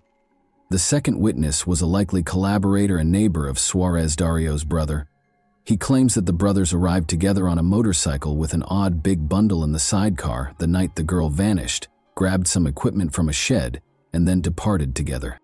Because Suarez was always erratic and violent, the witness had been silent for a long time out of concern that he may hurt his family. The defendant, who said he would never hurt the adjacent girl since he considered her to be his daughter, never acknowledged his wrongdoing. However, a guilty conviction was rendered based on the limited evidence. The missing girl's body was never located, and the events of that terrible day were meticulously reenacted. This proved that the man had seduced the adolescent, taken advantage of her, killed her, and disposed of her remains, likely with the assistance of his family. Dario was convicted of kidnapping and exploitation on May 2, 2023. He was given a life sentence without the chance of release for taking Diana's life. No other family members, including his brother Suarez, could be held responsible. And that wraps up today's chilling story. If you enjoyed this video, don't forget to like and subscribe so you never miss a new upload. Also, let me know in the comments what part of this story shocked you the most. Thank you for watching, and I'll see you in the next video.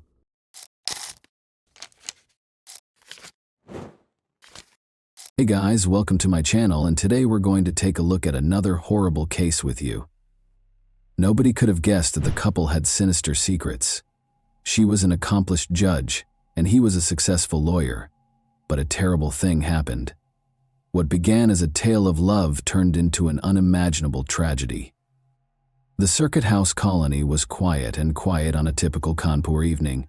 However, a mystery that would soon upend the life of Pratibha Gautam, a respected judge who had only moved to the neighborhood a few months earlier, was hidden behind the walls of one apartment in a government-provided residence.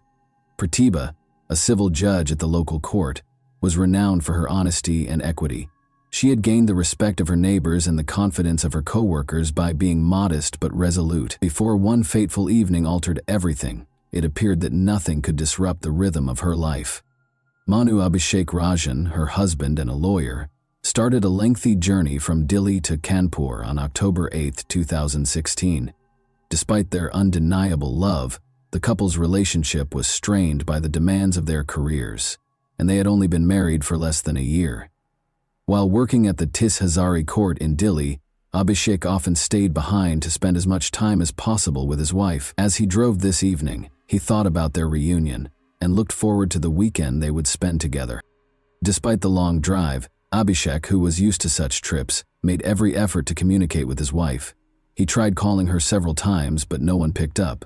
He initially thought she was working or enjoying some well-earned relaxation, but he became more uneasy as he approached Kanpur. Why didn't she answer? Why is there no sound? When the first light filled Kanpur's streets on the morning of October 9, Abhishek finally made it to the Circuit House colony and parked outside their apartment. He tried calling her again, but the silence on the other end made him even more worried. As he caught his breath, he hurried to the door after getting out of his car and pressed the doorbell. However, there was only a spooky silence within. Again and again he rang, then knocked, softly at first, then more urgently as panic set in. Since the door was locked from the inside, Pratibha ought to be at home. Abhishek became aware that something was seriously amiss. He made the tough choice to break in with a heavy heart. The door flew open after a series of hard blows. The lock gave way, and Abhishek stepped inside while holding his breath. He was paralyzed by what he saw in the living room. His wife was hanging from the ceiling fan. The air was heavy with an unpleasant smell. Her skin was darkened with dried blood, and her wrists were cut. Abhishek's entire world fell apart in that moment. Everything else became inconsequential. He walked cautiously toward her. The rope gave way when he touched her, and Pratibha's body dropped to the ground. Fear and sadness tightened his chest. He stood over her, finding it difficult to believe what he was seeing. Then, as if in a daze, he knew he had to do something. Ignoring the neighbors' shocked looks, Abhishek ran out of the apartment. He got into his vehicle and drove quickly in the direction of Kanpur Kant, the closest police station. With a trembling voice, he reported that his wife had probably committed suicide. The officer sent a team to the scene right away after listening carefully without interjecting. This signaled the start of an inquiry aimed at answering the numerous mysteries surrounding Pratibha Gautam's last hours. What had become of this powerful woman? Why had her life ended in such a terrible way? There was a spooky silence in the Circuit House colony as officers pushed their way into the apartment. They were shocked by the scene at once. The body on the ground was different from what Abhishek had first said. He claimed to have discovered his wife hanging from the ceiling fan. He clarified that he had taken her down in an attempt to assist in his panic. However, the bloodstains on the furniture and floor only strengthened their suspicions, and this particular detail raised more questions. Senior officers and forensic specialists soon showed up to start gathering evidence. While Abhishek watched, his hands shaking and his face displaying a mixture of shock and fear, they took pictures and collected tangible evidence. Neighbors were beginning to congregate outside, whispering and glancing nervously at each other about what might have happened in the judge's house. The small Uttar Pradeshi town of Orai is where Pratibha Gautam was born. Her mother taught her and her younger sister to be independent and persistent, and she grew up in a middle-class family with a father who worked at a bank. Early on, Pratibha showed an interest in law, and she relocated to Lucknow to attend university after high school. There, she not only graduated with honors, but also made the decision to become a lawyer. Her desire to become a judge eventually led her to Delhi, where she enrolled in graduate school. The pivotal moment in her life occurred in Delhi. She met Manu Abhishek Rajan, a young, ambitious lawyer who shared her desire for career advancement. Abhishek was born into a powerful family. His father, Judge Suresh Chandra Rajan, had a long career that included positions at the CBI and NGT, among other prestigious organizations. What started out as straightforward discussions between Pratibha and Abhishek regarding exam stress and career obstacles quickly developed into something more. Through long walks around the city, study sessions, and library visits, their friendship developed into a romantic partnership, and they soon made the decision to get married. But not everything went as planned. When Pratibha informed her parents that she intended to wed Abhishek, they reacted negatively. Since Abhishek was only an attorney, they felt that he was unfit to be their daughter's partner and that their daughter should have a higher status. Their objections were exacerbated by the caste differences. Nevertheless, the couple decided to fight for their future together because their love was stronger than what society expected. They both made the decision to apply for the junior judge exam in 2013. Pratibha gave her all to the preparation, attending specialized classes, studying at night, and taking practice exams. Her diligence paid off. She started training after passing the competitive exam. Sadly, Abhishek failed the test. Although it was a major setback, he decided to keep going and pursue a career in law, concentrating on criminal cases. They continued to have a solid relationship in spite of the disappointment. Pratibha Gautam began working as an associate civil judge in Kanpur in 2015. She soon proved she was capable of handling the responsibilities and demands of the position, which called for complete dedication. She quickly gained the respect of her peers in the local court due to her fairness and strong work ethic. Abhishek Rajan, meanwhile, pursued his legal career at Delhi's Tis Hazari Court, where his professionalism and tenacity won praise from peers. On January 29, 2016, they took a risky move. They got married in secret at Delhi's Arya Samaj temple. This was a planned move to take charge of their future rather than an act of impulsive behavior. They chose not to tell them since they were aware that neither family would be happy about their union.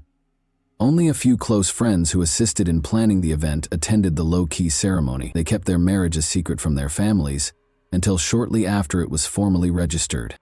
The couple made an effort to patch things up with their family after the wedding. Pratibha was eventually accepted as a daughter-in-law by Abhishek's family, who also showed interest in her life. Pratibha's family, however, was adamant in their disapproval. They were unable to forgive her for selecting a partner whose background and status they considered inappropriate.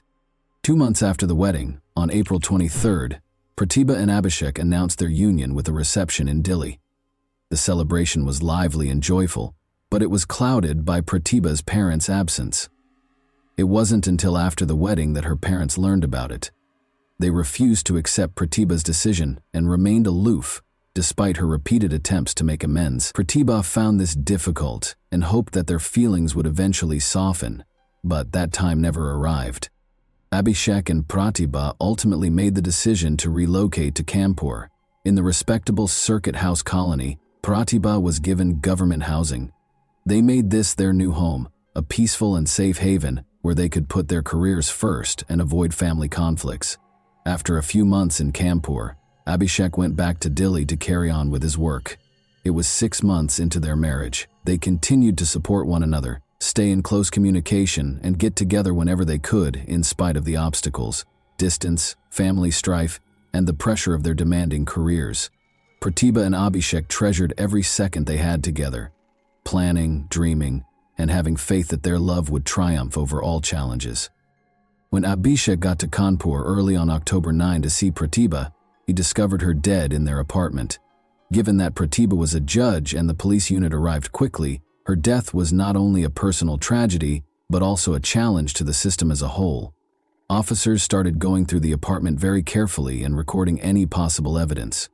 Beside Pratibha's body was the scarf that had been around her neck. Investigators had a lot of questions about the cuts on her arms. Why did the scene seem so strange? And what had actually happened in that room? Shaking from shock and sorrow, Abhishek gave his first statement, explaining how he had discovered Pratibha. She was suspended when he walked in, he said, and he pulled her down until her body hit the floor. Even a preliminary review seemed extremely suspicious, but the police in this case ordered a forensic examination to ascertain the precise cause and time of death. Suspension and wrist cuts, together as a means of self-harm. didn't seem likely. Details that weren't consistent with typical cases were observed by investigators. 3 separate marks in a linear pattern indicated intentional force, and the neck injuries were deep. An O-shaped mark left by the scarf was a noticeable detail in most suspension cases. Although the neck mark typically takes the shape of a V or U, a circular mark might suggest that the patient was compressed while they were in a supine position. The idea that the scene was staged to imply self-harm was raised by this discovery. The 14 deep cuts on Pratibha's arms, 6 on the right and 8 on the left, told a different tale. The cuts were parallel and exact, as if they had been made carefully and without hurry. The police had reason to question the situation's simplicity because this did not fit the typical profile. But the tragedy's news spread swiftly. Camera crews and reporters started congregating outside Pratibha's house. When he heard of her death, her father was devastated. He was so distraught and perplexed by what might have happened to their daughter that he and his wife left right away for Kanpur. A local hospital took Pratibha's body for an autopsy, but there were problems with the procedure. Colleagues and community members criticized the temporary transportation of a judge's body. Her body was left in a corner of the hallway until the examination could start, which sparked criticism from the public and raised concerns about how the police handled the case. Late at night, medical professionals conducted the autopsy and attempted to solve the tragic and intricate puzzle. Abhishek frequently described how he discovered his wife in that depressing condition, but it became evident that something was amiss when the forensic team showed up. He brought up the ceiling fan, which was questioned. He claimed that even though Pratibha had been suspended from it, the mystery was only made more complex by the bloodstains on the fan blade. The smudges were long, as though her arms had simply touched the blades, devoid of the typical patterns of spatter that accompany physical injury. The scene looked too neat, too perfect. There were questions about the ceiling fan itself. It was obviously not strong enough to bear an adult's weight. There were no indications of bending or damage, which would have been expected from a real attempt to use it. Investigators were beginning to suspect a problem. Abhishek claimed that in order to enter the apartment, he had broken down the door. "I have to force it open," he insisted. Investigators soon discovered, though, that the lock was merely minor damage and was still operational. He claimed a forced entry, but the door opened and closed without any problems. It wouldn't have worked so well if it had been disassembled. The police's suspicions of Abhishek were strengthened by this detail. The physical evidence didn't seem to support his version of events. The lead officer concentrated on getting all the details straight during the interrogation. Abhishek meticulously detailed his journey from Delhi, including every stop and piece of evidence, including his call logs, toll receipts, and surveillance footage. He said that during his journey, he made several calls to Pratibha. It seemed suspicious that he provided so much information without much prodding, as if he had foreseen the questions and had prepared his responses beforehand. The police demanded that Abhishek stay for additional interrogation, despite his repeated requests to be released, claiming that he had done everything in his power to aid the investigation. Being an accomplished attorney, he was aware that there might be many details at the crime scene that could be important, and his in-depth familiarity with these details made his story seem too polished and well-rehearsed. But when investigators learned that Abhishek did not call the police right away after finding Pratibha, the real questions started to come to light. The police station was a mile or two from the apartment, so he got in his car and drove there instead. Most people would automatically contact emergency services right away in such a circumstance, but Abhishek would not. He clarified that he wasn't sure what to do and was in shock and confusion. Although he only went to the station once, he said he had attempted to get help twice.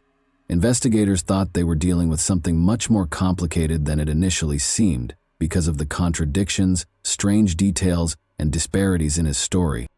Even with his assured answers, Abhishek was beginning to come across as someone who knew the answers to every question, but the reality of what actually transpired on that fateful day was still unknown. Investigators understood that Abhishek might hold the secret to solving the case, and that the solution was still a ways off. Security kept a close eye on everything that took place in this residential colony. It had security posts and guarded entrances, and was inhabited by senior government officials. But Abhishek didn't ask the guards for assistance when he realized the apartment door wouldn't open. Why not? Investigators were immediately drawn to this question, because anyone else in a similar circumstance would probably turn to those around them for help. In addition to the increasing number of troubling details regarding his behavior, this lack of action seemed suspicious. When he drove to the police station after locating Pratibha, another odd detail surfaced, according to Abhishek. When he left, he didn't tell the guards at the colony's entrance what had happened. He could have gone up to them, which probably would have sped up the police call. Rather, he just climbed into his vehicle and left. His account was further called into question by investigators, who saw this as yet another warning sign. Pratibha's parents were horrified by what they saw when they got to the scene. Their sorrow soon gave way to rage. They publicly charged Abhishek and his family with being behind her death. They said Abhishek had made her living conditions intolerable, put her under continual pressure, and limited her ability to communicate with her family. In order to substantiate their allegations, Pratibha's father submitted a report to the police asking that Abhishek be charged with coercion and causing harm. Either Abhishek was directly responsible for her death, he claimed, or his actions had caused her to die this way. As a judge, Pratibha was a successful and self-reliant woman who was used to running her own affairs. For 6 years, she had been independent. Her family found it hard to accept that she would voluntarily hurt herself. She had never displayed any signs of distress or malice, they remembered. This made one wonder, what might have motivated her to do this? 4 seasoned medical professionals performed the autopsy on the evening of October 9 and came up with startling results. Asphyxiation was the cause of death, which suggests foul play. Her body had marks that suggested she had been struck by a metal object.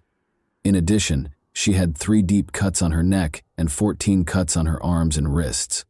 Everything pointed to a struggle, a last-ditch effort to resist. The most unexpected discovery made about Pratibha before her death was that she was 3.5 months pregnant. The investigation was further complicated by this detail. How could a pregnant woman who was in a responsible role at work choose to hurt herself? The presence of bruises and other marks didn't fit the scenario where she may have caused the injuries and suffocated herself. Why did her body show so many signs of damage? Abhishek started to exhibit signs of discomfort as the questioning went on. His answers, which had been confident, became uncertain. Investigators took notice of his hesitation and self-contradiction. He might be concealing something, and these were obvious clues.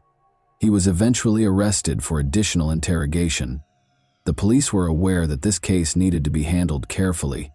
Abhishek practiced law. His brother-in-law was a prominent figure in the judiciary, as was his father, a retired judge. Any mistake could have dire consequences. Public pressure and his family's influence were major factors when Abhishek appeared in court to set bail terms. The judge restricted his confinement to 7 hours rather than the usual amount of time. Investigators and Pratibha's family members were not happy with this decision because they thought Abhishek was treated too lightly, considering the seriousness of the charges. Pratibha's body was given to her family after the autopsy was finished. Her parents, siblings, and other family members were devastated. They remembered how Pratibha had sounded quiet when she called home in recent months. She avoided talking about her personal life and shared few details, and now all those little clues seemed like warning signs they might have missed. The case became more complicated every day, and the solutions appeared farther off. After seizing Abhishek's phone, the police started going through all of his emails, calls, and messages. They found that during the past few months their relationship had becoming more tense.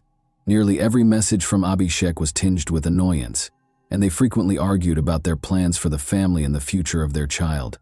Although no one was yet certain of the extent to which these sinister undertones would spread, this increased the investigators' suspicions. Abhishek had to endure hours of interrogation while the investigators watched him. With every new question and piece of evidence, the pressure increased and his burden grew heavier. Abhishek finally broke down and said the words that changed everything one day.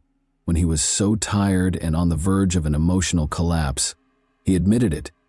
The words were a painful, unwilling admission that came reluctantly, as if drawn from deep within. It was shocking and horrifying to hear him admit his part in Pratibha's demise. Abhishek disclosed that his thoughts and feelings were distorted by years of internalized jealousy and resentment. It all began when he failed the exam and continued to practice law. while Pratibha earned her place as a judge. This status difference turned into a major source of internal conflict. He found it hard to believe that his wife had accomplished more than he had, and that her family publicly disapproved of him. His emotions became more destructive with every day that went by. Then she found out she was pregnant. It represented their love and their hope for the future for Pratibha. She thought the baby would improve her relationship with her parents and strengthen their marriage. Pratibha's mother was ecstatic and intended to help her daughter, even meeting to talk about their future together. However, this news felt like yet another setback for Abhishek. He experienced fear and a greater sense of alienation in place of happiness. He saw the pregnancy as a further erosion of his independence, an increase in his responsibilities, and a widening of the gap between him and Pratibha. Abhishek's friends knew him as someone who liked to live a carefree life. He was known for his parties, independence, and lack of responsibility. Now, he was overcome with fear at the thought of becoming a father. He started to coerce Pratibha into thinking about getting an abortion, but she adamantly refused. The tension between them only grew as a result of her unwavering desire to keep the child. He became increasingly frustrated with her every time she smiled and tried to show him that their future might be promising. He was stuck. The situation only got worse. Abhishek began to have even more influence over Pratibha's life. He cut off her communication with her parents and grew more and more envious of her achievements and career. At home, Pratibha's world was dominated by control and anxiety, despite her independence and success at work. The turning point came when Pratibha's mother said she wanted to see her in early October. Abhishek's response was furious. The fact that Pratibha had disregarded him and contacted her family was too much for him to handle. He insisted that she cease all correspondence, but Pratibha refused to back down. She vowed to stand up for her rights, keep her child, and refuse to compromise. For Abhishek, those words were the last straw. His fear of losing control, his sense of failure, and his jealousy all came to a head. Her strength and independence were too much for him to handle anymore. On that fateful day, things got out of hand. Now that he was seated across from the investigators, Abhishek talked about his anxieties, his overwhelming jealousy, and how he couldn't tolerate her independence and success. The investigators, however, believed there was more to the story even after his admission. The deeper secrets of their relationship had not yet been revealed, and it appeared likely that Abhishek had only told a portion of the truth. Things started out quickly and unexpectedly when Pratibha told Abhishek she was going to Delhi, in spite of his strong protests. On October 7, Abhishek was at a resort unwinding with friends. He was startled by the news. He made the decision to go back to Delhi right away. He left his friends behind, gave up his break, and went home. Pratibha reached Delhi by train on October 8. In the hopes that a face-to-face discussion would improve their relationship, she was met by an irate and agitated Abhishek. He loaded her into the car, and as they drove, the tension increased and turned into a furious dispute. Shouting broke out during the exchange, and Pratibha finally had enough. Declaring she was going back to Kanpur, she got out of the car in the middle of the road and started to walk away. Abhishek's eyes were burning with rage as he watched her. "Do as you please," he yelled after her. However, his feelings overcame him after a short while, and he chose to follow her. It took Abhishek about 9 hours to drive to Kanpur during the night and arrive at Pratibha's apartment in the posh Circuit House colony. On the morning of October 9, it was around 5 or 5:30 in the morning. Since most neighbors kept to themselves and the colony was known for its security, he had some leeway to act undetected. The tension that had grown over the previous few months exploded when Abhishek walked into the apartment. He started slapping a stick at Pratibha. She tried to stop him, but he persisted. As the blows did not satisfy his rage, he cut her arms, body, and neck with a blade. Despite her best efforts, Pratibha lost consciousness and fell to the ground. Abhishek intensified his actions upon realizing she was still alive. He reached for a scarf, pulled it tight around her neck, and held it there until she exhaled. Breathless, standing over her, he started to realize the seriousness of his actions. He needed to hide his tracks now. He tried to hang Pratibha from the ceiling fan to make it appear as though she had committed suicide, but the fan was not strong enough to support the weight. It looked like it might shatter. Abhishek left her body on the ground after realizing that this plan would fail. Knowing that it might expose his intentions and motivations, he swiftly looked around the apartment for anything that might implicate him and took Pratibha's phone. Trying not to draw attention, he left the apartment at around 6 in the morning and made his way to his car before leaving the Circuit House neighborhood. However, he did not immediately call the police. Rather, Abhishek paused on a calm Kanpur street to collect his thoughts and prepare his statement to the authorities. Every detail would be important, he knew. He didn't visit the Kanpur Cant police station until 3 hours later, at approximately 9 in the morning. He claimed to have discovered Pratibha, dead in the apartment, when he reported her death there. Inconsistencies in his behavior were immediately observed by the police. Why hadn't he reported the incident sooner? Why hadn't he gotten help right away, rather than taking some time to think about what to do next? The investigators were particularly interested in these questions. Abhishek was taken into custody for additional interrogation after making his initial statement. The police started a thorough investigation of the crime scene in the meantime. The scarf that was used to kill Pratibha was discovered, but the blade that was used to injure her was gone. Suspicions increased as a result. Abhishek had obviously tried to conceal evidence and mislead the investigation, indicating that a comprehensive and intricate investigation would be necessary to find the truth.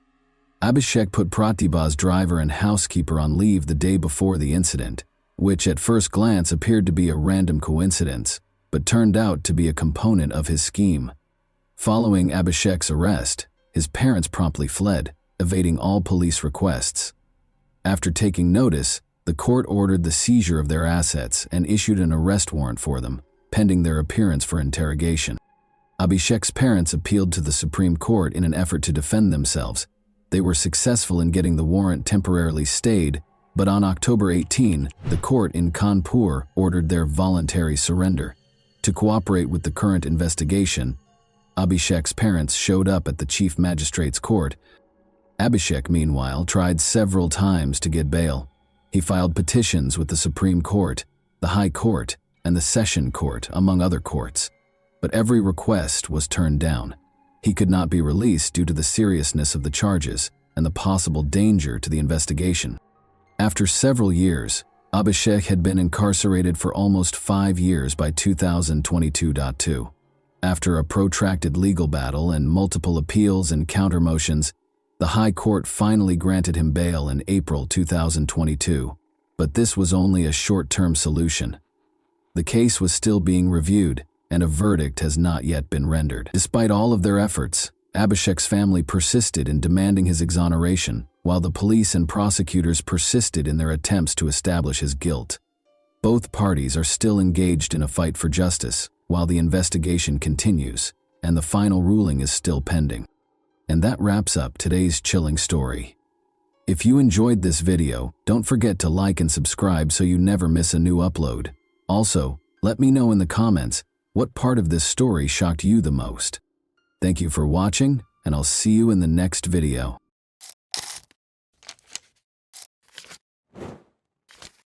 Hey guys, welcome to my channel, and today we're going to take a look at another horrible case with you. The South Carolina state in the United States is where the events in this video took place. Jessica Carpenter resided in the city of Aiken with her parents and 2 older sisters. The city of Aiken, which has 300 residents, is not very big. As a result, word of Jessica Carpenter's ordeal quickly spread throughout the city and caught the media's attention. Judy, Jessica's mother, discovered her daughter's body on the floor when she returned home on August 4, 2000. Her age was 17. Jessica was a senior at Aiken High School, where she participated in the school band during the summers and worked part-time as a hostess at a nearby restaurant called Red Lobster. It took more than 5 years before the offender was brought to justice. It was August 4th, 2000, the last day of her vacation, and she was eager to start her senior year of high school. Following their lunch together, Jessica's mother Judy left for work, leaving Jessica alone at home. Judy did not see her daughter alive again after that. Judy arrived home around 5:30 p.m. After opening the door and taking a few steps, she noticed something that no mother should ever see. Her daughter was lifeless and naked on the floor. Judy was so terrified that she rushed to her car and dialed 911. The operator asked Judy to return to the house and see if Jessica was breathing after she had explained the situation. Despite being overcome with fear, Judy returned to the house. She followed the operator's instructions to the letter. Judy waited a moment before telling the operator that Jessica was not breathing. She was icy. Police and medics hurried to the scene right away. At the scene, Jessica was declared deceased. First, the police checked the house to make sure the criminal wasn't hiding there. Jessica had been stabbed in the neck and had a telephone wire wrapped around her neck. The fact that Jessica was naked made it clear what drove the crime. Based on the atmosphere in the house, Jessica retaliated. There were fights in her living room, kitchen, and bedroom. Crime scene investigators partially lifted Jessica's fingerprints and collected DNA samples from her body. Physical evidence was scant. Investigators were a little frustrated when they discovered a partial fingerprint. Unknown male DNA was the only important piece of evidence the police discovered. Before departing the scene, there was almost nothing in the case to cling to except the DNA. Another crucial detail caught the attention of the detectives. No evidence of forced entry was found. Jessica was by herself at home, and she always locked her doors in situations like this. It was clear that she either knew the criminal or felt comfortable allowing him to enter the house. Since this had never occurred in their neighborhood before, people were shocked that it had. The neighborhood did not have a high crime rate. According to the results of the forensic analysis, Jessica passed away from internal bleeding and oxygen deprivation. Once a place of laughter and vitality, the Carpenter family home was now enveloped in an unbreakable veil of grief. A horrible crime had taken place in the living room, which had once been the location of boisterous birthday celebrations and peaceful family evenings.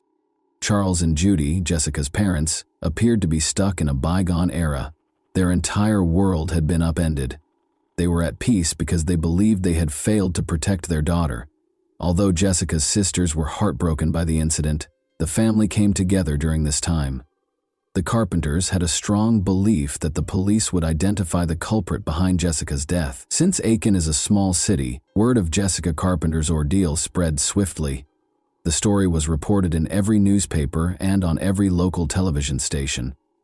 In order to solve crimes, law enforcement occasionally needs the assistance of the media. They need the public to be aware of it, and although investigators gave the media some information about the crime, important details were kept under wraps. On August 25, 2003, it was kept a secret that Jessica had been shot in the neck, strangled with a telephone wire, and discovered nude.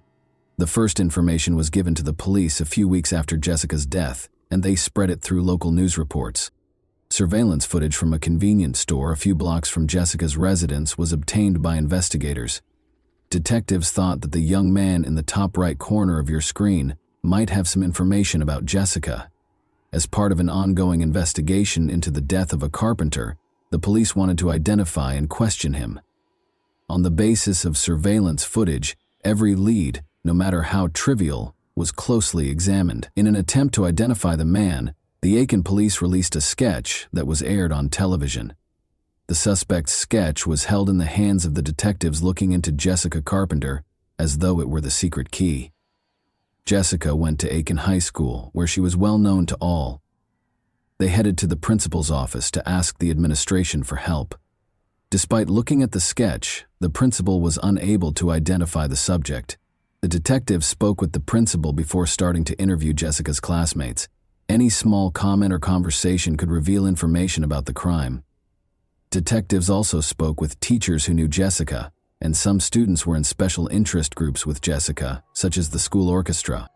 But after being at the school for a few hours, they left with nothing. Who was portrayed in this sketch was unknown. The police were able to identify the man after a few days, but it turned out that he was unrelated to Jessica's ordeal. He was just a magazine salesman and an out-of-town student. The police contacted Jessica's closest friends and family because they had limited information. One of her closest friends from Aiken High School was Alice Bryant. She played in the music orchestra with Jessica, whom she had met in 6th grade. Both of them were anticipating their senior year, getting ready for college and maturing. Alice was asked by the investigators if anyone in Jessica's immediate vicinity intended to hurt her. Perhaps she got into a quarrel with someone at school. Alice asserted that Jessica had no enemies, but it's possible that she turned down one of the boys and he was unable to handle it. She had a good relationship with everyone. Because Jessica's friends were unable to provide any leads, the investigation came to a standstill once again. The DNA of an unidentified male was the only tangible evidence the police had discovered at the crime scene. Given that Jessica most likely allowed the criminal to enter the house herself, and that she might have known and trusted the man, a database search turned up no matches. Investigators made the decision to look into Jessica's inner circle. They collected DNA samples from her neighbors, friends, and family.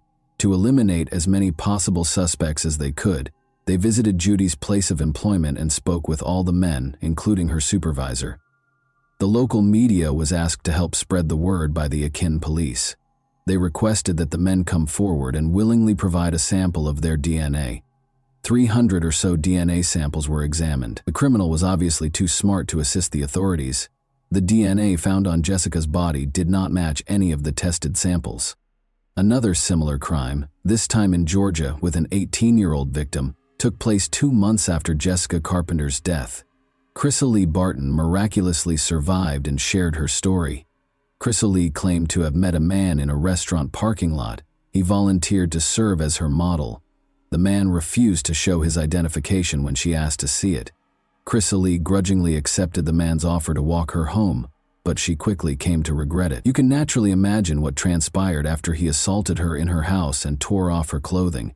After that, the man stabbed her 3 times and started to strangle her.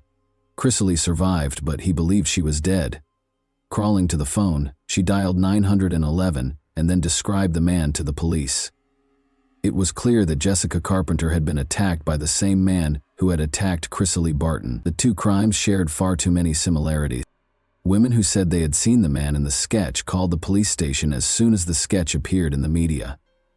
The man in the sketch was recognized by Jessica Carpenter's former Red Lobster co-worker, who called. She stated that the week prior to her murder, she had been working with Jessica when the man approached them while they were chatting on the street. He paused and inquired about directions. They attempted to inform him of his destination. He then asked if either of them could accompany him and show him the precise route. Both of them declined, and the man discovered where they were employed. Investigators questioned whether Jessica's murder occurred as a result of this conversation or if it was just a coincidence. 3 days later, the police had a name, thanks in large part to the sketch of the offender that was shown on every newscast. Reinaldo Rivera was his name. A wanted list was created for him. He could harm someone else, so the police wanted to track him down as quickly as possible. The news was just coming on the television, which was once again displaying a sketch of the suspect, when a number of officers stormed into Rivera's room after finding his car in a motel parking lot and driving there to arrest him. In order to evade justice, Rivera was now unconscious on the ground. He had no choice but to take a knife and hurt himself. However, he lived because the police showed up in time.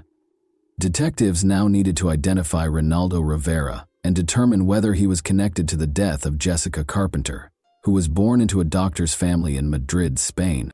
When Rivera was 7 years old, his family relocated to Puerto Rico. He enlisted in the U.S. Navy at the age of 19, serving in San Diego, California, and Orlando, Florida. As an adult, Rivera attended the University of South Carolina and graduated with a degree in office administration while working for the Joint Chiefs of Staff in Washington, D.C.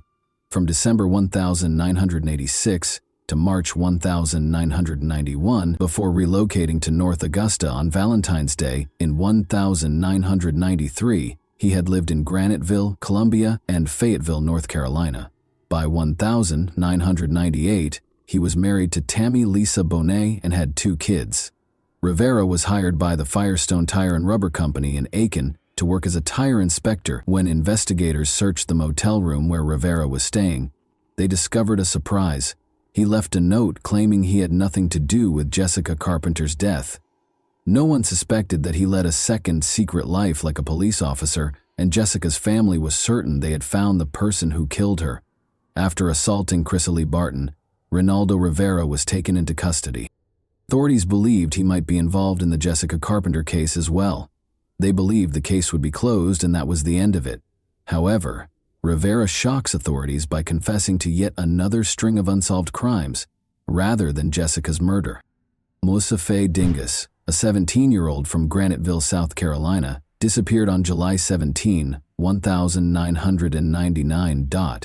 During the subsequent searches, Aiken County Sheriff's Office deputies reported seeing a girl who fit Dingus's description twice, with an older, dark-haired white male. In the first case, she got into a tan, older model car, and in the second, a bright red four-door car. On October 13, 2000, after Rivera gave police directions to the burial site on December 4, 17-year-old Tiffany Cherise Wilson from Jackson vanished while she and her 2-month-old daughter Caitlin were at a Winn-Dixie grocery store in North Augusta. Her car was discovered in the parking lot, and witnesses saw her get into a white four-door Ford from the mid-1980s. The car stopped for a moment before speeding away. 3 days later, Caitlin was discovered stranded in her vehicle across the state line in front of a Georgia Welcome Center. The body of a young female was found by 2 hunters in a densely forested area close to Graniteville on December 30th. Wilson's fingerprints were later used to positively identify the deceased. Similar to the aforementioned victims, Tabitha Lee Bosdell, 20, of Augusta, Georgia, vanished on June 19, 2018.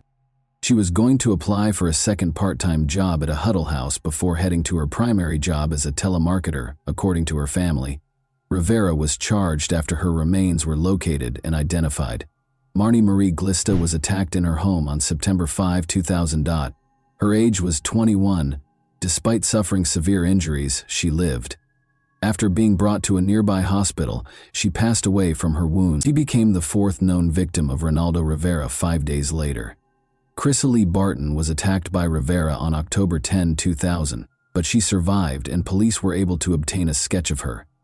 Rivera's crimes all had a similar pattern, and all of his victims were roughly the same age. All of them suffered neck stab wounds and strangulation. The 37-year-old Rivera was put in solitary confinement and kept under close medical observation to make sure he couldn't hurt himself. Rivera denied any involvement in what happened to Jessica Carpenter, despite confessing to 5 other crimes. After securing Rivera's DNA, police hurried the sample to a lab for Jessica's relatives. It was intolerable to wait for the results. However, the case took a new turn just when the Aiken Police Department believed they had apprehended the offender. Authorities were informed by police informant Craig Gant that Tony Baldwin had confessed to killing Jessica Carpenter. On another murder charge, Tony Baldwin was already incarcerated in Aiken County.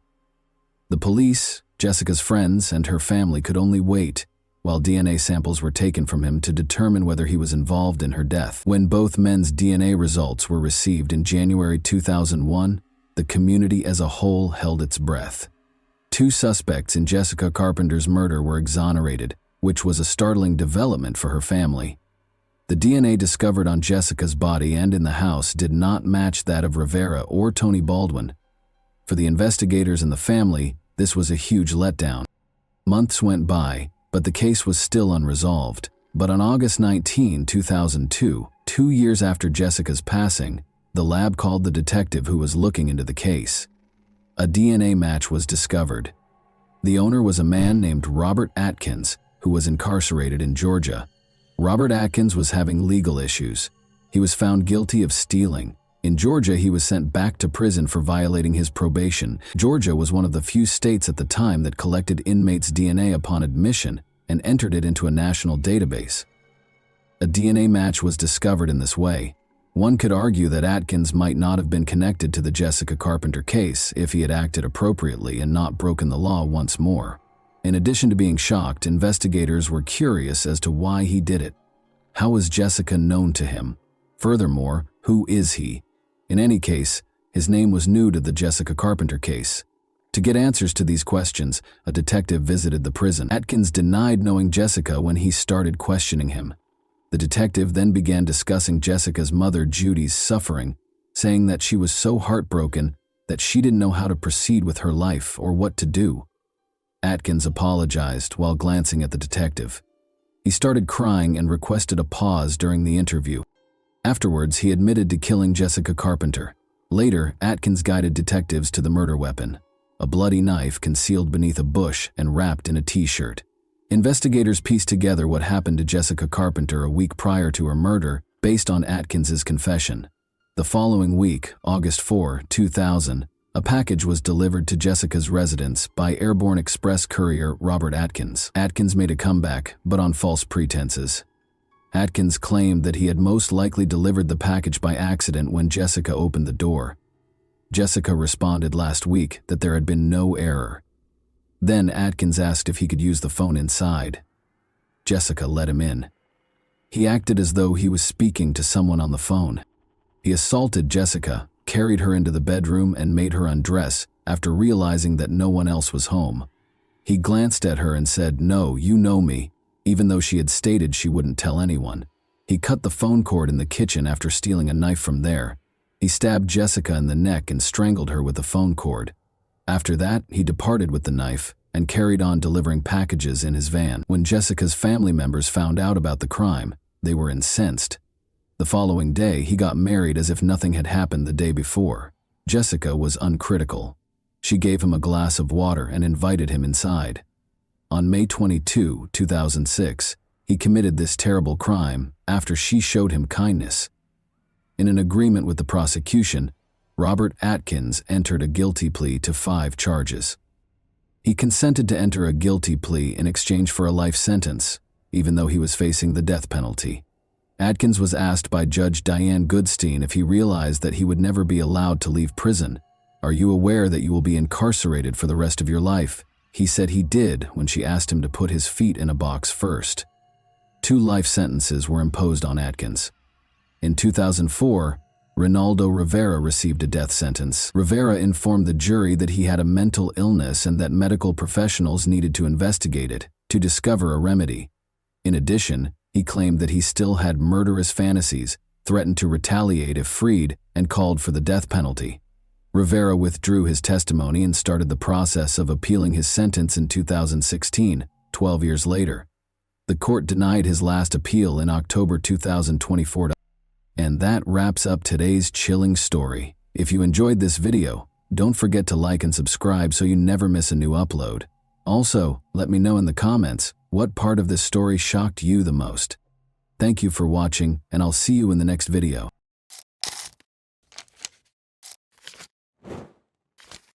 Hey guys, welcome to my channel, and today we're going to take a look at another horrible case with you. Rosemary Silva, 32, and her fiancé, Uderli Damasceno, 30, were getting ready for their wedding ceremony on Sunday, December 4, 2016, which was scheduled to take place in a charming rural setting close to Sao Paulo. To impress the guests and her future husband, Rosemary had orchestrated a spectacular helicopter arrival, but a sudden tragedy made everything into a nightmare just before the ceremony was scheduled to start.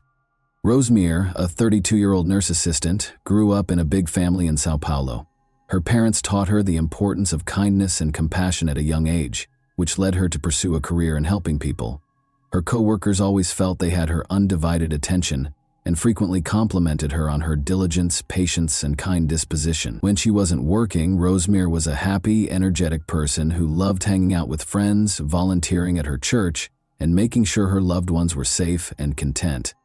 Since she was a young girl, Rosemary had dreamed of her wedding day. She imagined herself wearing a gorgeous white gown, walking down a flower-adorned aisle, and being surrounded by the smiles of loved ones. She had been inspired by these fantasies to diligently save money for the ideal celebration. Her spectacular helicopter arrival was one of the unique touches she had in mind, a surprise that would enthrall everyone present. Uderli, who was 30 at the time, was a mechanic from Sao Paulo who was raised in a hard-working household that valued simplicity and honesty. He had a strong interest in mechanics from an early age and progressively developed into a proficient professional. Uderli had a reputation for always carrying out his duties with honesty and for being steady, collected, and trustworthy. Despite his previous marriage ending in divorce, he remained close to his daughter from that marriage and spent as much time as he could with her. Although they didn't click right away, the two quickly became closer after meeting at an evangelical church. At first, they approached their discussions warily, as if they were two strangers who were not sure what they had in common. But as their relationship deepened, it became clear that they were destined to be together. In 2015, the pair started dating, and a year later, Uderli proposed, which Rosemary happily accepted. Rosemary and Uderli immediately started organizing their wedding after announcing their engagement. From the selection of flowers and music to the seating configurations and venue decor, Rosemary was adamant that everything be flawless. This was supposed to be a fairy tale day, and Rosemary imagined every visitor looking back on it with delight. But one element of the wedding was particularly noteworthy. Rosemary orchestrated a memorable surprise by arriving in a helicopter. Her dream had been to descend from the sky like a vision, to make an entrance that would be remembered. She worked with pilot Peterson Pinheiro to arrange for a Robinson R-44, a light commercial helicopter. While keeping this information confidential, just 6 people were aware of the plan, including her brother Silvano Silva and photographer Nayla Cristina Neves, who was supposed to document the event. Rosemary couldn't sleep on the morning of her wedding because she was so excited. As the stylists meticulously worked on her hair and makeup, she was greeted with smiles and congrats at the beauty salon. She continued to visualize her spectacular arrival, descending from above and witnessing the wonder on her guests' faces. She had been thinking about this vision for months. She was aware that the day's high point would be this surprise. Rosemary arrived at a nearby town by 2 p.m., wearing her white wedding gown, to catch the helicopter's departure. She was accompanied by her 40-year-old brother Silvano, who had always been her rock. He couldn't refuse his sister's wish, even though he, like many members of their family, was nervous about the flight. They were joined by photographer Nayla, who was expecting a child and was prepared to capture every happy moment. The helicopter took off at 3:30 p.m. The flight went smoothly at first. In anticipation of seeing her fiancé and their guests, Rosemary sat next to her brother, smiling and holding his hand. Nayla made sure that every look and smile would be preserved in their wedding album by filming it all. However, things soon changed. The weather started to get worse. The air inside the helicopter became tense as clouds began to gather, then fog and rain. The pilot had to use instruments to guide him through the thick fog as visibility was fading. Already nervous about flying, Silvano displayed obvious signs of anxiety as he tightly grasped Rosemary's hand while she attempted to reassure him. The photographer Nayla continued to record, but her camera trembled every now and then, revealing the tension that had gripped everyone on board. The pilot approached the venue and tried to find a safe landing spot by descending, but the maneuver became dangerous due to the poor visibility. An uncontrollable descent was caused when the helicopter's tail abruptly clipped a tree. The helicopter crashed and caught fire just over a mile from the wedding location. Those involved in Rosemary's surprise plan started to feel apprehensive as time passed. The wedding coordinator, Carlos Eduardo, who had assisted in planning the flight, called the helicopter company to inquire about its progress. He was informed that the flight had left on time and ought to have reached its destination by now. His concern was heightened by this response, which led him to attempt speaking with the pilot directly. Not a single call was answered. When the phone rang and no one answered, Carlos and the other organizers frantically looked for other ways to find out where the helicopter was. Employees of the company also made unsuccessful attempts to contact the pilot. Meanwhile, as the guests became aware of Carlos's nervous manner, whispers and concerned looks began to circulate among them. The air became heavy with uneasiness, but nobody wanted to cause alarm. Anxious waiting gave way to growing panic after another 15 minutes. In an attempt to learn whether there had been any reports of an incident in the area, the organizers made the decision to contact the local authorities. At that point, they learned of a helicopter crash near the wedding site, which confirmed their worst suspicions. The fact that it was the same flight that was carrying Rosemary was not confirmed, but the information was enough to chill everyone. Carlos Eduardo confided in the pastor because he wasn't sure how to tell the groom. They went together to Uterly and told him what they knew. A few miles away, there had been a report of a potential helicopter crash. Uterly initially found it difficult to understand. He was unaware that Rosemary would be arriving by helicopter. The pastor kindly clarified that Rosemary had planned a surprise for both him and the guests. However, the words didn't seem to make sense. As the realization dawned, Uterly stood in stunned silence, staring at Carlos Eduardo and the pastor. His surroundings appeared to dim, the noises of the assembly fading into a quiet emptiness. When the gravity of the situation became apparent, everyone's eyes were on him. That helicopter might have contained Rosemary. The ensuing silence seemed to go on forever, and nobody knew how to respond. Reports verified that emergency personnel arrived at the scene of the collision within minutes. At first, there were few specifics as they tried to evaluate the situation. To keep spectators out, police surrounded the area and started their investigation. As news of the crash spread to the wedding location, the guests' anxiety grew more intense by the second, though everyone could feel that the possibility of a positive outcome was dwindling. One of the event organizers suggested waiting for official confirmation before drawing any conclusions. Behind him, the groom could hear whispers among the guests, and he knew that until the specifics were known, no one would tell the truth. Whispers were spreading like wildfire, and the day that was supposed to be a celebration was gradually devolving into chaos. First responders were already working diligently at the crash site, while the guests anxiously waited at the venue. The helicopter had crashed near a highway in a forested area. The fuselage had caught fire upon impact, and the remaining portion of the aircraft was rapidly consumed by the flames. After battling to keep the fire contained, firefighters eventually made it to the wreckage. Those attempting to piece together what had happened were struck with a sense of dread and grief when it became evident that none of the passengers had survived. In order to determine the cause of the collision, police officers started gathering evidence and searching the scene for hints. One officer found a camera that had continued to record even after the impact, and debris was strewn all over a small space.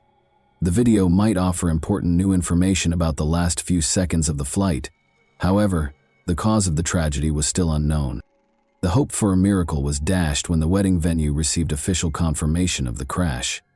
With a heavy heart, the pastor went to Uterly and delivered the heartbreaking news. The groom's face was marked with pain as he tried to make sense of what he was hearing.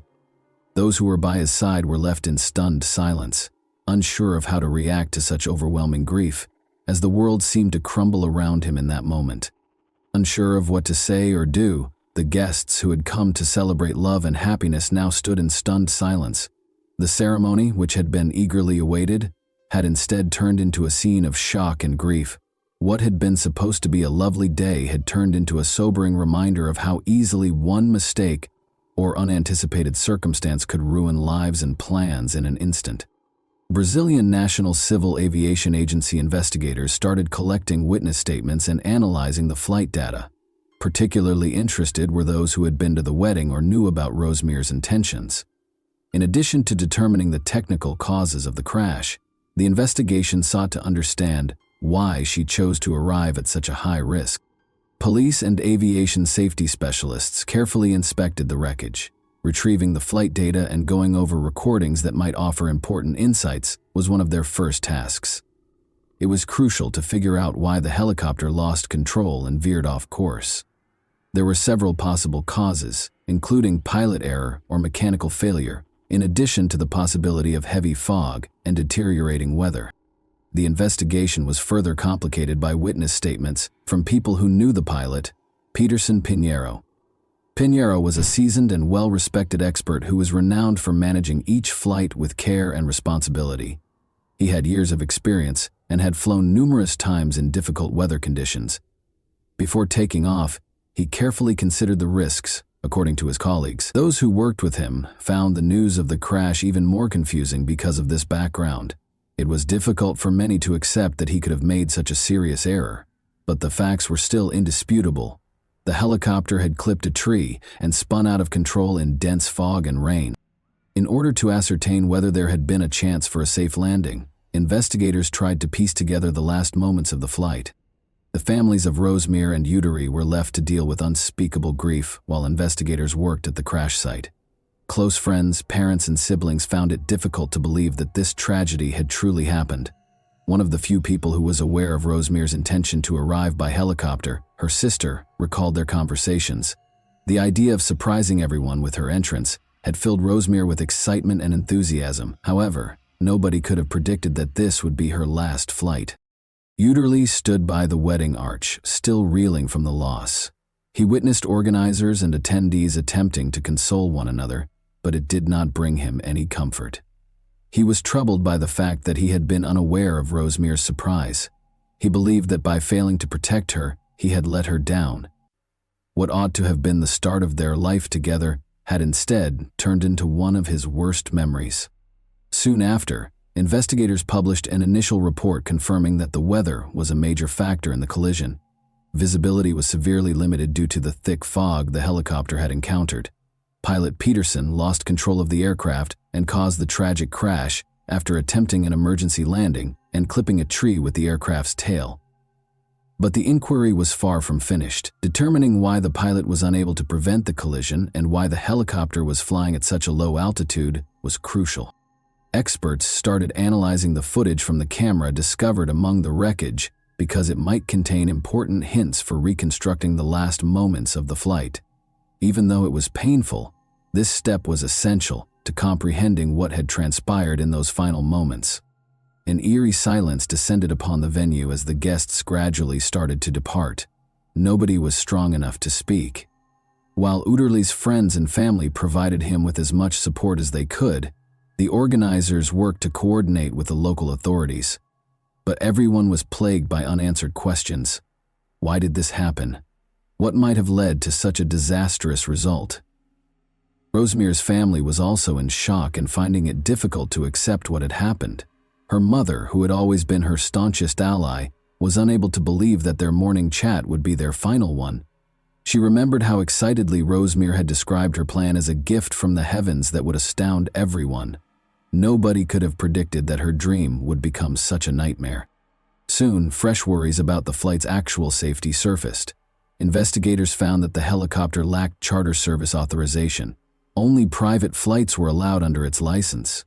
For what reason had the business consented to supply it for the wedding? Who was in charge of failing to notice the weather? These queries sparked additional research and became the main focus of the study. Some witnesses started to remember that bad weather had been predicted in the days before the wedding.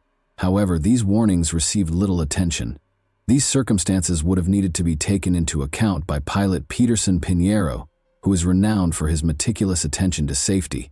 The flight was nevertheless authorized. Who ultimately decided to go ahead with the flight in spite of the obvious risks was now the focus of the investigation. Uderli was trying to think, and every second of waiting was painful. Rosmir had filled his life with so much warmth and light that he couldn't fathom living without her. It was believed that their journey, which began with timid looks at church, would lead to a happy life together. It felt broken now, like a picture that would never be complete. A thick silence fell over the hall, which had once been intended to reverberate with wedding music and exuberant speeches. All that was audible were quiet sobs, consoling words, and reassuring hugs. Nobody knew how to comfort a man who had just lost everything he held dear, or what to say to Udarli. The helicopter crash that killed Rosmir, her brother Silvano, photographer Nayla, and pilot Peterson left a lasting scar on the hearts of their families and the community at large, even though the investigation went on for weeks.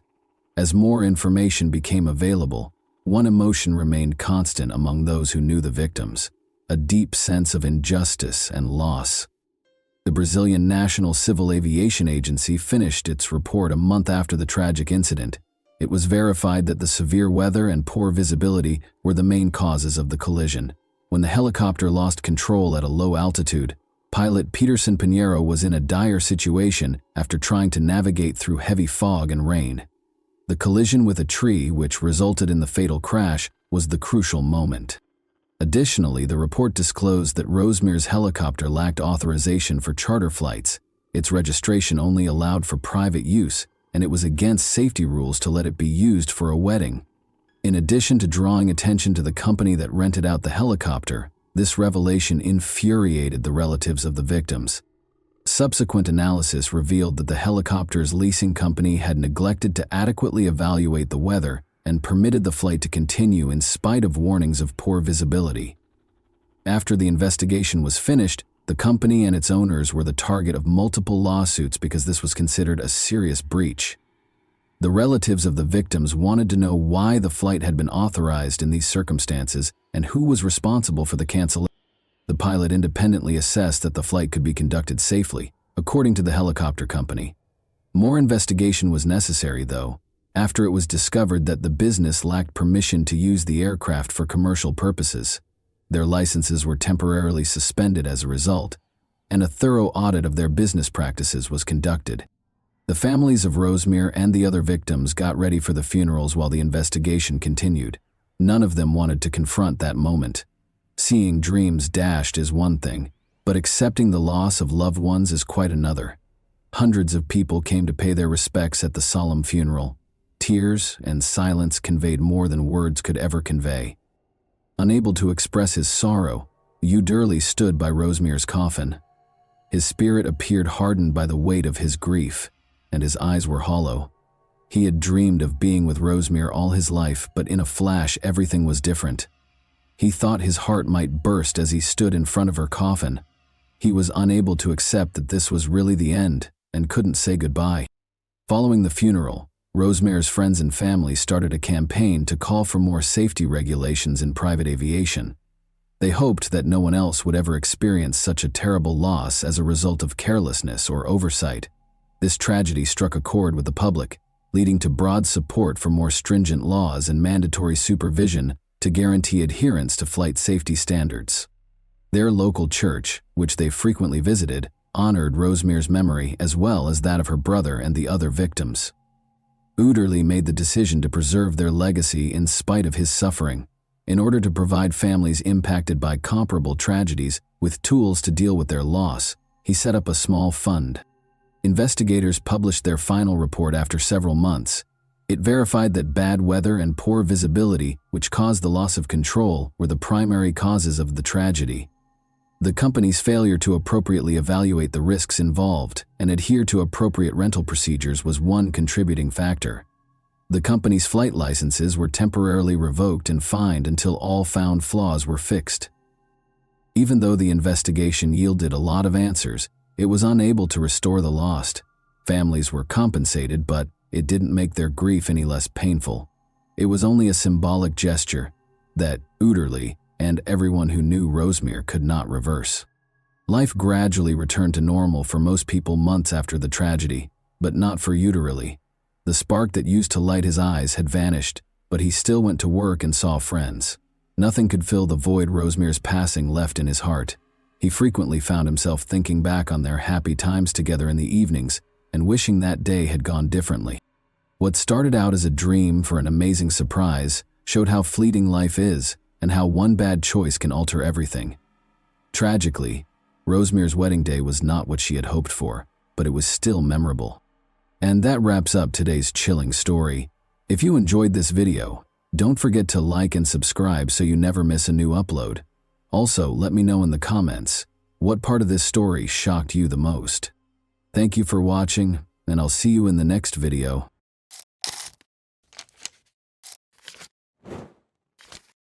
Hey guys, welcome to my channel, and today we're going to take a look at another horrible case with you.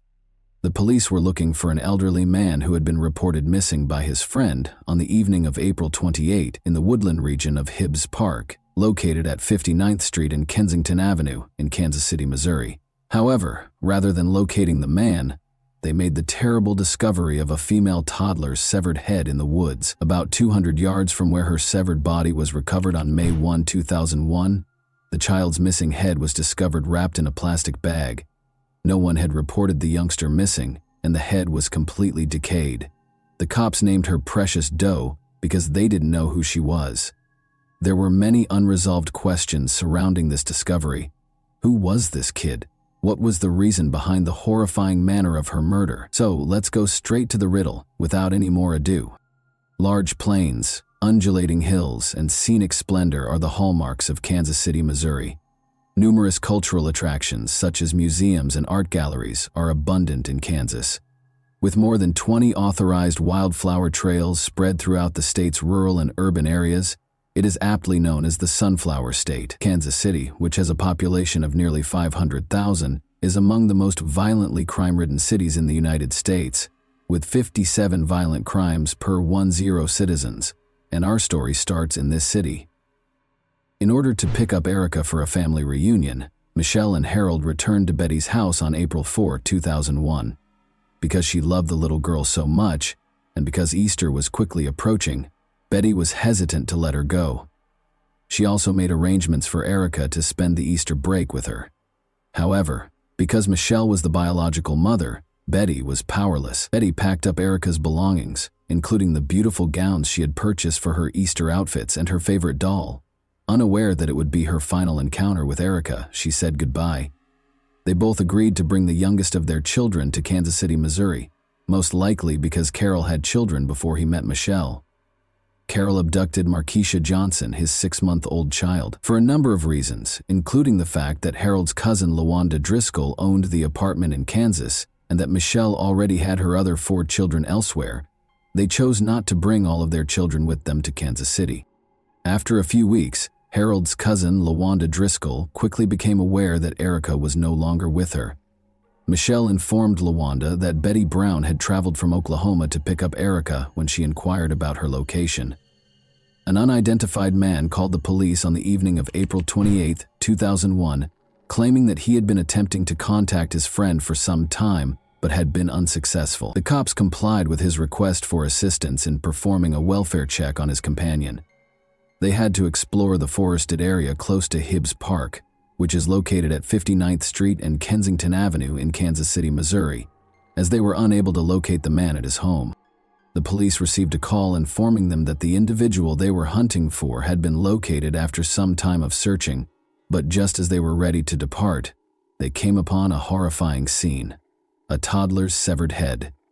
The remains was quickly identified by the authorities as belonging to a female toddler. The cops were dubious about the discovery right away, because the deceased was discovered naked. In addition to wondering why no one had reported the disappearance of a child her age in the region, they also questioned why a toddler's death would be found in the woods. The absence of the head left the investigators at a loss. The probe would never move forward. They were only able to ascertain the child's age and sex. They discovered that the deceased body belonged to a black woman who was between the ages of 3 and 6. They also discovered that the woman had suffered maltreatment prior to her murder. About 200 yards from the location of the child's body, on May 1, 2001, 3 days after it was discovered, a volunteer searcher recovered the child's head, wrapped in a plastic bag. An ashtray that the police thought was the murder weapon was found next to the body. Despite finding the head, the authorities were unable to identify the body's owner because it had completely decayed. Because of the victim's age and the gruesomeness of the murder, it quickly attracted national attention. The investigators kept looking in the hopes that the child's parent or guardian would come forward to collect her remains, but nobody did. The victim was given the nickname Precious Doe when it was impossible to identify them. Before long, a large number of people offered their time to help publicize Precious Doe by distributing flyers, radio, television, and newspapers. They even went door to door to ask questions that would lead to the victim's identity. The case was frequently highlighted on Cold Case Files and America's Most Wanted in an effort to find the young child. However, despite everything, no one claimed the infant and no witnesses came forward. The public contributed funds for Precious Doe's funeral, which took place at Hibbs Park, close to the location where her body was discovered, in December 2001. Hundreds of individuals attended, demonstrating the large turnout of local citizens.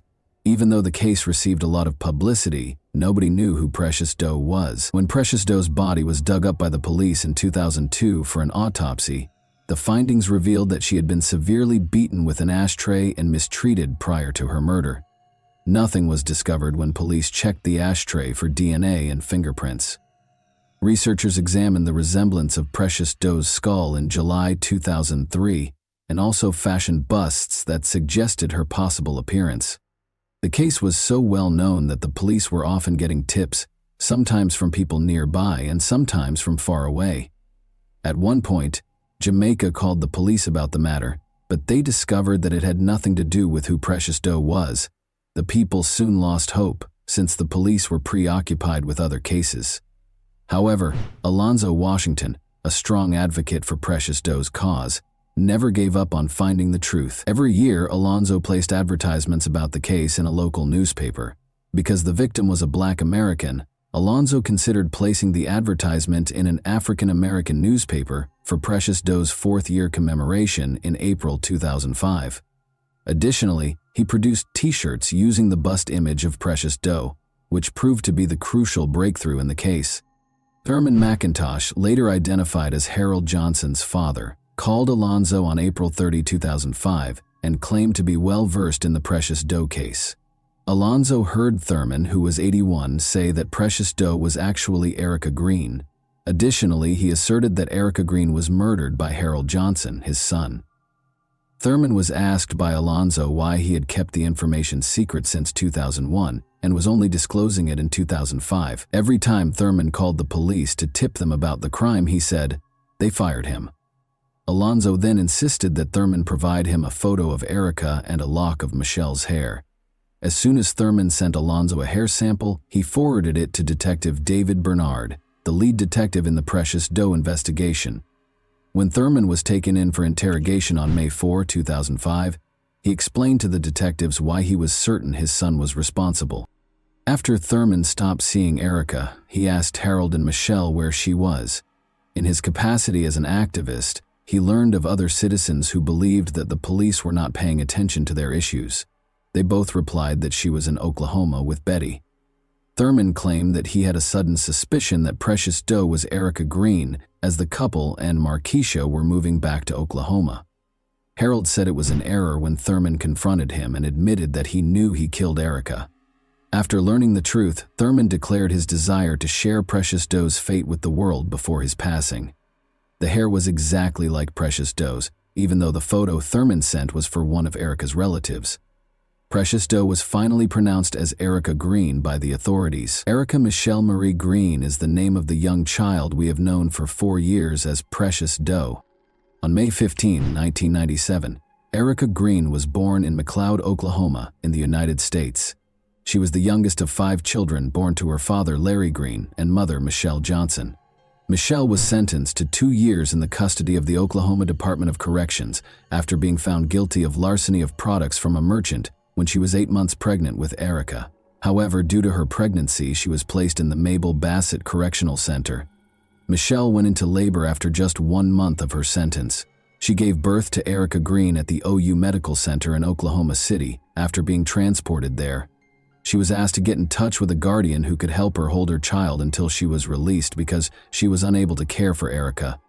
In order to find a guardian for their child, Michelle reached out to Larry Green, Erica's father. Then Larry would give a call to Betty Brown, a friend of Larry's mother who was in her late 60s. When Betty arrived at the prison, she was requested to complete a series of tasks in order to be granted custody of Erica. To determine if Betty was qualified to receive care of the kid, the Correctional Facility Authority did not perform a background investigation. She just produced a Sam's Club card and her driver's license. A form was given to her to sign. Following this, on May 16, 1997, custody of Erica Green was awarded to Betty. Betty referred to Erica as one of the most self-reliant kids she had ever encountered, and she loved and cared for her as if she were her own child. She added that Erica was a sweet girl who never stopped smiling and that everyone adored her whenever she brought her to church.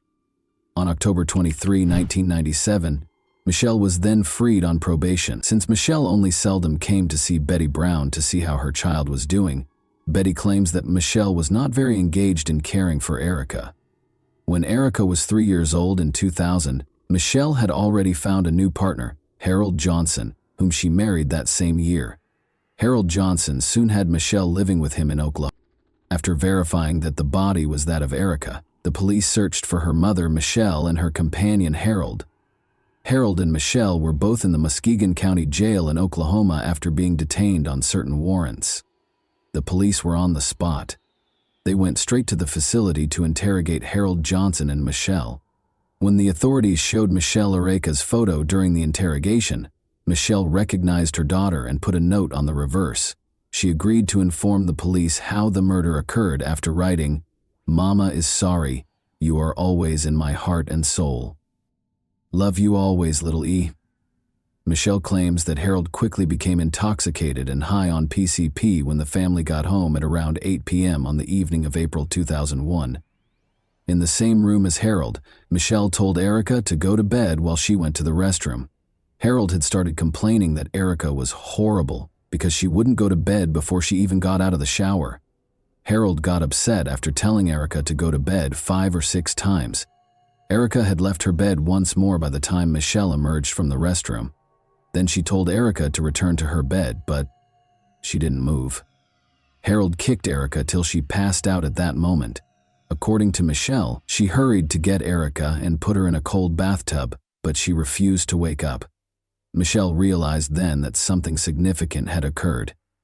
About 15 minutes later, Michelle carried Erica to the restroom and then to the floor, but she was still unconscious and not responding. Since they still had outstanding warrants, Michelle and Harold opted not to seek medical attention for Erica, even though they knew she needed it at that point. Despite knowing that Erica could die, Michelle decided not to call an ambulance because she didn't want to end up in jail. Erica remained unconscious for 10 to 14 hours, and by the next morning, she had passed away. Harold and Michelle concealed Erica's body in a baby stroller after she passed away. Michelle claims that they decided to dispose of the body because they were both afraid and unsure of what to do. After waiting until nightfall to ensure that no one would notice, they both carried Erica's body outside through the house's window and headed directly for the woods. Harold considered using edge clippers to remove the head and disfiguring it to make identification more difficult, since he worried that leaving the body in its current state may eventually lead the police to their house. Michelle felt that was a bad idea, but they wrapped the head in plastic bags and threw it in a dumpster at a local church. Because the smell may alert the church owners, she instructed Harold to remove the head. Harold followed his wife's advice and tossed the head into Hibbs Park's forested area. Harold then left Erica's body in the woods, after removing her clothing and giving it to Michelle. They went back home and went into their room the same way they had left. LaWanda Driscoll would soon realize that Erica was not there, but no one saw what they did. Michelle pretended that she was lying in the room because she was ill when she was questioned where she was. Michelle told the police what had happened and then requested that they take her to meet Harold. She encouraged Harold to confess to their misdeeds, telling him that she had already done so. Harold initially became agitated and pleaded with Michelle to retract her testimony, but Michelle had already decided to testify against Harold in court.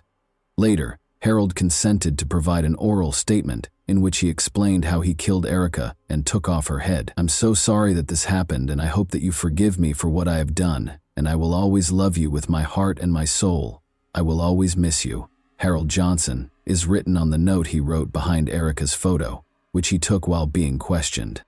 Many people who worked tirelessly to bring Erica justice found closure in the charging of the offenders in this case. Unfortunately, Erica's father, Larry Green, was incarcerated when the people decided to give her a dignified funeral in August 2005 under her real identity.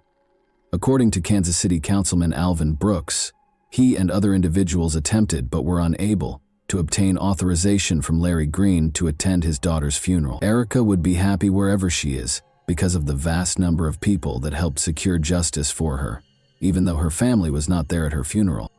LaWanda Driscoll also described her knowledge of the case. She claimed that Carol had been abusing Erica in the days leading up to her passing. LaWanda claimed that Erica's scream from the bedroom was the last time she heard from her.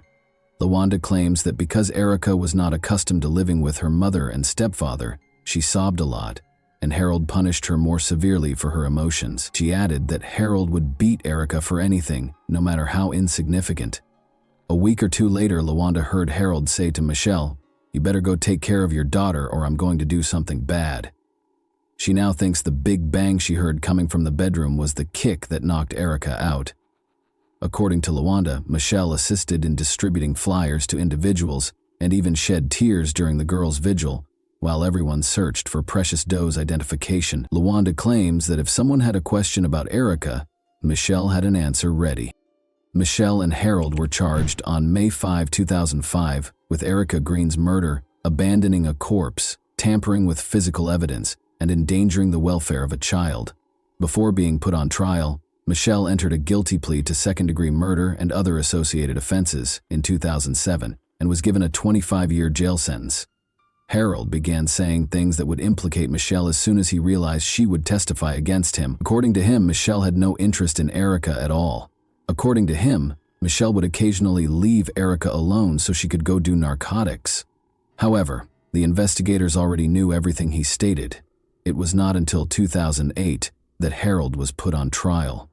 The neurologist testified that Erica might have survived if she had received medical assistance in the hours prior to her death, even though her autopsy described her cause of death as a closed head injury which happens when the head strikes an object. However, this would not have been equivalent to first-degree murder. Following many days of deliberation, the jury convicted Harold of first-degree murder, child abuse, and endangering the welfare of a child. Harold received a life sentence without the possibility of release. In November 2008, Harold filed an appeal, continuing to maintain that he is not the kind of person the state claimed he was. The state attorney and the defense lawyer exchanged arguments, with Harold's team arguing that the murder was not planned, but according to the state, Erica's murder was planned. Michelle revealed in her confession that she instructed Harold to give his orders to Markeisha solely and not to order Erica around the night of Erica's murder. According to the state, Harold was irritated by Michelle's statement and considered killing Erica at that same moment. Additionally, the autopsy reveals that Erica was kicked several times, demonstrating Harold's deliberate continuation of the child's kicking, even though he was aware that she may die. Harold's appeal of the verdict, according to John Torrance, demonstrated no remorse because the murder was not premeditated. Harold's appeal was denied by the judge, who described him as a textbook sociopath who refuses to accept responsibility for his acts. Many individuals found relief at this sentencing, even if the disclosure of Erica's identity provided closure to those who were rooting for her. Everyone in attendance at Erica's sentencing was happy with Harold's verdict, but others wanted Michelle to receive the same punishment. Erica's real father, Larry Green, also sued the Oklahoma D.C., raising concerns about the procedure used to decide custody of children born to incarcerated moms. However, in order to guarantee that infants delivered to prisoners will be transferred to the Department of Human Services for appropriate care, the Department of Corrections and the Department of Human Services agreed to implement new protocols. The tragedy of Erica Green serves as a reminder that evil exists inside human nature. Even though parents are known to love and protect their children, it is horrifying and heartbreaking to learn that some parents would put their own needs before of their children.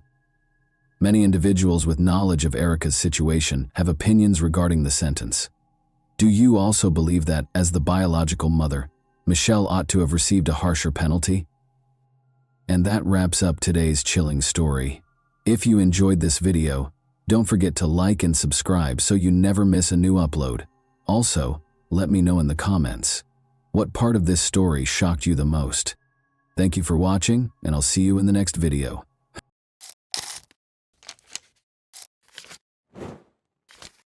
Hey guys, welcome to my channel, and today we're going to take a look at another horrible case with you.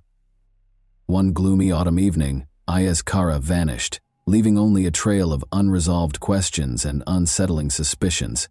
His wife, Sevda, looked extremely shaken and his family was in shock. However, neighbors soon noticed something strange. A certain Dr. Levant was regularly seen at Sevda's house, and his interest in the Kara family appeared to be much more profound than one might anticipate from a typical doctor. It was the beginning of a somber tale that would soon come to light and was full of treachery, deceit, and ulterior motives. Ayaz Kara and Sevda, a married couple, appeared to be leading a stable life in 2015 in a small town in southwest Turkey. At the age of 37, Ayaz Kara operated a construction company that generated a consistent income. The house was run by 33-year-old Sevda. They had first met in college, where Sevda was pursuing a degree in literature and Ayaz Kara was studying engineering. With the exception of one major challenge, the inability to conceive, their lives were comparatively calm and devoid of major crises. This reality had turned into a very personal heartbreak. They made many attempts and sought advice from a variety of experts, but their dream of parenthood never came true. Their marriage was constantly strained as a result of this failure, leading to arguments and continuous disappointment. Despite the painful realization that their happiness was lacking children, Sevda and Ayaz Kara tried every medical treatment without success. They were both on the verge of emotional exhaustion as a result of the additional strain from their family members. They first learned about Dr. Levant during this trying period. Levant was known for being an accomplished doctor who focused on infertility problems. He was 42 years old and highly respected in the medical community for his knowledge and non-traditional methods of treatment. His approaches attracted patients who had given up on conventional treatments by fusing aspects of alternative therapies with conventional medical procedures. Despite its small size and location on the outskirts of town, his clinic was very popular with the locals. Sevda thought this might be their last chance when she heard about Levant from a friend. At first, Ayaz Kara wasn't convinced, but he decided to give it a try after seeing his wife's anguish. They turned to Dr. Levant for assistance. After carefully listening to their story and performing comprehensive examinations, the doctor presented a treatment plan that included both medication and lifestyle modification. After several months of treatment, Sevda finally found out she was expecting a child. For the couple, this news was nothing short of a miracle, and they were incredibly appreciative of Levant. But the doctor stayed active in Sevda's life, keeping an eye on her health and offering constant support. He was more than just a medical helper. He helped Sevda deal with the difficulties of her pregnancy by coming to their house on a regular basis. His visits became more frequent over time. Sevda and Levant's relationship gradually started to conflate the characteristics of a normal doctor-patient relationship. Ayaz Kara was devoted to his job and did everything in his power to provide his expanding family with a secure future. Levant, meanwhile, was there for Sevda when she most needed assistance. His visits became routine, and his presence in the house felt almost natural. Sevda had grown used to having him around, and what began as professional interactions gradually transformed into something more personal. Ayaz Kara first grew suspicious when he unexpectedly returned home one day and found Levant in their living room. The doctor explained that he had stopped by to check on Sevda's condition. Although the explanation made sense, a nagging feeling lingered in Ayaz Kara's mind. He soon began to notice that Levant's visits were becoming more frequent, and his wife's behavior grew more distant. Conversations between Ayaz Kara and Sevda became strained, and the initial joy of expecting their baby started to give way to an unsettling sense of anxiety. Sevda and Levant continued to meet. Their interactions became increasingly secretive, and their encounters often happened when Ayaz Kara was away at work. Levant visited under various pretexts, checking Sevda's health, bringing medications, or providing follow-up advice. Even during her pregnancy, Sevda and Levant managed to find moments of seclusion. The visits grew longer and more frequent, and Sevda made no effort to stop them, as their connection only deepened. Meanwhile, Ayaz Kara could not shake the feeling that something was amiss. He observed that his wife was hiding things from him, but he struggled to figure out how to address his suspicions. One afternoon, Ayaz Kara came home earlier than usual and once again found Levant there. The scene seemed ordinary enough, but the tension in the air was unmistakable. Levant offered another plausible explanation for his visit, and Ayaz Kara had no choice but to accept it. Yet, the unease he felt was growing. He began paying closer attention to small details. How Sevda lingered in the kitchen when Levant was around. How she avoided answering his questions directly. The relationship between Ayaz Kara and Sevda grew colder, and Ayaz Kara felt trapped by unanswered questions and growing doubts. Levant, for his part, was well aware that the situation was becoming more precarious. He could see that Ayaz Kara was getting increasingly suspicious, yet Levant had no intention of backing down. Maybe he had reasons for remaining involved, and he knew more than Ayaz Kara could have imagined. He kept pushing boundaries, testing how far he could go before everything spiraled out of control. Ayaz Kara, on the other hand, became more consumed by his suspicions. He started watching his wife's every move, desperate to uncover the truth of what was unfolding in his own home. The tension within the family had reached a breaking point. Sevda and Levant continued to meet in secret, despite the escalating risks. Ayaz Kara could feel his family slipping through his fingers, but was at a complete loss as to how to stop it. Meanwhile, Levant showed no signs of backing down, even as Ayaz Kara's suspicions grew. He seemed determined to play out his dangerous game, not knowing where it might lead. As time passed, the atmosphere in the house grew increasingly tense. When Sevda's pregnancy became more noticeable, she and Levant finally stopped their clandestine encounters. The risk had become too great, and with Sevda's pregnancy now obvious, Levant ceased his visits under any pretext, and their connection abruptly came to a halt as if it had never happened. Yet this did not bring peace to Ayaz Kara and Sevda's home. The relationship between the couple became even more strained, consumed by suspicion and inner turmoil. Ayaz Kara tried to stay home as much as possible, searching for ways to reconnect with his wife. Despite his efforts, he couldn't shake the feeling that something between them had been irrevocably broken. Sevda, on the other hand, couldn't understand why Ayaz Kara had grown so distant and cold. She struggled to make sense of his change in behavior, as the tension between them only deepened. After another quiet dinner one evening, Ayaz Kara abruptly vanished. Since he always informed her if he would be late to work or had errands to run, Sevda realized he was gone from the house, which was very unusual. There was no note, no phone call this time. Sevda tried to control her anxiety, but worry started to bite her. After several days passed with no sign of Ayaz Kara, Sevda was forced to notify the authorities that he had vanished. Sevda was taken in for interrogation after the police began their investigation. The investigators were immediately alarmed by her actions. She frequently sidestepped direct questions about the status of her marriage and gave off the impression of being extremely nervous. She found it difficult to respond clearly when asked what could have caused her husband to disappear.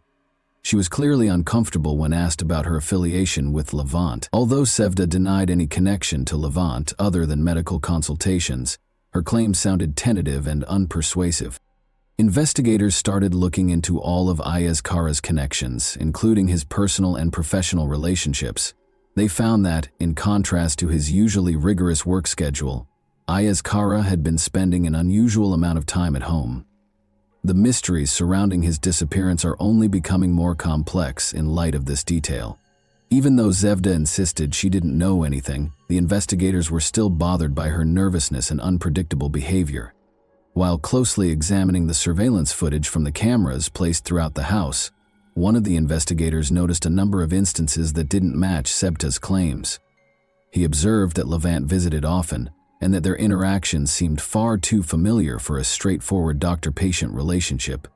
This finding encouraged further research into the nature of the relationship between Sevda and the Levant. Investigators soon suspected Sevda of being involved in her husband's disappearance, making her a prime suspect. She was still being called in by the police to be questioned about her interactions and activities in the days before Ayaz Kara vanished. Sevda's responses became increasingly erratic, and her anxious manner only served to heighten law enforcement suspicions. Levant became involved in the investigation as well, and investigators started looking for him to learn more about his role in this complicated case. It had been months since Ayaz Kara vanished. Despite a lot of work, the search produced very few tangible results. Investigators pursued a variety of avenues, including following Ayaz Kara's contacts, examining his business transactions, and going through his private correspondence. But each lead appeared to come to a standstill. Interviews with friends and coworkers revealed that none of them had any insightful information to share. Red flags were still raised by Sevda's peculiar behavior during interrogation. The suspicions about her were only heightened by her propensity to contradict herself and avoid direct responses. Life continued while the investigation stalled. A baby boy was born to Sevda. There was no celebration, despite the fact that the delivery went well and the child was healthy. The police and the community continued to keep a close eye on Sevda, and the baby's father was still missing. Neighbors whispered about what had happened, and rumors spread like wildfire throughout the small town. Sevda was frequently spotted with her baby, but there were always signs of worry and stress on her face. In an attempt to avoid attention, she maintained a low profile, but her actions only fueled further rumors. Soon after, neighbors noticed that Dr. Levant, who had previously only come to Sevda's house for medical visits, was now frequently there. It soon became apparent that he had essentially moved in after he was spotted spending the night there. The townspeople were outraged by this. Such behavior did not go unnoticed in a small community where everyone knew one another. The relationship between Sevda and Levant was suspected to have begun long before Ayaz Kara vanished. Rumors spread, and before long everyone knew that Levant was her lover, and not just a friend who helped her through a tough moment. Sevda's home came under more and more critical scrutiny. Her behavior was the subject of gossip from neighbors, who conjectured that she and her new friend may have been complicit in the disappearance of Ayaz Kara. Some even said they had witnessed Levant visiting Sevda often while she was pregnant, and that his visits had appeared much too frequent for a mere doctor. However, Levant continued to live openly in Sevda's house, seemingly unaffected by the circulating rumors. He took on many of the duties of a family man, including helping to care for the infant. He was regularly observed by neighbors doing household repairs, grocery shopping, and trash collection. He pretended to be the legitimate head of the household, which only served to increase the indignation in the town. When Levant and Sevda were seen together at the neighborhood market shopping for things for the baby, the disapproval peaked. They were seen holding hands, which sparked a wave of condemnation. Levant's increasingly noticeable presence at Sevda's house became a crucial piece of the puzzle as the police investigation into Ayaz Kara's disappearance continued. Investigators started closely observing the property, following Levant and Sevda's every step and every visit. Although there was growing suspicion that they were somehow connected to Ayaz Kara's unexplained disappearance, authorities were unable to establish a direct connection that would link them to the case in the absence of any hard evidence. Sevda made an effort to keep things somewhat normal, but it was almost impossible. Her residence was continuously monitored by both the police and nosy neighbors. Every action she took was closely watched, and rumors about her were constantly spreading. She could not avoid the judgment. Women who once greeted her warmly and engaged in conversation about daily life now completely avoided her when she took her infant for walks. Families that had previously been friendly with her started to distance themselves from her after some even made mean comments, such as, "Her husband's barely gone, and she's already found his replacement." Levant, on the other hand, avoided any conflicts. He carried on with his life as though nothing out of the ordinary had occurred. He never bothered to defend himself, he never engaged with the neighbors, and he ignored the whispers. The situation became even more tense because of his disregard for public opinion. His assurance was evident, and Sevda found herself depending on him more and more as she drew courage from his unwavering poise. Meanwhile, the police kept reviewing the home security footage taken prior to Ayaz Kara's disappearance. They found growing evidence that Levant had seen Sevda far more often than a normal physician would have. This made Levant a prime suspect, especially since he was now residing in the missing man's house. Investigators started getting the paperwork ready so they could call Levant in for formal interrogation.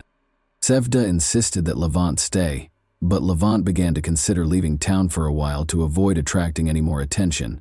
Not with the intense and inevitable looks of suspicion and condemnation from those around her. She could no longer handle it all alone. There was a knock on the door one evening. The police were involved. To answer some questions, they invited Levant to come down to the station. He had been aware that this day would eventually arrive. He composed himself and assured Sevda that he would return shortly before stepping out to meet the officers. With 1,000 concerns racing through her head, she watched as the police car drove off. She was aware that life would never be the same and that they would be constantly monitored. Levant tried to remain calm at the police station. The detectives questioned him about his frequent visits to Sevda, his relationship with Ayaz Kara, and why he was now residing in her home. According to Levant, he was merely a medical professional who had been supporting Sevda during a challenging pregnancy and the months that followed. Although he denied any involvement in the disappearance of Ayaz Kara, his answers did not satisfy the investigators. They persisted, looking for contradictions in his account. Meanwhile, fresh rumors started to spread around town. There were rumors that Levant might even be arrested and that the police were finally taking the case seriously. Some neighbors said that Sevda's actions had long struck them as strange, and that they had always suspected something was wrong. The community's judgment became more obvious. People shunned Sevda, and those who had previously supported her now abandoned her. After being questioned for several hours, Levant went home. He attempted to hide the fact that he was tired. At the door, Sevda greeted him with a strained and pale face. Even though she didn't ask any questions, it was clear that she was afraid. Levant realized that the situation was more serious than they had anticipated and that they were now in actual danger. Every action they took would be closely watched by the police, who obviously weren't going to let them off the hook. The tension only increased in the weeks that followed. Levant made an effort to continue as though nothing had changed, but the community's and the authorities' pressure was getting to be too much. Sevda avoided interacting with neighbors and rarely left the house. She was aware that their lives had devolved into a never-ending anticipation of catastrophe. They no longer felt safe, and their fear only grew with each new encounter with the police. Levant and Sevda came to the conclusion that there was no use in continuing to deny their relationship after weeks of incessant interrogation. Their lives had become intolerable due to the police pressure, the critical looks from their neighbors, and the never-ending barrage of suspicions. They made the decision to come clean. They maintained that they had nothing to do with Ayaz Kara's disappearance, despite the fact that they were living together and had become romantically involved. They freely admitted during a follow-up interrogation that they were now a couple, and that Levant had moved in with Sevda to assist with babysitting. They denied any involvement in Ayaz Kara's disappearance and stated that their feelings for one another had become too intense to ignore. They also asserted that their relationship had only started after Ayaz Kara disappeared. Their admission was met with suspicion by the police. Though there was no basis for criminal charges connecting the two to Ayaz Kara's disappearance, investigators were still certain that they were concealing something. However, the case became even more tense after Sevda and Levant came clean about their romantic relationship. Every action they took was now closely monitored as the investigation grew more intense. Sevda and Levant were all too aware that their life together had devolved into a never-ending nightmare, with new questions and suspicions emerging every day. Ayaz Kara's family, meanwhile, refused to wait around. Mehmet, his younger brother, and his parents decided to take matters into their own hands and started their own investigation. They were convinced that Ayaz Kara couldn't have vanished without foul play, and that Sevda and Levant knew more than they were confessing. Especially Mehmet was unrelenting. He spent hours interviewing neighbors, compiling data and examining it to find any possible leads. He clung to the hope that Sevda and Levant were somehow involved in his brother's disappearance and was determined to find out the truth. One day, Mehmet got a tip from a neighbor who said that a suspicious van had been seen close to the house the night Ayaz Kara vanished. No one had given it much attention at first, but now that detail seemed important. Mehmet started to inquire, and a number of neighbors attested to seeing the van. There were people inside the house where it had been parked. The timing coincided with the abrupt disappearance of Ayaz Kara, but no one knew who they were. Mehmet followed up on every lead pertaining to the van and eventually located a source who could provide a more thorough account. It was a white van that was old and unmarked. The witness also reported seeing individuals that evening loading heavy-looking objects or big bags into the van. For Mehmet, this realization felt like a breakthrough. After compiling everything he had learned, he gave it to the police. The tip was taken seriously by the authorities, who started investigating. The investigation took a crucial turn when they learned that a van that fit that description had previously been reported for suspicious activity in the neighborhood. The investigation was starting to put the pieces of the information they had collected together. The police began looking through town-wide security cameras that might have recorded the van's movement. They soon discovered video from one of the cameras, which showed a white van traveling late at night along a road close to the residences of Ayaz Kara and Sevda. This video turned into an important piece of evidence that might help explain Ayaz Kara's disappearance. The authorities' efforts to find the owner of the van were soon successful. They found that a man named Emre, who had previously been a driver for Levant's clinic, was the van's registered owner and had a connection to Levant. This discovery changed the course of the inquiry. They quickly brought Emre in for interrogation. He initially vehemently denied any wrongdoing, but when pressure mounted, his story started to fall apart. Detectives narrowed their line of inquiry by pressing him further after noticing discrepancies in his account. After a while, Emre broke down and acknowledged that he had helped Levant that evening. He said he had only been instructed to assist with moving some things and had not been fully informed of the situation. He claimed that because he assumed he was helping his boss with a personal issue, he didn't ask questions. Emre denied any direct involvement in the disappearance of Ayaz Kara and maintained that he had no idea what was in the bags he had assisted in transporting, but his admission only made Levant and Sevda seem more suspicious. The police were aware that they needed to move quickly. They obtained arrest warrants for Sevda and Levant so they could be questioned further, as well as a search warrant for their residence. Law enforcement showed up at Sevda and Levant's house late at night when it was quiet. A startled Sevda answered the door when they knocked, utterly unprepared for what was about to happen. She was shown the search warrant by the officers. As the police started their search, Levant was immediately taken into custody, handcuffed before he could speak, and arrested. The noise alerted the neighbors, who gathered outside the house. They whispered and murmured, trying to figure out what was going on. It appeared that the long-held suspicions of many that something was wrong were now validated. In search of any clues linking Sevda and Levant to the disappearance of Ayaz Kara, the officers searched the house. Hours passed during the search, but no concrete proof was discovered right away. One of the officers kept a close eye on Sevda as she sat in the living room. Her eyes were filled with fear, and she appeared confused. She was aware that things had gotten really bad, and that nothing would ever be the same. After Levant was brought to the station, Sevda realized he would now have to answer a flurry of questions. Levant came to the conclusion that lying was pointless after he was arrested. He eventually admitted to everything that had transpired during the subsequent interrogation while seated in the police station. The investigation took an unexpected turn with his admission. He explained how the whole plan had come to pass, how he and Sevda had intended to get rid of Ayaz Kara, and how they hoped to start a new life together. The puzzle pieces fit together with every word, and the reality of what had happened was eventually exposed. Levant acknowledged that learning that Ayaz Kara couldn't conceive was the catalyst for everything. When doctors confirmed this, Sevda was devastated, but Levant saw an opening. He started providing Sevda with emotional support and positioned himself as the answer to her problems. They developed a romantic relationship over time.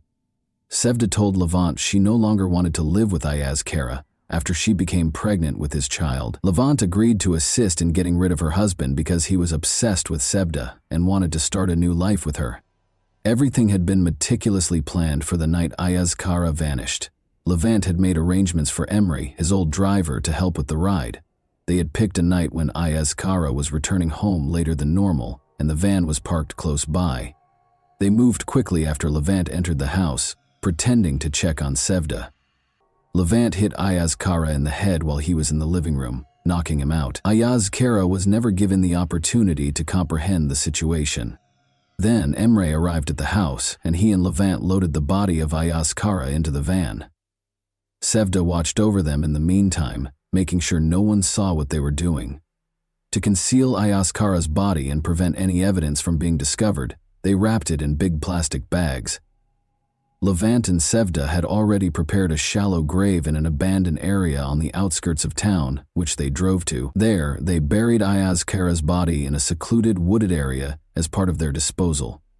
Neighbors had seen the bags being loaded into the van, and they were used to hide any evidence and make sure the body was not in direct contact with the bags.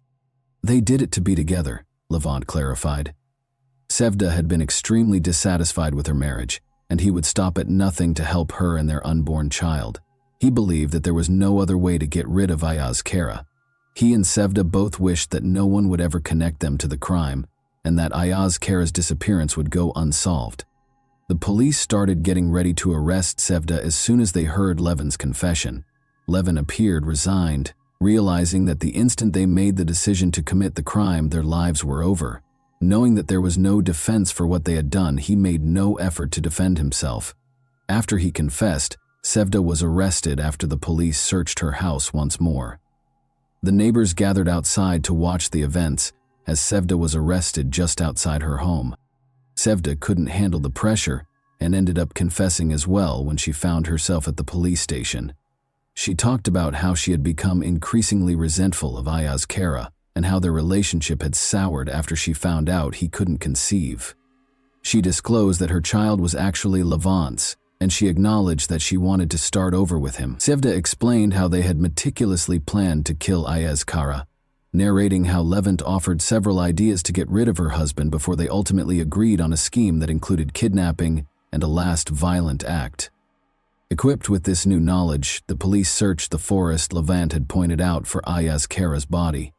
They discovered a grave after searching the woods for hours. Despite the fact that Ayaz Kara's remains were badly decomposed, the discovery offered sufficient proof to establish his demise and formally establish the case against Sevda and Levant. According to the results of a forensic investigation, Levant struck Ayaz Kara during the assault, causing a fatal head injury. Ayaz Kara's body was given back to his family for burial after the autopsy was finished. The funeral was a heartbreaking and solemn event. The younger brother and parents of Ayaz Kara were unable to contain their tears. They had the small comfort of being able to bury their brother and son, even though they knew that Sevda and Levant were to blame for his demise.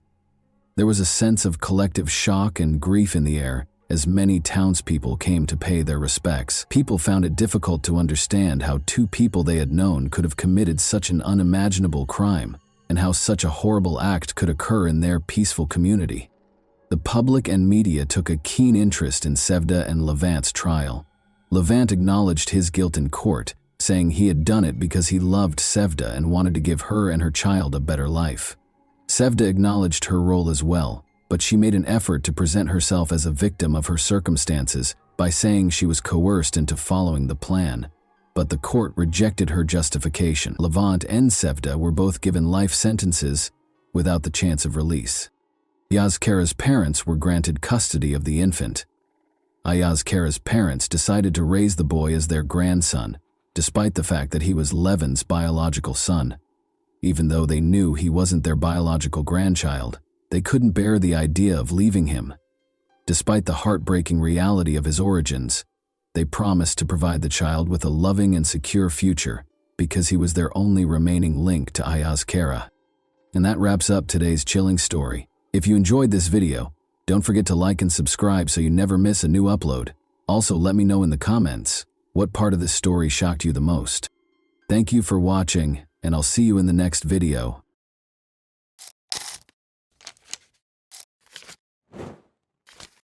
Hey guys, welcome to my channel, and today we're going to take a look at another horrible case with you. David Edward Moust, in contrast to other serial killers, was viewed as an outlier, a lunatic, who didn't match the conventional description of a ruthless, malevolent, uncontrollable killer. Rather, he was someone who truly regretted his actions and wanted to be imprisoned for the rest of his life in order to protect others. He screamed for assistance, but nobody responded. What events in his life shaped who he is now? Let's examine the tale of a man who was disappointed by his parents' separation, a difficult childhood, and an ineffective legal system. The story is about a serial killer called Deranged Dave. George and Ava Moust welcomed David Edward Moust into the world on April 5, 1954, in Connellsville, Pennsylvania. The family had 3 other children in addition to David. The Moust family had a difficult life. Ava and George both experienced challenging upbringings. The parents were unable to provide a loving home for their own children because his father was placed for adoption when he was 12 years old. George tried to avoid his wife, who needed constant attention, was emotionally unstable and self-centered, by being away from home a lot. Their mother had a nervous breakdown shortly after the birth of David's younger brother Jeffrey and spent a month in the hospital. She might have experienced postpartum depression, although at the time medicine didn't fully understand or support women with such conditions. David's parents divorced in 1963 when he was just 7 years old. David's father reportedly started the divorce because he had stopped providing for his ex-wife and the 4 kids for a year, leaving the woman to care for the family alone. Life at their parents' house was tough for all the kids, but David had it the worst, according to David's sister. Maybe because he looked so much like his father, their mother's hatred of her ex-husband was passed on to her son. Ava asserted that she was powerless over the boy. David allegedly attempted to kill his brother Jeffrey twice by the time he was 8 years old, once by pushing him into a lagoon and stepping on his fingers to prevent him from climbing out, and again by trying to burn Jeffrey's bed. Additionally, according to his mother, she frequently looked in her son's pockets to make sure he hadn't stolen anything. She said he would take her valuables and sell them, all allegedly before he was 9 years old.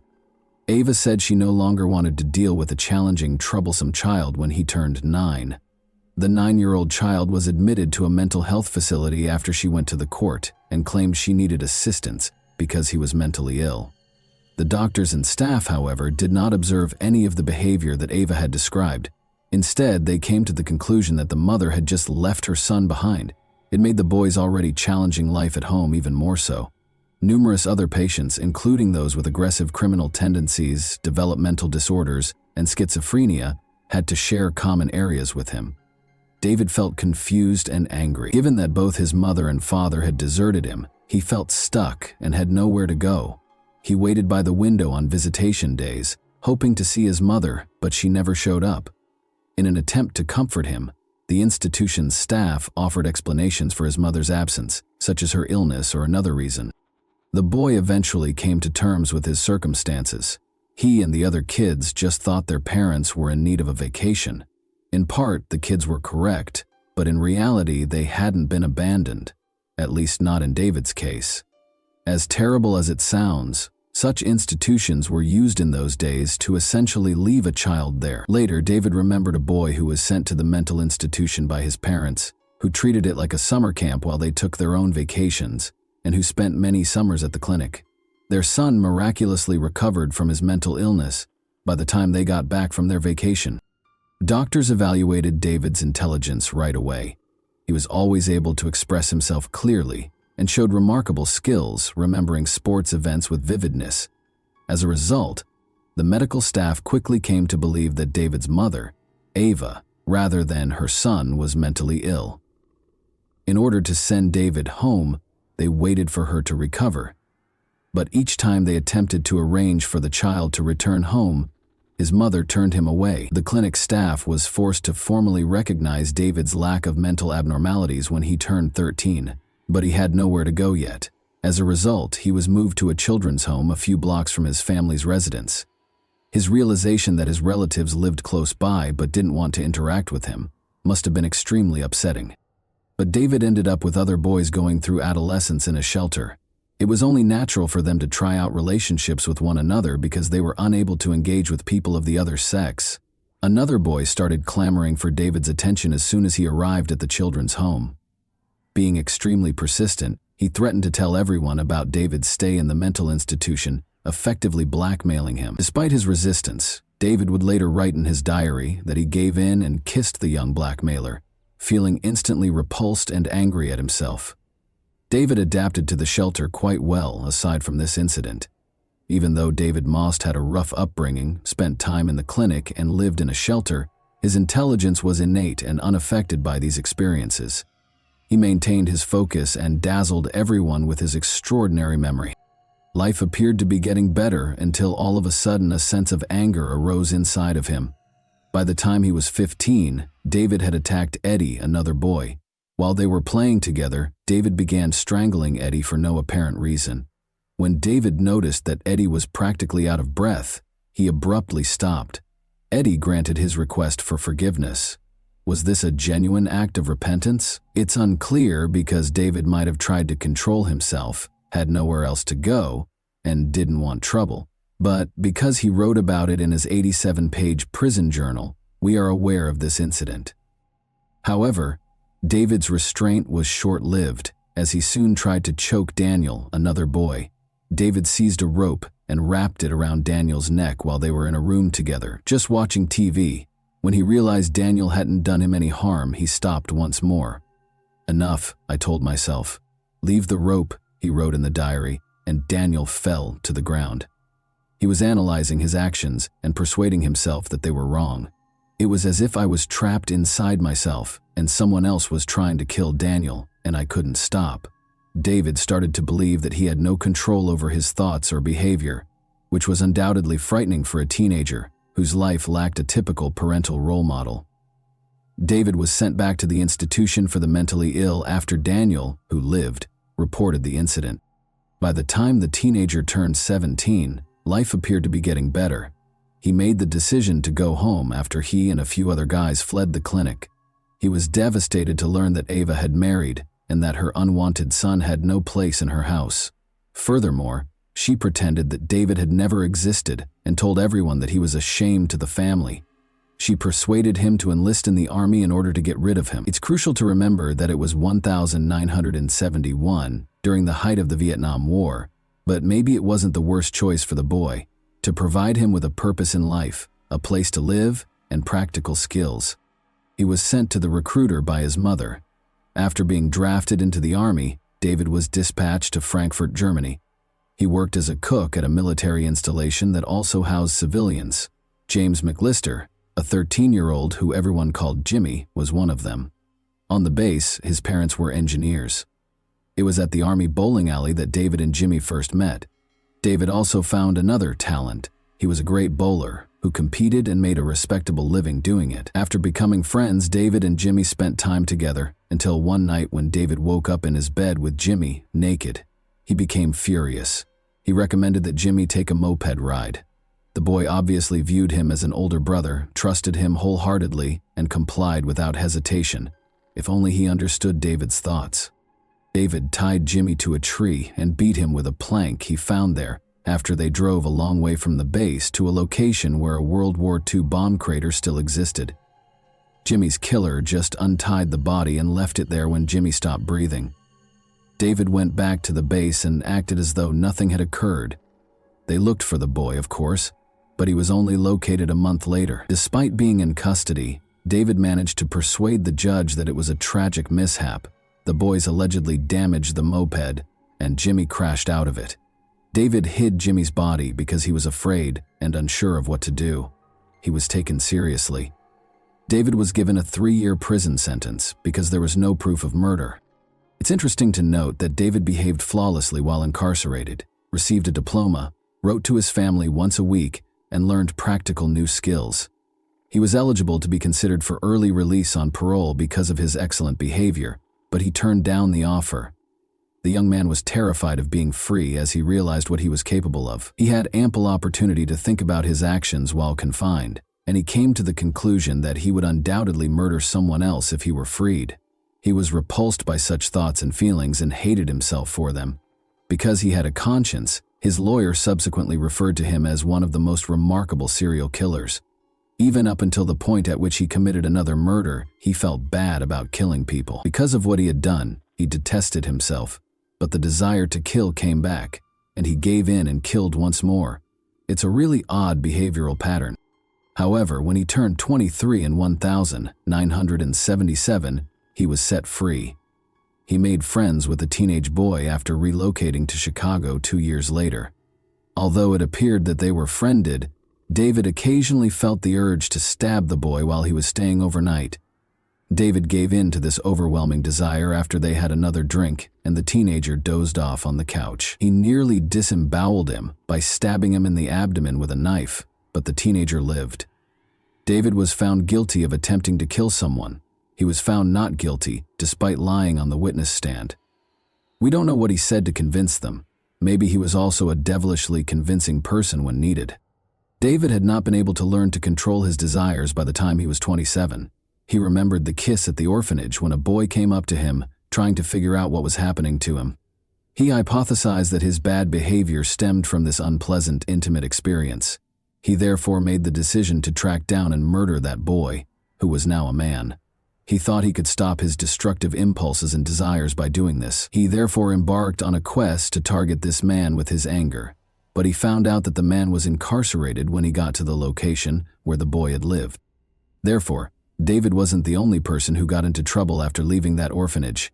He was unable to control his urge to kill or vent his anger on his offender. Then he saw a 15-year-old boy named Donald Jones going by his car. He was utterly innocent and just happened to be in the wrong place at the wrong time. Under the pretense of a straightforward odd job, David persuaded the teenager to get into the car and drove him to a remote location with quarries. Like his last victim, he stabbed Donald multiple times in the abdomen. He later described in his diary how the boy repeatedly pleaded with him not to be killed, saying, "Don't kill me, I'm only 15 years old." Nevertheless, David was powerless to stop himself. Then, unable to leave the teenager alone, he led him to the section of the quarry that was flooded. The teen died. David left the town without waiting for the body to be found. He was aware that Galveston, Texas, was where his uncle resided. David was given a job in his construction company and was permitted to live with his uncle. Once more, David demonstrated that he was a great worker, but after he unintentionally damaged the company van, his uncle fired him. The situation worsened.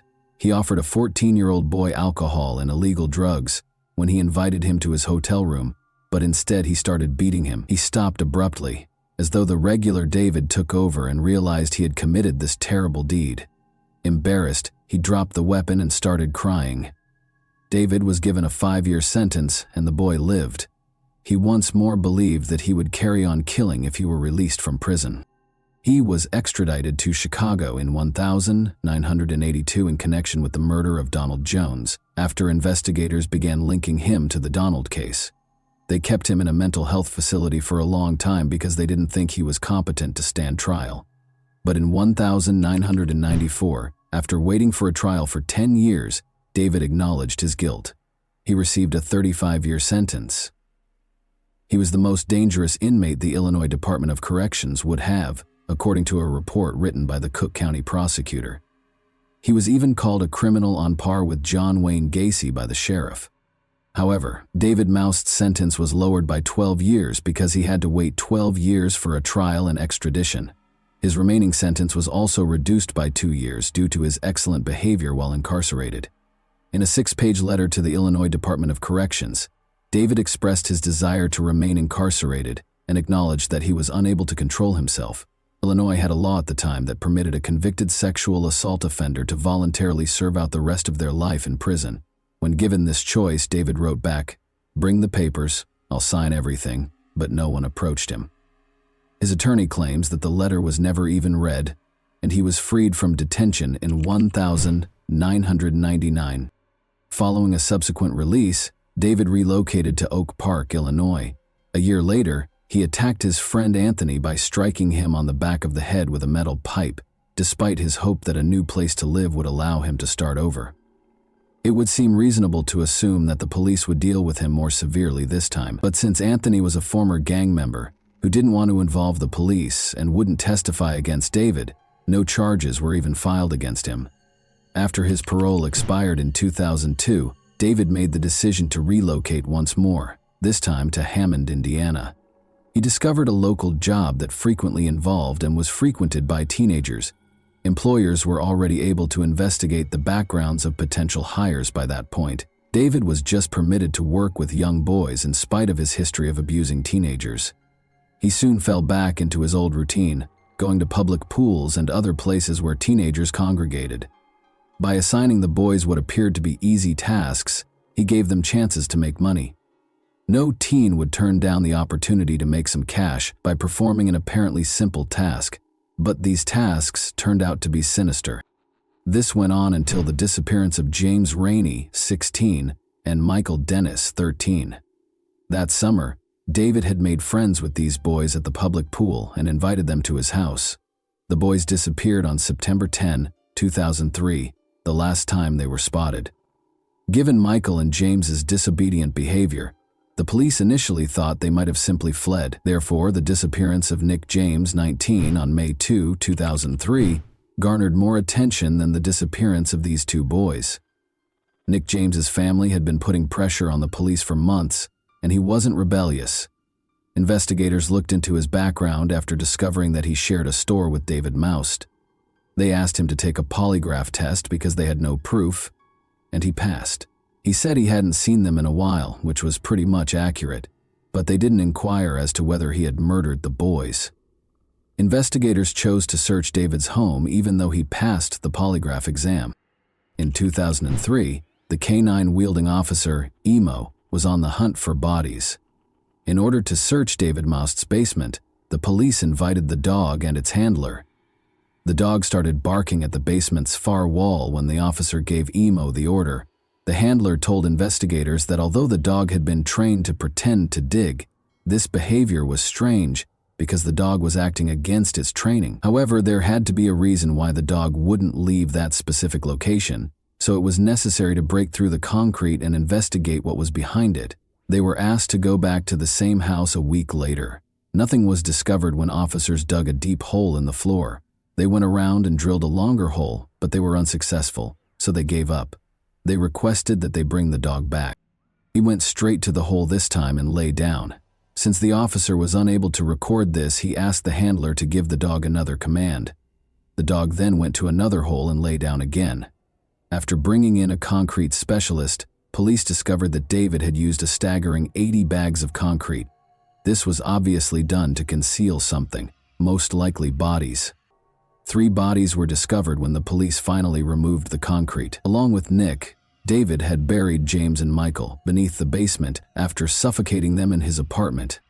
David's brother and mother, who hadn't spoken to him in a long time, suddenly showed up. In numerous interviews, Jeffrey questioned whether the events could have been avoided had the police taken notice of David sooner.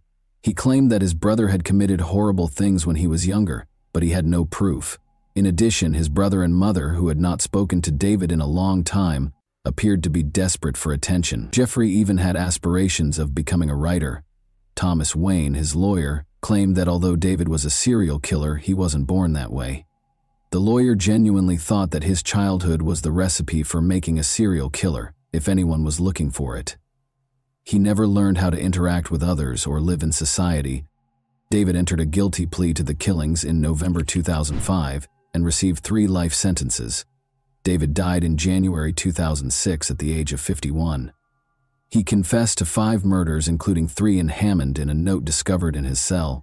He expressed his disappointment in not receiving a death sentence because he believed he deserved it. He felt that he would not have committed as many crimes if he had been kept out of the public eye. He also didn't want his existence to be funded by taxpayers. He accepted responsibility for his actions and begged the families of the victims for forgiveness. He only blamed himself, not his parents or upbringing. David wrote that although he loved his family, they never loved him back. And that wraps up today's chilling story. If you enjoy this video, don't forget to like and subscribe so you never miss a new upload. Also, let me know in the comments what part of this story shocked you the most. Thank you for watching, and I'll see you in the next video.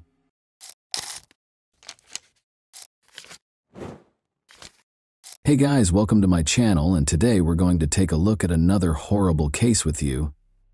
The seemingly stable world of the Craig family from Colorado took an unexpected and devastating turn in March 2023, amid the everyday routines of family life. Once seen as the epitome of stability, their marriage and careers started to fall apart as long-kept secrets and a lack of trust came to light.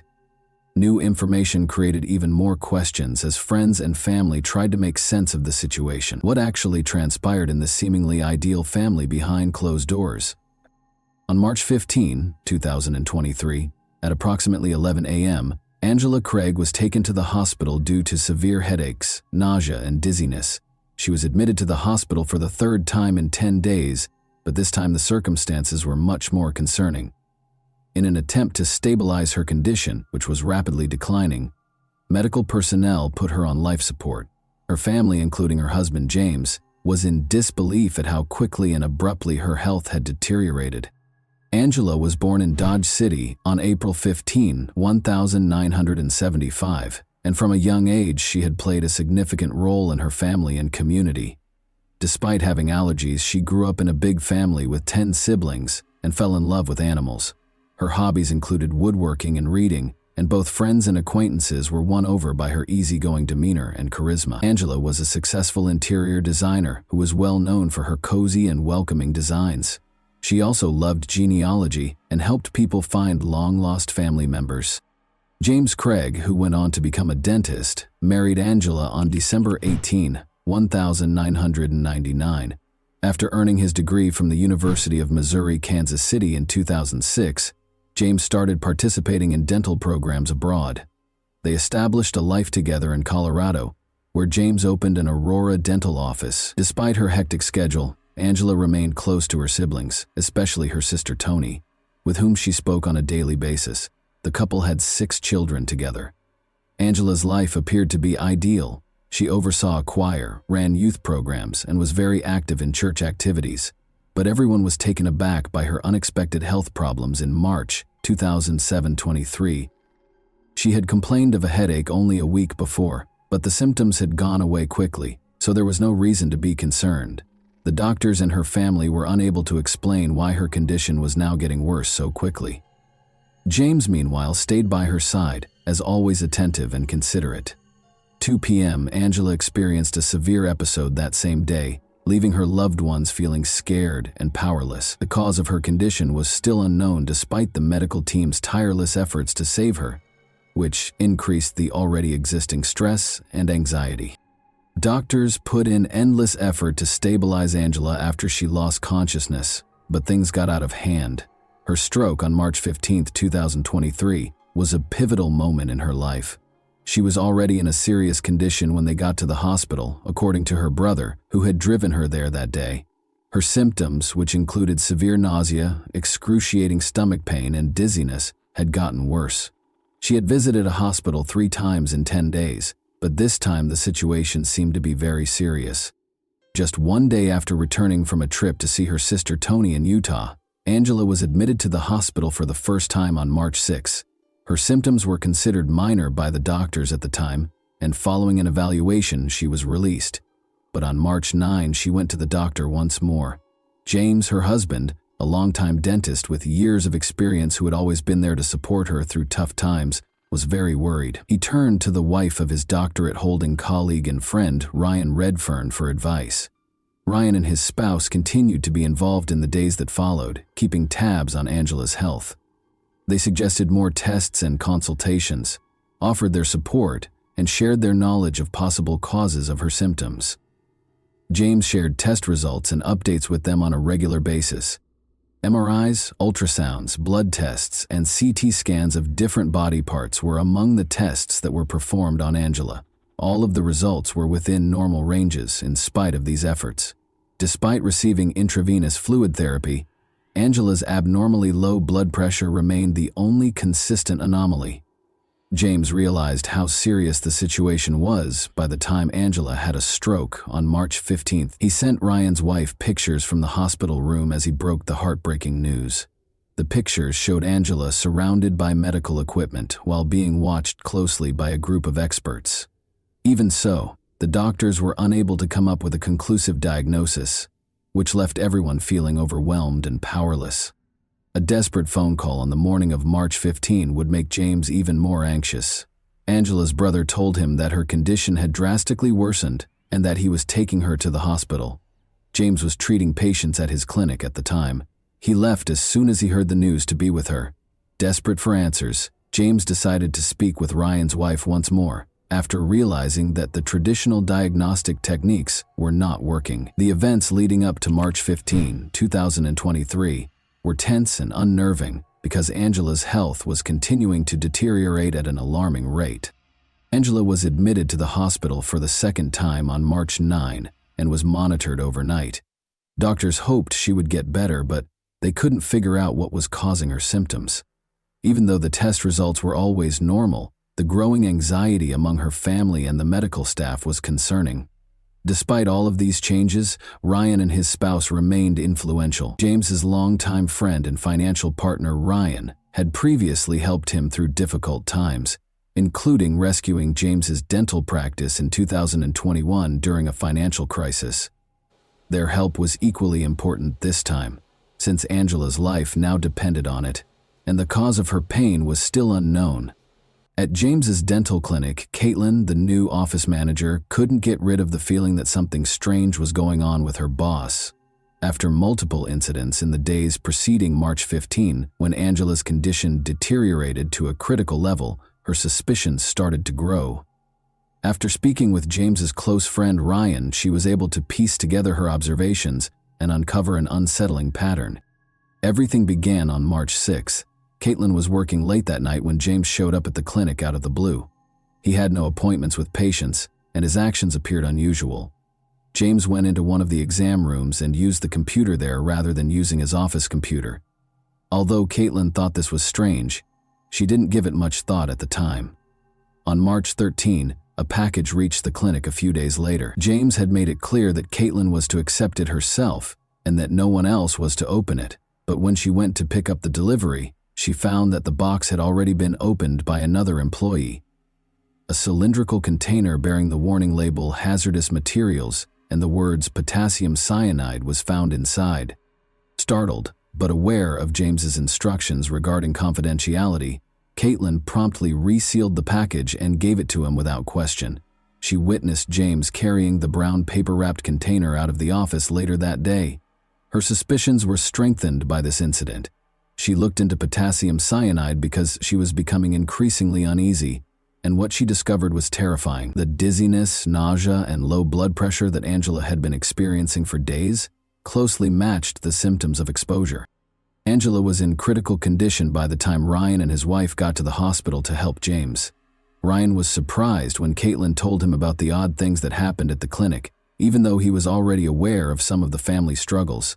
He was so horrified by her story that he called the police and told them what she had told him while he was on his way to the hospital.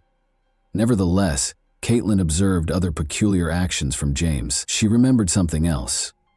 As she was leaving the office on the evening of March 6, James texted her to ask her to personally make sure that a package that was scheduled to arrive was delivered to her. This request appeared to be merely a formality at the time, but in the context of later events, it became more significant. Ryan made the decision to speak with James when he got to the hospital. James asserted that Angela had requested the order for the aforementioned chemical, potassium cyanide, but his explanation sounded tentative, which made Ryan even more suspicious. Ryan shared this information with investigators out of concern, and they started to suspect that this case was much more complicated than it first seemed. Angela was taken to the hospital once more on March 15. Her symptoms, which included sharp abdominal pain, nausea, and extreme dizziness, had gotten critically worse. By the time police arrived, Angela could hardly stand, according to her brother, who had driven her to the emergency room.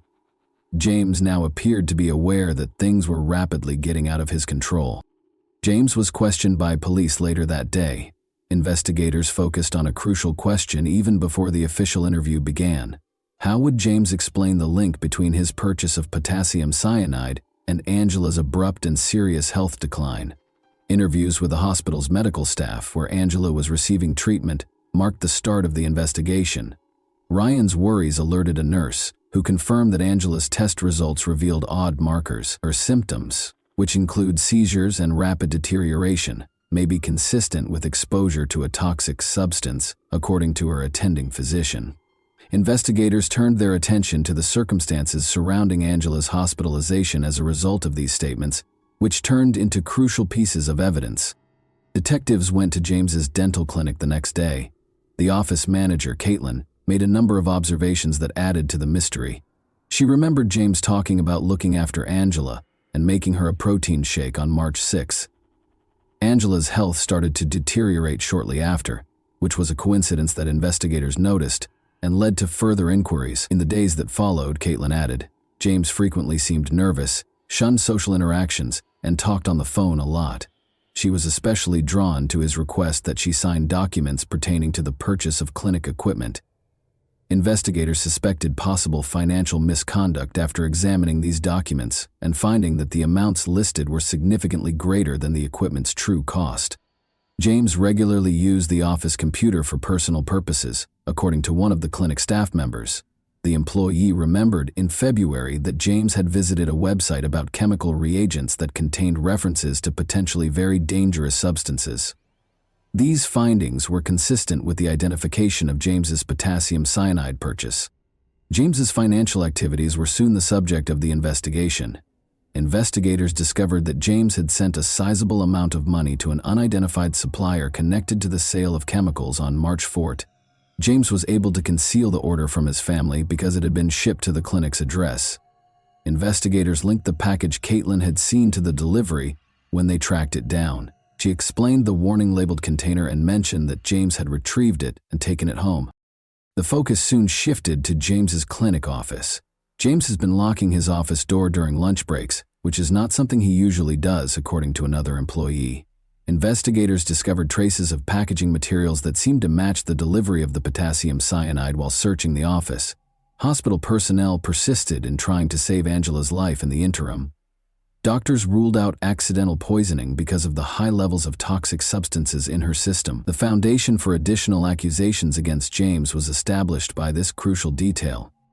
In the hopes of discovering more evidence connecting James to Angela's declining health, detectives secured warrants to search James's house and car. In her additional testimony, Caitlin noted that Angela's symptoms were consistent with those of potassium cyanide poisoning, which include nausea, vomiting, and low blood pressure.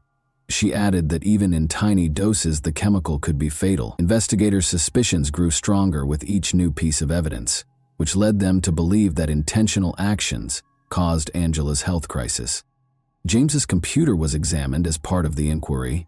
Detectives discovered notes on it that listed the times and dates that Angela's symptoms worsened.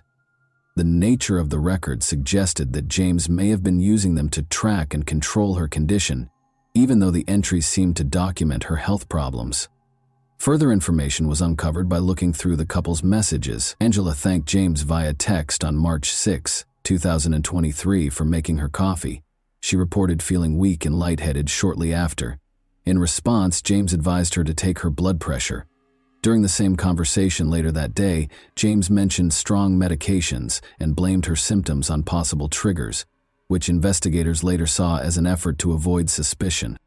James' longtime friend and business partner Ryan revealed that James had confided in him about significant marital and financial difficulties in 2021. James was even thinking about getting a divorce at the time. James subsequently stated that Angela had been experiencing extreme depression and related an instance in which he allegedly prevented her from hurting herself. Their 6 children's testimonies, however, ran counter to these assertions. They characterized Angela as a lively, upbeat individual who displayed no symptoms of depression or odd conduct. Investigators also investigated James's divorce demand. In December 2022, he had mentioned Angela's mental health in conversations, but he did nothing to get her professional help. James's habit of hiding important information and this inconsistency increased suspicions that his actions might have been a part of a premeditated scheme. Additional evidence was found during the search of James's house and car. Investigators discovered pieces of packaging thought to be connected to the cyanide delivery in his home office. Traces of a powdery substance were found in his car and sent for examination. As the evidence grew, investigators were able to concentrate on James's possible double life. Even though he presented himself as a loving family man, he was starting to show signs of secretive behavior and hidden problems. A clearer picture of what might have been going on behind the scenes was emerging from the financial difficulties, marital strife, and thorough notes about Angela's symptoms. One of the most important aspects of the investigation was the history of James and Angela's marriage. According to Angela's sister, Angela had often confided in her about feeling pressured and manipulated by James. According to her, he could talk about his issues for hours on end without taking responsibility or demonstrating any desire to change. According to reports, Angela felt stuck in the circumstance and lacked the strength to escape. These reports corroborated remarks made by James's co-workers, who observed his repeated grievances regarding family issues. James once remarked that life would be simpler without all of these responsibilities, according to one co-worker. Throughout the investigation, Angela's medical records were extremely important. She had seen doctors more often than usual over the previous 2 years, complaining of inexplicable symptoms like weakness, dizziness, and stomach pain.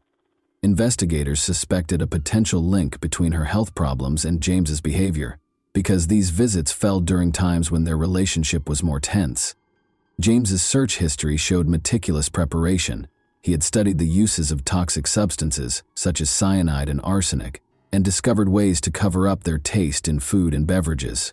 Articles about avoiding suspicion in poisoning cases also piqued his interest. This digital trail demonstrated a high degree of intentionality and preparation. The situation was further clarified by financial records. Investigators discovered that James had been paying for a mailbox he rented in a far-off location, which he used to accept some deliveries. According to delivery service staff, James regularly picked up packages, usually in the evening. His cyanide purchase, which was already being investigated, coincided with one of these deliveries. Additional leads were obtained through interviews with Angela's friends.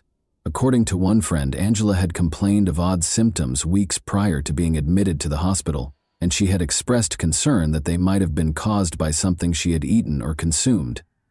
Nevertheless, she ruled out James's involvement, blaming her illness on fatigue or other medical conditions. Investigators sought the opinion of toxicologists, who tested Angela's hair in order to shed light on the matter. Traces of arsenic and other harmful substances were found during the analysis, suggesting that the person had been exposed to poisons for a long time. These results clearly indicated that Angela's declining health was not a coincidence. A coherent story started to emerge from the gathered evidence, which included witness accounts, financial transactions, and the outcomes of medical tests. Long before Angela was admitted to the hospital, James had not only carefully planned his course of action, but had also started carrying it out.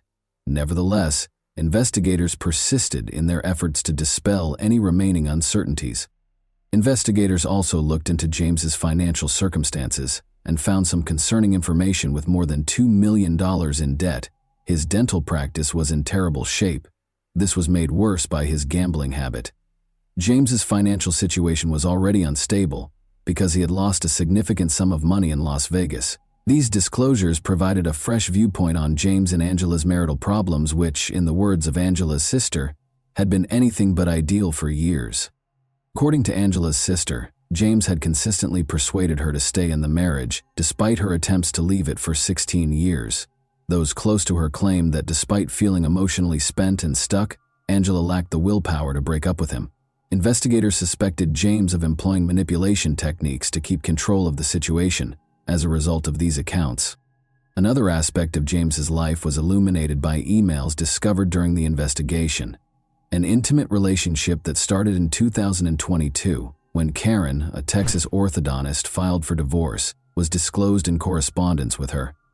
Investigators were drawn to one specific detail. James had purchased airline tickets for Karen on the same day he was issued an arsenic order. Karen apologized for not being with James in an email on March 16 and said she hoped to see him soon. Investigators looked into life insurance plans that were obtained in Angela's name in the interim. They found 3 policies that paid out a significant sum of money. This discovery heightened concerns that James might have included money in his purported scheme.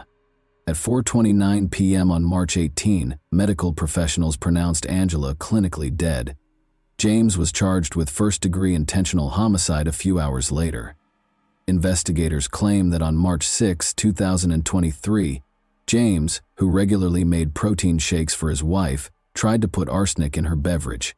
After that failed, he told the supplier that he needed potassium cyanide for a medical procedure and ordered an expedited shipment. James was arrested the next day. He was charged with several offenses, including tampering with evidence, at his first court appearance. The judge imposed a $10 million bail amount. Prosecutors charged James Craig with solicitation of murder and solicitation of perjury shortly after. An Aurora police detective was the alleged victim, according to Aurora police spokesperson Joe Moylan, even though the indictment didn't say who James was supposed to hurt.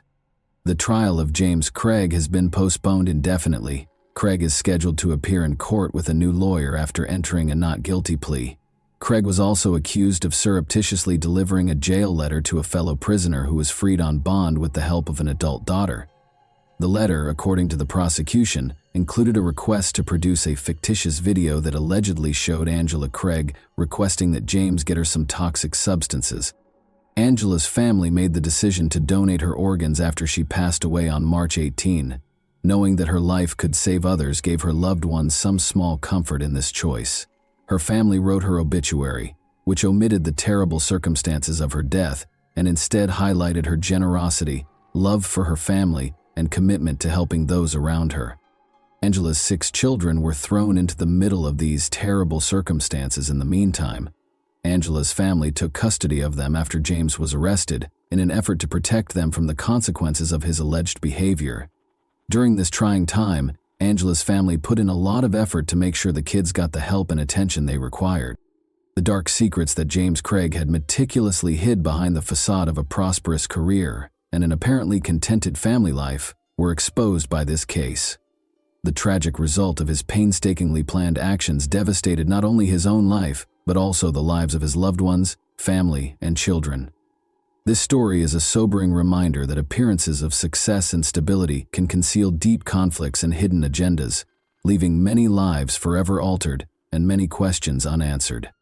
And that wraps up today's chilling story. If you enjoyed this video, don't forget to like and subscribe so you never miss a new upload. Also, let me know in the comments what part of this story shocked you the most. Thank you for watching, and I'll see you in the next video.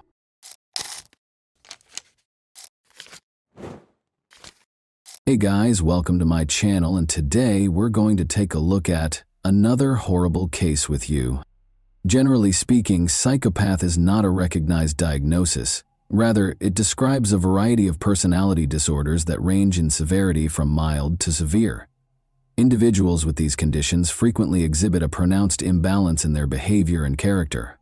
While some feelings and emotions are totally dominant, others are noticeably absent. These people are all characterized by a poor capacity for impulse and emotion control. Today's story perfectly captures the good and pleasant appearance of someone with these qualities, as well as the true nature of their uncontrollable and excessively strong emotional reactions. Young Australian Danielle Finlay Jones was looking for her own happiness when she came across the ideal man online, someone who vowed to love her no matter what. What resulted from this, you will soon learn. On October 20, 1991, Danielle Finlay Jones was born in Cranebrook, Western Sydney. Growing up with her older brother Blake, who had always protected and cared for her, she was the youngest of two siblings. When she was only 4 years old, her parents got divorced. Danielle and Blake remained with their mother Jacqueline following the divorce, and their father was hardly involved in their lives or upbringing. Sports were Danielle's passion from an early age. Although she engaged in multiple activities concurrently, soccer was always her favorite. She joined a neighborhood soccer team when she was a schoolgirl. Since the majority of the girls in her neighborhood preferred dance or gymnastics, she initially had to play with boys. Danielle went on to become the team's captain, win multiple major sporting honors, win the respect of her teammates, and win the admiration of the supporters. She eventually began coaching young teams, and in 2017, she even served as the face of a significant marketing campaign for women's soccer. Danielle studied education and social work at the University of Sydney after graduating from high school. After graduating, she continued to play sports while working as a teacher at a nearby school. By nature, Danielle was a fighter who never gave up and consistently succeeded in her endeavors. She excelled in both fields and was able to build a successful career in both. Danielle was described as bright, well-read, and gregarious by those who knew her. She effortlessly became the life of the party and had a great sense of humor. Danielle cherished fun, dancing, and raucous parties. She was regarded as an endless source of energy and a creative powerhouse. More than her attractive features and toned athletic body, Danielle Finlay Jones was well known for her generosity and readiness to assist those in need. Not surprisingly, she attracted attention, and numerous men attempted to win her love. But Danielle put her work and fitness above her personal life, putting relationships not only on the back burner, but also far behind her athletic and professional goals. Danielle remained in her mother Jacqueline's house even after she became an independent adult. They behaved more like best friends than mother and daughter because they were so close. They were verbally compatible, spent almost all of their free time together, and shared everything, including going to concerts, social gatherings, and even club nights. They never had significant arguments or secrets. Danielle started giving having children serious thought by the time she was in her 30s. Despite having a good job, a stable income, and a wide network of friends, she was still very lonely. She yearned for love and a fulfilling relationship with someone she could fully trust, someone she could spend her days with and grow old with. Danielle had a lot of admirers, but she had no experience in committed relationships. Despite dating and getting lots of attention, she had never considered her boyfriends to be life partners. She didn't hesitate to end the relationship if it ever got in the way of her professional or personal objectives. She was prepared for something more substantial and long-lasting now, though. Danielle regularly engaged with friends and acquaintances on the various social media platforms she actively maintained. Although she got a lot of messages from men who wanted to chat or ask her out, she thought that sincere relationships were more likely to occur on specialized dating sites. On the recommendation of her friends, she made a profile on the well-known app Tinder. Following months of chatting and swiping through various men, Danielle got a message from Ashley Gaddy, a handsome man. He was affable, kind, and charming, and he was 4 years her senior. Ashley proposed that they go on a date in person after a week of texting. Everything went well on their first date. They shared personal stories, laughed, and talked endlessly. They clicked right away and had a lot in common, making it seem like they had known each other for ages. With his warmth and sense of humor, Ashley won Danielle over with his charm and charisma. Danielle was so taken with Ashley after just a few dates that she chose to present him to her mother, Jacqueline, who was equally enchanted, fully approved Ashley, and thought he would make a wonderful husband and eventually a loving father. But it didn't take long for Ashley's actual character to emerge. He was intensely envious and domineering. Danielle was surprisingly unconcerned by this. She actually thought it was flattering. Before, no one had ever attempted to control her or dictate her choices, so this new dynamic felt novel and fascinating to her. Danielle interpreted Ashley's jealousy as an expression of affection and love. She even thought it was flattering. Ashley, however, was attempting to take complete control of her life and social relationships within a month of dating. Danielle did not raise any concerns, in spite of these warning signs. Rather, she chose to play the part of the ideal girlfriend and comply with his actions. Danielle made the shocking decision to ignore the clear indications that Ashley was not who he appeared to be. Ignoring his problematic behavior, she started to seriously plan their future together, even thinking about getting married. Her inexperience in committed relationships most likely contributed significantly to the course of events. Ashley kept up his portrayal of being compassionate and kind, telling Danielle that he had always wanted a family. She was greatly moved by this and became even more trusting of him. But the first person to notice that something was amiss was one of Danielle's closest friends. She observed that Ashley's jealousy occasionally turned into unpredictable actions, giving the impression that he was someone entirely different. However, Danielle ignored her friend's worries because she was too preoccupied with her own feelings. Danielle introduced Ashley to her mother and several close friends during their month-long relationship, but the majority of those in her social circle were only aware of him through her tales. Danielle intended to introduce Ashley to more of her friends at a friendly get-together at a well-known city bar on Saturday, December 17, 2022. The group got together at the bar to enjoy drinks, dancing, and light conversation during the evening. Ashley left a lasting impact. He was gregarious, courteous, and amiable. He and Danielle sat together all evening, frequently holding hands and grinning at each other. There was no sign of any impending conflict, and they appeared to be a happy and loving couple. Since Danielle had never intended to enter into committed long-term relationships, she had never introduced her previous boyfriends to her friends. However, things were different this time. Considering that they had only been dating for a little more than a month, she surprised everyone by presenting Ashley almost like a fiancé.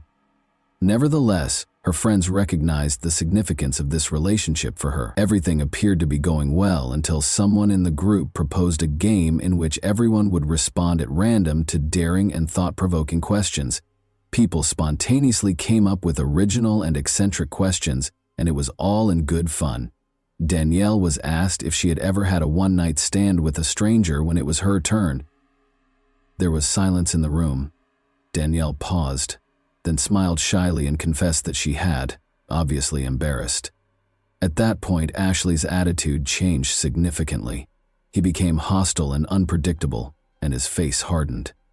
He grabbed Danielle by the arm, twisted her around, and started shouting at her in front of everyone. Using harsh and derogatory language, he accused her of being careless and immoral. The other guests were taken aback and couldn't tell if Ashley was kidding or taking it seriously. As they observed Danielle, who seemed equally perplexed and taken by surprise, the atmosphere became awkward. Ashley's sudden outburst at her was beyond her comprehension. Ashley asserted that Danielle had denied answering a similar question about brief romantic encounters when he had asked her about it on their first date. Ashley took it personally, because she had now responded differently and in public.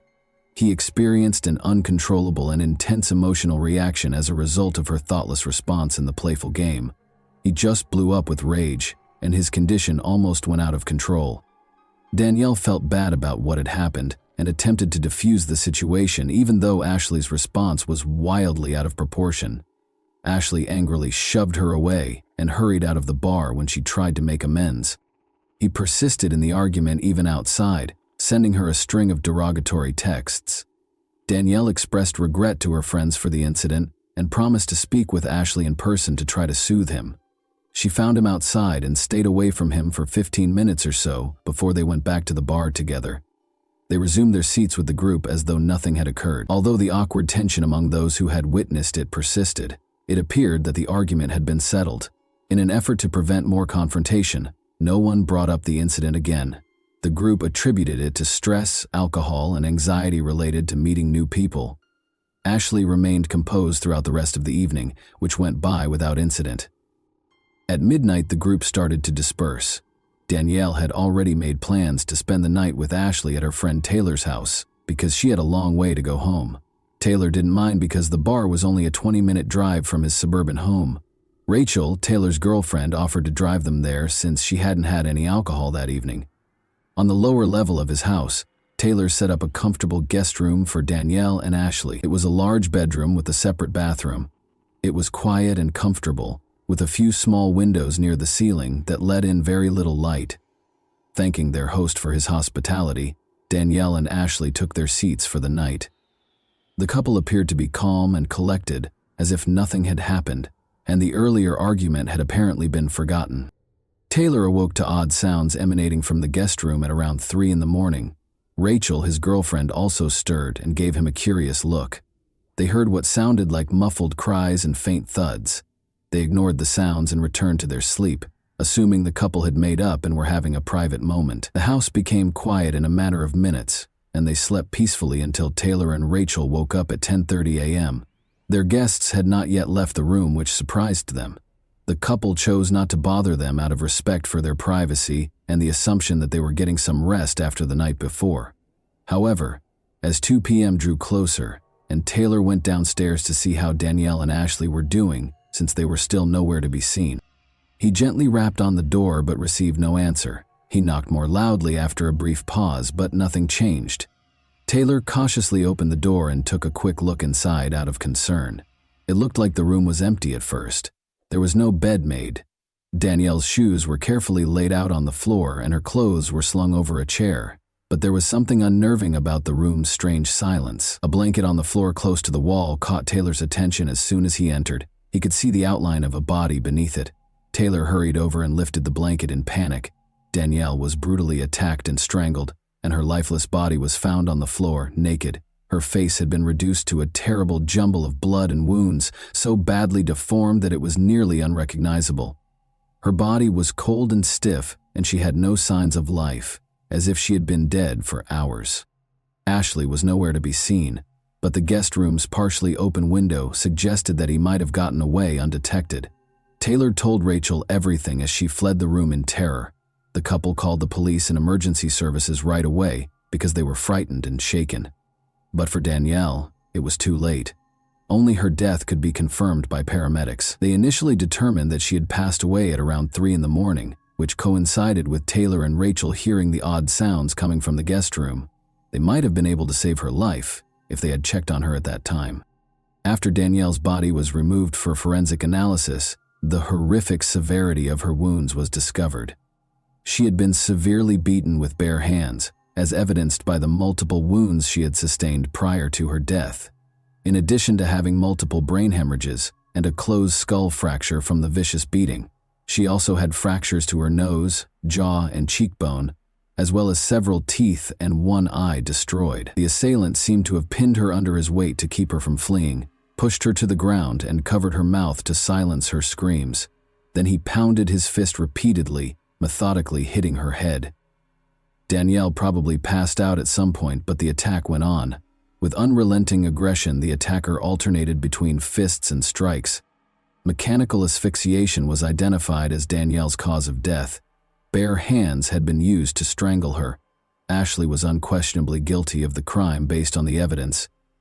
He didn't try to hide his identity. He just washed his hands in the restroom after the act, changed into his clothes, and fled through the window, leaving his fingerprints on the frame. Investigators quickly found a witness who reported seeing someone leave Taylor's home at 4:30 in the morning. The neighbor described the man as a white man wearing clothing that matched Ashley's outfit that evening, but she was unable to get a clear picture of his face. Investigators were pursuing the suspect when they contacted Ashley's cell phone provider and acquired a recording of a call he made to his mother shortly after the crime, at around 4 a.m. Ashley was still in the room with Danielle's body when the call came in. His frantic state was evident in the conversation. He kept saying that he had done nothing wrong while sobbing uncontrollably. He claimed to have only found Danielle's body, while Ashley insisted that someone else had entered the room and hurt her. He sounded as though he was making a valiant effort to persuade himself and his mother of this made-up story. Luckily, authorities were able to track Ashley's location because he neglected to turn off his phone after the call. He had apparently tried to hide in a remote mountainous area where he had fled. Eventually, police found him by a precipitous cliff close to a picturesque overlook. Ashley jumped over the safety barrier and clung to the cliff's edge as they got closer, threatening to jump if anyone got too close. Psychologists and negotiators with specialized training were sent to the scene. They tried to reassure Ashley for hours that he had nothing to fear if he was really innocent. Ashley continued to sit on the edge of her seat for almost 12 hours of the negotiations. Officers caught Ashley, who was tired and distracted, as midnight drew near, and they were able to pull him back to safety. Ashley exhibited unpredictable behavior. He cried, screamed, resisted, and made repeated threats to commit suicide. It was impossible to question him in his unstable state. After being transported to a mental health facility, experts stabilized him and determined that he had been in such a heightened emotional state that, had the officers not intervened in time, he probably would have jumped. Ashley was subsequently diagnosed with a number of mental illnesses, including excitable psychopathy, which is characterized by unprovoked violent episodes and abrupt outbursts of rage. The investigators looked into Ashley Gaddy's past after his arrest, but they were appalled by what they found. He had many victims before Danielle. More than 10 women have reported him to the police in the last 2 years alone, alleging physical assaults, attempted harm, and requests for protection from his harassment and stalking. It turned out that Ashley was fatherless, had serious mental health problems from an early age, and was extremely violent toward other people. His own mother and 2 sisters were his first victims. They endured his violent outbursts and physical aggression in silence, without reporting him, because they were afraid of what would happen to their family. Ashley could seem perfectly normal and sensible when he was at ease. However, this facade could be broken by the slightest trigger, revealing what could only be described as a monstrous side. Ashley experienced abrupt and severe fixations during his adolescence, especially in his relationships with women. His attractive appearance and endearing nature made it easy for him to find new romantic partners. However, he soon saw these women as his property after becoming involved. He would become violent if a girlfriend attempted to argue with him. When a partner broke up with her, he would start stalking and attacking her whenever he had the chance. At least 11 women reported Ashley for harassment, assault, and threats of harm between 2015 and 2021. In 4 of these cases, the victims withdrew their statements after the matter was somehow settled amicably, but the other women were able to get restraining orders to prevent him from coming. Ashley brutally attacked and almost strangled one of his girlfriends at the beginning of 2021. Ashley was found guilty after the woman brought the case to court. However, he only had to deal with a fine, community service, and a restraining order that forbade him from getting in touch with the victim. Ashley severely injured another woman in an attack later that summer. She filed a police report accusing him of attempted harm after barely escaping. Ashley was mandated to have a mental health assessment this time. He was given a lenient sentence by the court, which included 3 months in jail and an order to reimburse the victim, even though it was determined that he posed a high risk of reoffending. Ashley targeted a second ex-girlfriend in 2022. He tried to strangle her after she left him by breaking into her room late at night. Her parents were awakened by the woman's scream, and they stepped in, called the police, and prevented her from suffering any more injuries. The court was lenient even in this case, giving Ashley a prison sentence of only 6 months. Only 3.5 months into his sentence, just before he met Danielle Finlay Jones, he was released. The horrific crime committed against Danielle Finlay Jones received a lot of media coverage, with news broadcasts and newspapers both devoting sections to the case. 14 more women came forward to police during the investigation, stating that they had also been harmed by Ashley Gaddy at different times, but had kept quiet out of concern for reprisals. There were notable parallels between their stories. After a few dates, Ashley changed from being a nice and charming guy to a predator who attacked, beat, and tried to strangle them. Interestingly, the offender only ever used his bare hands and never used any weapons. Many of these women testified as victims in court, expressing fear that Ashley would once more get away with little punishment, be freed, and seek retribution against them. Given how frequently the repeat offender had been given light sentences or administrative sanctions for serious offenses, their concerns appeared to be well-founded. Justice might finally catch up to Gaddy this time, it seemed. He was the direct target of overwhelming evidence that he had committed a horrible act. But before the formal sentencing could happen, Ashley was discovered hanging in his jail cell on April 6, 2024. Although it appeared that he had committed suicide, his actions raised suspicions. Ashley was certain that he would be deemed insane and placed in a more comfortable mental health facility rather than a jail cell, because he displayed no remorse for his actions. Given these facts, some believed that Ashley's cellmates may have contributed to his demise, especially since he had allegedly attacked them several times. Danielle's murder devastated her family. Her brother and mother found it difficult to deal with the loss and turned their sorrow into activism. They started advocating for more stringent laws governing dating apps, suggesting background checks that would automatically flag users with significant criminal records. By enabling people to recognize possible dangers before entering into a relationship, they aimed to assist others in avoiding unintentionally running into dangerous people. And that wraps up today's chilling story. If you enjoyed this video, don't forget to like and subscribe so you never miss a new upload. Also, let me know in the comments, what part of this story shocked you the most? Thank you for watching, and I'll see you in the next video.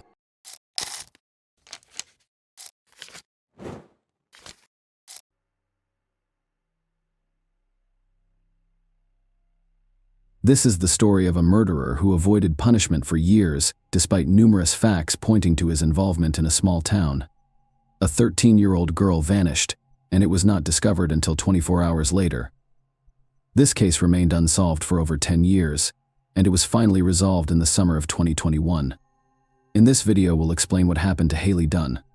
This story was set in the American town of Colorado City, Texas. This location is typical of low-rise America, covering 14 square kilometers. On Christmas Day 2010, the town had a New Year's vibe. Haley Dunn, a 13-year-old girl living with her mother Billy, boyfriend Sean, and older brother David, had a happy Christmas. Her mother divorced her father, Clint, when she was 10 years old, but they never stopped communicating. Her father lived across the street from Haley's house. On December 26th, the girl spent the majority of Christmas at her father's house, unwrapping presents before returning home to play video games and go to bed. The following day, her stepfather and mother went to work as usual. Billy left her cell phone at home so that the kids could reach her. Before leaving, she peeked into her daughter's room while she was still sleeping. Sean worked in another town, about a half-hour drive away. According to him, he had an argument with his boss that day, which led to him being fired and leaving work only 10 minutes after arriving. He then drove to his mother's house, where he spent some time before returning to Colorado City around 3 p.m. Sean went to pick up Billy from work that evening. When they arrived home, Billy noticed that her daughter was not there. Sean informed her that the girl had gone to her father's house and planned to spend the night at a friend's house. Haley frequently stayed overnight at friends' houses, so her mother took this information calmly. Small towns like this often have the illusion of safety, so parents are less worried about their child's safety. On December 28th, Haley did not return home. She went door to door, but no one saw the girl that day. Billy went to the police around 2 p.m., but they chose the easiest route. The police's main theory was that she had fled from home, which initially hampered the investigation. A voluntary escape is not investigated to the same extent as a missing minor. They searched Billy and Clint's houses and brought search dogs to the scene. The next day, they followed Haley's trail from the house to a nearby motel. It was extremely strange. None of the motel employees had seen this girl. She was not captured on any security cameras, and a thorough search of the premises yielded no results. Trained dogs pointed to a motel, but the girl apparently never arrived. As word of Haley's disappearance spread throughout the city, dozens of concerned citizens joined the search. Some looked around the area, while others printed and distributed flyers. And now we come to another strange moment. Clint, the girl's father, almost never left the street. He looked in every corner, nook and cranny, including dumpsters. He said he couldn't sit at home and wait. Meanwhile, Billy and Sean were less enthusiastic. The mother distributed flyers but refused to go around the neighborhood looking for her daughter. She stated that searching gave her the impression that they were already looking for her body, and that there was no hope of finding the girl alive. Sean didn't participate at all, which isn't the strangest thing. Billy and Sean hosted a New Year's Eve party on December 31st, 4 days after the girl had gone missing. They had friends over to listen to music, drink, and party. without a trace seemed completely absurd. On January 3rd, a week after Haley vanished, the police officially declared her missing. This meant that more serious agencies, such as the FBI and the Texas Rangers, could become involved, and representatives from both arrived in Colorado City and began their investigation. Volunteers continued to search the area, and over 100 billboards about the missing girl were posted across Texas and beyond. Detectives completely ruled out the possibility of an escape for one reason: they couldn't figure out why Haley would choose to take such a step the day before her disappearance. She had been in a good mood, and for the rest of the time, the girl showed no signs of a desire to flee. Second, all of her belongings were left in the room. If the girl had decided to flee, she would have taken something with her. The detectives quickly realized they needed to look closer at Billy and Sean. Their passive response to the girl's search and the New Year's Eve party made one wonder if they cared about Haley. The detectives discovered that on December 27th, the same day Haley allegedly spent the night at a friend's house, Sean and Billy drew $140 from their bank cards. They admitted that the money was used to buy illegal substances, which the couple consumed that evening while their children were away. Billy failed on 2 attempts. During the first interrogation, she was under the influence of drugs, and the second result revealed she was lying. Sean failed 2 interrogations and walked away before answering the third. Billy suspected Sean was involved in her daughter's disappearance and demanded that he leave her home. On January 12th, police officially announced that Sean was being treated as a suspect. Several factors contributed to this conclusion, including the couple's strained relationship. The police examined Sean's phone's geolocation data and discovered that his account of the day Haley disappeared did not match reality. He did arrive at work and stayed for 10 minutes before returning to Colorado City to Billy's house. It wasn't until later that he drove to his mother's house. It's worth noting that the police tracked the phone's location. The girl repeatedly mentioned being afraid of Sean. Haley told her best friend that she preferred to spend time outside or at friends' houses because she didn't feel safe with Sean. She once told her grandmother that she often saw Sean standing in front of her bedroom door in the middle of the night, and she was afraid he would come in. The police soon became aware of a conversation with Haley's uncle about the girl's disappearance. Her uncle said roughly the following: "I can't believe anyone would harm a child." Sean's response was extremely unusual. He compared it to killing a deer with all of this information in hand. The detectives concluded that Haley did not come from a wealthy family. Her mother and stepfather frequently drank and used illegal drugs, and Sean's behavior at parties appeared suspicious, but there was no direct evidence against him. Finally, the police contacted Child Welfare, who decided to remove Haley's older brother. On February 24th, police searched Sean and Billy's home, as well as his mother's. A massive discovery awaited them. They discovered over 100,000 obscene images of minors on a removable drive and a hard drive. The police also seized his laptop, but did not appear to have time to examine its contents. Sean's father arrived at the station and demanded his son's equipment back. It's unclear why the police did, but that's not the most interesting part. Sean received no punishment for having so much illegal content on his computer. On March 17th, police officers visited Billy's house to question Sean. A woman opened the door and said he wasn't home, but the officer showed her a pre-arranged warrant and entered the house, discovering Sean hiding there for concealing a suspect. Billy received 90 days in jail and a year in corrections. She was transferred to a Travis County correctional facility. Following her release, she remained in the area with Sean. In 2012, however, the couple eventually split. Billy suspected Sean was involved in her daughter's disappearance, but the case had stalled due to a lack of new evidence and volunteers' inability to identify the girl. On March 16, 2013, a hiker discovered human remains near Lake J.B. Thomas in Scary County. Experts conducted tests and determined that the remains belonged to Haley Dunn, whose body was approximately 20 miles away from her home. However, they had circumstantial evidence that the girl's body had been discovered only a few miles from Sean's mother's house, which matched the geolocation data on his phone as determined by the towers. Given the short distance, Sean could have easily left the body in that location without anyone knowing. Furthermore, he grew up in the area and was well versed in where to hide the body, but investigators were unable to uncover any additional clues, and the case was refrozen for several years. Despite this, the girl's family had to wait 4 years to bury her body. A memorial service was held in January 2017. In 2018, Haley's father, Clint, stated that he believed Sean and Billy were guilty and his version, his mother, either helped conceal the truth or was directly involved in the murder. During the same year, he began conducting numerous interviews and attempted to actively publicize the case. The man stated that in the early years of the investigation, he tried not to bother the police with constant questions, but his patience had run out, the detectives did little to investigate, and his last hope was to spread the word widely in an attempt to bring the perpetrators to justice, which paid off.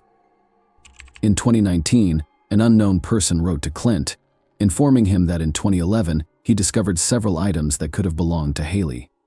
This person was in high school at the time and had not heard about the missing girl, so he did not consider reporting his find to the police. True information about the items has yet to be revealed, and the police have not stated what they are. Clint only mentioned that they were discovered in an area that had been thoroughly searched by volunteers and police. Later, new information emerged. Private investigator Erica Moore, who was handling the Haley case and kept in touch with Clint, revealed some disturbing information about Sean.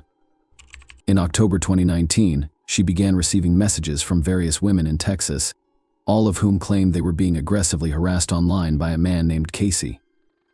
Not only was he harassing them with lewd messages, but he was also sending them explicit photos and videos of himself, as Sean shared a middle name. Erica asked the women to send her photos and videos of the man sending the girls, and her theory was confirmed to be correct. She persuaded one woman to go to the police station and report Sean, but they refused to press charges and even accused her of falsifying the facts. Erica believed Sean was responsible for Haley's death and planned to arrest him for stalking women on the internet. However, the case remained quiet until May 2021 when Erica and Clint were summoned to the district attorney's office for an urgent meeting. Police arrested Sean and charged him with Haley's murder. He is currently in Vail, awaiting trial on $20 million bail, but police have yet to reveal what new evidence led them to make this arrest. Apparently, this information will be kept secret until the trial. All we know now is that the police were granted permission to collect Sean's DNA sample shortly before his arrest. There may be a connection here to Haley's belongings, which were discovered in 2011. When Billy learned of her ex-boyfriend's arrest, she made a strange statement.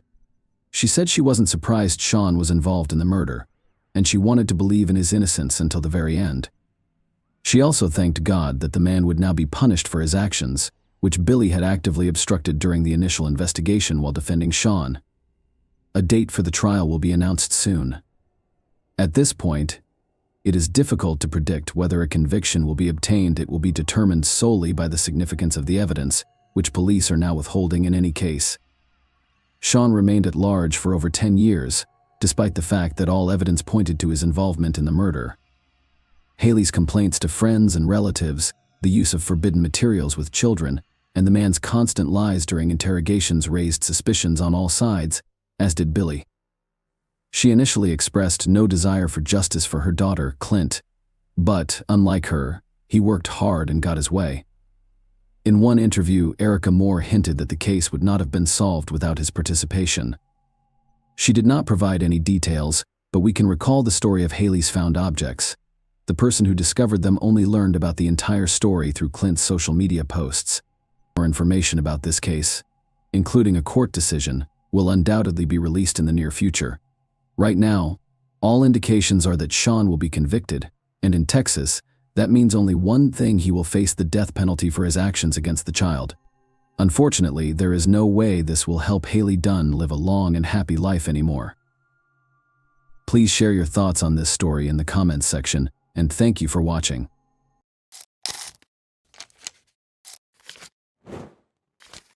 Hey guys, today we're diving into another truly horrifying case. If you want to support my channel, make sure to subscribe and stay active. It really helps me out. I'd be super grateful for that.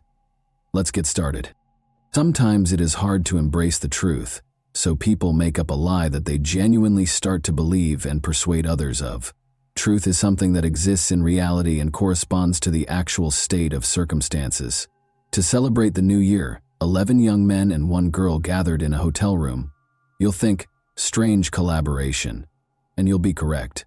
But hold on, one information will totally alter your perspective. Since all of the men at this party belong to a sexual minority, The 12 friends who got together to celebrate the year 2021 did so with great joy.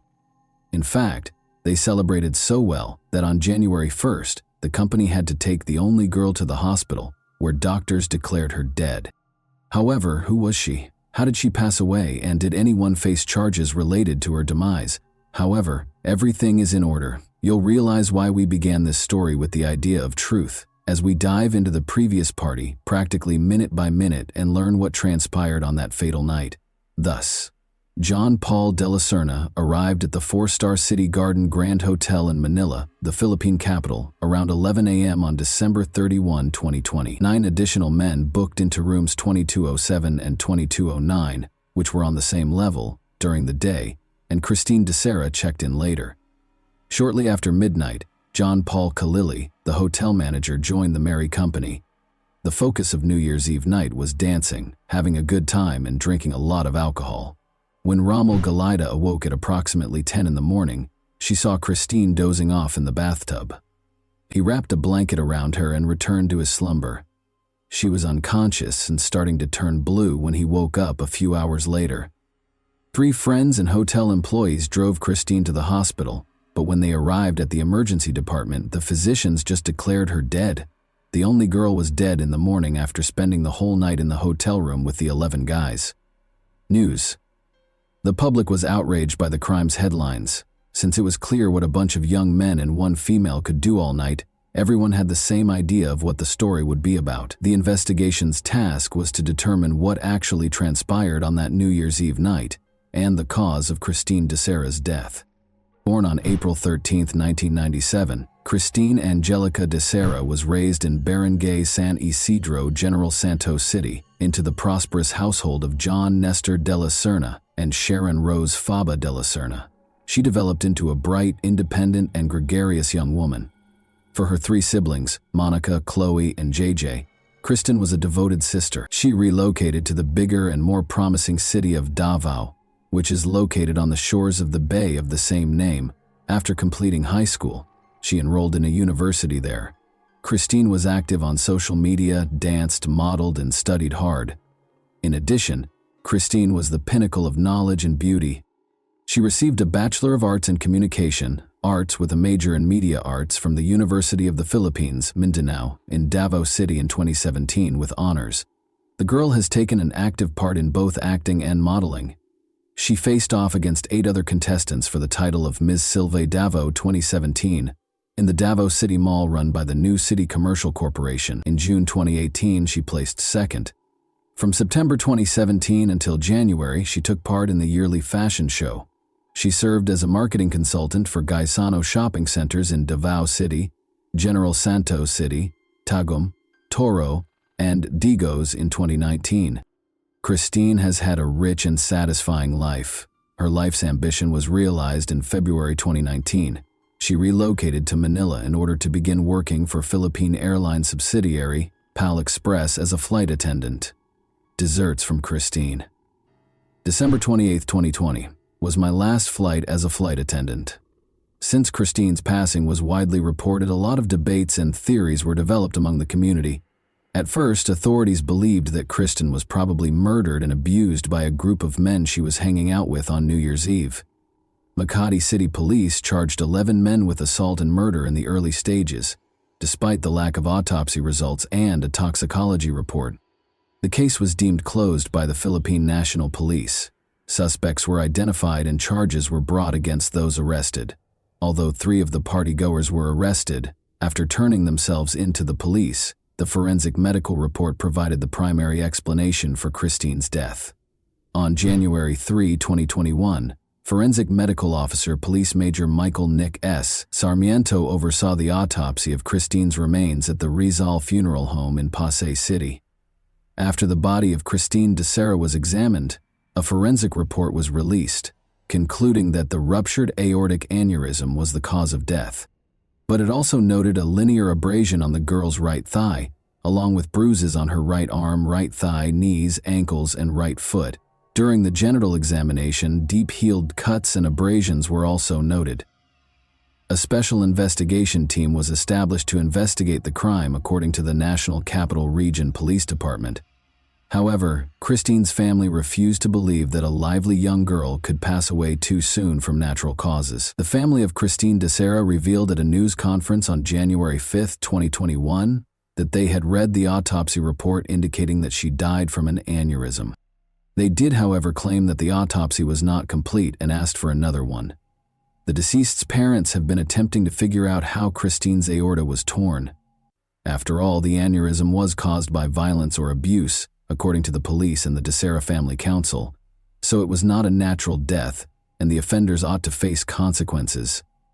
All 11 of the guys who spent the night with Christine were recognized by the prosecutor's office. She worked with some of them. Christine was meeting other young men for the first time. They were friends of her friends. As it happened, this party was started by Christine. She organized this party with her friends and had reserved the hotel room herself a few days beforehand. Although she was aware of her daughter's friendship with men, her mother Sharon never voiced any opposition. In their family, it was accepted as normal, since Kristen had always found it easier to interact and form friendships with men. It also became customary for her and her pals to meet up because they rarely took holidays at home. Kristen was able to call her family shortly after midnight each year to wish them a happy new year and to let them know about the event that was going on at the Makati Hotel. The family was able to observe Kristen's pals in the festive setting during the video conference. New rumors regarding the abuse claim have surfaced, though. The authorities were able to piece together the events of the case virtually minute by analyzing the hotel lobby footage, which served as the primary evidence of the occurrence.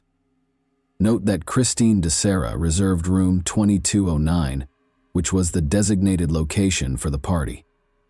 In the late afternoon, the major action starts to take place. Christine moves from room 2209 to room 2207 at 11:21 p.m. The company goes back to their accommodation around 11:38 p.m. At 2:50 a.m. Christine goes last and is seen holding her shoes in a glass.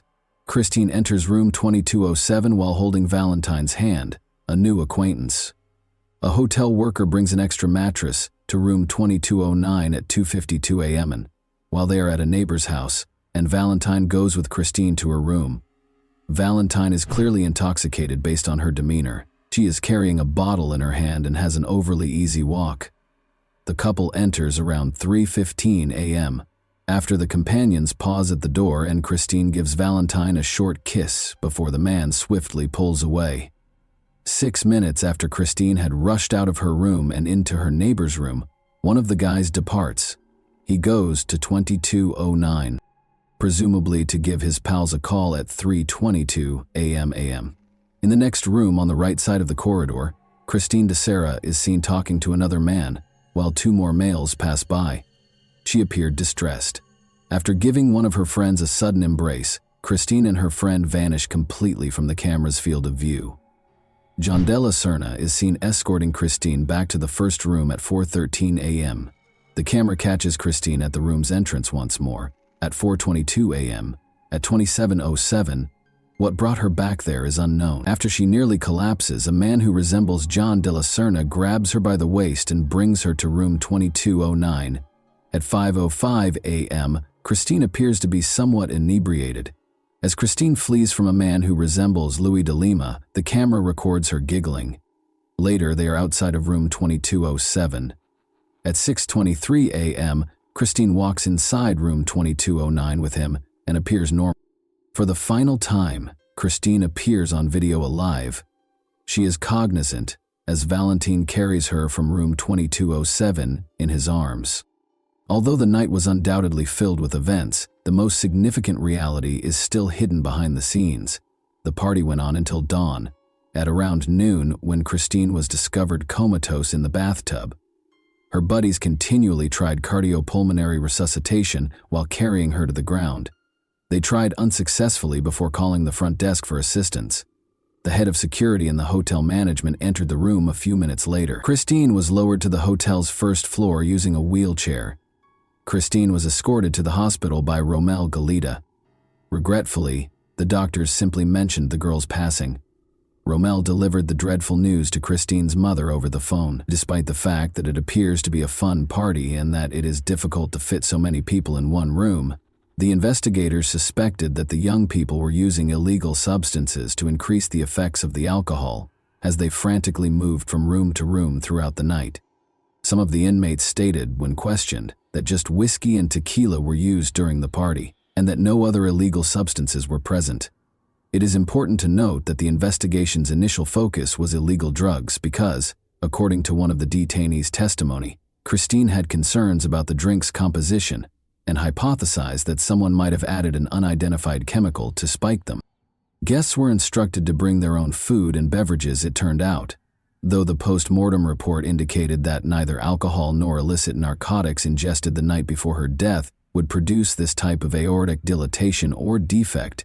There was conjecture that Christine's drink was poisoned and might have caused the aneurysm that ultimately resulted in her death. Since there were no illegal substances or evidence of them in the room or the suspect's personal items, the substance information was ultimately deemed unsubstantiated. The 2009 search for possible evidence in the two rooms and the adjacent room did not produce the expected results, which at least partially demonstrated Christine de Serna's brutal death. When questioned, Mark Rosales and John de la Serna declared that they would never harm Christine and openly acknowledged their unusual orientation. John further disclosed that early in the morning, Christine was already throwing up, so they had to take her back from room 2207. According to Romel Galita, he discovered Christine in their room's bathtub at around 10 in the morning. Assuming she was asleep, he just covered her with a blanket. However, he discovered the girl was blue and not breathing around midday after he woke up and went back to wake her. He hurried to his pals for support. She was taken to Makati Medical Center per the hotel's recommendation, where she was declared dead upon arrival, allegedly as a result of an aortic aneurysm rupture. The Makati City Police were notified of the death by the hospital. By that time, other men from a nearby hotel room had departed. In a separate statement to the public on January 4, the Philippine National Police stated that, despite some missing information and contradictory claims, the case involving Christine de Serra is nearly resolved. According to Police Chief Debold Sinas, 3 individuals have already been identified and taken into custody. The Makati City Prosecutor's Office ordered the release of the 3 males who are in detention on January 6 owing to a lack of evidence, even though other suspects were still being sought. The prosecution maintained that there was not enough evidence to prove Christine had been molested. They added that the police have not yet established that Christine de Serra's death was due to abuse, even if it occurred. In addition, Christine was an extra lady at the party, which was a get-together of males with unconventional sexual orientations who were all flirting with one another. Most of the people at the party, including Romel Galita, were Christine's co-workers and stewards, Sarah, at PL Airlines, demonstrating her familiarity with these individuals and their sexual orientation. The Makati City Prosecutor's Office opened a preliminary investigation on January 13, 2021, after an official autopsy verified that the 23-year-old's cause of death was a ruptured aortic aneurysm. Additionally, the prosecutor's office demanded that the police make public the findings of the victim's toxicological report, histopathic research, and DNA analysis. The claim that her daughter was not abused, however, was disputed by Christine's mother, Sharon de Serra. She stated during an appearance on a news program that a gang of men were abusing her daughter. If you're a mother and you see Christine's body, you'll likely understand the suffering she endured as a result of them. But my daughter is no longer able to speak because she is no longer alive. During the TV show, the woman voiced her opinion. As proof that the autopsy report was erroneous, Sharon pointed to the cuts and bruises on her daughter's body that were not included. Later, Christine's relatives stated that they wanted a second autopsy to refute the authorities' initial conclusion that she passed away naturally. The foundation was bruising and injuries that weren't noted in the initial report. Brick Reyes, a family representative, stated that there would be enough proof of Christine's torture from the wounds on her arms and legs, as well as from her remains. Additionally, according to Rick Reyes, they think the young lady was assaulted and drugged before to her passing. During the New Year's Eve celebration, Christine, who was already drunk, claimed that her drink appeared to have been tampered with. According to Christine's parents, they have lodged a complaint, calling for Michael Nix Armiento to be fired immediately for egregious carelessness and incapacity in creating Christine's death certificate and forensic report. Reporters were informed by Dr. Maurici Ramos, a friend of the Dosser family, that a second autopsy was performed on the deceased. He also underlined that the Death Investigation Unit has received the biological fluids retrieved from the second autopsy and will furnish further information following a final review and compilation of all the forensic team's results. The cause of death was consistent with a ruptured aortic aneurysm, according to the pathology post-mortem results from the Southern Police District Crime Lab Division's forensic report, which was then circulated on social media. According to the official autopsy, Christina was not mistreated the night before she passed away. The aorta was the real cause of Dicera's demise. The deficiency weakened as a result of the aorta's continuous rise in blood pressure, and ultimately, the aorta burst. There was blood loss at the moment of the aortic rupture, according to the Philippine National Police Crime Lab report. Christine thus had a number of symptoms, including nausea, weakness, and perspiration. Within a few hours, she died from the blood loss brought on by the aortic rupture. According to the report, this indicates that the girl had an aortic aneurysm that ruptured, causing the lower portion of the aorta, the primary vessel that delivers blood to the entire body, to grow. This conduit passes through the chest and belly after leaving the heart. The aorta is the largest conduit in the body, so if it bursts as it did in this instance, a person could lose a significant amount of blood and possibly pass away. The fact that Christine's aneurysm did not happen recently was also mentioned. It began many years ago. According to the article, dilatation existed long before she passed away and is a chronic illness. Even if she hadn't passed away that tragic night, she would have perished in any situation when her blood pressure would have increased to the point where the aneurysm ruptured. Christina Dicera's undetected hypertension was further confirmed by the autopsy, which also showed that her heart was larger than a healthy heart. Although it is generally accepted that the girl died of natural causes, the 11 young men who attended the party and genuinely attempted to provide Christine with first aid were shamed and persecuted as criminals as a result of the pervasive false information. Since then, all 11 of the men who were initially charged have been freed. In an attempt to correct the problem, the Makati City Prosecutor's Office stated that suitable proof could not be obtained at the time of the publicity and that the evidence offered was insufficient to prove that Christine Dicera had been abused. As a result, they had to construct a version based on indications of the victim's physical decline. 2 further suspects also claimed that they were coerced by the police into making up a story about the presence of illegal narcotics at the scene party on New Year's Eve. Another tale participant described how his kiss with Christine, which was caught on camera the night before she passed away, was captured. The man claimed that Christine was the one who started it, but he made an effort to push her away. When the flight attendant's body was discovered, law enforcement officials came under fire for failing to do a comprehensive toxicological analysis. The men's charges were ultimately withdrawn for lack of evidence, due to suspicious circumstances that appeared to contradict the Philippine National Police's findings. Christine Dicera's death garnered a lot of public attention. As further information emerged from Christine's family, who were unable to accept the reality and believe in their daughter's natural death, her story began to garner a lot of attention online. In an attempt to secure justice for her daughter Sharon, the girl's mother made a plea to President Rodrigo Duterte. "I'm just a regular person. You have a daughter as well. Since I don't want anyone to suffer from the same brutality and cruelty as my Christine, I want to speak out publicly." More than a week after Christine Dicera's passing, her friends and co-workers sent condolence messages, reposts, and farewells over social media.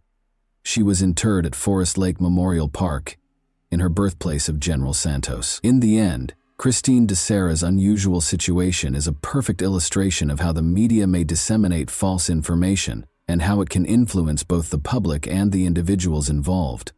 The story's goal as it nears its conclusion is to return to the truth, which will eventually, in one form or another, assume its rightful place. Even though there is just one truth, Christine's family continues to believe that these individuals killed the girl and that there is a mystery behind this tale. For my part, I don't understand, and couldn't find any information regarding Christine's body wounds and bruises. Why was it kept quiet? Despite having cuts and bruises, it appears that Christine's death was caused by an aortic rupture, brought on by heart disease rather than by those injuries. As a result, they ignored her body's wounds. You guys are the judge. However, I think there are a lot of strange and inconsistent things in this case. I hope Christine's family comes to terms with the irreversible loss, because young men, guilty or not, will spend the rest of their life remembering the same depressing tale and coming up with justifications. Thanks for watching, everyone. Your support means a lot to me, and you can help my channel grow by hitting that like button, dropping a comment, and sharing this video. Your engagement really makes a difference. See you soon.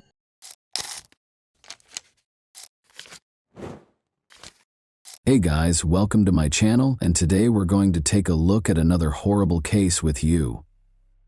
Despite the busy city streets and crowded malls, Lois Pearson always favored the quiet solitude of her childhood home, a modest wooden house tucked away among verdant hills. Lois rarely left her ancestral home, where her family had resided since her birth in 1949. Leasing her land to a man who used it to graze his cattle allowed her to live on a meager income. Lois became more dependent on her own resources following the death of her mother. She chose to use water from a well instead of running water when her pipes froze a few years ago. She carried a single lamp from room to room on a long cord for her everyday activities.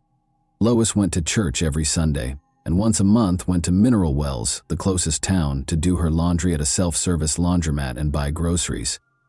She always felt more at ease around animals and in the outdoors, frequently going for days at a time without speaking to anyone. Lois never had a romantic partner. Not even a doctor had ever seen her undressed in front of a man.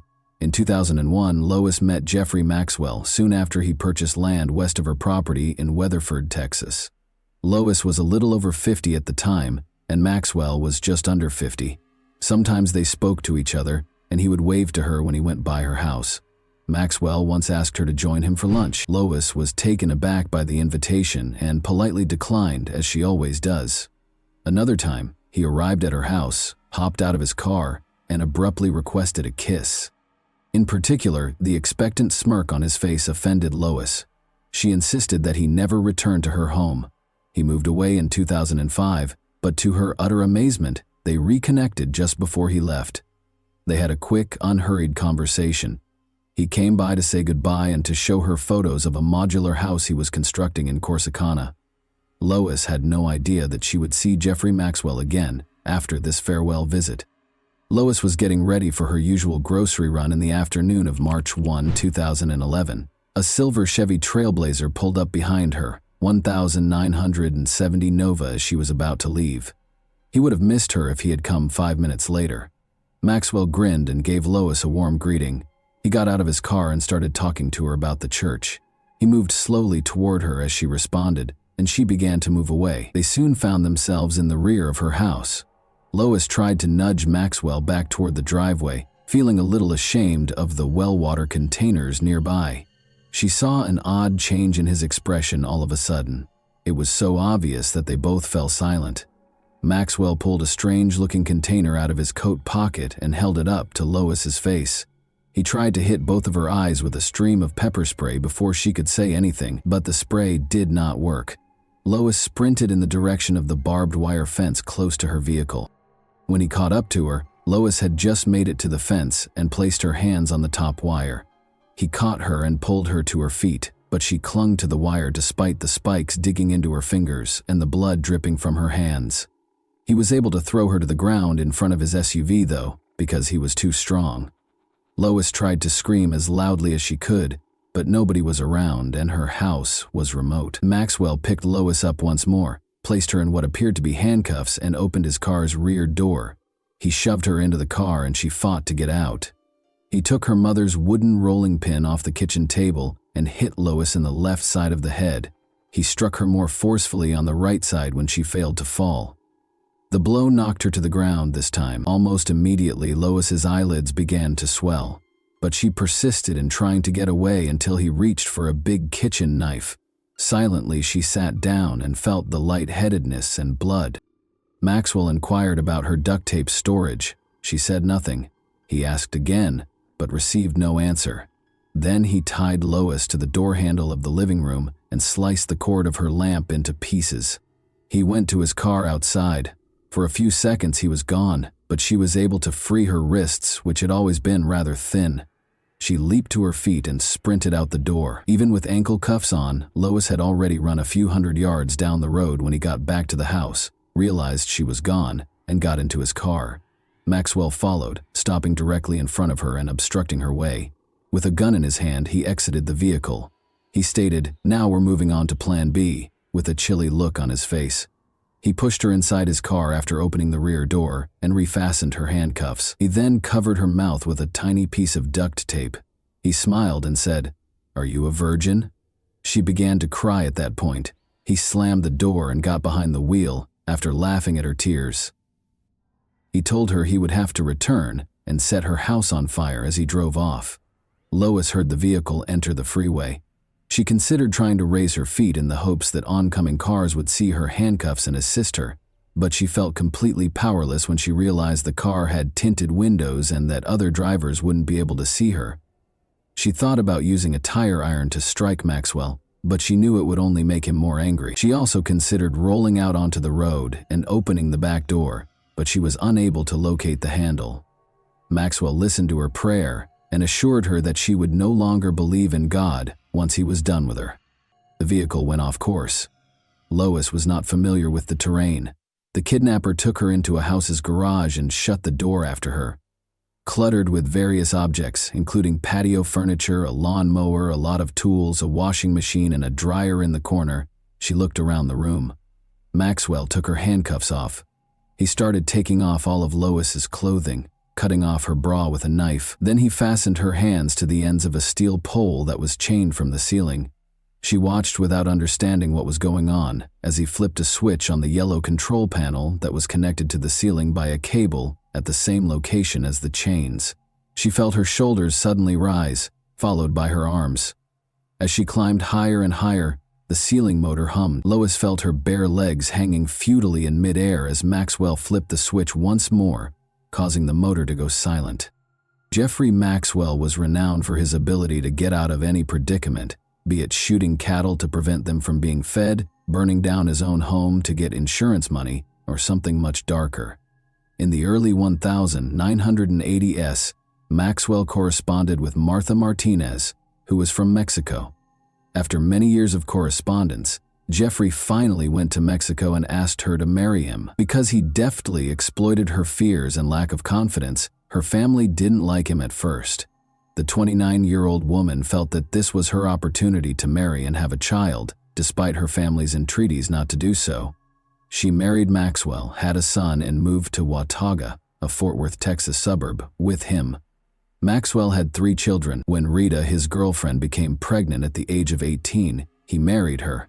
However, they separated in 1,979 days following the birth of their second child. Martha managed to conceal her husband's actions from her family, but she was unable to conceal from her friends the bruises that appeared to be from shackles on her arms and legs. However, this paled in comparison to the horror Martha would later encounter. A deputy sheriff from Ardmore, Oklahoma, called the Watauga, Texas police station on Sunday, April 19, 1987. They had discovered a woman on the road early that morning, he reported. A deep wound on her neck had caused her to lose a lot of blood after being severely beaten. Martha Maxwell was the woman. When the police arrived at the family's house, they asked Maxwell when he had last seen his wife. He said he hadn't seen her since the previous evening and was shocked to learn that Martha was hurt but still alive. Thankfully, medical professionals were able to save her life. When she regained consciousness, she described the argument she had with her husband. She dozed off on the couch after he beat her, only to awaken bound with duct tape. Following more mistreatment, Maxwell made her drink a substance that instantly put her to sleep. In the hospital, she awoke. Martha initially assisted the police, but she abruptly stopped speaking with investigators after her husband was arrested and charged with kidnapping. Since a search of the house and car turned up no evidence, the police were unable to charge Maxwell with anything without her testimony. Once more, Jeffrey Maxwell slipped through the gaps. Martha traveled to Mexico with her son. Her husband, however, was not going to let her go so readily. Playing on her Catholic background, he pounded her with letters, even accusing her of the incident. Martha was living with Jeffrey again a month after the charges against him were dropped, despite her family's entreaties for her to stay away. The family's life appeared to be returning to normal. They purchased a new home, and Martha started college. However, it was only the quiet before the storm. She, or allegedly from her, sent letters to two family members on May 10, 1992. In her letter, Martha stated that she would not be communicating with her son or husband for some time. Her relatives didn't think Martha was the sender of the letters. First of all, she typically just gave them a call. Second, she would have written a letter in Spanish rather than English if she had. Maxwell hung up the phone after Martha's brother informed him that Martha had left. In order to report his sister missing, he had to travel to Texas. Since she would never have left without money, documents, a car, and most importantly her cherished son, he was certain that she was dead and that her husband was to blame. But the hunt for Martha was unsuccessful. When police questioned him years later about whether he had done anything that could have caused his wife Martha's death, Maxwell said, "Not intentionally." Jeffrey filed for divorce a few years after she vanished. He remarried Rita, his first wife, as soon as the divorce was finalized, and she moved in with him along with her 3 daughters from her second marriage.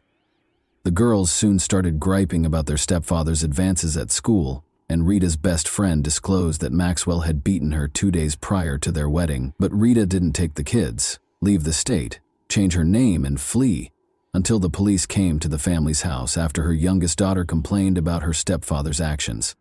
Maxwell started shouting at Lois as he lifted her into the air. The fact that she had ignored him in the car still infuriated him. After sensing his hands on her, the woman felt something sharp and hard, like a plastic bullet. It was really painful, and it felt like he was attempting to hurt her with this vibrating object. Maxwell began striking Lois with rods of various sizes after declaring that they would be together for 2 weeks. He hit her all over, including the painful spot on her chest. All Lois could do was scream in pain. She was barely able to stand when he finally lowered her to the ground. After guiding her to the restroom, Maxwell gave her instructions to wash up. She first noticed that she was covered in bruises. Because she was afraid of losing her eye, her right eyelid was so swollen that she could hardly see. After a hasty shower, the kidnapper himself handed her his jeans. They smelled like Maxwell and were too big for Lois.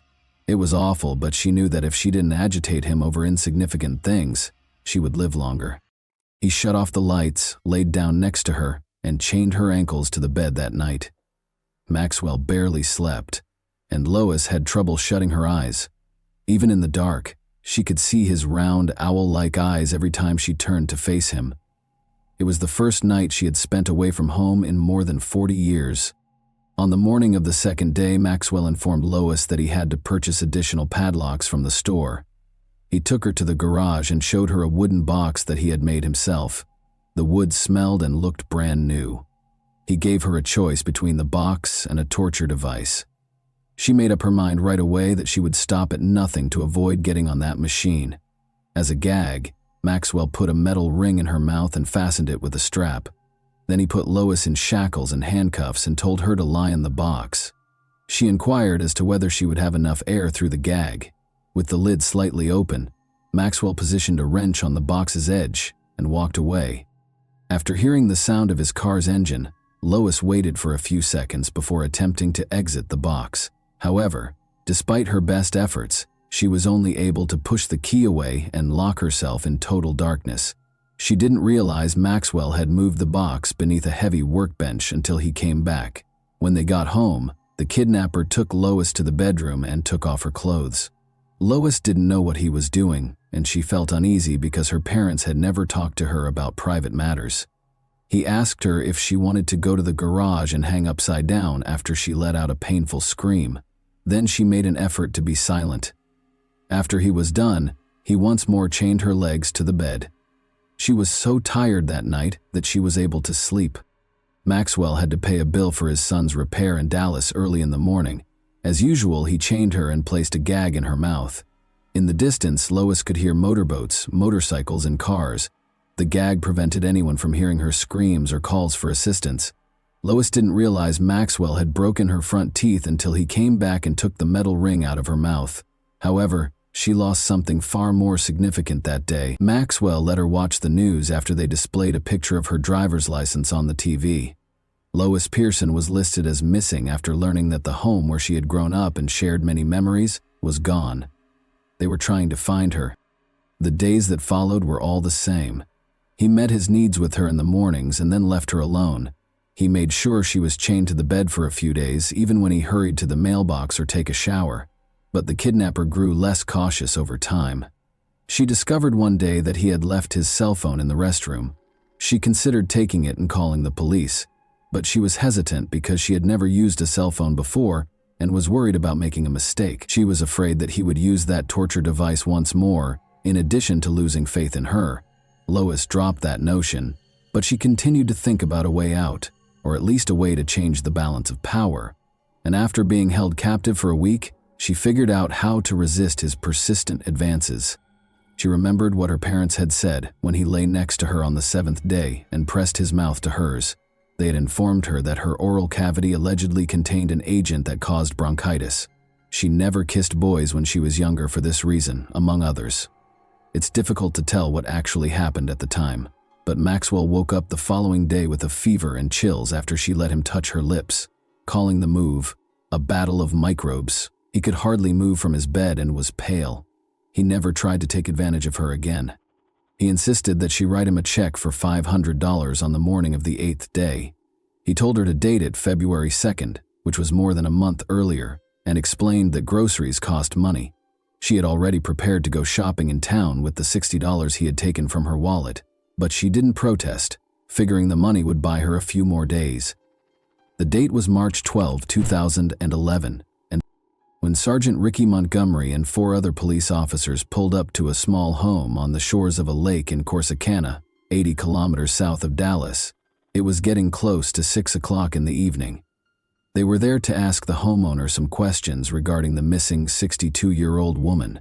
Search teams started searching the area after her house burned down and her remains were not discovered. After several days, the police concluded that Lois Pearson would not be found alive, despite the use of helicopters equipped with thermal imaging for the search.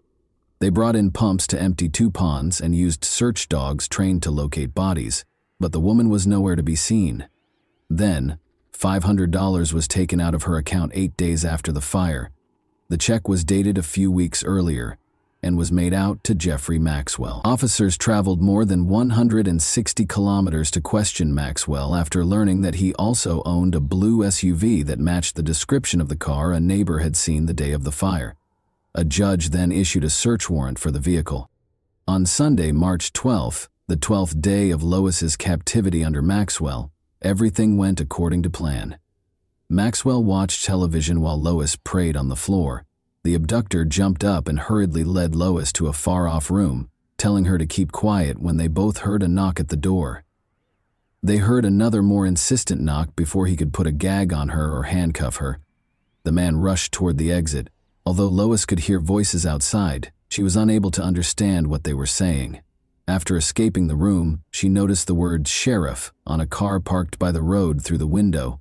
She was shocked when fear first paralyzed her whole body, but she quickly realized it was her opportunity and took off running. Jeffrey Maxwell stepped out of the house and shut the door firmly behind him. His house was in a terrible mess, he said with an apologetic tone while grinning at the policeman.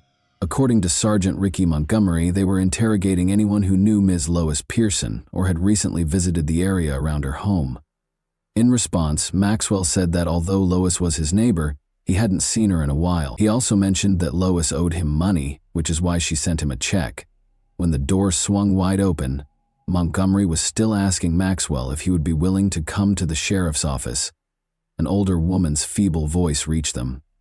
With her face bruised and her hair disheveled and tangled, the woman looked weak and stooped. She moved quickly past Maxwell and went up to the cops. Montgomery didn't recognize the missing woman, but he did have a picture of her. He said, "Who are you?"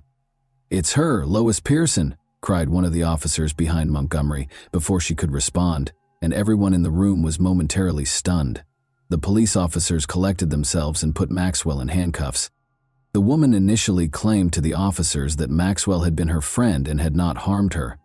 Her only memory of her rescue is the fear for her life, even though she later learned about the concept of Stockholm Syndrome. Lois told the officers that Maxwell had abducted her, beaten her, and done things to her that she didn't want. When he was removed a few minutes later, when she mentioned the machine, the officers were initially perplexed. But as soon as they searched the house, they discovered the machine she had described, along with a yellow control device that was covered in blood. In addition, they discovered 4 different-sized adult toys, a lot of adhesive tape, whips, handcuffs, and weapons all over the house. Blood was found on several articles of clothing in the house, on the floor in front of the car, and on the bedding. Additionally, a large collection of adult films was found by the police. After being questioned for 3 days, Maxwell admitted to almost everything. February 14, 2012 marked the start of the trial. Maxwell shaved his beard and shed more than 60 pounds in the months between his arrest and the trial. He was a lanky, ghostly figure now, wearing a suit that didn't fit him well. Maxwell was found guilty on all 3 counts by the jury in less than an hour. The jurors heard from Rita's friend, whom Maxwell had beaten 2 days prior to their wedding, despite the judge's ban on discussing his wife Martha's disappearance during the trial. Additionally, Rita's daughters testified about how their stepfather's advances affected them. Lois gave a court testimony as well. Although she had always been reticent to speak in front of others, she now spoke forcefully about the ordeal she had gone through during those 12 days of imprisonment. She recalled the 3 cats that had died in the fire, Bluey, Blackie, and an unnamed kitten, and detailed the wounds that still plagued her a year later. Above all, she believed that she would be rewarded in heaven if she remained innocent all her life. Once more, the defendant was given 3 consecutive life sentences by the jury in less than an hour. Maxwell would be eligible for parole no earlier than 119 years following the verdict, as the judge decided that he would not serve the sentences concurrently. A deputy sheriff led Maxwell out of the courtroom while shackling his ankles and handcuffing his wrists in front of the audience. After the trial, Lois told reporters that she wanted her story to be known so that everyone could hear how her faith had carried her through difficult times. Even though victims of such crimes typically don't want their names mentioned in the media, she occasionally questions why he picked her. Maybe Maxwell knew she would be the ideal victim if she vanished from home for a few days and no one would notice. Someone might have gone looking for her if he hadn't messed up and put her to sleep. She might have been noticed missing by someone. Lois had memories of her previous life after spending 12 days with Jeffrey Maxwell. Her home and the car she cherished were not the only things he took away. He took her mother's sheet music and her piano. She doesn't have a picture of her father anymore, and she doesn't even know if there is one. To purchase a small trailer for her, her church raised more than $17,000. Although it's not the house she grew up in, the trailer is warm and comfortable, and the old house was always cold in the winter and full of pests. She now has a phone, and the church even gave her a new piano. Lois Pearson loves spending time with her new friends, but she still prefers the peace and quiet of nature.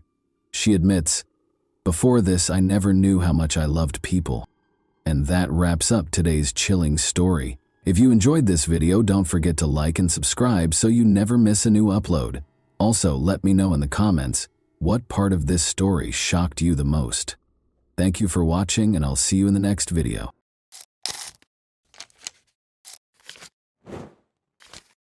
Hey guys, welcome to my channel, and today we're going to take a look at another horrible case with you. A prosperous physician living 2 lives, a future mother in need, a watchful twin sister. Additionally, an overheard conversation made the innocent victim aware of what was going on. This story had everything it needed to be one of the most dramatic. The media, however, mostly ignored it. The story, however, followed the finest traditions of Greek tragedy and took place in Ohio in the 2000s. It took not 1, but 2 deftly placed traps to capture the offender, whose behavior and intentions will cause you to reevaluate your level of trust in the people you let into your home and your heart. Michelle Baker was prepared to become a wife and mother at the age of 33. When her friend introduced her to the amiable young physician Maynard Mincing, happiness appeared to be imminent. The 33-year-old Maynard had prior married life experience. They had similar interests in medicine and a desire to assist others, because Michelle was an EMT in the fire department. Because Maynard was the ideal woman, successful, attractive, and charming, Michelle thought she had won the lottery. The relationship between Michelle and Maynard was like a fairy tale from today. Her boyfriend moved into Michelle's home in Hoover Heights, Ohio within a month. Maynard's children from a previous marriage would visit on the weekends. Michelle saw how happy he was spending time with his children and knew he would be ecstatic when she informed him that he would once again be a father. She was right. There were no limits to his joy. Maynard started searching for a new house right away so that the young family could live together, and he paid $320,000 for a beautiful and comfortable nest. When Maynard proposed that they go to Key West, Florida, where they would get married at sunset while standing barefoot on the sandy beach, Michelle was ecstatic. The enamored couple left for Florida, but Maynard changed his mind on the first day of their romantic weekend. In order to have a traditional ceremony with his family present, he requested that Michelle postpone the impromptu wedding. Michelle ignored this obviously fabricated justification because she still fervently desired to start a family. The two went to a restaurant for dinner that night. The meal went smoothly, but Michelle felt a sharp pain in her abdomen and saw some faint bleeding after she left. She was terrified that she might lose the baby, of course. She was relieved that there was nothing to be concerned about because her fiancé was a doctor. He asked her to try to fall asleep after putting her in bed. The pain went away the following day, but when she got home, Michelle thought it wouldn't hurt to visit Dr. John Shea, her physician. When the doctor confirmed that the fetus was developing normally, she exhaled with relief. Since it was Michelle's first pregnancy, he was sure she was just concerned. She was concerned that the fetus might be affected because she had endometriosis in the past. However, Michelle had a challenging pregnancy. Unidentified spasms and inexplicable bleeding became frequent occurrences, perplexing the medical staff who were unable to come up with a clear explanation. Maynard, who would soon marry Michelle and be the father of their child, thought it would be the ideal opportunity to confess his lingering feelings for his ex-girlfriend, Tammy Wynn, as if the physical suffering wasn't enough. To all of their friends, Maynard had painted Tammy as a horrible person, despite their complex past. As it happened, he was unable to forget her. After realizing that this was the true cause of her boyfriend's wedding postponement, Michelle valued his candor and chose to put even more effort into their relationship rather than break it off. But on July 1, 2000, Michelle's confidence in her future husband swiftly dwindled. Michelle stayed at home taking care of her own chores while Maynard went out of town to go fishing with a friend. Michelle switched on the radio and tuned into a local station, lost in her activities. She heard her beloved order a song for another girl, and it hit her like a ton of bricks. Maynard's voice sounded exactly like the caller. Michelle stood frozen, listening to the discussion with great interest. Michelle's heart fell when the DJ asked the man his name and he said, "Maynard." She was suspicious of her fiancé's true location. She requested a ride from her neighbor to Maynard's ex-girlfriend Tammy's house. When she saw them together on the street, her suspicions were validated. Michelle went up to the man and told him she was ending their relationship. When Tammy entered the discussion, she disclosed that she was unaware that Maynard was living with Michelle. "I'm staying with a friend," he had been telling her. The unfaithful fiancé was immediately evicted from Michelle's house. However, the man wasted no time in attempting to regain Michelle's favor. He called her a few days later and asked her to join him for a picnic so they could chat. He asked Michelle if they could reconcile and expressed regret for his error. She pardoned him because he seemed so sincere, but when Michelle became really ill, the picnic had to be called off. She was in such terrible shape that she was unable to even leave the park restroom. Her bleeding and cramps came back, but this time she also experienced the inability to keep food down. The doctor, who Michelle rushed to see, found nothing alarming. The doctor determined that stress was the cause of her symptoms after the ultrasound revealed that the baby was healthy. Michelle's twin sister, however, saw a fascinating coincidence. She asked Michelle if she found it odd that she was in excruciating pain whenever they were with Maynard. Michelle's sister's suggestion appalled her. She recalled that Maynard had poured her drink at the picnic before the second severe pain episode, and that he had brought glasses from the bar during their dinner in Florida just before she became ill the first time. With her drinks, though, what could he have done? Even though they had discussed the wedding once more and their relationship appeared to be back to normal, Michelle couldn't deny her sister's sensible observation. She also couldn't get rid of the impression that Maynard and his ex-girlfriend weren't entirely over. Michelle once again followed her gut and drove to Tammy's house, where her fiancé's car was parked, when Maynard informed her that he would take the kids to Florida for the weekend. Through an open window, she could hear a conversation between two people she saw inside. She was stunned by what she heard. Maynard responded that he thought he had already dealt with the child when Tammy asked him what he intended to do about it. Michelle came to the conclusion that the only way to keep Maynard as far away from the child as possible was to call the police. Michelle went to report her suspicions to the police.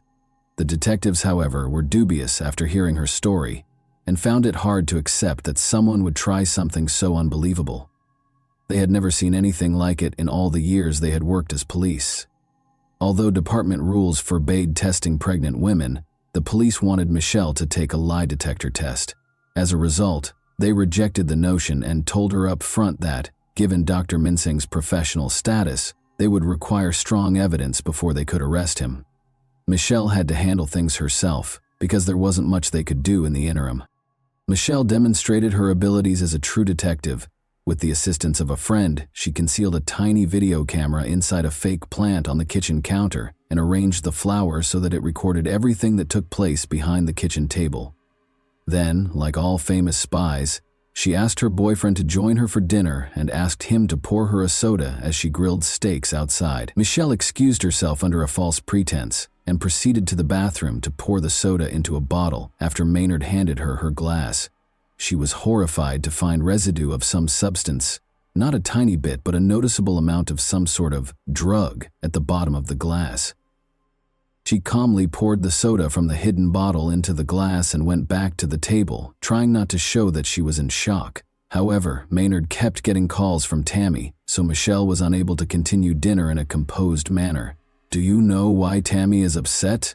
he asked Michelle over the phone after he finally left.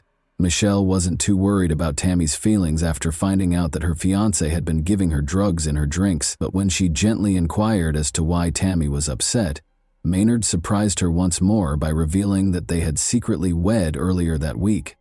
Michelle's determination to protect her unborn child outweighed her feelings of hurt and rage over her beloved's betrayal. She immediately took the soda bottle to the police. An expert concluded that Cytotec, a drug used to treat stomach ulcers and induce labor, had been added to the soda. When used carelessly, though, it can also have lethal effects on the fetus. Legally speaking, the detectives had a problem even though they believed Michelle. They didn't have any proof that Maynard put the substance in the glass. In court, a skilled attorney would contend that Michelle falsified it in order to frame her cheating fiancé.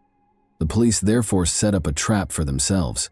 When the detectives asked Michelle to inform him that her pregnancy was going well during one of Maynard's phone calls, he invited her to dinner and gave her another dose of the drug.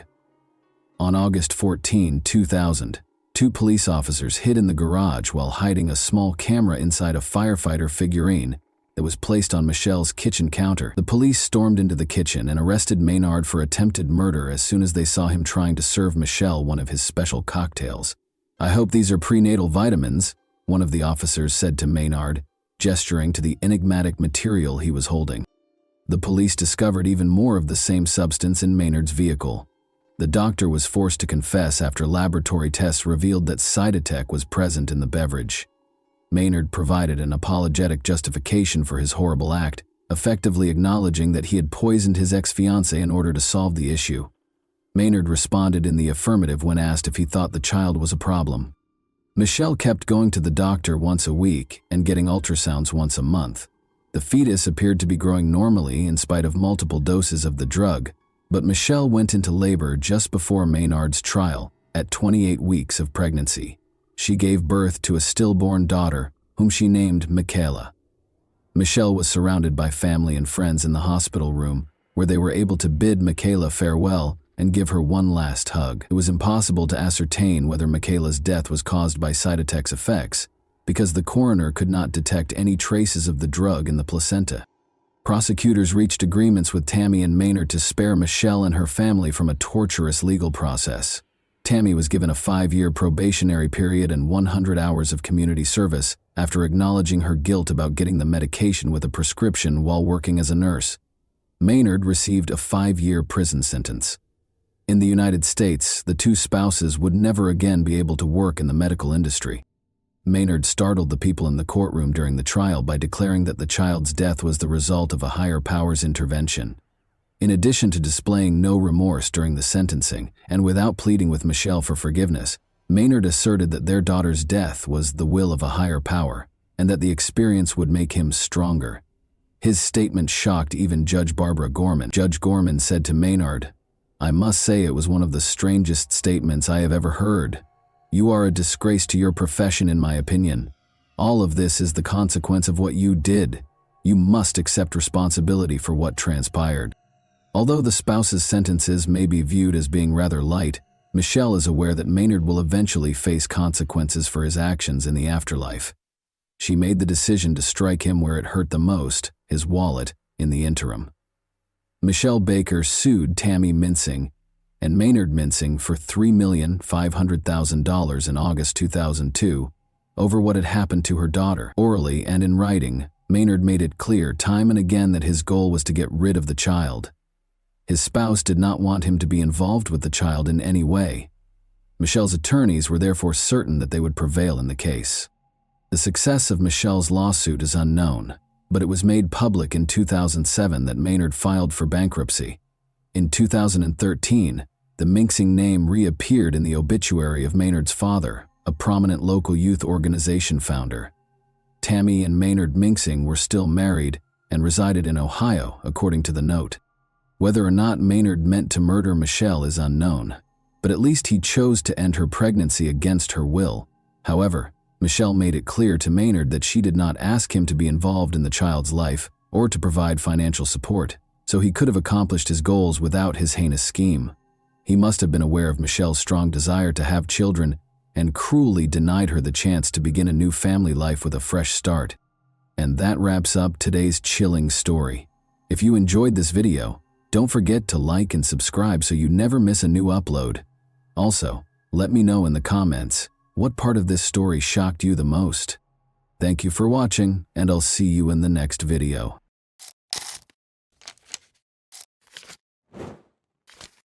Hey guys, welcome to my channel, and today we're going to take a look at another horrible case with you.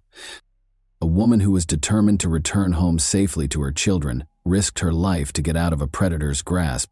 She had no idea that her courage in assisting in the kidnapper's capture would reveal a much more sinister force and save the lives of innumerable others.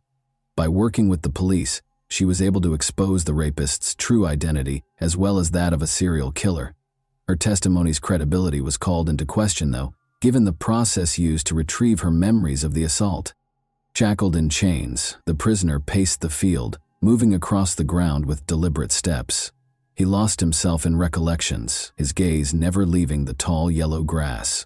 The simple clothes he used to wear, jeans, a shirt, and a cap, had become luxurious, and his once dark auburn beard had gone completely gray since his last visit. He was now with police officers, the very people he had avoided for almost 20 years. The prisoner had recently broken his lengthy silence by confessing to the disappearances of multiple young women in the 1990s, and agreeing to help the police locate their bodies, which were buried in a field outside of Houston, Texas. Families in Texas and Oklahoma had been tormented for years by the loss of their daughters, who had disappeared in the middle of routine situations, like going for a morning run, getting washed, or coming home from a theater group party. There were no answers for a long time. Finally, the man who had caused their pain, a 56-year-old Texas prisoner who was charged with violence and kidnapping but not murder, spoke. At least 7 victims, including 4 girls who did not survive their interactions with him, were connected to him by the police. When taken as a whole, these cases depicted a serial killer posing as a good Samaritan who preyed on a particular kind of young brunette who was discovered on the streets. Although his surprising admission helped reveal the truth about what had happened to some of the victims, the family's most important question was still, why? Sandra Soppel, then 19 years old, completed her high school education and began working as an exotic dancer in May 1997. She was bringing up 2 kids and getting ready to have a third. Sandra's intelligence and determination, which would ultimately save her life and open a Pandora's box of horrific crimes, were characterized by those who knew her. An frightened young woman called the police on May 17, 1997. Sandra was the one. She described the nightmare she had just gone through. She had been abducted and had thrown herself out of a moving car in a last-ditch attempt to get away. She was taken to a nearby hospital after reporting the crime, and despite her severe injuries, she insisted on talking to detectives. Keeping the kidnapper from hurting anyone else was her top priority. But the fall from the car had messed with her memory, and she had forgotten important details of the crime in her subconscious. Later on, Sandra's recollection would prove to be crucial in cracking the case. After failing to find any early leads, the police changed their strategy and had Sandra put under hypnosis. She remembered specifics of the attack after the session. She remembered the kidnapper's face in addition to the make, model, and color of his vehicle. The police's suspicions about a possible suspect were confirmed by this discovery. Sandra was asked to choose her assailant from a lineup a few weeks following the hypnosis. A man named William Lewis Rice was indicated by her gesture. The police had seen Rice before. He had long been of interest due to his criminal past and actions. Although Rice had a challenging upbringing, he had a strong bond with his mother, who would stop at nothing to help him. Rice was born and raised on a farm in Yukon, Oklahoma. He left school to work as a horseshoer in the 9th grade. He married Judy Fleming, a shy girl he met in Anadarko, Oklahoma, when he was 19 years old. Judy remembered that if she didn't date Rice, he would shoot himself. She initially thought he had good intentions, but she quickly discovered he was capable of extreme cruelty. Their turbulent marriage was characterized by violence and adultery. After Rice broke into her new house, beat her, and put a knife to her throat, Judy finally filed for divorce. Even after getting married and getting divorced once more, Rice's violence spiraled out of control due to his growing hatred of women. Rice's first attack is known to have occurred in the spring of 1986, when her Mustang broke down on Interstate 35. The 19-year-old aerobics instructor, daughter of a sheriff's deputy, found herself stranded. Rice offered to help, but instead he kidnapped her, taped her hands together, and pushed her into his truck's sleeper cabin.